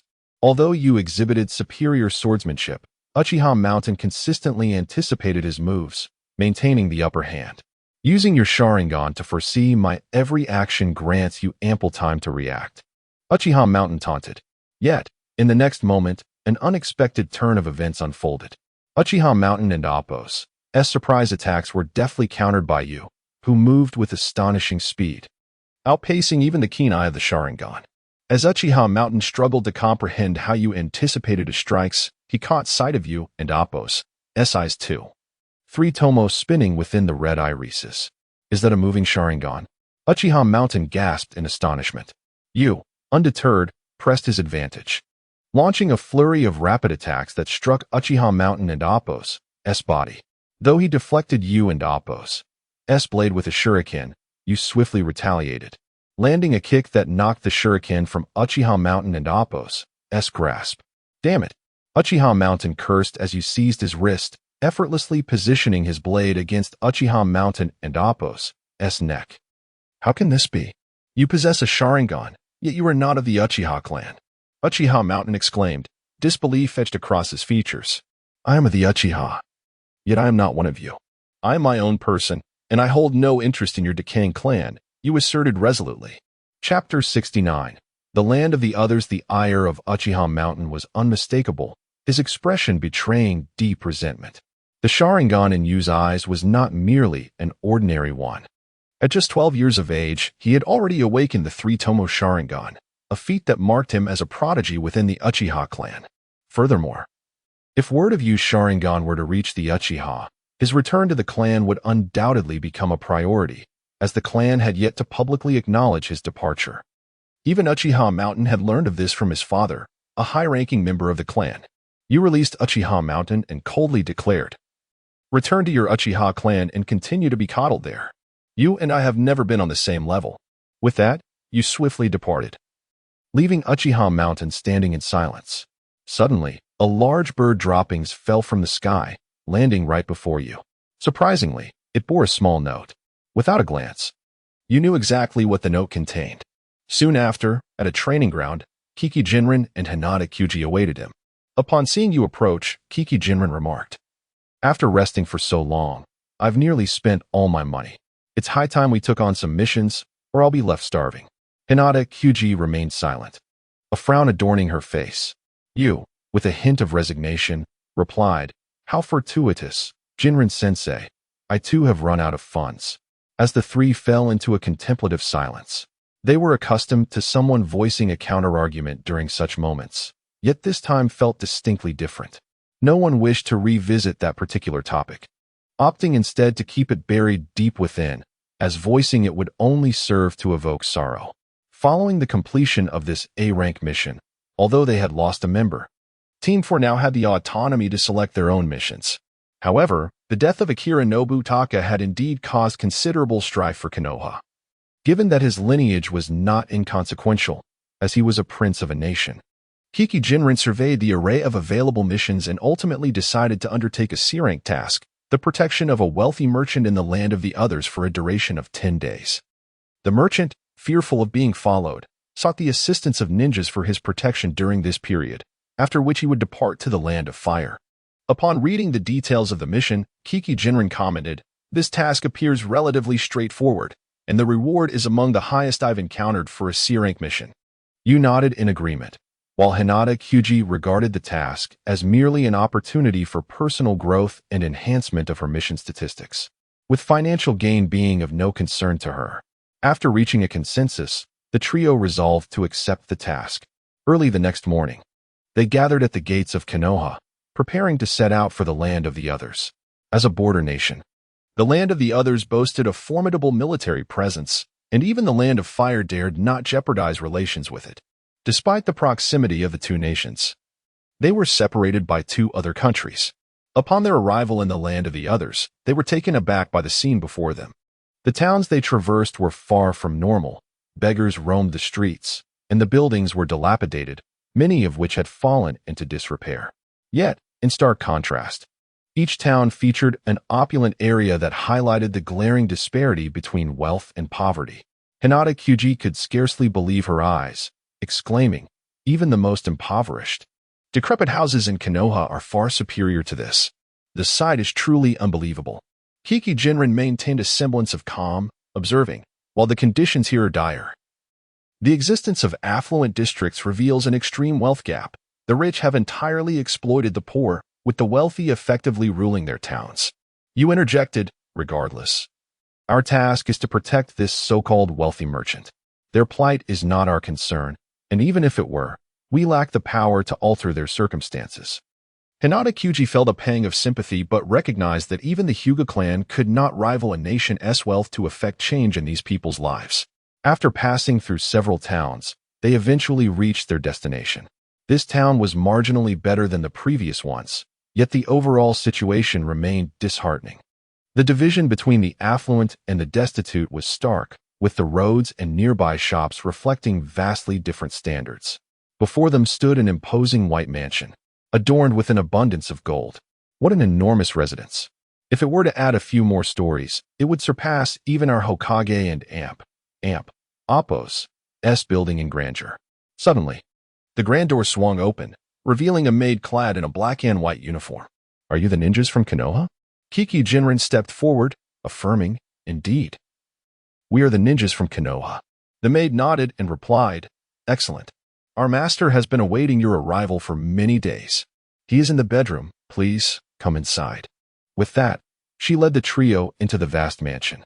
Upon entering, they found themselves in a foyer that was spacious enough to rival the Hokage and Appo's office.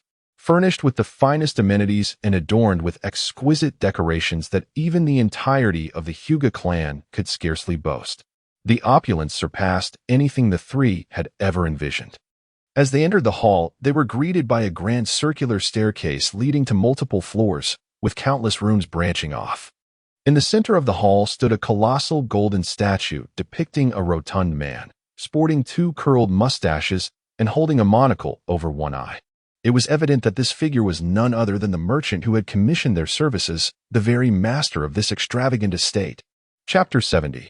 The task of protecting the wealthy merchant. After several individuals were assigned to the second floor, they opened a grand door to find a man, identical to the statue outside, seated at a desk, meticulously studying something.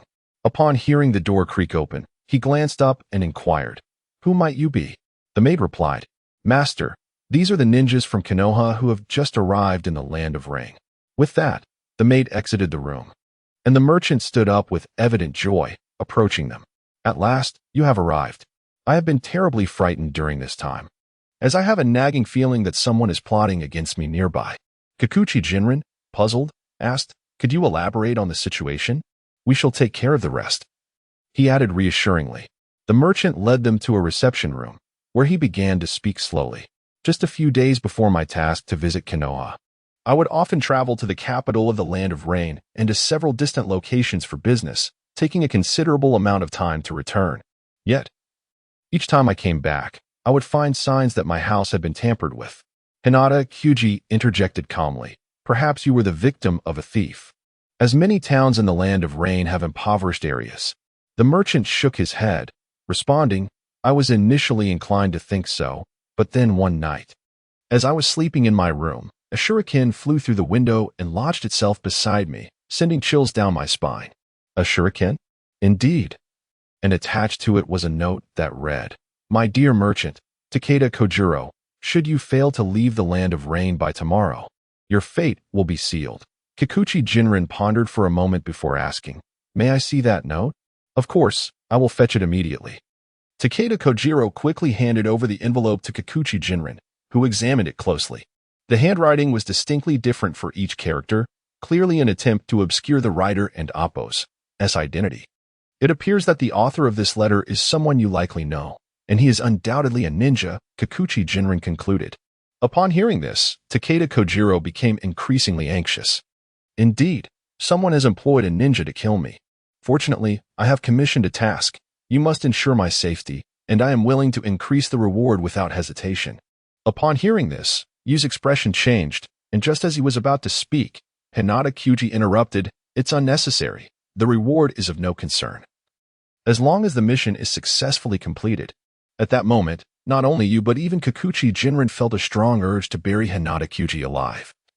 It was clear that the affluent did not comprehend the struggles of the impoverished. "In the days since our arrival, have there been any unusual occurrences?" Yu inquired.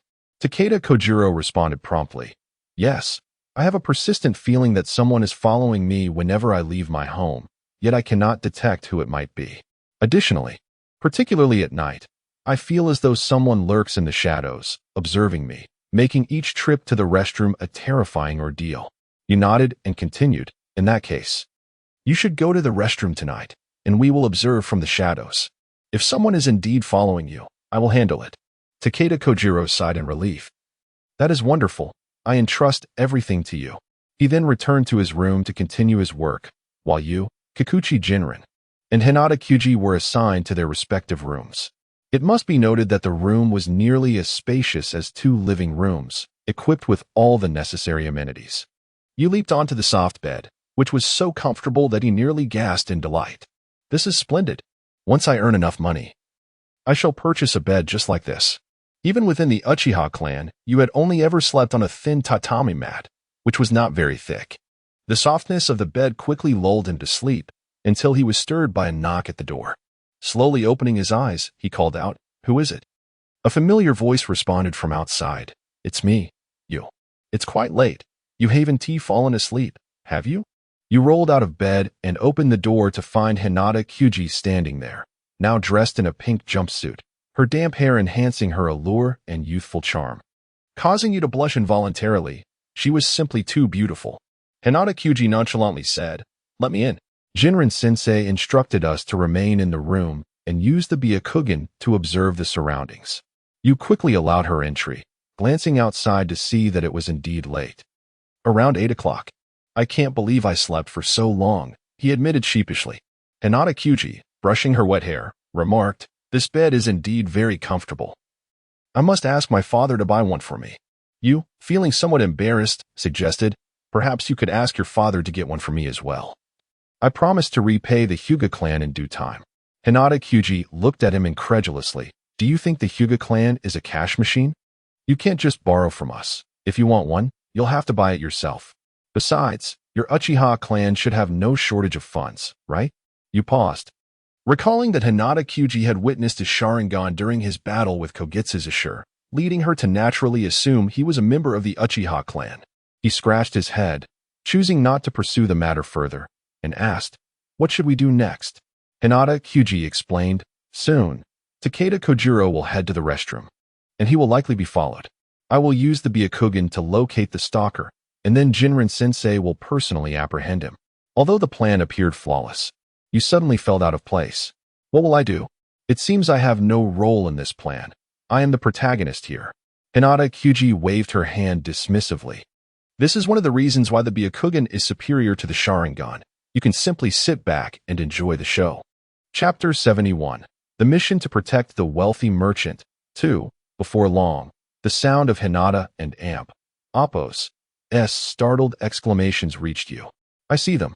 There are two individuals lurking in the corner of the hall, their gaze fixated on Takeda Kojiro and Appo's room, their eyes gleaming with malice. Upon hearing this, you sprang into action, ready to burst through the door to aid Takeda Kojiro, only to be pulled back by Hinata. "Do not act rashly. Teacher Jinrei will handle this." With that, Hinata tapped on the window a few times, indicating the signal for you and Teacher Jinrei. "Is this your secret signal with Teacher Jinrei?" Hinata nodded. She then opened the window, allowing a small bird to flit inside. After relaying the situation to Hitaki Jinrei, she turned to you. "Teacher Jinrei advises you to head outside and assess the situation, for there may be more than just two of them lurking nearby." You, previously idle, felt a surge of excitement at being entrusted with the task.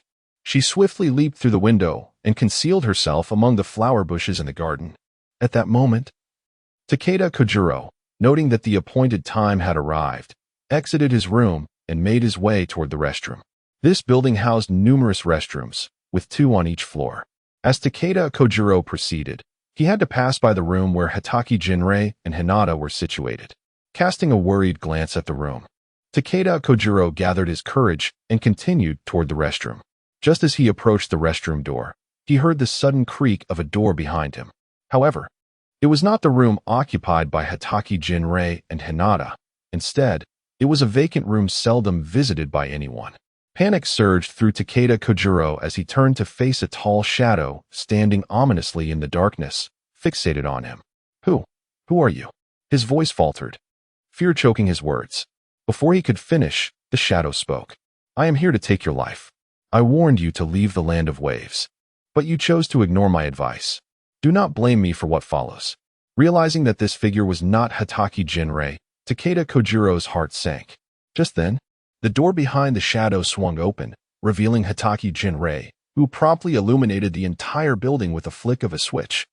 The shadow's appearance was unveiled, a figure clad in misty attire, with a white mask covering their mouth, long black hair cascading down to their shoulders, and a razor-sharp blade resting on their back. Hitaki Jinrei widened her eyes. "You are Mizuki's blade demon, Suriyama, who vanished 10 years ago." Suriyama slowly turned to face Hitaki Jinrei. "Ah, it seems this wretched merchant has enlisted the help of someone formidable. Konoha's white-tongued ninja, Hitaki Jinrei." Hitaki Jinrei narrowed her eyes. Years ago, as a mere child, she had faced this individual and had been utterly defeated, unable to mount a defense. "I did not expect you, lost for a decade, to reappear in the land of waves," she remarked. Suriyama unsheathed the long sword from his back. "Humph. You were defeated years ago. If you stand in my way today, you will taste defeat once more, and this time, it could cost you your life." By now, Takeda Kojiro was utterly terrified. overwhelmed by the presence of the man wielding the great sword. "Why do you wish to kill him?" Hatake Jinrei inquired. "We are both ninjas, serving our own masters." "Enough chatter. I have come for his life." With that, Suriyama swiftly lunged forward, aiming his blade at Hatake Jinrei.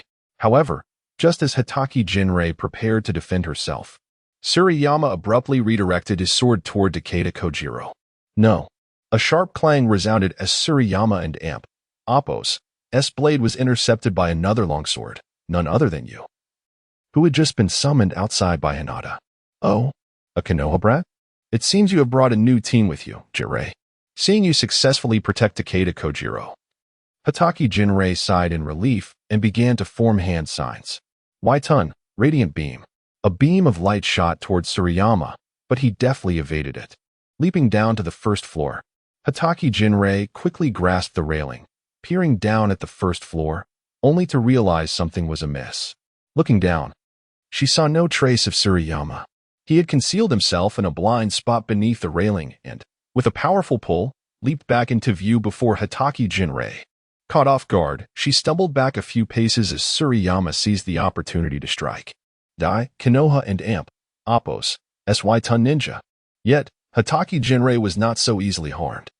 Although Suriyama's sword cleaved toward her head, in the next instant, her head transformed into a wisp of luminous energy, coalescing elsewhere into a new form of Hatake Jinrei. "Waitun, Shadow Clone Jutsu? You have indeed grown more adept since our last encounter," Suriyama remarked. Behind him, a wave of blade energy surged as you and Appo's sword approached Suriyama. However, Suriyama merely pivoted and delivered a powerful punch, sending you crashing into a room, splintering the door upon impact. You slowly rose, wiping the blood from her mouth. What incredible reflexes! As Hatake Jinrei and Suriyama continued their fierce battle, the two ninjas Hinata had spotted earlier suddenly sprang into action. With terror in Takeda Kojiro and Appo's eyes, they rushed up to the second floor, seizing him and making their escape. "Damn it!" Hatake Jinrei cursed, about to pursue Takeda Kojiro when Suriyama and Appo's relentless assaults forced her back. "Hinata, hurry! Takeda Kojiro has been taken." Just as she spoke, Hinata and Appo's room was flung open. Clad in a pink jumpsuit that accentuated her youthful allure, she appeared strikingly fierce in battle. Activating her Byakugan, she dashed toward the direction where Takeda Kojiro had been taken. "You will not escape," she called out, her voice a blend of determination and resolve. Chapter 72. The Task of Protecting the Wealthy Merchant. 3. The swordsmanship of Shui Ling Mountain was indeed extraordinary. As relentless strikes left Kiki Yinsling entirely suppressed, unable to retaliate. The narrow confines of the second floor further restricted Kiki Yinsling's ability to maneuver, while Shui Ling Mountain skillfully exploited this limitation to dominate Kiki Yinsling completely. Hinata KG dashed out the door, only to find Takeda Kojiro unconscious, being swiftly carried away by a ninja. With a swift motion, he executed the gentle fist technique, searching fist. A torrent of air crossed the distance, striking one of the ninjas, who collapsed to the ground. The ninja carrying Takeda Kojiro, however, did not look back and continued to flee. Fire release, great fireball technique. Sharingan began to spin rapidly, releasing a fireball of unprecedented size that engulfed everything in its path, startling even Kiki Yinsling and Shui Ling Mountain inside the building. Shui Ling Mountain furrowed his brow and remarked, "It seems you have a formidable opponent among you, such powerful fire release." Kiki Yinsling was equally bewildered, suspecting that the immense fireball originated from but doubted whether he could wield such a colossal flame himself. The enormous blaze surged toward the ninja, yet he momentarily overlooked a critical point. If the flames consumed the ninja, Takeda Kojiro would perish as well. "You care not for his life?" the ninja cried out, realizing he had no means to evade the inferno. He relinquished Takeda Kojiro, forming hand seals. Water release, water formation wall. A torrent of water surged forth, creating a massive wave that confronted the fireball, generating a thick steam. "KG, it's up to you now." Hinata KG activated his Byakugan and plunged into the dense steam, swiftly locating Takeda Kojiro and hoisting him onto his back, escaping into safety. As Hinata KG emerged, Y also sprang into action. Confident in Takeda Kojiro and Amp, Appo's safety, Y ready for battle. With his long sword drawn, he unleashed a powerful wave of energy, slicing toward the spot where the ninja had stood. The strong gust of wind dispersed the surrounding steam, alerting the ninja to Y and Amp, Appo's approach. Water release, water dragon bullet technique. As Y soared through the air, a water dragon burst forth from the mist. Y frowned, raising his long sword to defend himself. A wave of energy flowed along the blade, successfully countering the range of the water technique, which the ninja perceived as Y cleaving through the water dragon. How is this possible? Only Lord Shui Ling Mountain can achieve such feats, and yet this brat. Y had no intention of engaging in further dialogue. Pressing the attack against the ninja, with a flurry of strikes, he disarmed the ninja of his shuriken and aimed a lethal blow toward the ninja's chest. Water release, water gun. Unexpectedly, the ninja and Amp, Appo's other hand unleashed a water gun from his waist. As Y and Amp, Appo's sword penetrated the ninja and Amp, Appo's chest, the water gun struck Y in the side. The ninja collapsed, impaled by the long sword, while Y crouched down, wincing from the intense pain. Y, what is wrong? Hinata KG, seeing Y in distress, rushed over with Takeda Kojiro on his back. The recent death of Y's comrade had made Hinata overly sensitive to injuries, fearing the loss of another ally. Are you alright, Y? Noticing the blood seeping from Y's hand, Hinata's anxiety heightened. Y waved his hand dismissively, acknowledging the pain but assuring, it's merely a superficial wound.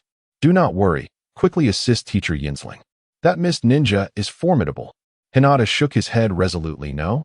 If we both confront that foe, who will protect you and Takeda Kojiro? I vowed, having defeated you, to safeguard you. Her eyes brimmed with determination, exuding an unwavering commitment. Kneeling, Hinata gently laid Takeda Kojiro down and retrieved a roll of medical bandages from her pouch, pushing Y and Appo's hand away from the wound. Be gentle, Y winced.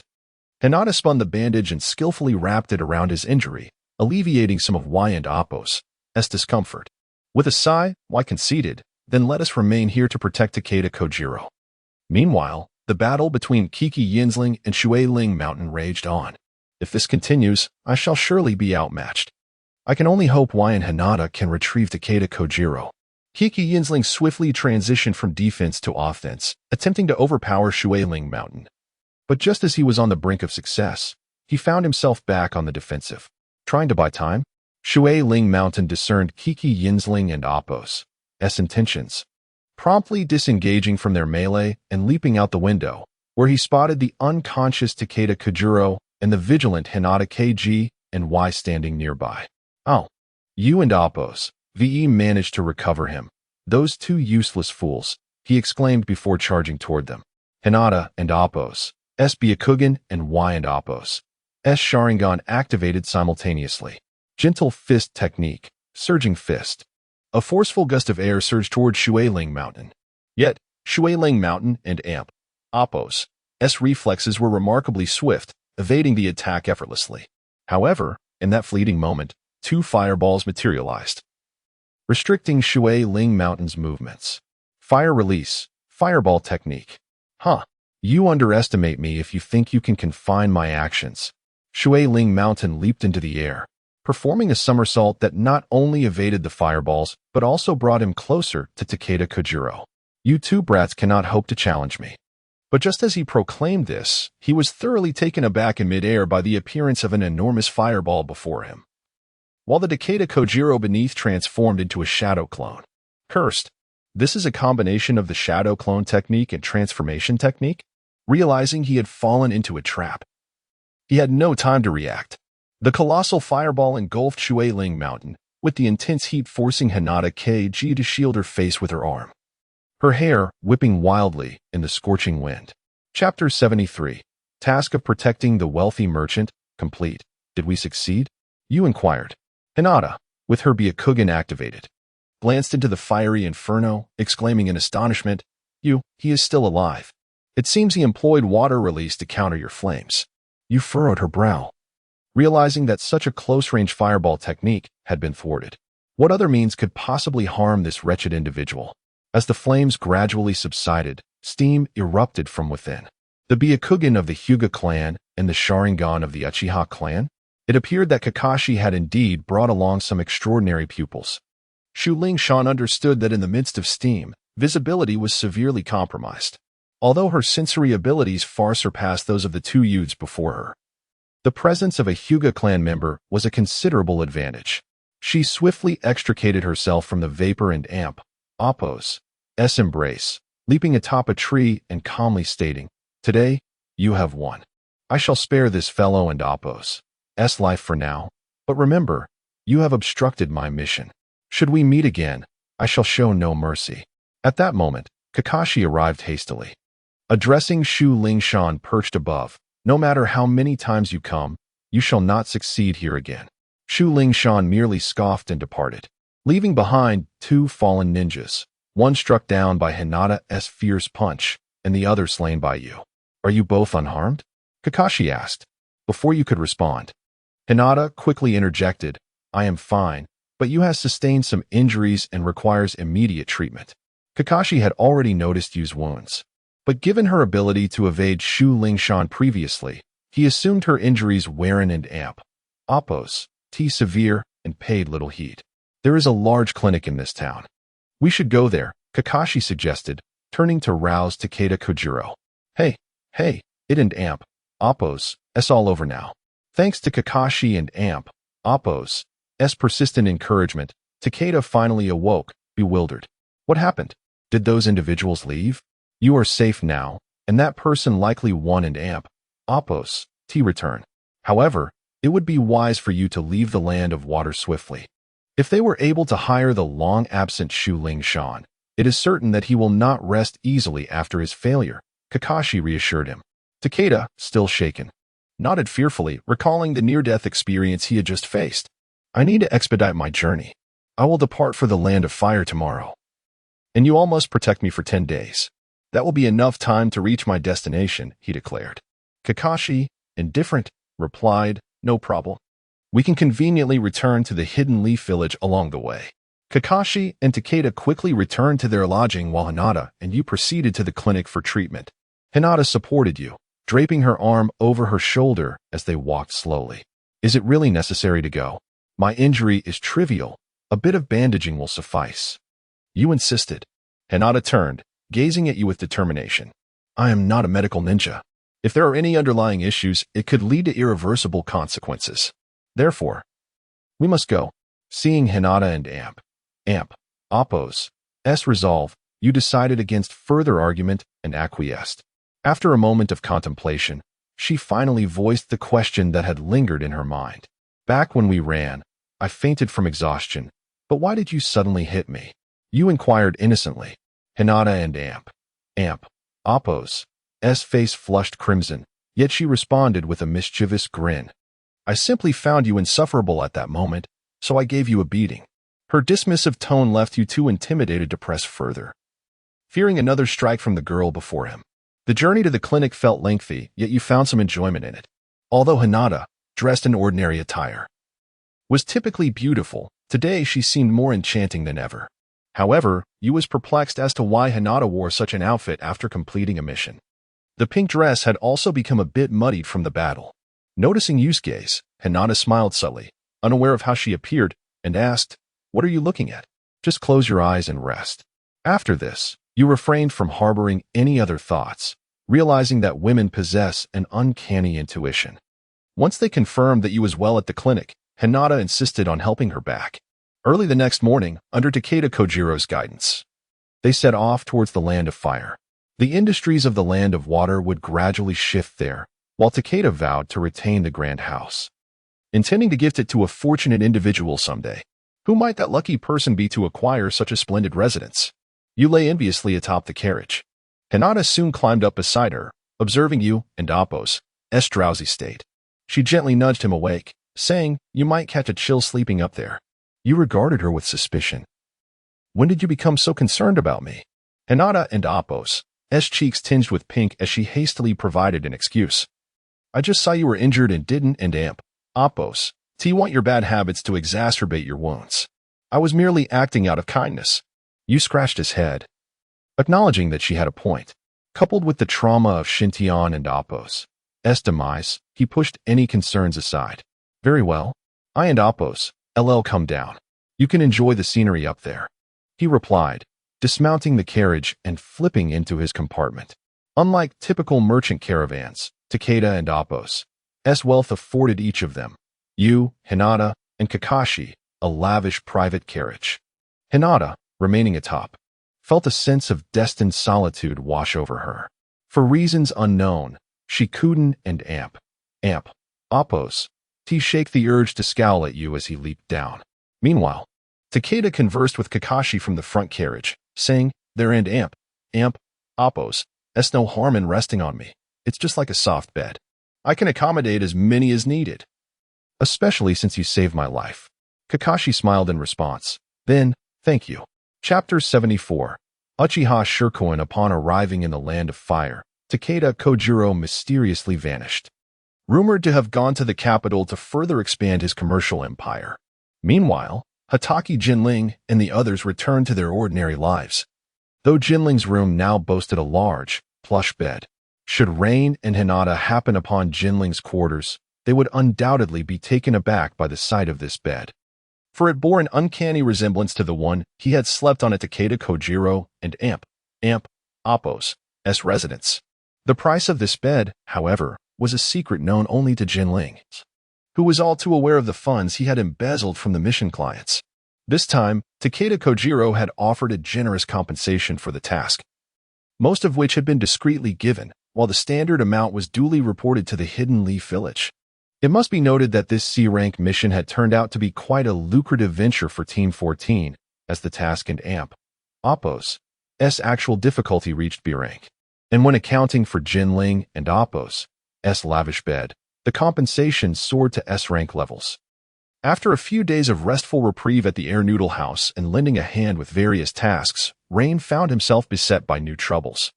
Uchiha Yama had arrived at the Noodle House, accompanied not just by himself, but also by another member of the Uchiha clan. If Rain were to see this individual, he would certainly recognize him as one of the Uchiha clan's prodigies, Uchiha Shirkuin. Uchiha Yama walked into the establishment with a disgruntled expression, promptly taking a seat, followed closely by Uchiha Shirkuin. No sooner had they settled in than Uchiha Yama began to voice his complaints. That damned Rain has awakened the Sharingan. And not just any Sharingan, but the 3-tomo variant. Uchiha Shirkuin, taken aback, responded. Are you saying that the child who was cast out of the family has awakened the Sharingan at the tender age of 12 and achieved the 3-tomo form? Uchiha Yama nodded, a sense of helplessness evident in his demeanor. Such talent was indeed rare, even surpassing that of Uchiha Shirkuin. And the more alarming fact was that this individual had never set foot in a ninja academy, relying solely on self-taught swordsmanship. These techniques, deemed unorthodox by the Uchiha clan, had never undergone chakra refinement, nor had he practiced ninjutsu, yet he had managed to best Yama.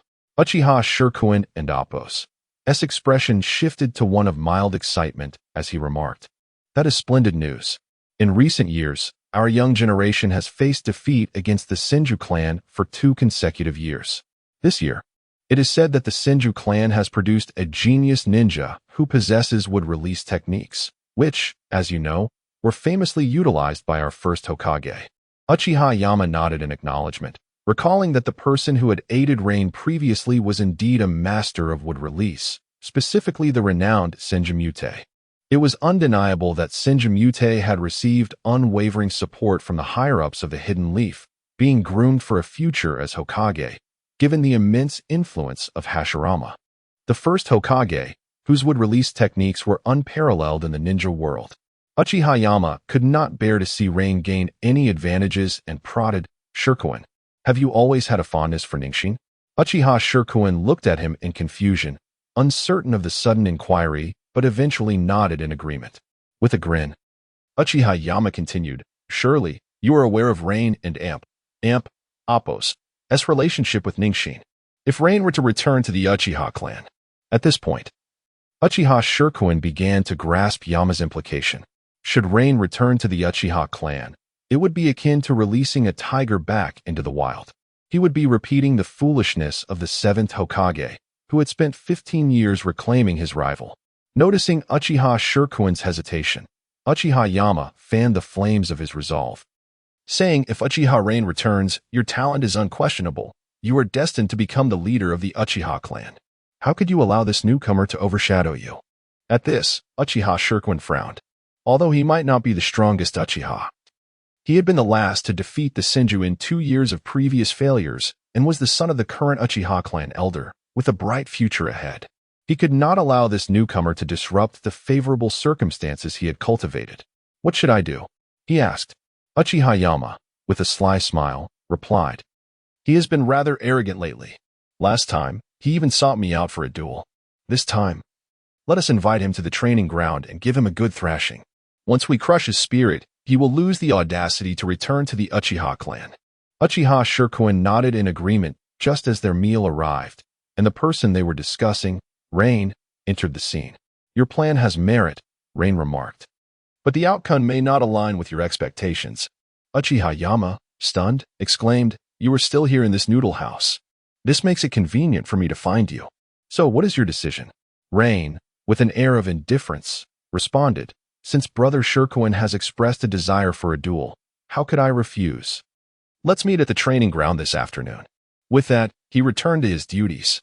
However, Uchiha Shirkuin suddenly called out to Rain, "If you win this afternoon, I will ensure that you are reinstated into the Uchiha clan and receive due recognition." Rain waved his hand dismissively, his gaze piercing as he replied, "I am already a member of the Uchiha clan. Your acceptance or rejection is of no consequence to me." With that, he swiftly departed for the kitchen. Uchiha Yama seethed with rage as he watched Rain leave. What an arrogant individual! Who does he think he is? Does he believe the Uchiha clan would covet someone like him? Uchiha Shirkuin, too, felt a surge of anger. As members of the Uchiha clan, they held their family's honor above all else. Faced with Rain's disdain for the clan, Shirkuin resolved to defeat Uchiha Rain, to demonstrate the might of the Uchiha clan. After finishing their meal, the two departed, while Rain continued to work at the noodle house. The morning swiftly passed, and the time agreed upon by the three approached. In truth, Rain felt a twinge of uncertainty about facing Uchiha Shirkuin. 3 years prior, Shirkuin had represented the younger generation of the Uchiha clan in a tournament and emerged victorious against the finest from both clans. This victory had cemented Shirkuin and Appo's reputation within the Uchiha clan, and in the following years, their clan had suffered consecutive defeats against the Senju. Consequently, Shirkuin's standing within the Uchiha was formidable, and the exaggerated tales of his prowess left Rain questioning his own chances of victory. Chapter 75. The Duel with Uchiha Shirkuin. A chilling breeze swept through the air as Yu and Uchiha Shirkuin stood facing each other, their expressions laden with vigilance. At a command from Uchiha Yam, both Yu and Uchiha Shirkuin sprang into action simultaneously. In an instant, Yu drew forth his long blade, while Uchiha Shirkuin unsheathed a short dagger. The clash of steel rang out, and neither side gained an advantage during their initial encounters. However, on their third confrontation, Uchiha Shirkuin and Appo's Sharingan suddenly flared to life before him. Is this an illusion? Yu activated his own Sharingan in response. Yet when Yu's eyes met the illusions cast by Uchiha Shirkuin's Sharingan, they began to spin uncontrollably. The swirling motion resembled that of a fan, the dark tomo continuously rotating in Yu and Appo's gaze. A spinning Sharingan? Uchiha Shirkuin mused, perplexed. Indeed, he had never witnessed such a phenomenon, but hesitation was not an option. Yu and Appo's rotating Sharingan, under the influence of Uchiha Shirkuin and Appo's illusion, seemed entirely unaffected. Rather, it was Uchiha Shirkuin who abruptly closed his Sharingan. Could it be an illusion rebound? Uchiha Shirkuin gazed in astonishment at the unfolding events, clearly realizing he had fallen victim to an illusion. Were it not for his formidable ocular prowess, he would have long been subdued by his own technique. Meanwhile, Yu, though unaware of the specifics of this occurrence, recognized a significant opportunity before him. He lunged forward with a decisive strike aimed at Shirkuin, who, however, anticipated the attack, effortlessly evading it and countering with a swift retaliatory blow. Both combatants possessed Sharingan, rendering their attacks less effective against one another. This was the true strength of their ocular abilities. Yet, you seized upon a fleeting opportunity. Uchiha Shirkuin had become overly reliant on his Sharingan, delaying his counters as he sought to discern you and Appo's attack trajectory, as you intentionally accelerated his assault. Uchiha Shirkuin found his rhythm disrupted. Capitalizing on the moment, you delivered a powerful kick that sent Uchiha Shirkuin hurtling backward. Simultaneously, you formed a series of hand seals. Invoking the fire release, great fireball technique, his Sharingan began to whirl once more, and a colossal flame surged forth. Uchiha Yam marveled at the sheer magnitude of the great fireball. Uchiha Shirkuin, positioned at Mount Lu, was even more astonished. He had never encountered such an immense display of fire release. Only the most skilled members of the Uchiha clan could wield such formidable flames. As Uchiha Shirkuin was propelled away, he found himself on the ground, facing the oncoming inferno of the great fireball, utterly incapable of resisting its force. His only recourse was to flee. Earth release, earth escape technique. In an instant, Uchiha Shirkuin burrowed underground, narrowly evading the fireball and Appo's onslaught. Yet he emerged in a state of utter disarray. The earth escape technique consumed a significant amount of chakra, and Uchiha Shirkuin and Appo's own chakra reserves were notably meager. Where is he? You scanned his surroundings, pondering whether Uchiha Shirkuin had utilized earth release. Suddenly, he activated his Sharingan, scrutinizing the ground before leaping into the air. The next moment, Uchiha Shirkuin burst forth from beneath the surface, throwing a punch at the spot where you had previously stood. However, you had already leapt away. Retaliating with fire release, great fireball technique. A more standard great fireball shot directly toward the freshly emerged Uchiha Shirkuin. Fire release, dragon flame jutsu. A sweeping torrent of flames erupted from the ground, shattering the training ground's surface and shooting skyward toward you. The great fireball was consumed by the onslaught. And with nowhere left to evade, you found himself engulfed in a sea of flames. In a swift reaction, you unleashed his own fire release, great fireball technique, summoning forth the most powerful fireball he could muster. As it clashed with the dragon flame, the immense heat generated by their conflagration thrust you back, allowing him to escape the fiery vortex momentarily. You gazed in horror at the conflagration, realizing that had he not been propelled by the fierce winds, he would have perished in the inferno. As the flames began to dissipate, you observed Uchiha Shirkuin, who was panting heavily, equally transfixed by the spectacle. You managed to evade my fire release. Dragon flame jutsu under such circumstances, he remarked, his tone tinged with disbelief. You, maintaining a stoic expression, replied, it was merely luck, though your fire release is indeed formidable. With that, you renewed his assault on Uchiha Shirkuin, knowing the latter was still recovering from their prior clash. You and Appo's long blade surged forth, pressing against Uchiha Shirkuin, who, despite his exhaustion, retained enough combat prowess. As their fierce exchange continued, it became evident that Uchiha Shirkuin was depleting his chakra reserves. The prolonged engagement relied heavily on the Sharingan's capabilities. The Uchiha clan traditionally excelled in offense while being vulnerable in defense. Without the Sharingan, the disparity in their confrontation became increasingly pronounced. Uchiha Shirkuin struggled to maintain his Sharingan, let alone utilize any ninjutsu. You pressed his advantage, striking with relentless ferocity, gradually gaining the upper hand. Uchiha Shirkuin furrowed his brow, observing you intently, just as his Sharingan flickered and vanished. I concede, I have exhausted my chakra. Without the Sharingan, I cannot evade your blade, he admitted. From a distance, Uchiha Yam watched Uchiha Shirkuin and Appo's defeat with palpable disappointment. How could the future clan leader of the Uchiha, a so-called genius, be bested by an outcast? He lamented. With a determined expression, Uchiha Yam formed hand seals, invoking fire release, great fireball technique. A blazing sphere hurtled toward you. In response, you activated his Sharingan, conjuring his own fire release, great fireball technique. The two flames collided, both combatants continuing to unleash their fiery wrath. You have battled Uchiha Shirkuin for so long. Your chakra must be running low for sustaining such a powerful great fireball, Uchiha Yam taunted. Indeed, you and Appo's chakra had nearly been depleted from the prolonged engagement.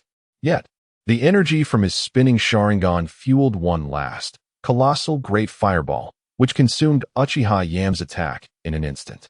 As Uchiha Yam glanced up, he was met with the sight of Yu's titanic fireball racing toward him. Chapter 76. A resounding defeat. The colossal fireball surged forth, engulfing everything in its fiery embrace. Uchiha Yama, realizing his ambush had failed and that he was no match in direct confrontation, leapt aside. However, the vast reach of the fireball left him no avenue for complete escape. His right hand was ensnared within the inferno, and in a mere second, his arm was charred to a crisp as the flames raged uncontrollably. Clutching his injured arm, Uchiha Yama found the pain unbearable. Uchiha Yu, observing him with an expression of indifference, remarked, "If you excel at ambushes, you must also be prepared to face the consequences of your actions." Uchiha Jishuin regarded Yama with an unusual gaze. Connecting the dots from their earlier conversation at the Earl Noodle shop, he suddenly comprehended the depth of Yama and Appo's hatred toward you. Realizing that Yama was evidently using him for his own gain. With this realization, Jishuin slowly approached Yama. Enduring the excruciating pain, Yama found himself devoid of strength to move. If he did not seek treatment soon, his right arm might be rendered useless due to the severity of the burns. Upon seeing Jishuin approach, Yama sighed in relief, grateful that someone could assist him to the hospital. However, to his utter shock, Jishuin seized him by the collar and lifted him with a fierce declaration, "You wretched fool! How dare you manipulate me? Who do you think you are?" In the face of Yama and Appo's terror-stricken expression, Jishuin unleashed a flurry of punches to Yama and Appo's head, followed by a devastating kick to his groin, rendering him incapacitated once more. Yama and Appo's anguished cries echoed throughout the training ground, drawing curious glances from onlookers. Yet, due to the obscured visibility between training areas, they paid little heed to the commotion. You approached and advised you should take him to the hospital, otherwise his right arm may be permanently damaged, and he has now suffered a second injury to his groin. Jishuin nodded, fully aware of the gravity of the situation. Despite Yama and Appo's betrayal, he could not bring himself to go to such extremes, as they were still of the same clan. "Are you truly not planning to return?" Yu shook his head, asserting, "If I return, it must be with integrity. I have no interest in your Uchiha clan. I am Uchiha Yu, and I can stand on my own." With that, he turned to leave. Jishuin sighed, reflecting on the fact that Yu, at merely 12 years old, had easily bested him, even though he was 3 years his senior and had only been training for less than a year. Perhaps Yu truly possessed the potential to surpass the Senju clan's would-release prodigy. Jishuin resolved that Yu and Appo's remarkable talent must not be squandered. His strength was undoubtedly the future hope of the Uchiha clan. Although he had previously worried that Yu's prowess might jeopardize his own standing within the clan, the honor of the family ultimately outweighed his personal ambitions. Yet, he had not considered the implications of Uchiha Ningxin's involvement. Following his victory, Yu felt exceedingly fatigued. His chakra was nearly depleted, and he had been ambushed at a critical moment by Yama. At that juncture, even maintaining his Sharingan was beyond his capacity. Had Jishuin opted to fight rather than concede, Yu might have faltered due to his inexperience, for Jishuin was a seasoned opponent, while Yu was merely a fledgling ninja. "Hey, have you heard? The annual duel between the Uchiha and Senju clans is about to commence again, and this year, the Senju clan is highly favored to win." Indeed. Among the 12-year-olds of the Senju clan, there is a would-release prodigy, Senju Muta, who was likely to surpass the first Hokage.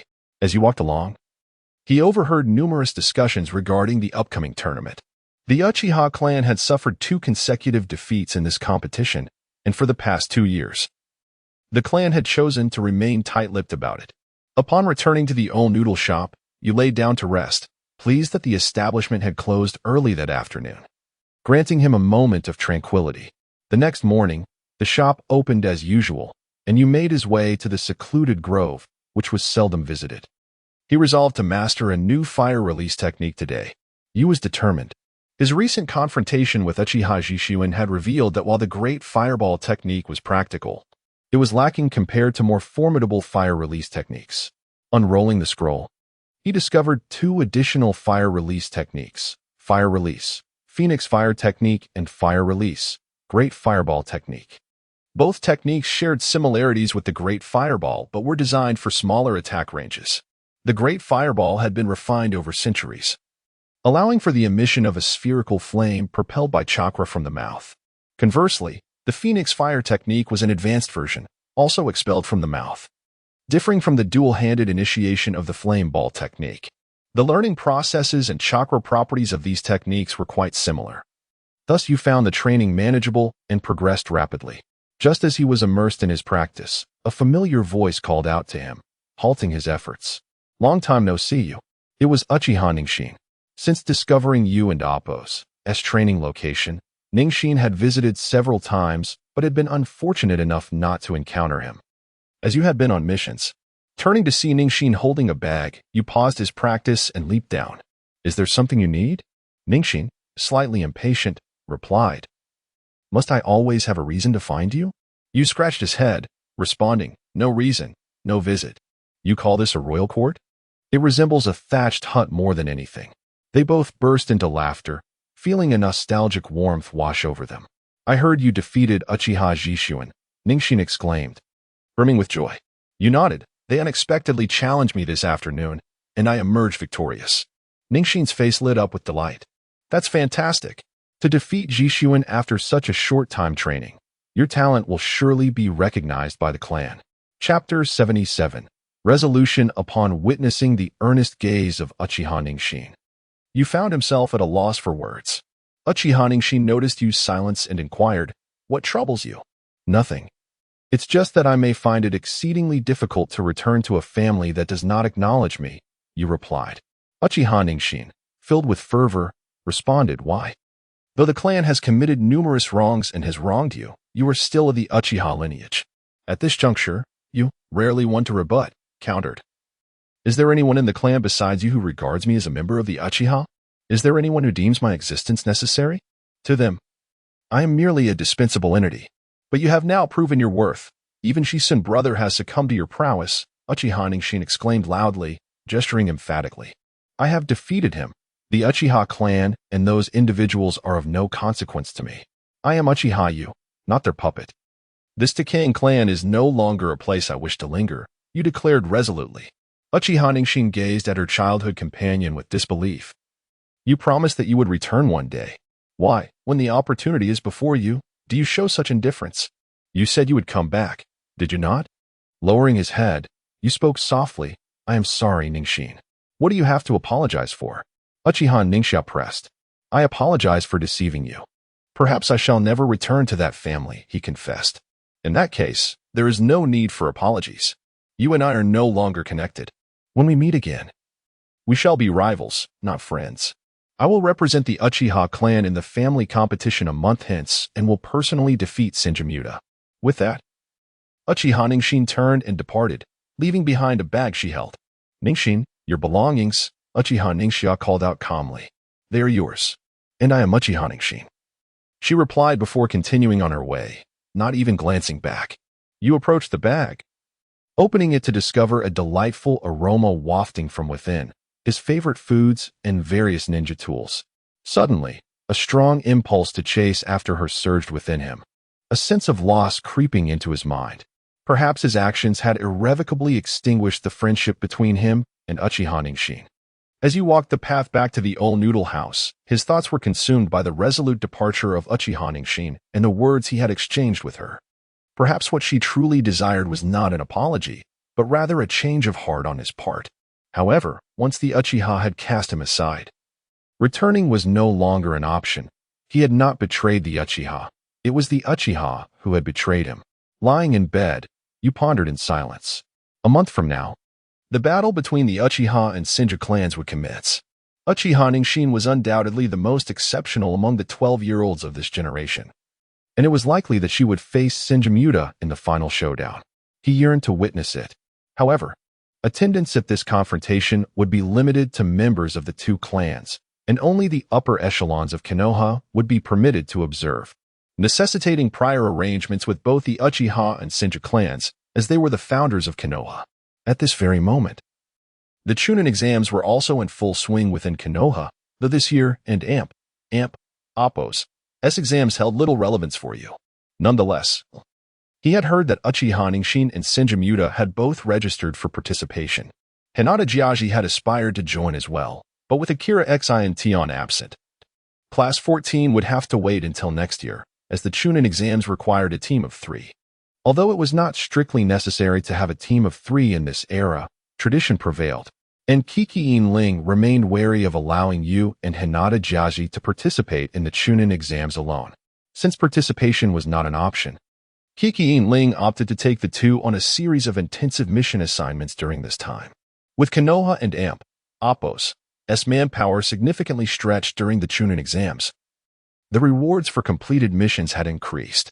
Thus, embarking on a flurry of missions proved advantageous. Over the course of the Chunin exams, Kiki Ling successfully completed 4 missions with Yu and Hinata Jiaji, 2 C-rank and 2 D-rank tasks, yielding a modest profit. After the completion of the 4th mission, the Chunin exams reached their concluding stage, with the final showdown set to take place at the newly constructed Konoha training grounds. After receiving the mission rewards, Kiki Ling approached the two and stated, "The Hokage has invited us to observe the Chunin exams. You will both participate next year, so attending now will be beneficial for you." Hinata Jiaji nodded, recognizing that even if he did not accompany Kiki Ling, he would still have to go with his family, which would be far less liberating. As for Yu, he was indifferent. He was simply bored. And with no other training plans for the afternoon, he agreed. "Then it is settled. Let us each have a good meal before gathering at the entrance of the training grounds. The Hokage has already secured our tickets," Kiki Ling proclaimed. You gazed at Kiki Ling in astonishment. "You managed to procure tickets from the Hokage? How miserly. You are a top-tier shinobi of Konoha. Could you truly be so short on funds?" Kiki Ling retorted loudly, "Hey, the tickets for the Chunin exams are quite expensive, and the Hokage secured us prime seating. If we were to purchase them ourselves, it would cost the equivalent of a B-rank mission. Is it really that costly? It's merely a few Chunin engaging in some minor skirmishes," you mused. Kiki Ling shook his head solemnly. "The Chunin exams are by no means trivial affairs. In this era, they serve as the most credible assessment of a ninja's strength. A stellar performance could significantly enhance one's chances of being recognized by the village." You nodded in agreement. Indeed, even within the Uchiha clan, there was a profound emphasis on the Chunin exams, as securing resources from the village was a primary objective for all clans. Hinata Jiaji shared the sentiment. Otherwise, the youth of their clan would not be attending in unison. However, accompanying Kiki Ling would likely be far more relaxed than attending with his own family. Every time Hinata Jiaji thought of his father's stern visage, a sense of dread washed over him. In his youth, he had been reprimanded countless times for minor mistakes during training. Chapter 78. The CH Nin Exam. The final stage of the CH Nin Exam, a pivotal selection process, stands as one of the last unaltered traditions within the Hidden Leaf Village. Originating centuries ago, this conclusive test has remained unchanged, as has the expansive training ground that hosts it. Kirigaya Jinren, accompanied by Yu and Hinata, occupies the esteemed VIP seats, entering through a designated passageway. Upon stepping into the grand training arena, they are met with a sea of spectators. After years of expansion, this ancient site can now accommodate a staggering 10,000 individuals. Reminiscent of Barcelona's Camp Nou, the air is electric with cheers and the cacophony of various sounds, as the participating ninjas stand ready for action. The 14th Hokage stands resolutely at the pinnacle of the training ground. However, unlike previous iterations, the CH Nin exam has evolved from a collaborative effort among various ninja villages to an internal examination of the Hidden Leaf Village. Yet, those who excel in their respective village exams will qualify for a new competition that pits ninjas from all nations against one another, seeking to identify the most formidable among them for a grand contest. Victors not only bring fame to their village, an essential aspect for a prominent village like the Leaf, but also receive substantial rewards funded by the 5 great nations, alongside a significant monetary influx for their village. It is said that the Hokage Tower in the Hidden Leaf was constructed using the winnings from 2 consecutive championships. Ling Feng steps forward with a sense of gravity, emanating an overwhelming aura that silences the crowd in an instant. His commanding presence draws the gaze of all present. And once the arena is hushed, he addresses the audience. He proclaims that this is the final examination, emphasizing that advancement does not solely rely on victory.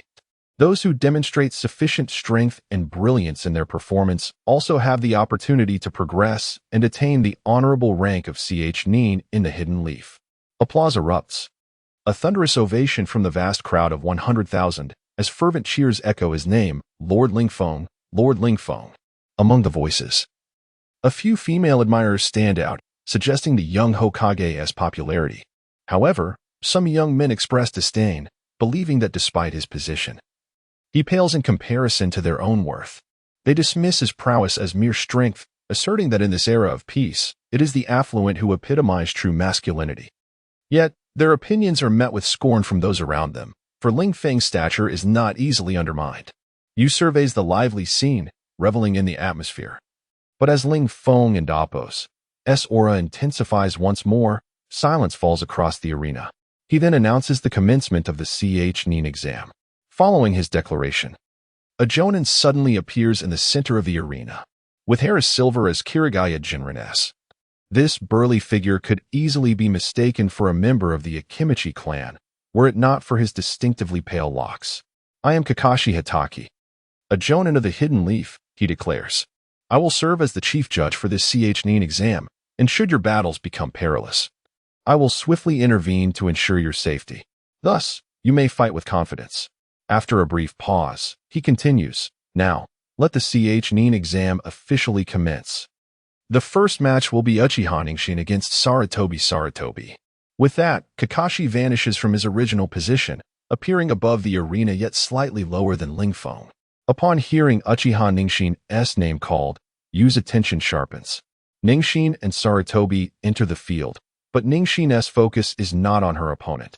Rather, it is fixated on Yu, who, overwhelmed by her gaze, finds it difficult to meet her eyes, unsure if it is guilt or shyness that holds her back from confronting her childhood companion.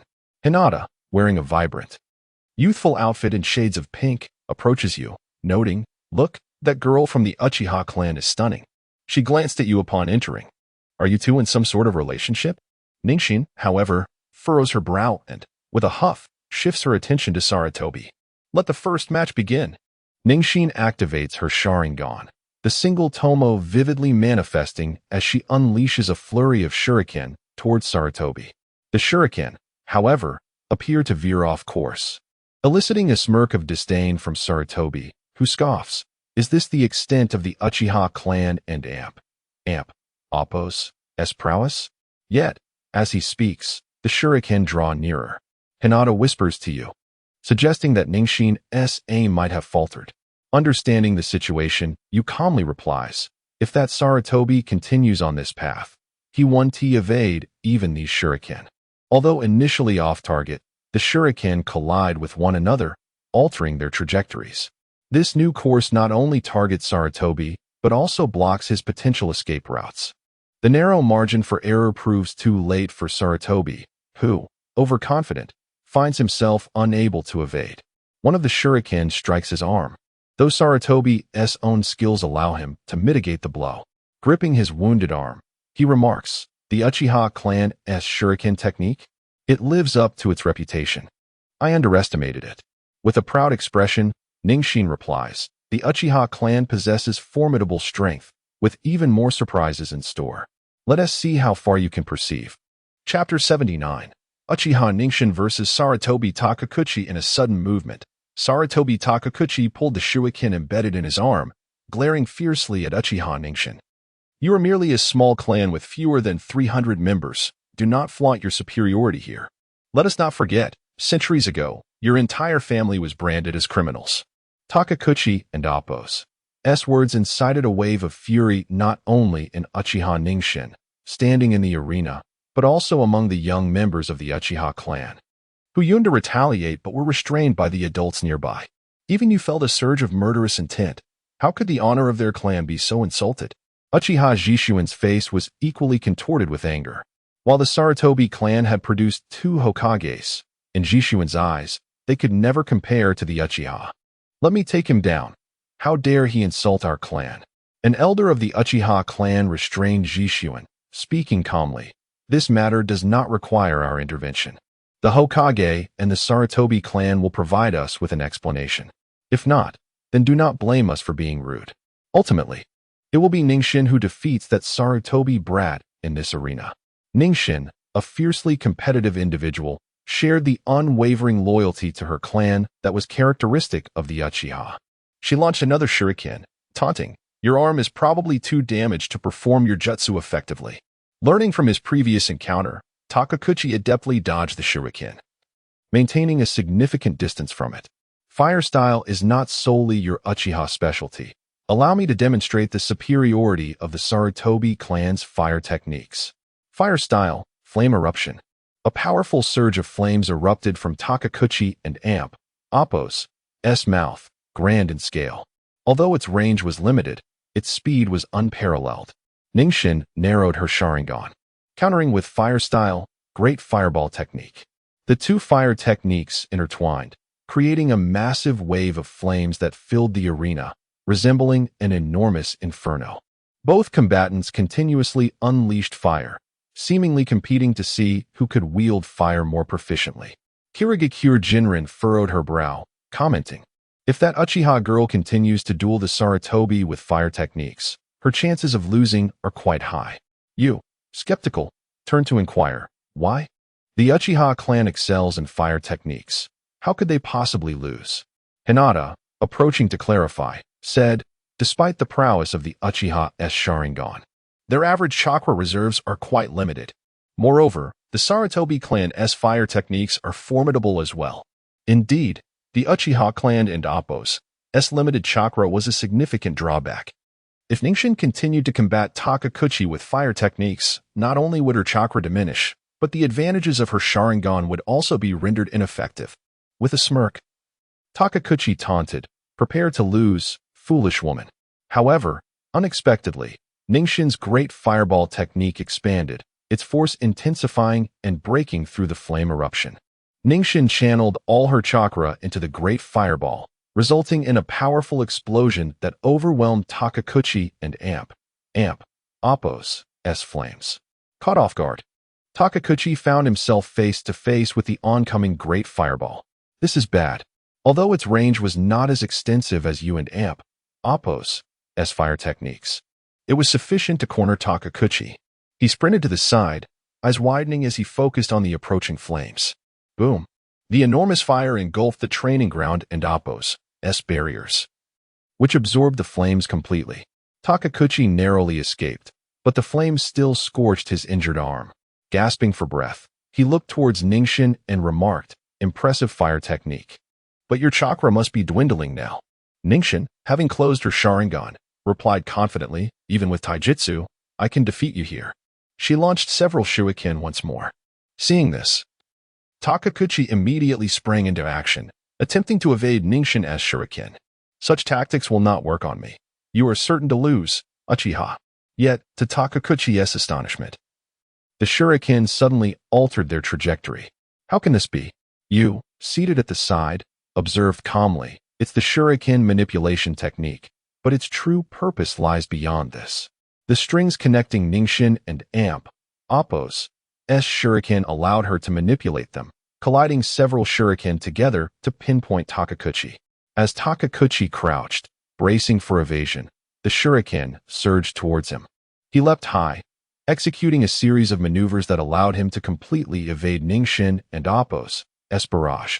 At that moment, Ningxin forcefully yanked her arm, pulling a hidden batch of shuriken from the ground, aimed precisely at Takakuchi and Appo's airborne position. Feeling a sharp pain in his back, Takakuchi and Appo's eyes widened as several shuriken pierced him. Dazed, he collapsed, and Leaf Village medical ninjas rushed to the scene, swiftly carrying him away. An elder of the Sarutobi clan stood in disbelief, exclaiming, "This girl cleverly utilized the shuriken that previously injured Takakuchi, concealing them underground, then forced him back into their path to achieve a surprise attack." Another young Sarutobi clan member marveled, "If it were me, I would likely have fallen for that as well." Hinata, witnessing the shuriken's manipulation, gasped in awe. The entire sequence of events had been meticulously calculated from the outset. This girl's prowess was truly remarkable. Chapter 80. Senjumute vs. Uchiha Nenshin. I hereby declare the victor to be Uchiha Nenshin. In an instant, Hatake Kakashi entered the arena, raising Uchiha Nenshin and Appo's right hand in triumph. The members of the Sarutobi clan wore somber expressions as they regarded Uchiha Nenshin. While the Uchiha clan erupted in cheers, Uchiha Shirhan even displayed a broad smile, reveling in the clan and Appo's triumph. With the conclusion of the first match, several nearby jonin began to deliberate the scores. Before long, Hatake Kakashi returned to the center of the arena and proclaimed, "I announce that the first round in Appo's list of Chunin includes Uchiha Nenshin and Sarutobi Ziku, both advancing to Chunin." Upon hearing this, not only did the Uchiha clan members react with disdain, but many spectators also voiced their discontent. Although Sarutobi Ziku demonstrated commendable strength, he had been thoroughly outmatched by Uchiha Nenshin in this round. The notion that he could still progress due to familial connections was difficult for many to accept. Hatake Kakashi cleared his throat and continued, "The second round will feature Senjumute facing Uchiha Yama." At this announcement, you nearly burst into laughter. Previously, you had learned that Uchiha Yama had been unable to participate in the written exam and team trials due to a severe injury. However, his teammates managed to advance to this stage with only 2 of them remaining. Uchiha Yama had also disposed of his opponent in the first round, leading him to this moment. But now he faced the genius of the Senju clan, Senjumute. As Uchiha Yama and Senjumute stepped into the arena, the members of the Uchiha clan furrowed their brows. Despite Uchiha Yama being one of the finalists, they all understood that he was no match for Senjumute. Uchiha Shirhan stepped forward and remarked, "That fellow Yama is destined to lose. There is no need for him to embarrass himself further here." An elder from the Uchiha clan shot a fierce glare at Uchiha Shirhan, admonishing him loudly, "Even if we are not their match, we must never concede. They are merely the rabble of the Senju clan." As Uchiha Yama took the stage, he instinctively swallowed hard, fully aware of Senjumute and Appo's formidable prowess. He was no match for him. Furthermore, as a member of the Uchiha clan, he could not afford to surrender in the face of Senju. Upon hearing Hatake Kakashi and Appo's signal to start, Uchiha Yama charged at Senjumute. Regardless of the outcome, ending this humiliation swiftly was in his best interest. His reckless assault revealed Uchiha Yama and Appo's intentions to Senjumute, who, as a member of the Senju clan, relished the opportunity to make the Uchiha clan look foolish. Senjumute quickly closed the distance to Uchiha Yama, refraining from employing his signature would-release technique. Uchiha Yama activated his Sharingan, thinking, "If you won and Appo's would release, then I shall defeat you with my Sharingan."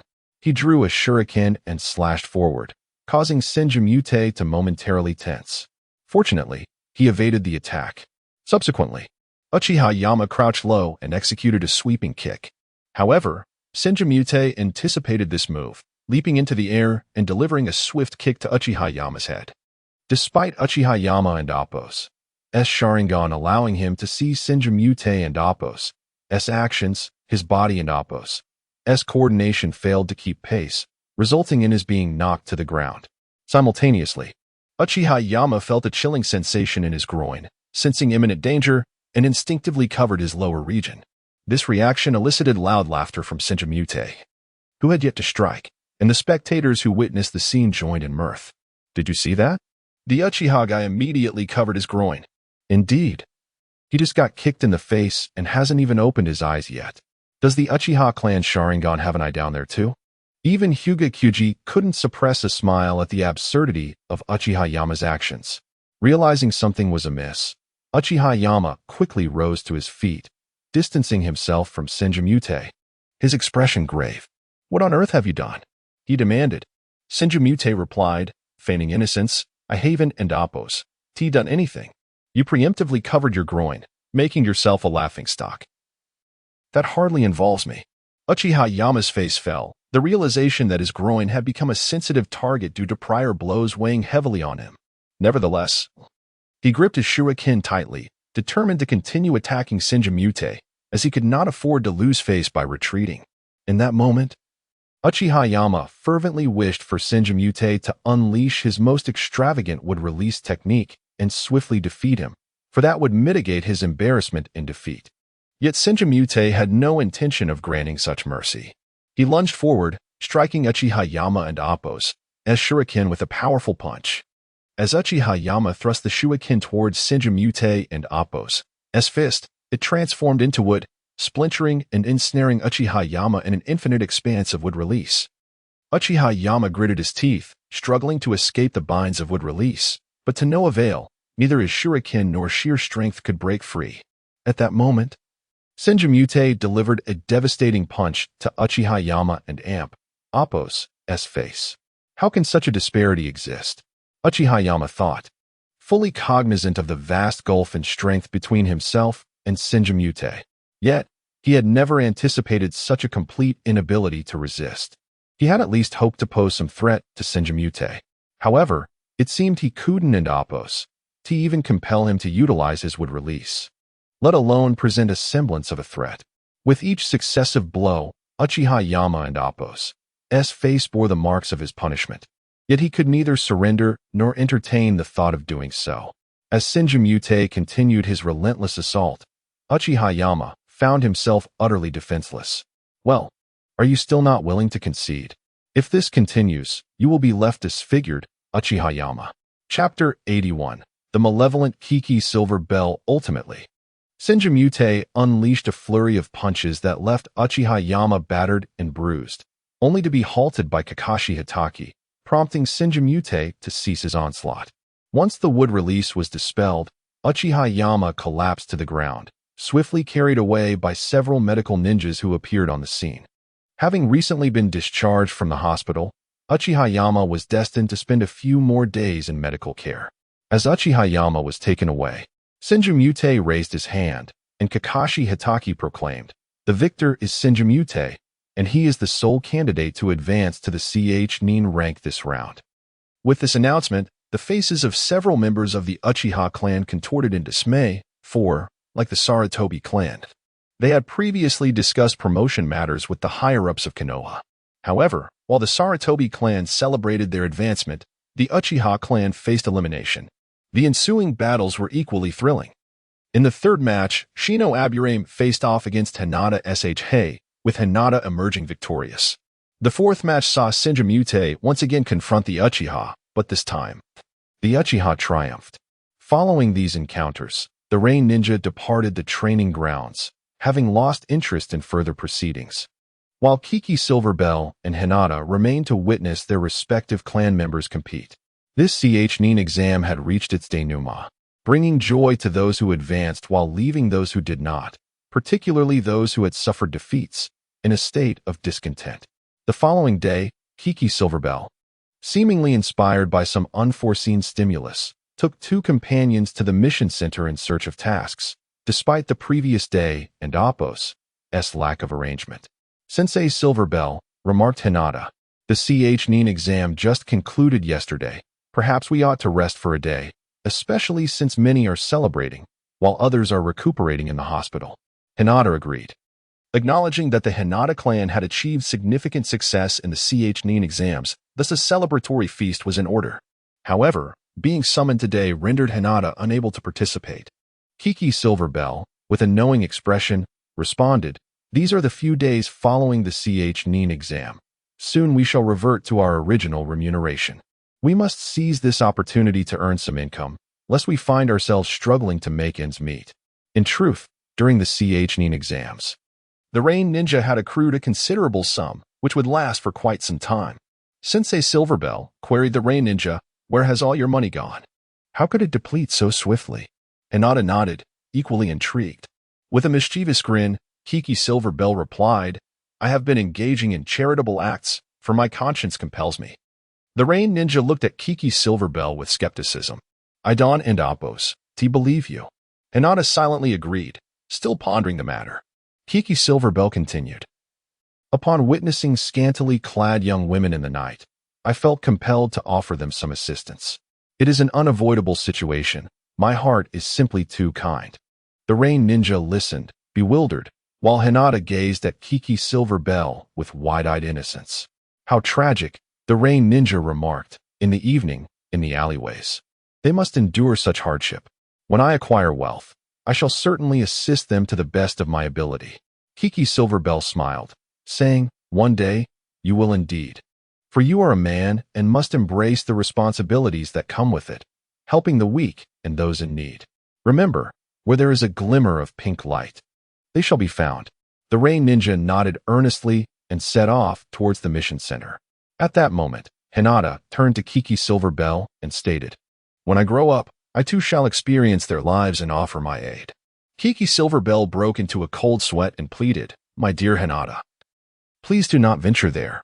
Otherwise, your father will surely come seeking me out. Hinata shook her head. Father often teaches us to experience different lives. Though it may be difficult, I wish to try. Kiki's silver bell and Amp, Apos, expression darkened, realizing that should they pursue such paths, his reputation as a teacher would plummet to zero, and his authority might reach negative levels. Upon arriving at the mission center, it bore little distinction from its state during the CHNIN exams. With few individuals present, precisely why Kiki's silver bell insisted on coming during this period. The staff recognized Kiki's silver bell and Amp, Apos, arrival and sighed, silver bell. While the profit share is notably high at present, there is no need to undertake tasks with such fervor. Kiki's silver bell waved dismissively, declaring, this is not merely about profit or money. It is for the sake of Konoha.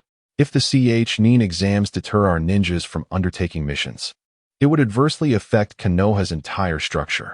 Yet before the staff could elaborate, Kiki's silver bell seized a recent C-rank mission, a task that stirred nostalgic feelings within him. The rain ninja curiously inquired, what mission could invoke such sentiment from Sensei Silver Bell? Kiki's silver bell and Amp, Apos, cheeks flushed as he handed the mission scroll to the rain ninja. Mission, protection task. On the border of the Land of Fire lies a prestigious music academy, the Fire Music Academy, renowned for producing numerous musical talents. The most famous singer, Chika Chikawa, hails from this institution. The task involves providing protection during her return performance at the academy, where an overwhelming crowd is expected due to the event and Amp, Apos, significance. Ordinary guards may be insufficient. Thus, Konoha's shinobi are required for protection to ensure no unusual occurrences transpire. Upon reading this, the typically stoic Hinata suddenly became animated, exclaiming, Chika Chikawa and Amp, Apos, performance? This is not a mission, it's a privilege. The rain ninja, bewildered, questioned, is this Chika Chikawa truly that renowned? Kiki's silver bell, Hinata, and the staff exchanged incredulous glances. Hinata was the first to exclaim, you do not know Chika Chikawa? She is the most celebrated singer of our time. Her performances draw massive crowds wherever she goes. Had it not been for today's relative calm, we would have never secured this task. Kiki's silver bell nodded, affirming that their presence today had indeed been fortuitous, bursting into laughter. The staff concurred, your luck is remarkable. This task was just posted when you arrived. And you claimed it immediately. The rain ninja, with a resigned expression, remarked, Sensei, you must have known about this in advance, arriving here at this precise moment. After all, you walked in and instantly acquired this mission. Kiki's silver bell merely smiled, neither confirming nor denying the implication. Chapter 82. The Mission of the Fire Music Academy in Summary. Amidst the intertwining excitement of Hitaki Jinren and Hinata Kazuna, the mission was flawlessly accepted. As the departure time approached, Hinata Kazuna insisted on leaving the very next day, expressing an eagerness to set off. While Hitaki Jinren promptly declared that they should gather at the village entrance soon to embark on their journey to the Fire Country and Apos' Music Academy. Yuki waved her hand dismissively and retreated to her room, having come to recognize the fervor of Hinata Kazuna and Hitaki Jinren, the starstruck enthusiasts. Inside her room, she hastily packed some snacks before swiftly departing for the village entrance. Although she believed she had made good time, she was surprised to find that Hinata Kazuna and Hitaki Jinren were already there, impatience etched on their faces as they watched her approach. Hurry up, Yuki. We need to leave now. If we arrive before nightfall tomorrow, we might still catch a glimpse of Chika Chika Keiko. Hinata Kazuna called out, waving her arms animatedly. Yuki quickened her pace to match theirs, a hint of annoyance in her voice. I was already quite fast, just grabbed a bit of food to bring along. I don't understand why you're in such a rush. With a tone that suggested she was imparting wisdom, Hatake Jinren replied. Once you meet Miss Chikachika Keiko and witness her popularity, you'll realize that seeing her up close is an experience worth cherishing for a lifetime. Yuki waved her hand dismissively, her expression darkening. I have no interest in such things. When you're all eager to watch the performance, I'll be stuck outside doing your errands. Hatake Jinren laughed heartily, secretly amused by her plight, while Hinata Kazuna looked at Yuki incredulously, as if to say, "Isn't that how it should be?" Yuki sighed, resting her hand on her face, and let it slide down slowly, resignedly stating, "Fine, do as you wish. I simply find no joy in this." The Fire Music Academy was established during the era of the 7th Hokage, shortly after the world had entered a period of peace, heralding a so-called renaissance. During this time, the status of ninjas began to decline, as various professions flourished. Even the earnings of ninjas decreased, yet the dangers associated with the profession diminished as well.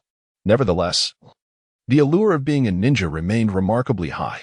The establishment of this music academy not only marked the dawn of a musical era, but also transformed the music industry entirely. With the income of renowned singers surpassing that of the Hokage by several times, even dozens of times, the admiration of the populace shifted from Hokage and generals to singers, actors, and athletes. The Fire Music Academy boasted an expansive campus, comparable to half of the Hidden Leaf Village, signifying the immense importance and investment the Fire Country placed upon it, far exceeding that of the Hidden Leaf Village. Upon arriving at the grand entrance of the academy, Hinata Kazuna felt as though she had come from the countryside, captivated by the pristine white decorations and the numerous towering statues, with pathways paved in stones of various hues, exuding an air of nobility. The main building of the academy rivaled even the Hokage Tower, with its pointed spires and the academy and Appo's emblem adorning its sides, underscoring the building and Appo's significance and its esteemed status. It and Appo's so beautiful. I want to study here too, Hinata Kazuna exclaimed, her youthful spirit ignited by the surroundings. The intricate sculptures, particularly the one of the immensely popular singer Chikachika Keiko, captivated her attention, and she rushed over to admire it in awe. Yuki, her face clouded with skepticism, questioned where the dignity and honor of a prominent family had vanished to in this fervor. However, she ultimately refrained from voicing her thoughts, wary of inciting the wrath of the enthusiastic girl. Suddenly, the doors to the academy swung open, revealing an elderly steward accompanied by several young, beautiful girls. Spotting Hatake Jinren with his silver hair, he waved in recognition. "I am Hatake Jinren from the Hidden Leaf Village, here for the task assigned by your academy," he greeted. The kindly steward responded, "I am in charge of the singing department at the Fire Music Academy, now referred to as the Director of Instruction, though I still prefer the old title. The efficiency of the Hidden Leaf is indeed commendable. You arrived much sooner than expected. Please come inside. Miss Chikachika Keiko is available now, and we can discuss the process together." Upon hearing that Miss Chikachika Keiko was free to converse, Hinata Kazuna and Appo's excitement soared, while Hatake Jinren appeared more composed, lacking her fervor. Under the guidance of the singing department and Appo's director, Kentaro, they ventured into a grand building behind the main structure. The architecture was peculiar yet imposing, exuding an indescribable sense of nobility. Upon reaching the 4th floor, they encountered several well-known singers engaged in conversation, each eliciting admiration from Hinata Kazuna, who was on the verge of drooling in awe. Yuki surveyed the surroundings, noting the abundance of stunning women, all adorned in striking makeup, while also spotting numerous handsome men. Despite knowing they too were made up, she couldn't shake the feeling of inadequacy. Occasionally, the female stars cast glances toward Hinata Kazuna, whispering among themselves, "What a beautiful girl! She rivals Chikachika Keiko in looks, and I dare say her figure is even more impressive. If she looks this good now, just imagine how perfect she'll be when she grows up," one woman remarked, nodding in agreement with another, who added, "Is she the Academy and Appo's new talent?" Our competition just got fiercer. As they reached the end of the hallway, Kintaro knocked on a door facing the corridor and announced, "Miss Chikachika Keiko, your guests have arrived." A voice from within soon replied, "I understand." The door opened to reveal a woman clad in a pale blue kimono, her hair cascading freely. Upon seeing her, Hinata Kazuna felt as though she might faint, while Hatake Jinren wore an expression that seemed to suggest a blend of shock and intrigue. Unable to be categorized as either a lecher or innocent. Chapter 83. Task of the Fire Music Academy. 2. The woman who opened the door was none other than the client for this mission. The renowned singer known as Chikage Keiko, as mentioned by Hinata Kazuha and Hatake Jinren. One must admit, Chikage Keiko was indeed stunning. With perfectly sculpted cheeks and an undeniable allure that compelled Aru to steal a few glances. The slightly fitted kimono she wore accentuated her flawless figure beautifully. Upon seeing Chikage Keiko, Kaneda greeted her and promptly turned to leave, while she ushered everyone into the room. The room was spacious enough to serve as a grand parlor, with neatly arranged furniture that exuded a youthful charm, reflecting that Chikage Keiko was merely 26 years old. Hatake Jinren scanned the surroundings before selecting a seat.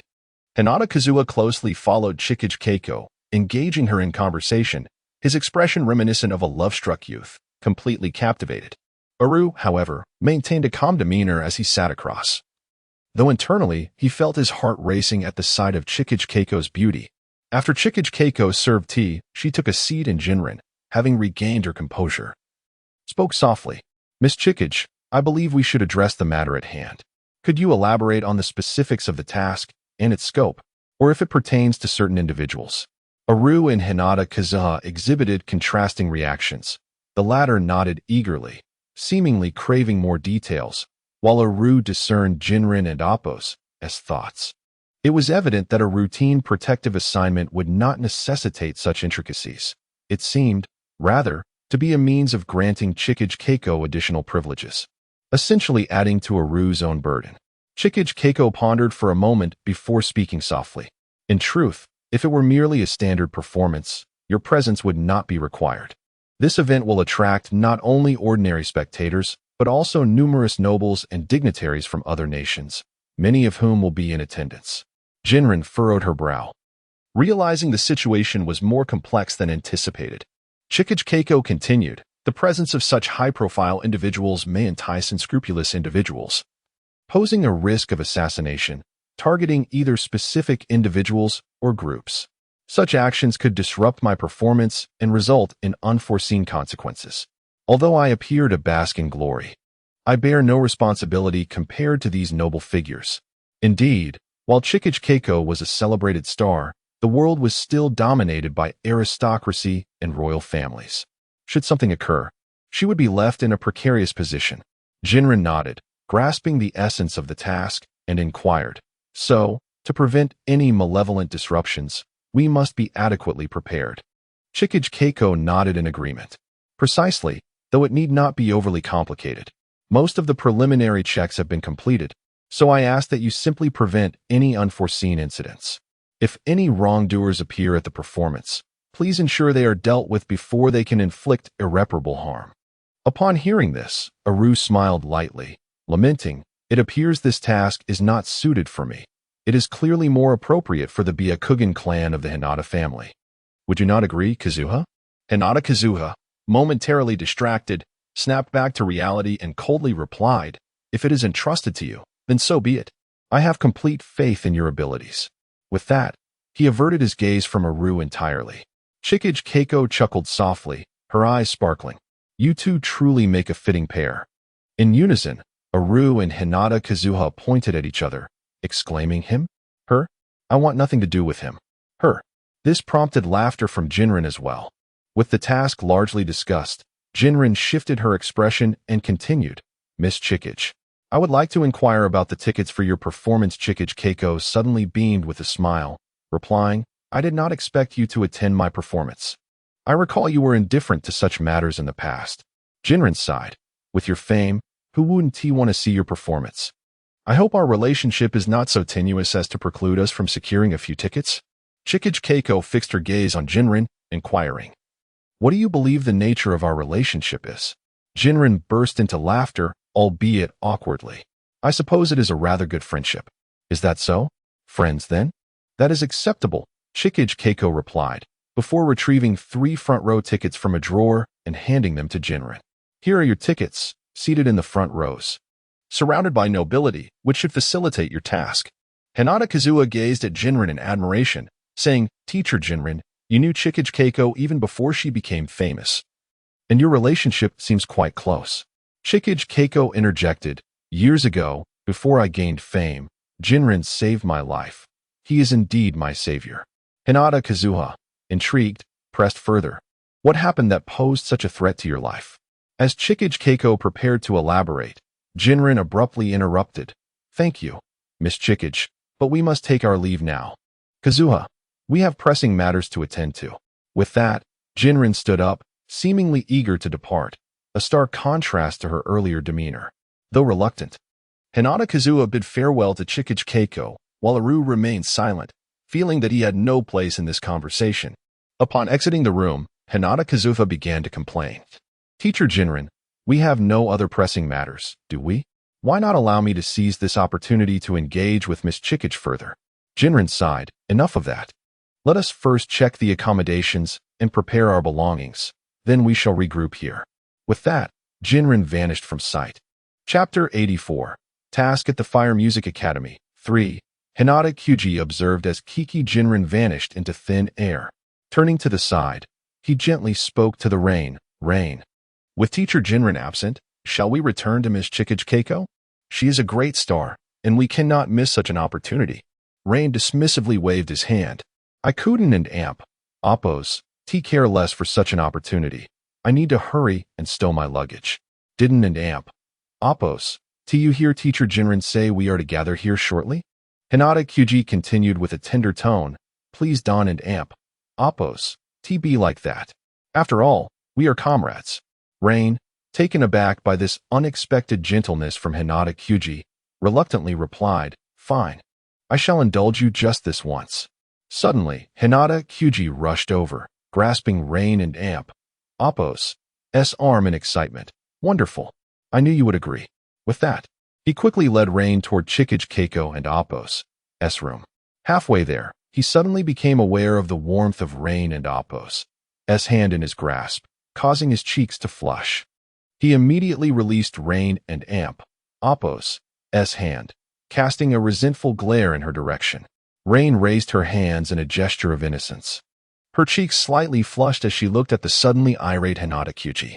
She weakly explained, This ISN and amp, Oppos, team I doing.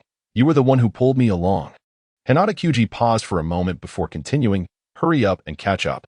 With a sigh of resignation, Rain followed suit, silently pondering, What have I done to deserve this? It seems I am perpetually entangled with this woman for no reason at all.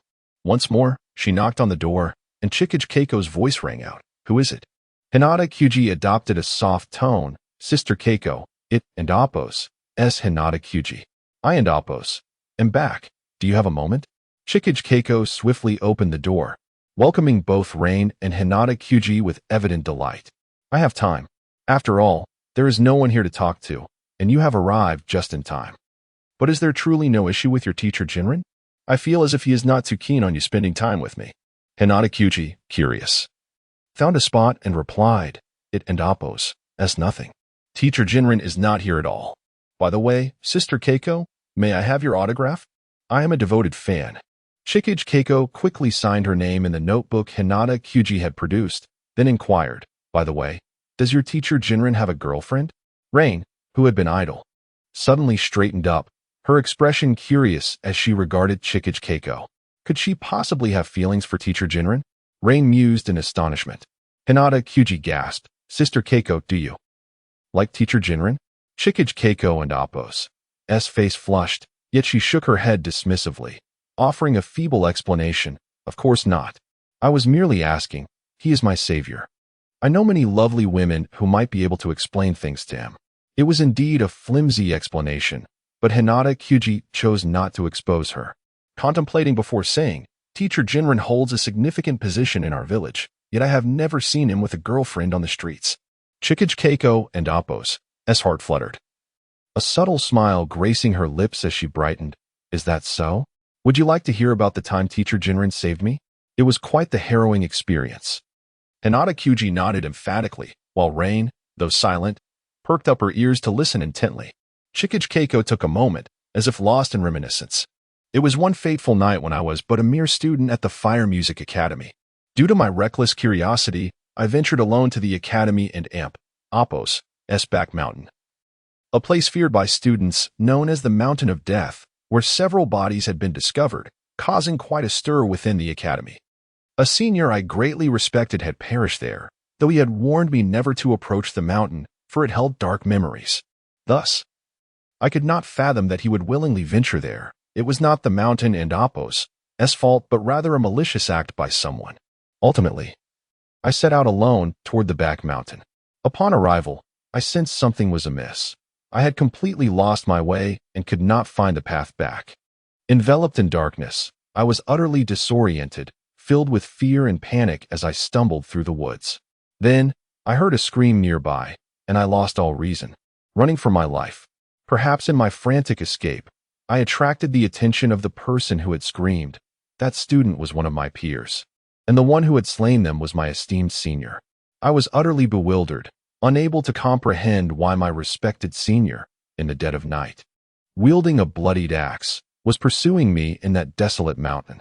As I recounted this, Chikage Keiko's emotions surged. His expression was terrifying. I felt he had resolved to kill me. I ran desperately until I found myself cornered on a small cliff, with my senior close behind. In that moment, despair consumed me, and I cried out, yet no one answered. Ultimately, it was teacher Jinrin who responded. He appeared behind me and confronted my senior. In a matter of moments, teacher Jinrin subdued him, but I was unable to bear the reality of the situation and fainted. When I awoke, I found myself in a hospital with teacher Jinrin by my bedside, having cared for me throughout the night. As I had no family in the music academy, I felt an immense gratitude toward him. Rain suddenly interjected, "But why did your senior come back from the dead?" Chikage Keiko fell silent before answering. He did not die. He merely used an incredibly lifelike dummy to evade detection. However, teacher Jinrin recognized the anomaly and swiftly uncovered the truth, ultimately following my senior and apprehending him. Hinata Kyuji pondered another angle, asking, "So, Sister Keiko, how did you and teacher Jinrin become friends afterward? You seem to have developed quite a bond." Hinata Kyuji emphasized the word friends. Chapter 85. The Task of the Fire Music Academy. 4. As the group departed, they arrived at the designated meeting point, only to find Kiki Jinrin already standing there, gazing up at the sky. They had also visited Chikage Keiko. Kiki Jinrin looked over at them. Hinata Kaji, with an air of fearless determination, remarked, "Well, I and Appos' suddenly realized that I have something to discuss with Sister Keiko. Surely, teacher Jinrin wouldn't and Appos' deny me even this small freedom." Kiki Jinrin replied nonchalantly, "Had I intended to deny you, I would have dragged you out earlier. It's not merely about granting you freedom. It's about ensuring that no one discovers the true nature of my teaching." Observing the dull exchange between Hinata Kaji and Kiki Jinrin, you swiftly redirected the conversation. "Teacher Jinrin, what is the significance of our gathering here?" Hinata Kaji seized the moment to inquire further. "Indeed, teacher Jinrin, what was the important matter you mentioned earlier?" Kiki Jinrin adopted a serious expression and stated, "Although this task appears to be a standard protection mission, the implications are immense. We are tasked with safeguarding a prominent lord." You, looking somewhat exasperated, replied, "What concern do we have with those lords? If something were to happen to them, it would merely be a matter for the Fire Music Academy." Kiki Jinrin continued her explanation. "No, while it may not directly concern us, they are still lords, and our client is significantly involved. As ninjas, if we cannot protect our client's interests, the reputation of our ninja village would suffer greatly." You nodded in understanding. "Next, we must traverse the entire Fire Music Academy to familiarize ourselves with the geographical layout and the surrounding terrain of this performance venue," Hinata Kaji stated dismissively. "In that case, I need not accompany you. My Byakugan allows me to comprehend the layout entirely, including even the most intricate details. However, if it comes to a real confrontation, the terrain will be my domain." Kiki Jinrin promptly tapped Hinata Kaji on the head and remarked, "Regardless, We must not underestimate the situation. Thus, you must refrain from using your Byakugan and accompany us. This also serves as part of your training. You continued walking nonchalantly, while Hinata Kaji followed reluctantly at the rear. By the time they finished exploring the Fire Music Academy, evening had descended. After enjoying a delightful dinner in the Academy and Appo's dining hall, they each returned to their separate quarters. With the Academy being vast, several rooms were available, especially since it was rumored that a lord and some nobles would be arriving the following day. After lying in bed for a short while, you felt boredom creeping in and decided it would be better to venture out for some amusement. If there was nothing entertaining within the Fire Music Academy, the only thing that piqued Yu's interest was the back mountain, which he had learned about from Chikage Keiko earlier that day. Although the true culprit had been apprehended, no one had ventured there since. Excitedly, Yu made his way towards the back mountain, only to spot a familiar figure stealthily approaching the same destination, Hinata Kaji. Yu called out softly, "Kaji, Kaji." Startled, Hinata Kaji turned to see Yu and relaxed, saying, "What are you doing here?" Yu retorted, "Shouldn't I be the one asking you that? By the looks of it, you seem intent on heading to the back mountain. If I inform Teacher Jinren, you won't be able to go." Hinata Kaji suddenly activated her Byakugan and glared at Yu. "You dare? If you tell Teacher Jinren, I will surely give you a beating right now." Yu felt a sweat bead down his forehead, thinking her a violent girl. Nevertheless, she shook her head and said, "All right, then I'll accompany you. It would be quite perilous for you to go alone, wouldn't it?" Hinata Kaji retracted her Byakugan, snorted, and strode ahead, with Yu trailing behind. The only route to the back mountain was through the Academy's rear gate, but it had been thoroughly sealed off. However, for ninjas like Yu and Hinata Kaji, this posed no obstacle. The two leapt gracefully, quickly scaling the barricade, and upon landing, turned to see the Fire Music Academy fading into the distance. As they gazed at the foreboding mountain path before them, Hinata Kaji expressed concern. "It looks so dark here. I truly wonder what courage Miss Keiko had to venture up this mountain alone." Yu, taking the lead, waved his hand dismissively. "If you're afraid, you need not follow. I can manage alone and will convey everything that happens inside." Hinata Kaji, unwilling to concede, dashed ahead, stating, "My Byakugan can discern the path clearly. I am more useful at the front." They continued their ascent, and upon reaching the mountainside, Hinata Kaji suddenly turned to ask, "Yu, do you remember the way back?" Yu glanced behind, only to see a tangle of trees and grass, rendering it impossible to discern their origin. "I don't know, but with your Byakugan, it shouldn't be an issue. Moreover, as long as we keep moving in this direction, we should reach our destination." Hinata Kaji nodded. Yet the seemingly modest mountain exuded a mysterious allure. The summit, it seemed, was not devoid of life. It once harbored a quaint village, abandoned for reasons unknown, and subsequently, the Fire Music Academy had designated this mountain as a place of demise. Yu remarked nonchalantly, "Though deserted, the structures remain largely intact. If someone were to secretly inhabit this place, they would likely go unnoticed." Hinata Kaji turned in horror to look at Yu. "Are you suggesting that someone could be living here? That's impossible. It's deserted. Survival itself is a challenge.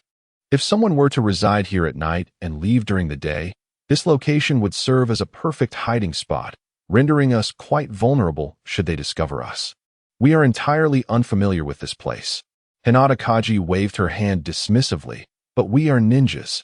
Even if we are discovered, we can adeptly utilize the terrain to our advantage." Chapter 86. The Mission of the Fire Music Academy. 5. What if a ninja resides here? A dangerous one at that.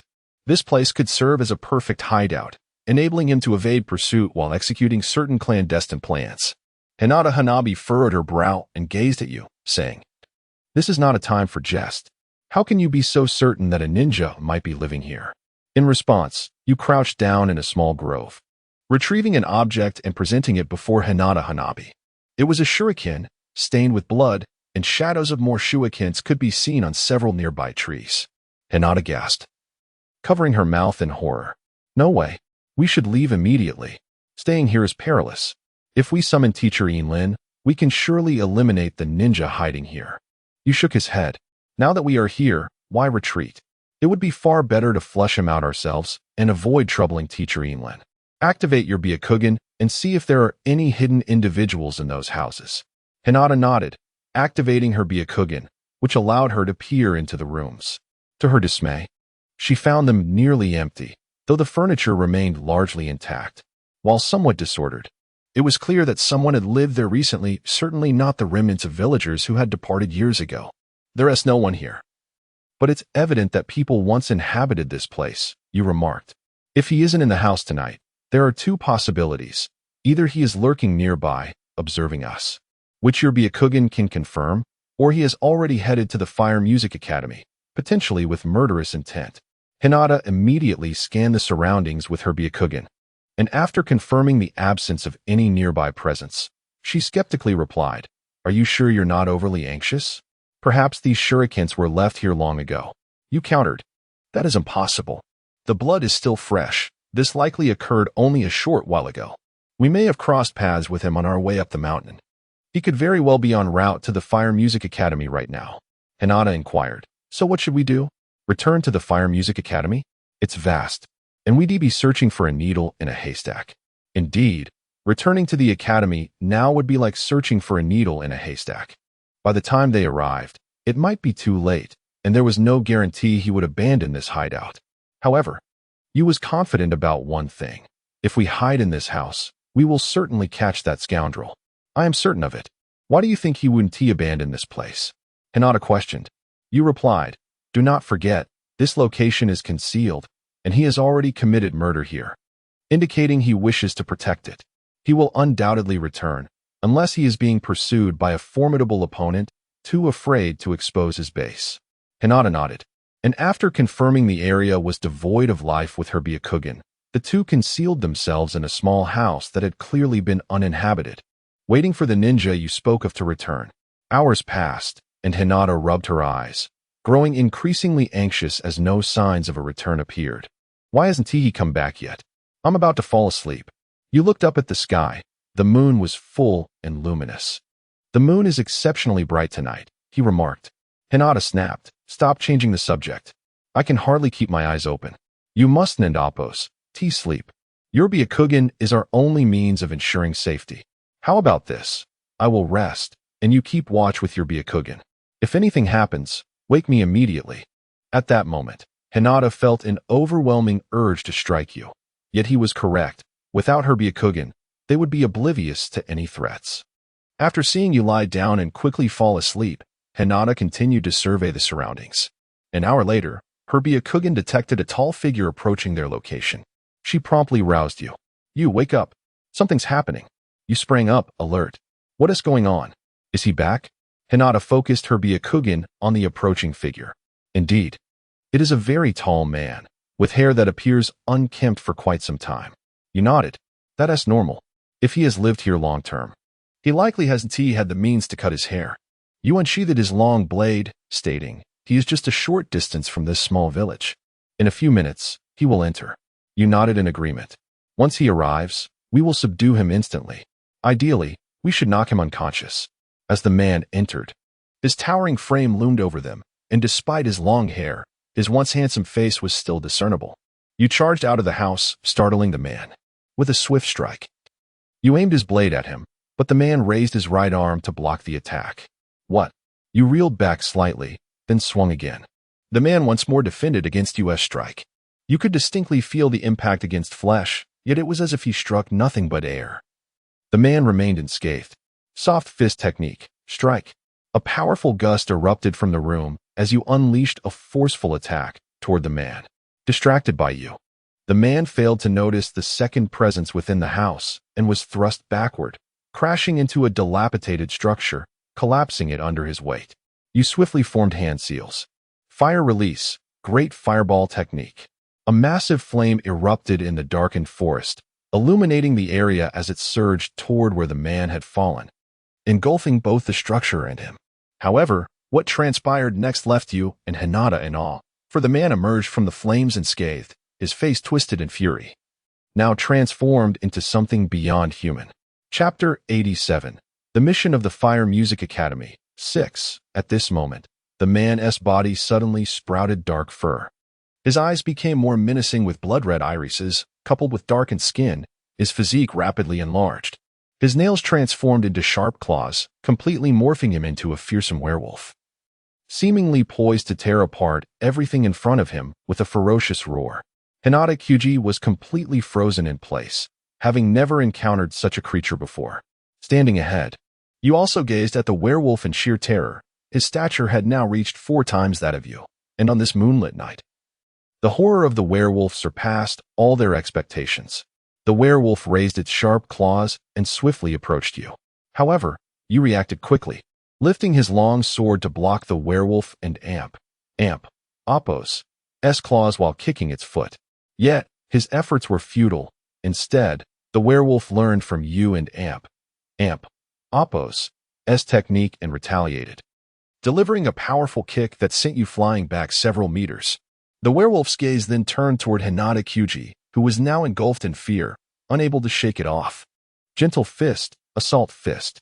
Nevertheless, a ninja and Appo's instinct to resist in the face of terror remained. A gentle fist struck out, landing solidly on the werewolf and Appo's body. But it felt as if air had merely hit it. There was no reaction. Sensing something was amiss, Hinata Kyuji immediately leaped out of the house and ran away, hoping to distance herself from the werewolf. However, the werewolf and Appo's speed exceeded her expectations. It pressed its hands against the ground and sprinted toward her with astonishing swiftness. Fire style, great fireball technique. You stood up, his Sharingan spinning rapidly as a massive chakra concentrated in his mouth. A colossal flame erupted forth toward the werewolf's path. Although the werewolf was fast, you successfully predicted its movements, and the expansive range of the great fireball technique engulfed the enormous werewolf entirely, rendering its form invisible. Hinata Kyuji halted, gazing at the distant spot where the werewolf had been consumed, exhaling a sigh of relief. Had they succeeded? Such a massive flame. However, despair soon washed over them as the werewolf emerged from the flames, breaking through and charging toward Hinata Kyuji. You, having been struck by the werewolf, understood the sheer terror of its power. He could not allow it to approach Hinata Kyuji. This singular thought consumed him.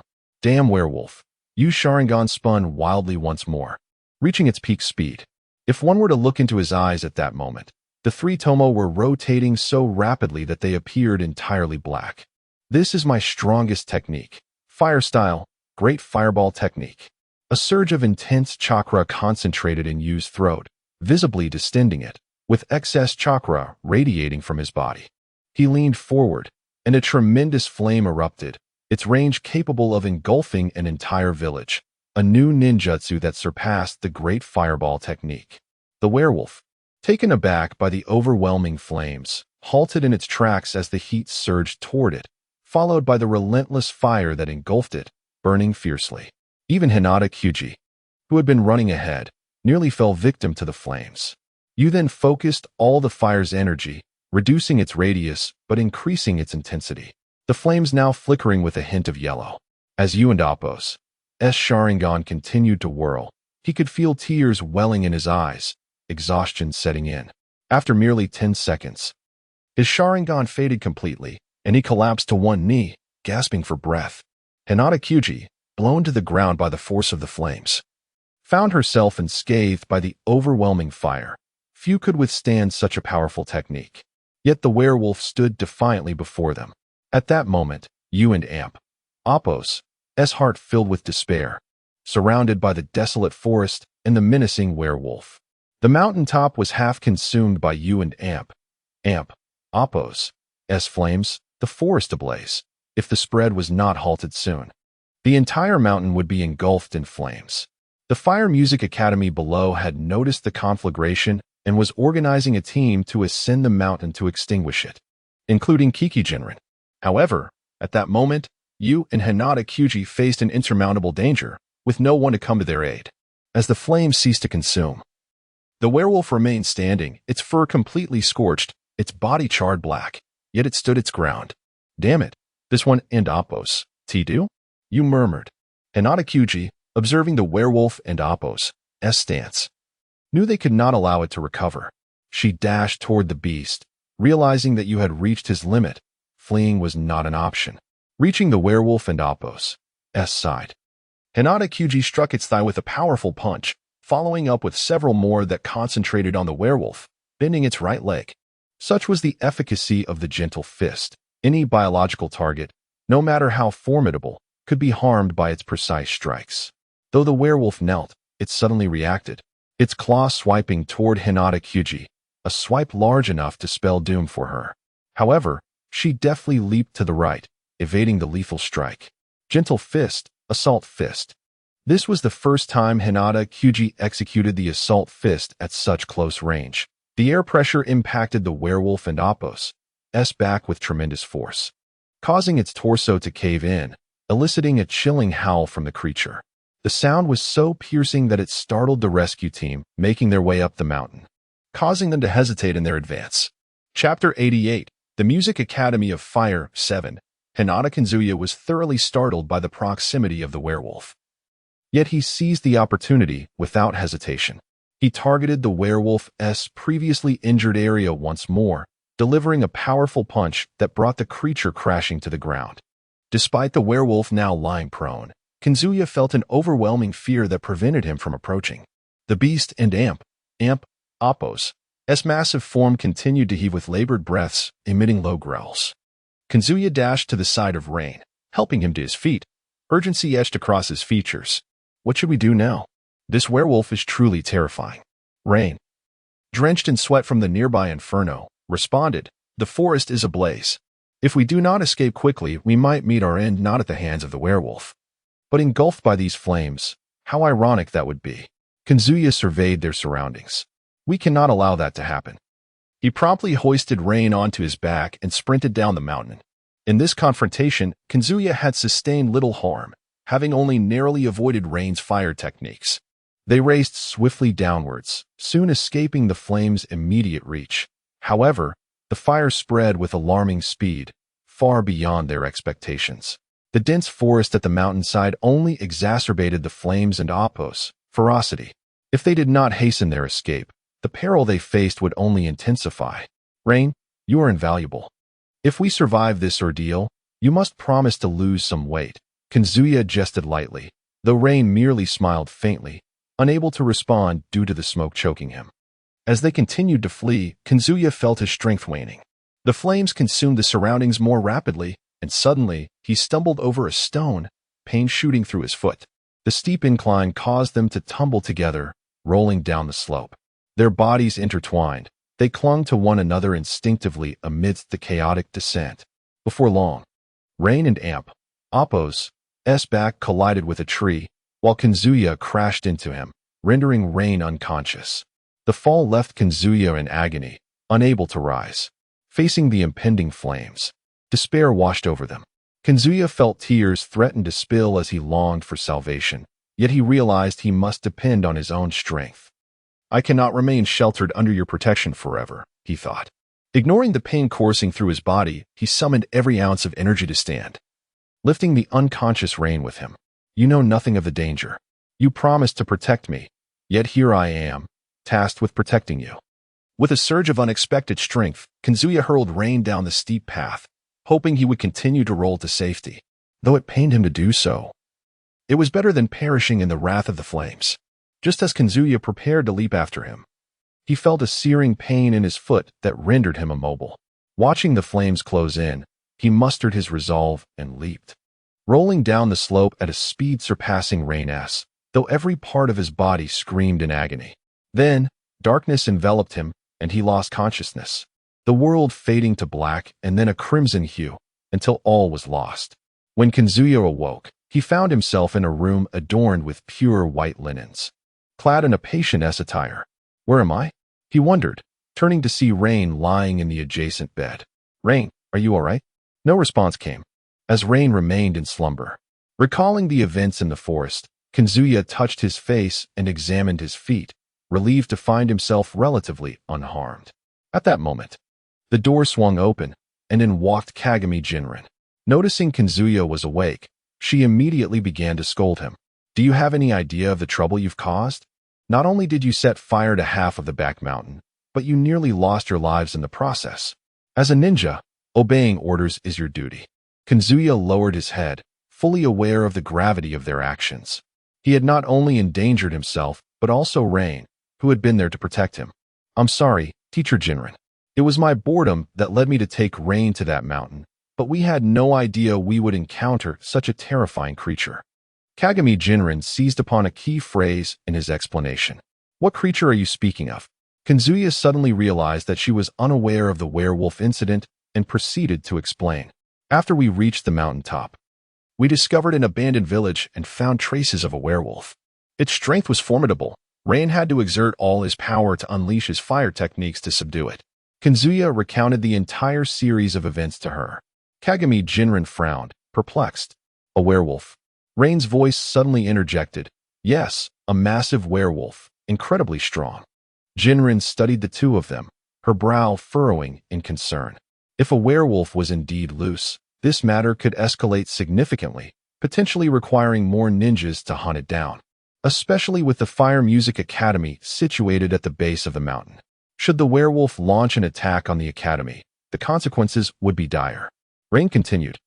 Before we escaped the inferno, the werewolf was still atop the mountain, and its movements were severely hindered.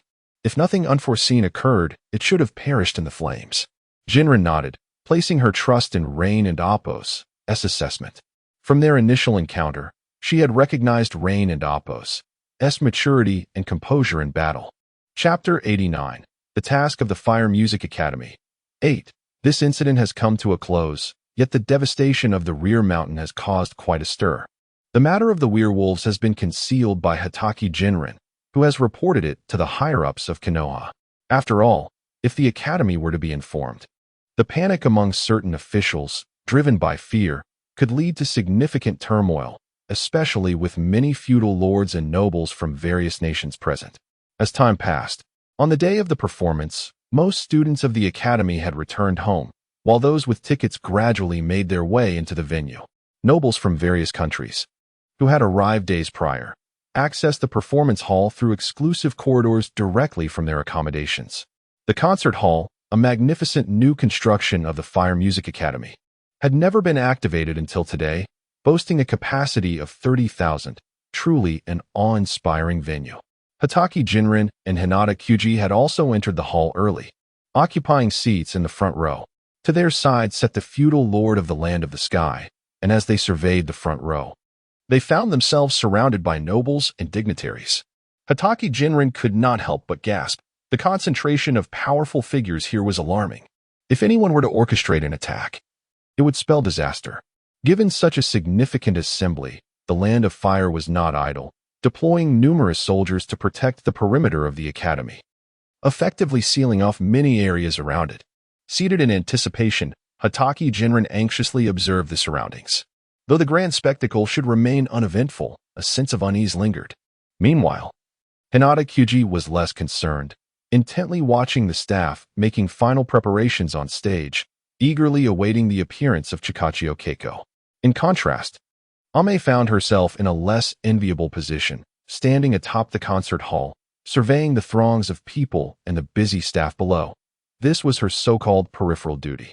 Hatake Jinren shamelessly concocted a new excuse, ensuring the absolute safety of the venue. However, Ame was acutely aware that with such stringent security checks, it was nearly impossible for anyone to infiltrate. Ultimately, it was merely an excuse to watch the performance while fulfilling her task, making Ame the scapegoat. Soon, the crowded masses outside filtered into the hall, and melodious singing soon resonated within. Although Ame could not see inside, the enchanting voice of Chikachio Keiko captivated her ears. The beautiful melody enveloped her, compelling Ame to unconsciously move to the rhythm. However, her enjoyment was short-lived as she noticed something amiss. In the distance, near a small entrance, a soldier of the Land of Fire lay sprawled on the ground, barely alive. Ame swiftly appeared before the soldier, who was now motionless in a pool of blood. Damn it, someone indeed sought to sabotage this performance. With so many feudal lords present, it was hard to believe one could remain undetected. Yet, with the sole witness now deceased, identifying the perpetrator would prove exceedingly difficult amidst the vastness of the concert hall. Cursing under her breath, Ame summoned several soldiers and instructed them to begin searching the perimeter as tension mounted outside. She returned to her vantage point. Observing the now busy soldiers of the Land of Fire, her brow furrowed with concern. Had the assailants successfully infiltrated the concert hall? If so, she hoped that Jinren-sensei would notice. Just as one crisis seemed to settle, another wave of turmoil emerged.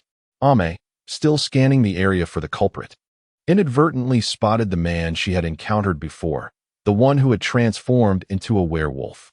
He approached the concert hall with a slow, deliberate stride, his eyes brimming with audacity. Ame and Appos' frown deepened. Damn it, of all times, this man had survived.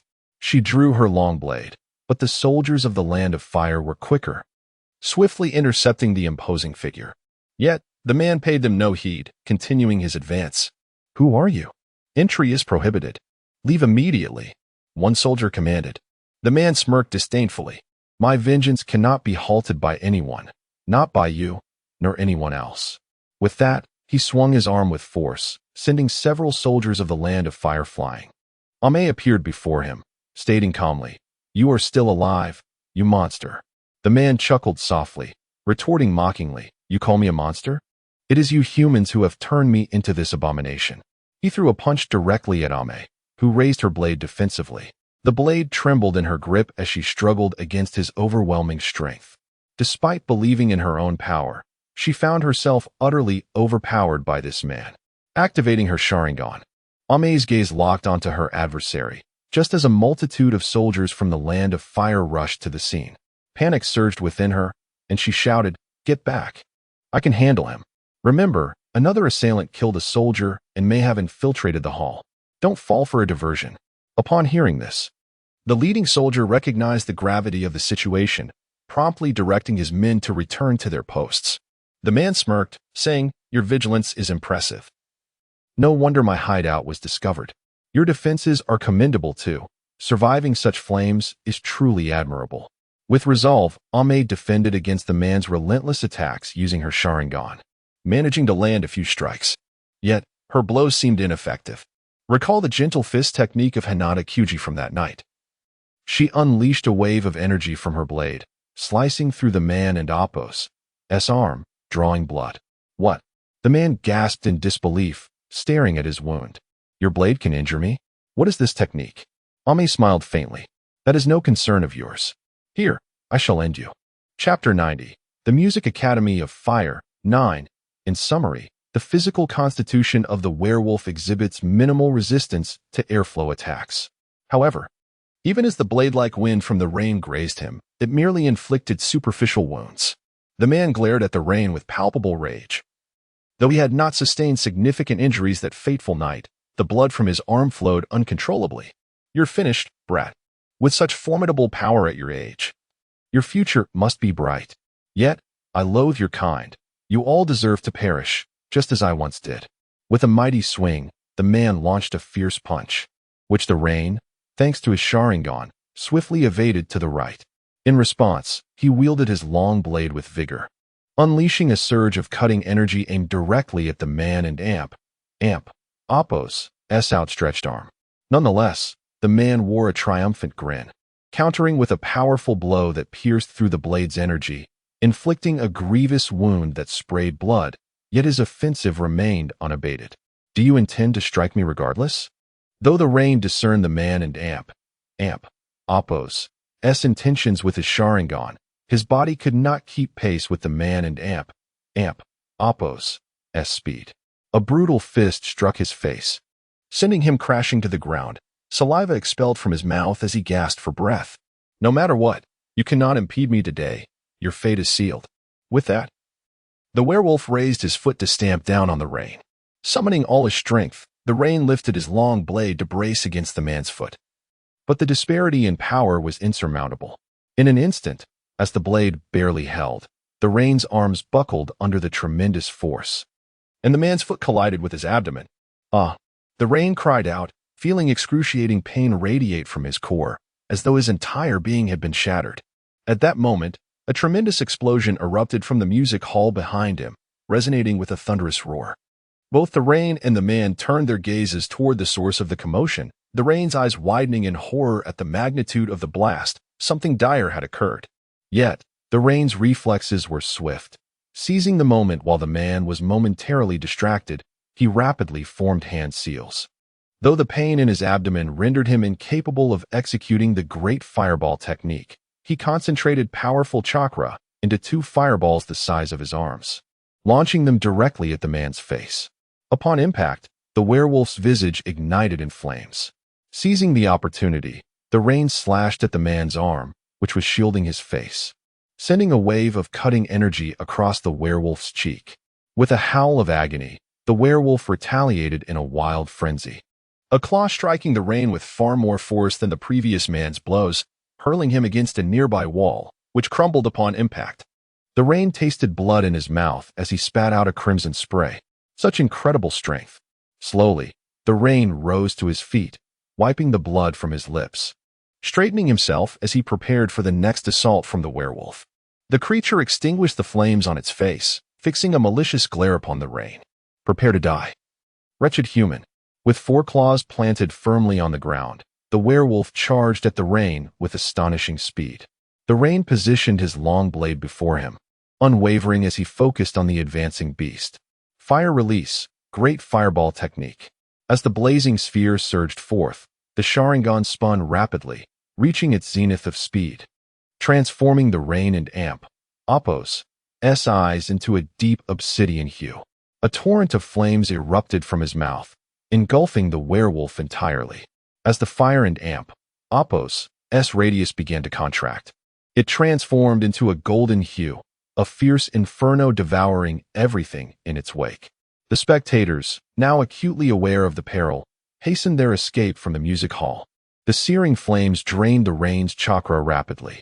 Despite the replenishment from his Sharingan, he felt his strength waning, reminiscent of the previous night, collapsing to the ground as the flames gradually subsided.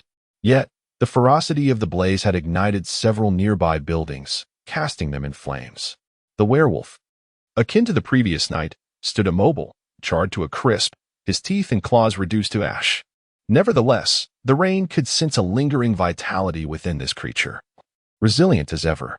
Breathless, the Rain felt his Sharingan fade, yet the battle was far from over. How on earth can I bring this creature down? Chapter 91. The Mission of the Fire Music Academy. 10. Rain gazed ahead, yet the strength to act was waning. Perhaps he had just enough energy left for one final effort. If the werewolf before him regained its senses, his fate would be sealed. Thus, he resolved to conserve the last remnants of his strength, his final glimmer of hope, and with that thought, he closed his eyes to recuperate. Within the venue, flames spread relentlessly, the devastation wrought by the explosions still lingering. At this moment, Chihiro Keiko traversed the designated passageway towards safety, while Kiki Jinrin remained vigilant, facilitating the evacuation of the crowd. Hinata Kazashi followed Chihiro Keiko, for she was the ultimate client of this mission. Damn it, where's Rain? Kiki Jinrin observed the chaotic scene around her. Although the evacuation had been remarkably successful, managing a concert hall filled with 30,000 attendees was an arduous task. Compounded by the limited escape routes, a clear indication of shortcuts taken. Lord Ninja, many buildings outside are ablaze, and numerous witnesses have described a colossal inferno erupting, which you refer to as fire release. Kiki Jinrin exclaimed in astonishment. Are you suggesting it was fire release? Upon uttering these words, Kiki Jinrin vanished from her spot, leaping above the concert hall where she quickly spotted Rain and Appo's position. At that moment, Rain lay prostrate on the ground, confronted by a colossal and terrifying werewolf. Though it remained motionless, its imposing size and visage instilled a profound fear in Kiki Jinrin, who had never before encountered a werewolf. She swiftly materialized beside Rain, whispering, "Rain, how are you holding up?" As Rain opened his eyes and beheld Kiki Jinrin by his side, he felt a wave of relief wash over him. Knowing his life was likely spared, the werewolf is still alive. Hurry. Receiving Rain's urgent words, Kiki Jinrin formed hand seals. Wai-tun, HK no Jutsu. A surge of radiant light shot forth, striking the werewolf and penetrating its body, causing the luminescence to spread and expand. Kiki Jinrin clenched her fist as the light enveloped the werewolf, culminating in a violent explosion that reverberated through the air. Rain watched in horror as the werewolf and Appo's body was torn asunder, charred yet still discernible amidst the carnage. Kiki Jinren hoisted Rain onto her back and leaped to the rooftop of the concert venue. Despite the explosions that had rocked the hall, the unique materials of the roof had withstood the devastation, preventing any collapse, an essential factor in the successful evacuation of so many individuals. Rain, rest here. It is safe. I will take care of things below, Kiki Jinren assured him before vanishing once more. Rain then fully closed his eyes, lying back, relieved that his responsibilities had finally concluded. Meanwhile, Chihiro Keiko and her companions made their way to a safer area, distanced from the crowd. Security personnel began to voice their concerns. Miss Chihiro Keiko, we should be safe here, but we remain uncertain about the identity of the individual who instigated the explosions, so we cannot afford to be complacent. Hinata Kazashi nodded. Knowing that among them, she harbored the greatest concern for Chihiro Keiko and Appo's safety, being her most devoted admirer. Sister Keiko, we ought to navigate towards areas with denser crowds, as they would offer greater protection. Chihiro Keiko nodded in agreement but replied, it is quite safe here. If I were to relocate due to the events occurring, it would create unnecessary turmoil, adversely affecting everyone's efforts. Though Hinata Kazashi wished to further dissuade her, witnessing Chihiro Keiko and Appo's selflessness silenced her objections, and she resolved to protect Chihiro Keiko with unwavering determination. However, the next moment, a chilling sight sent a shiver down Hinata Kazashi's spine. A fearsome werewolf appeared before her, causing the nearby soldiers to gasp in terror. Chihiro Keiko screamed in fright. Hinata Kazashi instinctively shielded Chihiro Keiko, declaring resolutely, protect Miss Keiko. I will confront this werewolf. Its strength is immense, so you must summon Kiki Jinren at once. With that, she charged towards the werewolf. The beast crouched low, lunging toward Hinata Kazashi with alarming speed. A massive paw swiped at her, sending the soldiers into a panic. Yet, with her Byakugan activated, Hinata Kazashi countered swiftly with her gentle fist technique. In close proximity, she executed a powerful strike against the werewolf and Appo's ferocious blow. The clash of their immense forces sent the beast staggering back, but its claws remained poised to strike. Once more, Hinata Kazashi utilized her gentle fist, channeling chakra into her palm. The technique enabled her to withstand the werewolf's relentless assault, deflecting multiple strikes with remarkable skill. Seizing the opportunity, she unleashed her new technique, Gentle Fist, 8 trigrams, 10 palms. In an instant, she delivered 10 rapid blows, each one targeting the werewolf's vital points, aided by her Byakugan. The werewolf exhaled heavily, and Hinata Kazashi incredulously questioned, you should have perished that day on the mountain amidst those flames. How could you possibly have survived? The werewolf offered no response, instead launching another furious attack with alarming speed. Had she not prepared in advance, Hinata Kazashi knew she would have met her demise. With another strike, she managed to push the werewolf back. However, it was evident that she inflicted little damage, as its charred form from that fateful day had evidently granted it resilience. Although she had forced it to retreat, the relentless onslaught was becoming increasingly difficult to endure. Concentrating all her chakra into her palms, she struggled to maintain her ground against the beast. As the werewolf lunged forward again, Hinata Kazashi understood she could not withstand this blow. The threat loomed ever closer as she fixed her Byakugan on the creature. This time, it will be a decisive strike. You wretched beast. Chapter 92. The werewolf gully in a swift motion, Hinata intertwined his hands and struck the werewolf and Appo's leg. Following this, a powerful burst of energy surged forth from his palm, forcefully impacting the werewolf and Appo's limb. The creature let out a piercing howl, clearly wounded by Hinata and Appo's strike. Observing this, several soldiers rushed forward, launching a flurry of slashes at the werewolf, only to be met with astonishment as their attacks proved utterly ineffective, akin to striking an entity forged from steel yet possessing flesh. How could this be? Is it truly impervious to blades? You must retreat. Your weapons cannot harm it. It is a creature of pure monstrosity. Hinata rolled over and delivered another blow to the howling werewolf, employing the technique of soft fist, charging punch. This time, the attack connected directly with the werewolf and Appo's body, causing a noticeable indentation. The werewolf howled in agony, its pain evident. "I will see you dead. I will see you dead." Struck by the charging punch, the werewolf fell to its knees but quickly swung its massive arms, attempting to ensnare Hinata within their grasp. Caught off guard, Hinata could only watch as the enormous claws descended upon him, powerless to resist. Suddenly, the claws erupted in a violent explosion just before reaching Hinata. He instinctively shut his eyes, and after a moment, upon hearing the deafening blast, he found himself miraculously unscathed. With instinctive agility, he leaped away from the danger.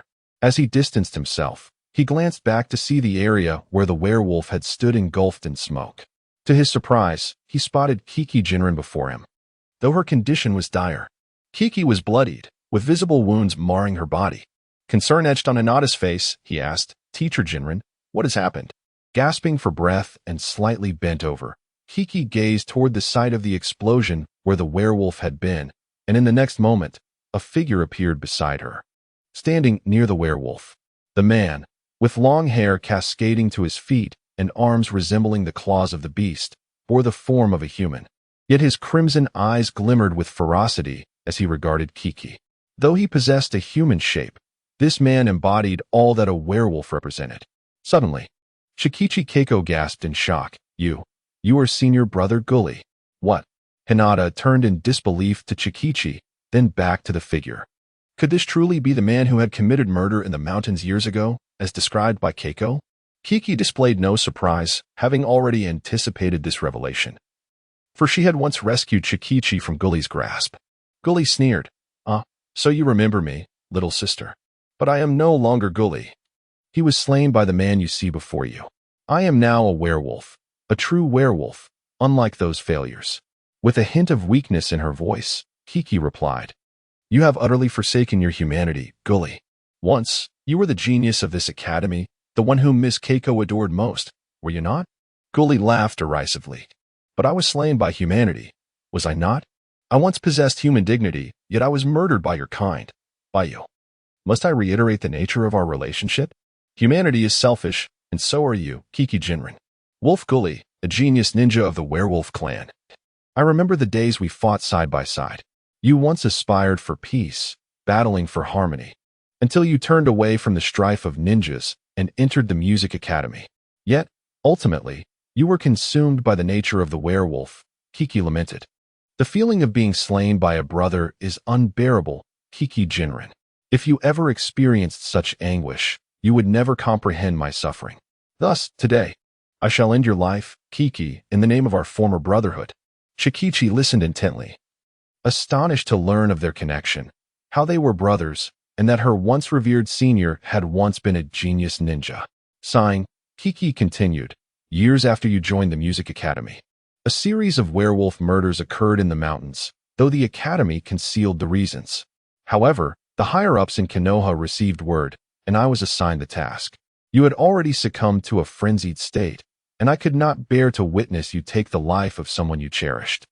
I wish to spare you the torment of awakening to the reality of your actions, the horror of what you have become. I refuse to accept you as a wretched monster." Gully howled defiantly, "You know nothing of me. I am of the werewolf clan. I am a wolf by nature. All my power is bestowed upon me by the wolf god. If you kill me, I shall become a ferocious wolf to repay you. I understand you. We were the best of brothers. Today, even in your pride, you shall never forgive yourself for the errors you commit." Gully's attack surged forward once more. Kiki raised her voice. "Gully, we were once Konoha ninjas, united in our quest for peace. Had I transformed into such a beast, and you failed to stop me from killing my beloved, forcing me into the role of a despised creature, then I would have loathed you for eternity. My greatest fear is not your hatred, but the hatred of you as a human, for we are brothers." As Gully's claws neared Kiki, they suddenly halted, mere millimeters from her face. The tension dissipated, allowing Kiki to breathe a sigh of relief. "Return, Gully, it is not too late." Gully retracted his claws, gazing at Kiki. "It is too late. I can no longer return. My heart belongs to the wolf. I have failed, and my entire existence has crumbled, has it not?" With that, Gully lowered his claws, surrendering to her. "Kill me, Jinren, I cannot restrain myself. I will only bring further death upon others. This is the nature of our clan, and only a select few can master control. Clearly, I am not among them. Gully extended his arms, inviting her to end his life. Yet, confronted with the reality of the man she once knew, Kiki found her hands unable to rise. I cannot do it. Chapter 93. The final task of the Fire Music Academy. Suddenly, Gully was engulfed by a fit of rage. Hurry, I can no longer restrain myself. Yinsuk, perhaps I have committed numerous wrongdoings, but if you do not end my life now, I shall continue down this dark path. I am aware that it was your mercy that allowed me to survive that fateful night. Today, do not repeat such foolishness. With a flicker of luminescence from her palm, Chimu Yinsuk unleashed a powerful punch directly to Gully and Amp.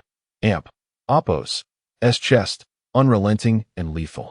The blow pierced through Gully and Appo's torso, blood oozing forth, yet a long-forgotten smile graced his lips. Yinsuk, at last, I can express my gratitude as a human being. For the first time in many years, I have regained control over my body. Your words have awakened me. With that, Gully collapsed to the ground, gazing at Chimu Yinsuk as Qianqian Huizi rushed over, tears streaming from her eyes.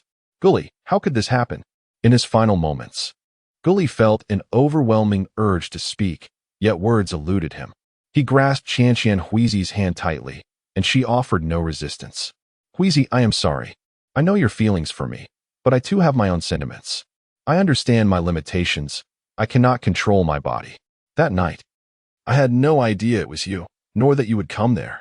Upon hearing this, Huizi broke down in tears. Reminiscent of the time when Chimu Yinsuk had slain Gully, weeping through the night during her lowest ebb. Yet, it was that very moment that transformed her voice into a haunting melody. Chimu Yinsuk refrained from interrupting their exchange, acutely aware of Gully's feelings for Huizi. Each time Gully returned to Konoha, he would speak of Huizi as the epitome of perfection, though he had never met her. When he saw Huizi in peril at Gully's hands, he could not bear to witness such a fate. Huizi wept uncontrollably, and although many years had passed, perhaps she had long since regarded Gully as a threat to her life. Yet, upon seeing him once more, she found it impossible to conceal her emotions. Gully turned his gaze toward Chimu Yinsuk and spoke slowly. Yinsuk, I have one final request. Chimu Yinsuk knelt and nodded. Take care of Huizi. Although I lack the right to ask this, I implore you, Yinsuk, look after her. Over the years, I have secretly observed her at the academy. I know she has come to care for you. Please, cherish her. With those last words, Gully's eyes gradually closed, a long overdue smile adorning his lips. Huizi suddenly cried out, collapsing against Gully and Appo's chest, rendered voiceless. Chimu Yinsuk stood, gazing into the distance, for only they understood the emotions that bound them. He claimed to despise Gully for having harmed him, yet he too felt resentment for having taken Gully and Appo's life. Hinata Kyuji approached slowly, intending to comfort Huizi. But Chimu Yinsuk raised a hand to stop her. Let her be alone for a moment, after all these years. With that, Chimu Yinsuk remained, while the werewolf's ferocity dissipated, leaving behind a human figure that crumpled to the ground, eventually carried away by soldiers. Days later, the explosion at the academy was attributed to several werewolf attacks, and Gully remained branded as the murderer from years past. In contrast, Chimu Yinsuk, Yu, and Hinata Kyuji were hailed as heroes of the academy, with statues erected in their honor, funded by the feudal lords and nobility of various nations. The explosion resulted in significant casualties, however, during the chaos. Chimu Yinsuk and Appo's luminescent abilities saved many nobles and lords, earning him a substantial reward and elevating him to newfound wealth. Following this incident, Qianqian Huizi announced her retirement from the music industry, disappearing from public view without a trace, leaving many to ponder her sudden departure. The lives lost in this tragedy were given proper burials, their families mourning the futures that were cruelly snatched away. Until one day, as he was called out by Hinata Kyuji for shopping, she happened upon a familiar silhouette, pursued by many who questioned her, yet she skillfully evaded.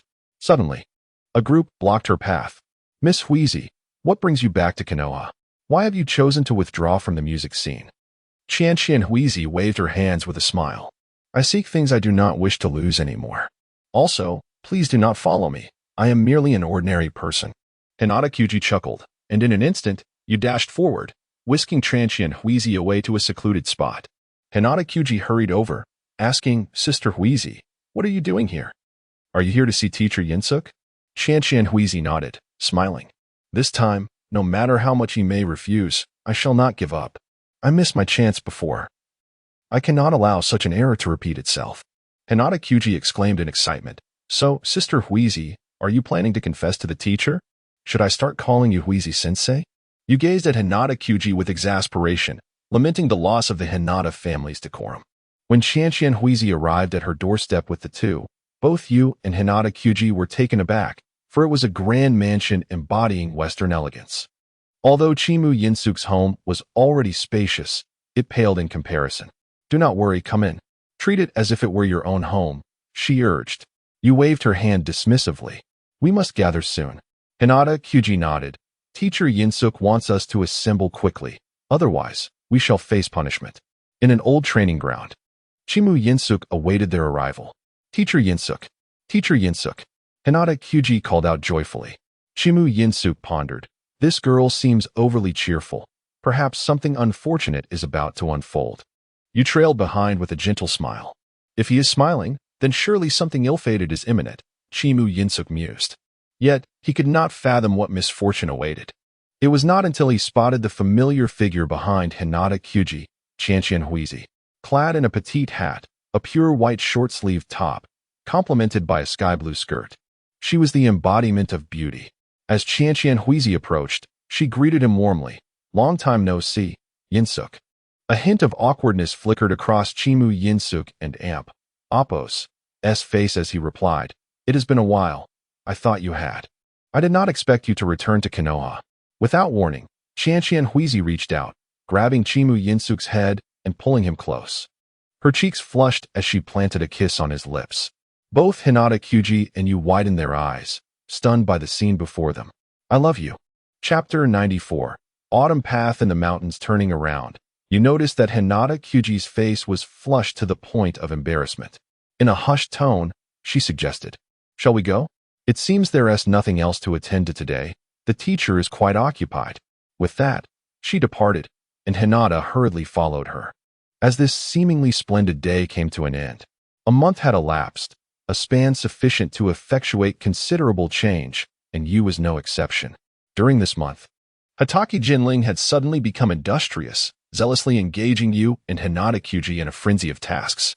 Finally, you had amassed enough funds to purchase a house. Although she could not afford an entire property outright, she had managed to scrape together a down payment. However, once that was paid, her finances would be utterly drained, prompting you to resolve to stay at Hatake Jinling and Apos' residence for meals and accommodation, while she vacated the Earl Noodle house. Hatake Jinling, with a stern expression, regarded the young girl, perplexed as to why someone so young would wish to buy a house, only to leave herself without provisions and seek shelter at his home. Perhaps this had been her intention from the very beginning, he mused. Now, Hatake Jinling was considered one of the affluent elite, having saved the lives of nobility and feudal lords from various nations. His wealth was nearing a level that rivaled entire nations. To assert that he was impoverished would be laughable. Yet, his recent obsession with completing tasks remained inexplicable.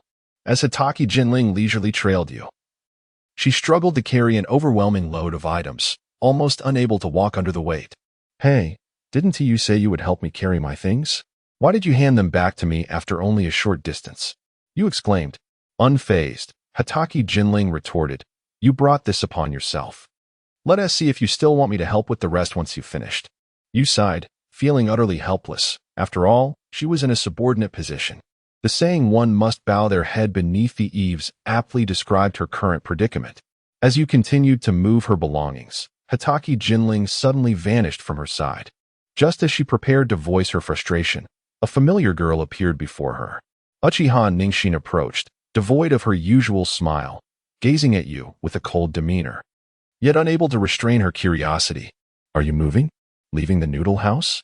You nodded, I've been quite efficient with my tasks, so I finally bought a house. But it's rather expensive. The two exchanged few words. As if once the best of friends, they had now become mere acquaintances, exchanging pleasantries as they passed each other. By the time all of Yu's belongings were transported to Hitaki Jinling's home, evening had fallen. She collapsed onto the sofa, calling out, "Teacher Jinling, when will there be food? I'm about to starve." From downstairs, Hitaki Jinling lazily replied, "Figure it out yourself. If you go out to eat, use your own money first. I'll reimburse you later, lest it be said that I'm stingy with my own student." Upon hearing the door slam shut, Yu realized that her dinner plans had been dashed. She fell back onto the sofa, muttering, "I'm so hungry." You unreliable teacher, always out and about. However, determined not to let hunger overcome her, Yu resolved to venture out in search of food. The bustling streets of Konoha offered a plethora of culinary delights. And since Hitaki Jinling had mentioned treating her, she decided to indulge. The super supreme unbeatable hot pot restaurant, she read, marveling at the audacity of the name. The establishment was teeming with patrons, rivaling the daytime bustle of the Earl Noodle House. With a smile, you entered and quickly found a seat. Shortly thereafter, a waiter approached. "Excuse me, little one, are you here to dine?" At that moment, Yu's mind swirled with expletives. What else would I be here for, if not to eat? Yet, facing the waiter, she simply nodded, embodying the innocence of a 12-year-old child, with no trace of her identity as a seasoned ninja. The waiter handed her the menu and departed. Yu swiftly placed her order, not for a few items, but a veritable feast, selecting everything that caught her eye. The waiter regarded her with a bemused expression as he took the order. Once the copious dishes arrived, Yu paid with her own funds, only to realize she had nearly exhausted her savings. If Hitaki Jinling failed to reimburse her, she would find herself in dire straits. Scratching her head, she requested a receipt for peace of mind before digging in. Halfway through her meal, however, she was astonished to find that her table remained laden with food. In the next moment, two individuals approached her table. One was a stout boy with dark skin, and beside him stood a blonde girl who appeared to be around her age. The boy fixed his gaze hungrily on Yu's feast, inquiring eagerly, "You said you can't finish that, right? Food shouldn't go to waste. Why not let me help?" The girl beside him interjected with disdain, "Ding Fei, you eat too much. Besides, that is someone else's meal." Yu, interjecting, asked, "Who are you two?" The girl turned to her, introducing herself, "I'm Yamanaka Fuka, and this is Akimichi Ding Fei. I apologize. He simply can't resist good food." Yu waved her hand dismissively. "Yes, right. I really can't finish all this. If you don't mind, you're welcome to join me." Upon hearing this, Ding Fei's eyes sparkled with delight as he sat down and exclaimed, "Then let us dig in." He began devouring the food with astonishing speed, clearing plate after plate. Yamanaka Fuka sighed, resting her forehead on her hand, watching Ding Fei with exasperation. You chimed in. "Feel free to join. I doubt he'll be able to finish it all." Yamanaka Fuka waved her hand apologetically. "Actually, we just ate here and we're on our way back, but he overheard you say you couldn't finish, so."